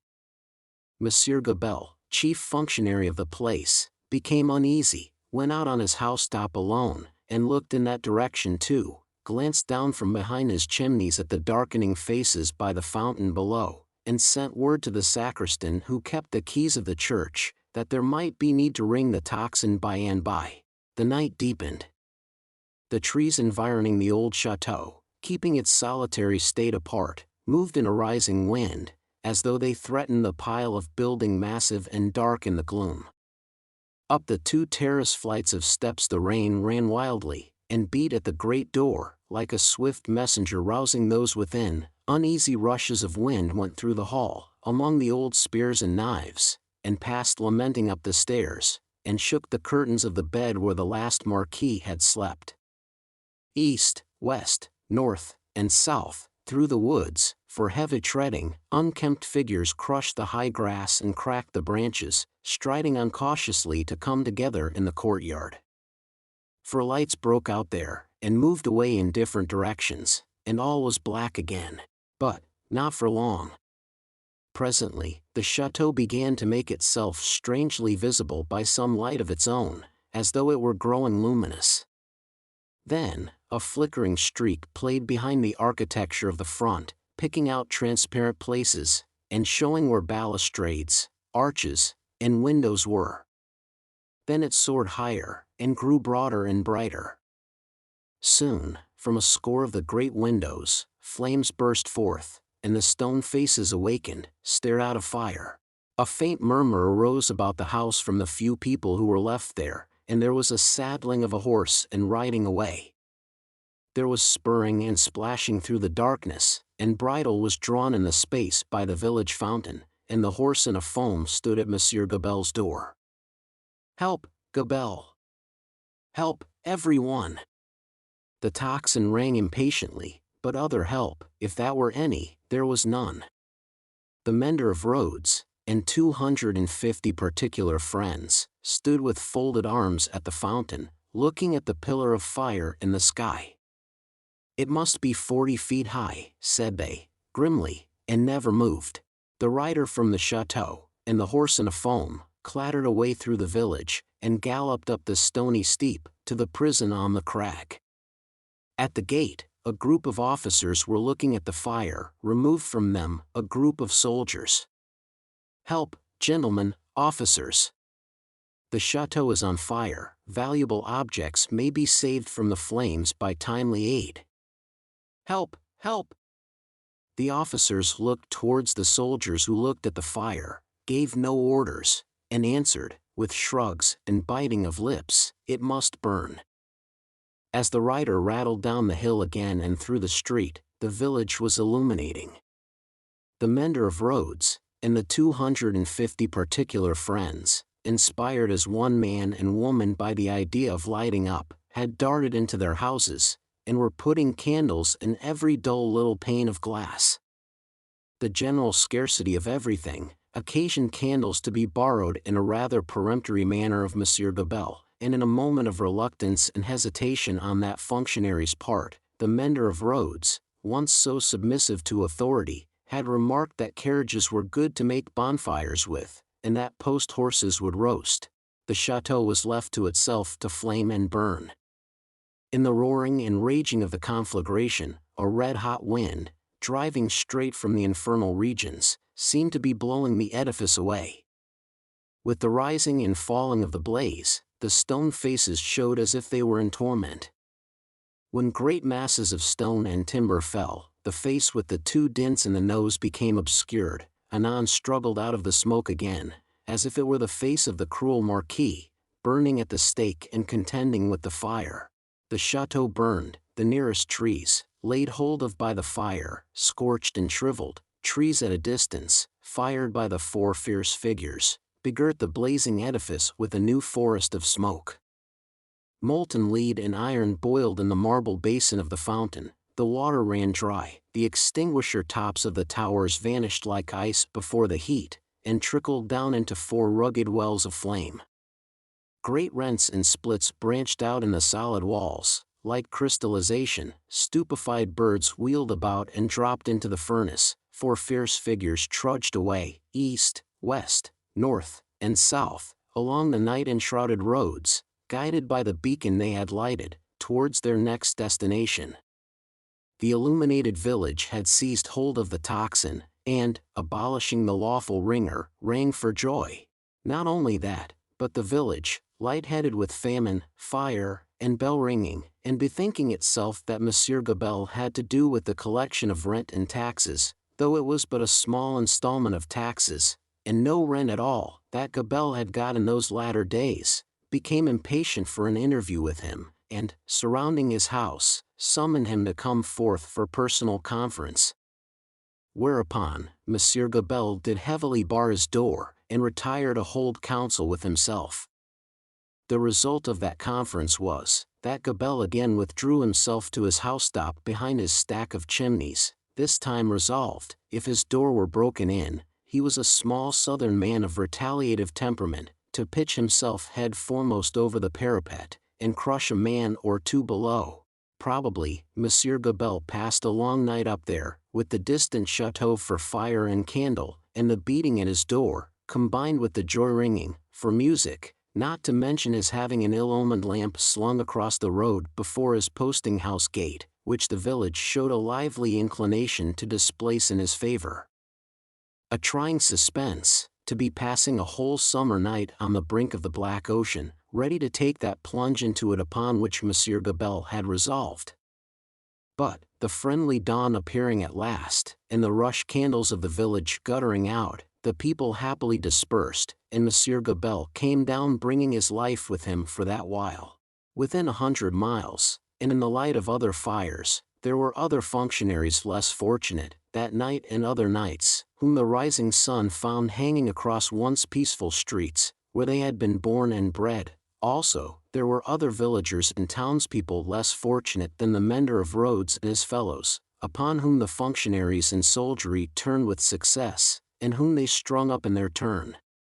But, the fierce figures were steadily wending east, west, north, and south, be that as it would, and whosoever hung, fire burned.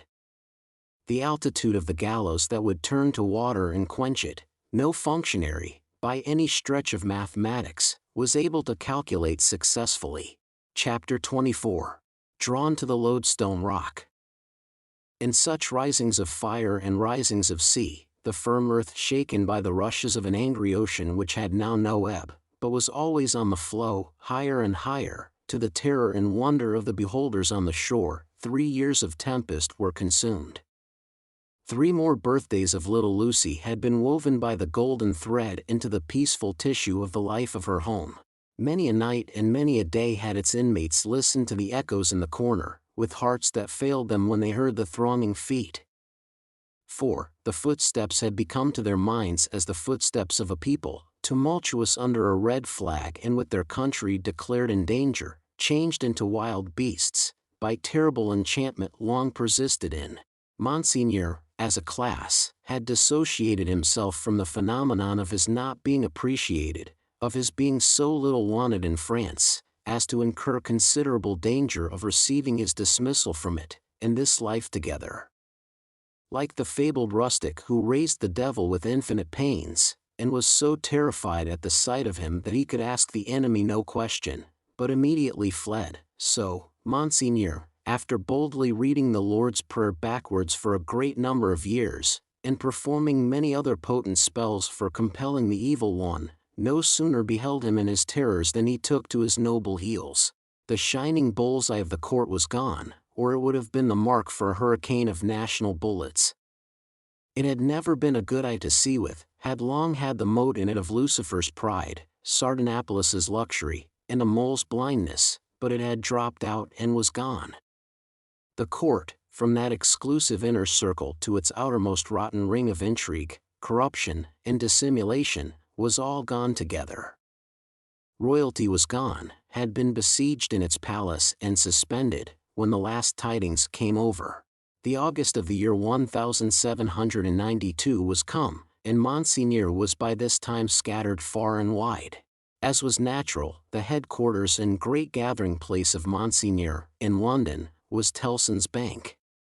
Spirits are supposed to haunt the places where their bodies most resorted, and Monseigneur without a guinea haunted the spot where his guineas used to be. Moreover, it was the spot to which such French intelligence as was most to be relied upon, came quickest. Again, Tellson's was a munificent house, and extended great liberality to old customers who had fallen from their high estate. Again, those nobles who had seen the coming storm in time, and anticipating plunder or confiscation, had made provident remittances to Tellson's, were always to be heard of there by their needy brethren. To which it must be added that every newcomer from France reported himself and his tidings at Tellson's, almost as a matter of course. For such variety of reasons, Tellson's was at that time, as to French intelligence, a kind of high exchange, and this was so well known to the public, and the inquiries made there were in consequence so numerous, that Tellson's sometimes wrote the latest news out in a line or so and posted it in the bank windows, for all who ran through Temple Bar to read. On a steaming, misty afternoon, Mr. Lorry sat at his desk, and Charles Darnay stood leaning on it, talking with him in a low voice. The penitential den once set apart for interviews with the House, was now the news exchange, and was filled to overflowing. It was within half an hour or so of the time of closing. But, although you are the youngest man that ever lived, said Charles Darnay, rather hesitating, I must still suggest to you. I understand. That I am too old, said Mr. Lorry. Unsettled weather, a long journey, uncertain means of traveling, a disorganized country, a city that may not be even safe for you. My dear Charles, said Mr. Lorry, with cheerful confidence, you touch some of the reasons for my going, not for my staying away. It is safe enough for me, nobody will care to interfere with an old fellow of heart upon fourscore when there are so many people there much better worth interfering with. As to its being a disorganized city, if it were not a disorganized city there would be no occasion to send somebody from our house here to our house there, who knows the city and the business, of old, and is in Tellson's confidence. As to the uncertain traveling, the long journey, and the winter weather, if I were not prepared to submit myself to a few inconveniences for the sake of Tellson's, after all these years, who ought to be? I wish I were going myself, said Charles Darnay, somewhat restlessly, and like one thinking aloud. Indeed. You are a pretty fellow to object and advise, exclaimed Mr. Lorry. You wish you were going yourself? And you a Frenchman born? You are a wise counselor.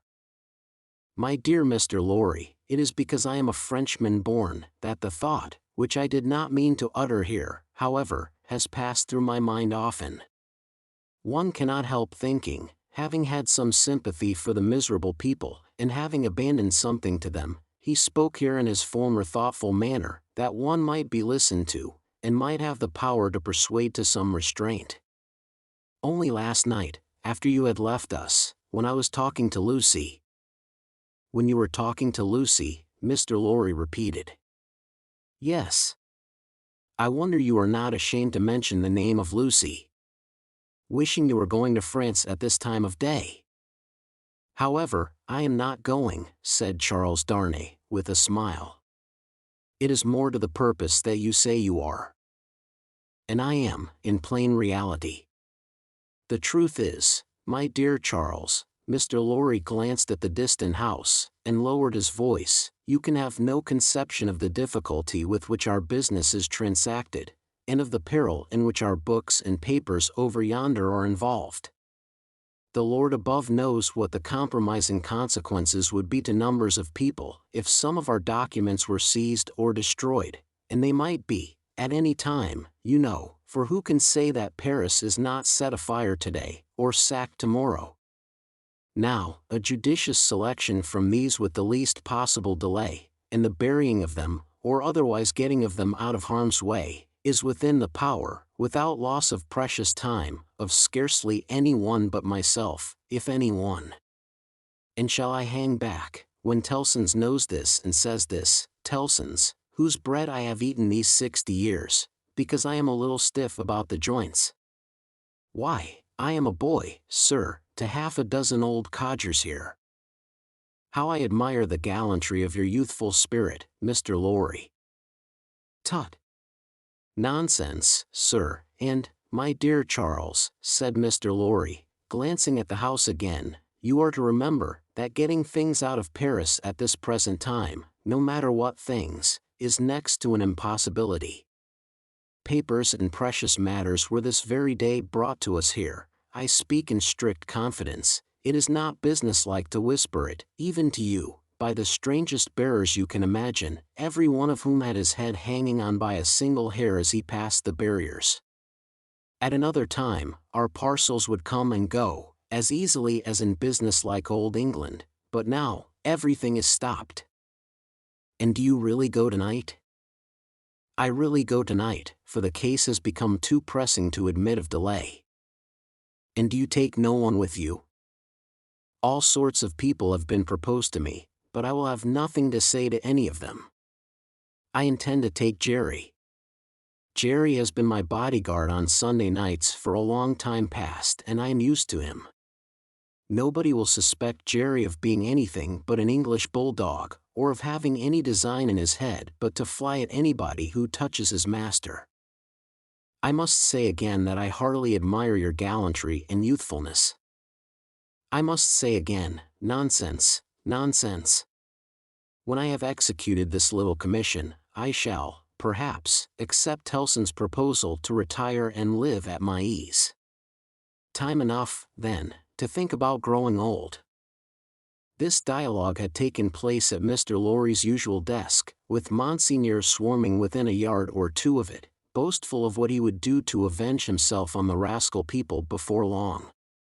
It was too much the way of Monsignor under his reverses as a refugee, and it was much too much the way of native British orthodoxy, to talk of this terrible revolution as if it were the only harvest ever known under the skies that had not been sown, as if nothing had ever been done, or omitted to be done, that had led to it, as if observers of the wretched millions in France, and of the misused and perverted resources that should have made them prosperous, had not seen it inevitably coming years before, and had not in plain words recorded what they saw.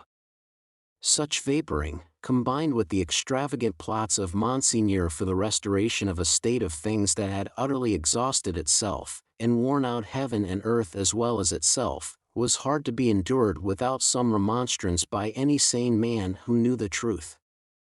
And it was such vaporing all about his ears, like a troublesome confusion of blood in his own head, added to a latent uneasiness in his mind, which had already made Charles Darnay restless, and which still kept him so.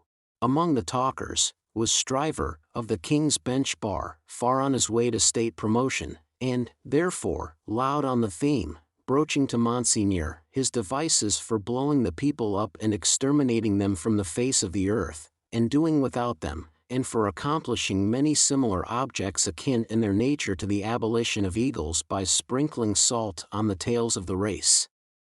Him, Darnay heard with a particular feeling of objection, and Darnay stood divided between going away that he might hear no more, and remaining to interpose his word, when the thing that was to be, went on to shape itself out. The house approached Mr. Lorry, and laying a soiled and unopened letter before him, asked if he had yet discovered any traces of the person to whom it was addressed. The house laid the letter down so close to Darnay that he saw the direction, the more quickly because it was his own right name. The address, turned into English, ran: "Very pressing. To Monsieur heretofore the Marquis Saint-Evremond, of France. Confided to the cares of Messrs. Tellson and Company, Bankers, London, England." On the marriage morning, Dr. Manette had made it his one urgent and express request to Charles Darnay, that the secret of this name should be, unless he, the doctor, dissolved the obligation, kept inviolate between them. Nobody else knew it to be his name, his own wife had no suspicion of the fact, Mr. Lorry could have none. "No," said Mr. Lorry, in reply to the house, "I have referred it, I think, to everybody now here, and no one can tell me where this gentleman is to be found." The hands of the clock verging upon the hour of closing the bank, there was a general set of the current of talkers past Mr. Lorry's desk. He held the letter out inquiringly, and Monsignor looked at it, in the person of this plodding and indignant refugee, and Monsignor looked at it in the person of that plodding and indignant refugee, and this, that, and the other, all had something disparaging to say, in French or in English, concerning the Marquis who was not to be found. Nephew, I believe, but in any case degenerate successor, of the polished Marquis who was murdered, said one. Happy to say, I never knew him. A craven who abandoned his post, said another. This Monseigneur had been got out of Paris, legs uppermost and half suffocated, in a load of hay, some years ago. Infected with the new doctrines, said a third, eyeing the direction through his glass in passing, set himself in opposition to the last Marquis, abandoned the estates when he inherited them, and left them to the ruffian herd. They will recompense him now, I hope, as he deserves. Hey, cried the blatant striver. Did he though? Is that the sort of fellow? Let us look at his infamous name. D.N. the fellow. Darnay, unable to restrain himself any longer, touched Mr. Stryver on the shoulder, and said, I know the fellow. Do you, by Jupiter, said Stryver. I am sorry for it. Why? Why, Mr. Darnay? Do ye hear what he did? Don't ask, why, in these times. But I do ask why. Then I tell you again, Mr. Darnay, I am sorry for it. I am sorry to hear you putting any such extraordinary questions. Here is a fellow, who, infected by the most pestilent and blasphemous code of devilry that ever was known, abandoned his property to the vilest scum of the earth that ever did murder by wholesale, and you ask me why I am sorry that a man who instructs youth knows him? Well, but I'll answer you. I am sorry because I believe there is contamination in such a scoundrel. That's why. Mindful of the secret, Darnay with great difficulty checked himself, and said, You may not understand the gentleman. I understand how to put you in a corner, Mr. Darnay, said Bully Stryver, and I'll do it. If this fellow is a gentleman, I don't understand him. You may tell him so, with my compliments. You may also tell him, from me, that after abandoning his worldly goods and position to this butcherly mob, I wonder he is not at the head of them. But, no, gentlemen, said Stryver, looking all round, and snapping his fingers, I know something of human nature, and I tell you that you'll never find a fellow like this fellow, trusting himself to the mercies of such precious protégés. No, gentlemen, he'll always show 'em a clean pair of heels very early in the scuffle, and sneak away. With those words, and a final snap of his fingers, Mr. Stryver shouldered himself into Fleet Street, amidst the general approbation of his hearers. Mr. Lorry and Charles Darnay were left alone at the desk, in the general departure from the bank. Will you take charge of the letter? Said Mr. Lorry. You know where to deliver it. I do.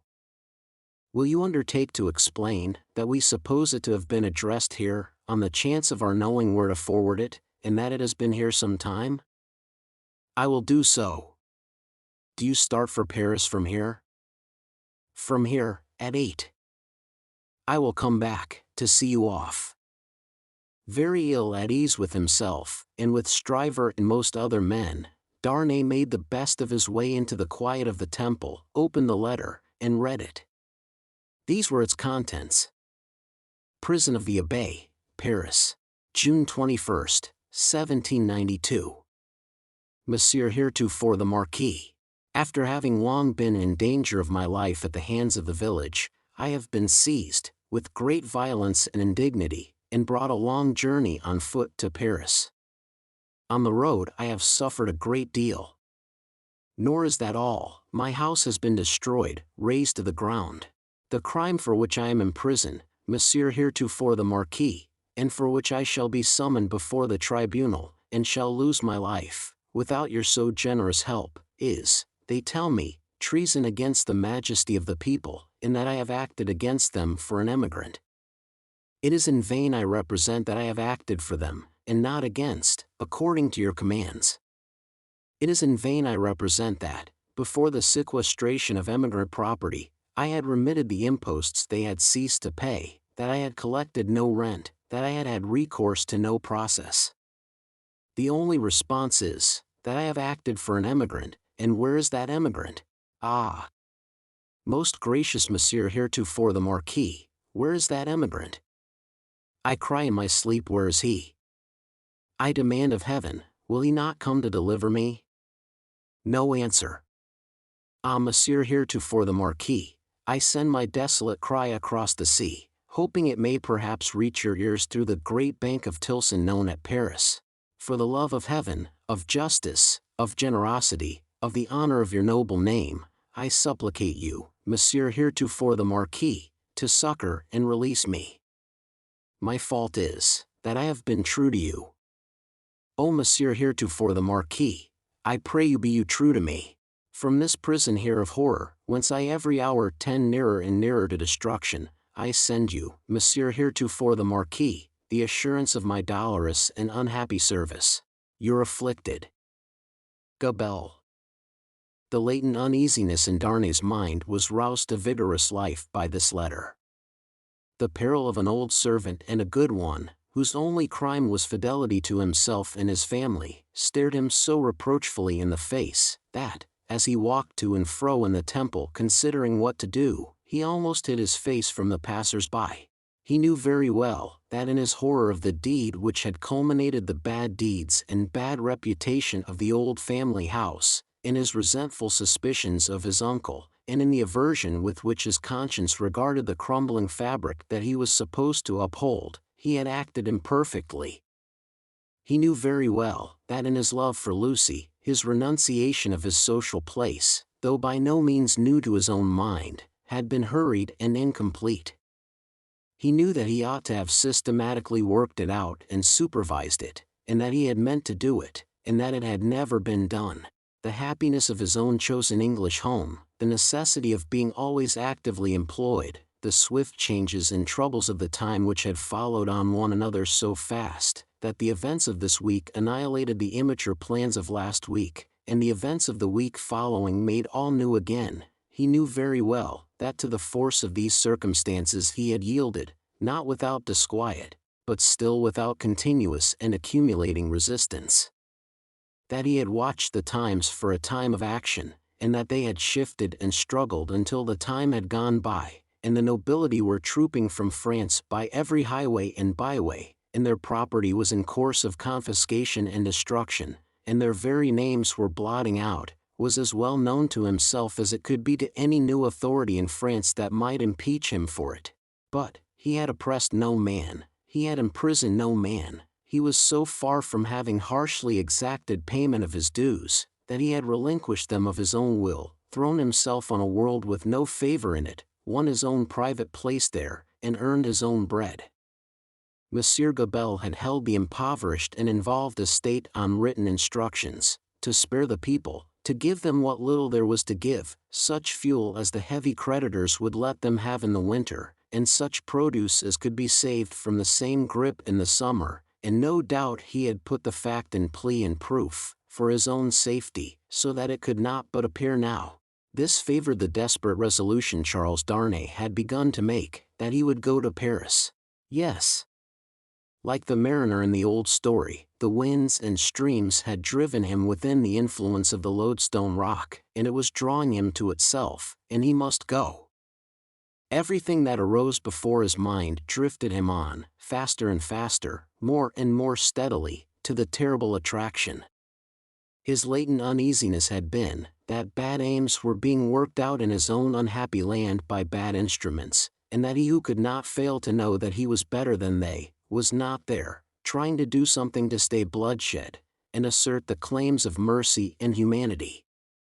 With this uneasiness half stifled, and half reproaching him, he had been brought to the pointed comparison of himself with the brave old gentleman in whom duty was so strong. Upon that comparison, injurious to himself, had instantly followed the sneers of Monseigneur, which had stung him bitterly, and those of Stryver, which above all were coarse and galling, for old reasons. Upon those, had followed Gabelle's letter, the appeal of an innocent prisoner, in danger of death, to his justice, honor, and good name. His resolution was made. He must go to Paris. Yes. The lodestone rock was drawing him, and he must sail on, until he struck. He knew of no rock, he saw hardly any danger. The intention with which he had done what he had done, even although he had left it incomplete, presented it before him in an aspect that would be gratefully acknowledged in France on his presenting himself to assert it. Then, that glorious vision of doing good, which is so often the sanguine mirage of so many good minds, arose before him, and he even saw himself in the illusion with some influence to guide this raging revolution that was running so fearfully wild. As he walked to and fro with his resolution made, he considered that neither Lucy nor her father must know of it until he was gone. Lucy should be spared the pain of separation, and her father, always reluctant to turn his thoughts towards the dangerous ground of old, should come to the knowledge of the step, as a step taken, and not in the balance of suspense and doubt. How much of the incompleteness of his situation was referable to her father, through the painful anxiety to avoid reviving old associations of France in his mind, he did not discuss with himself. But that circumstance too had had its influence in his course. He walked to and fro, with thoughts very busy, until it was time to return to Tellson's and take leave of Mr. Lorry. As soon as he arrived in Paris he would present himself to this old friend, but he must say nothing of his intention now. A carriage with post-horses was ready at the bank door, and Jerry was booted and equipped. "I have delivered that letter," said Charles Darnay to Mr. Lorry. "I would not consent to your being charged with any written answer, but perhaps you will take a verbal one?" "That I will, and readily," said Mr. Lorry, "if it is not dangerous." "Not at all. Though it is to a prisoner in the Abbaye." "What is his name?" said Mr. Lorry, with his open pocket-book in his hand. "Gabelle." "Gabelle. And what is the message to the unfortunate Gabelle in prison?" "Simply, that he has received the letter, and will come." "Any time mentioned?"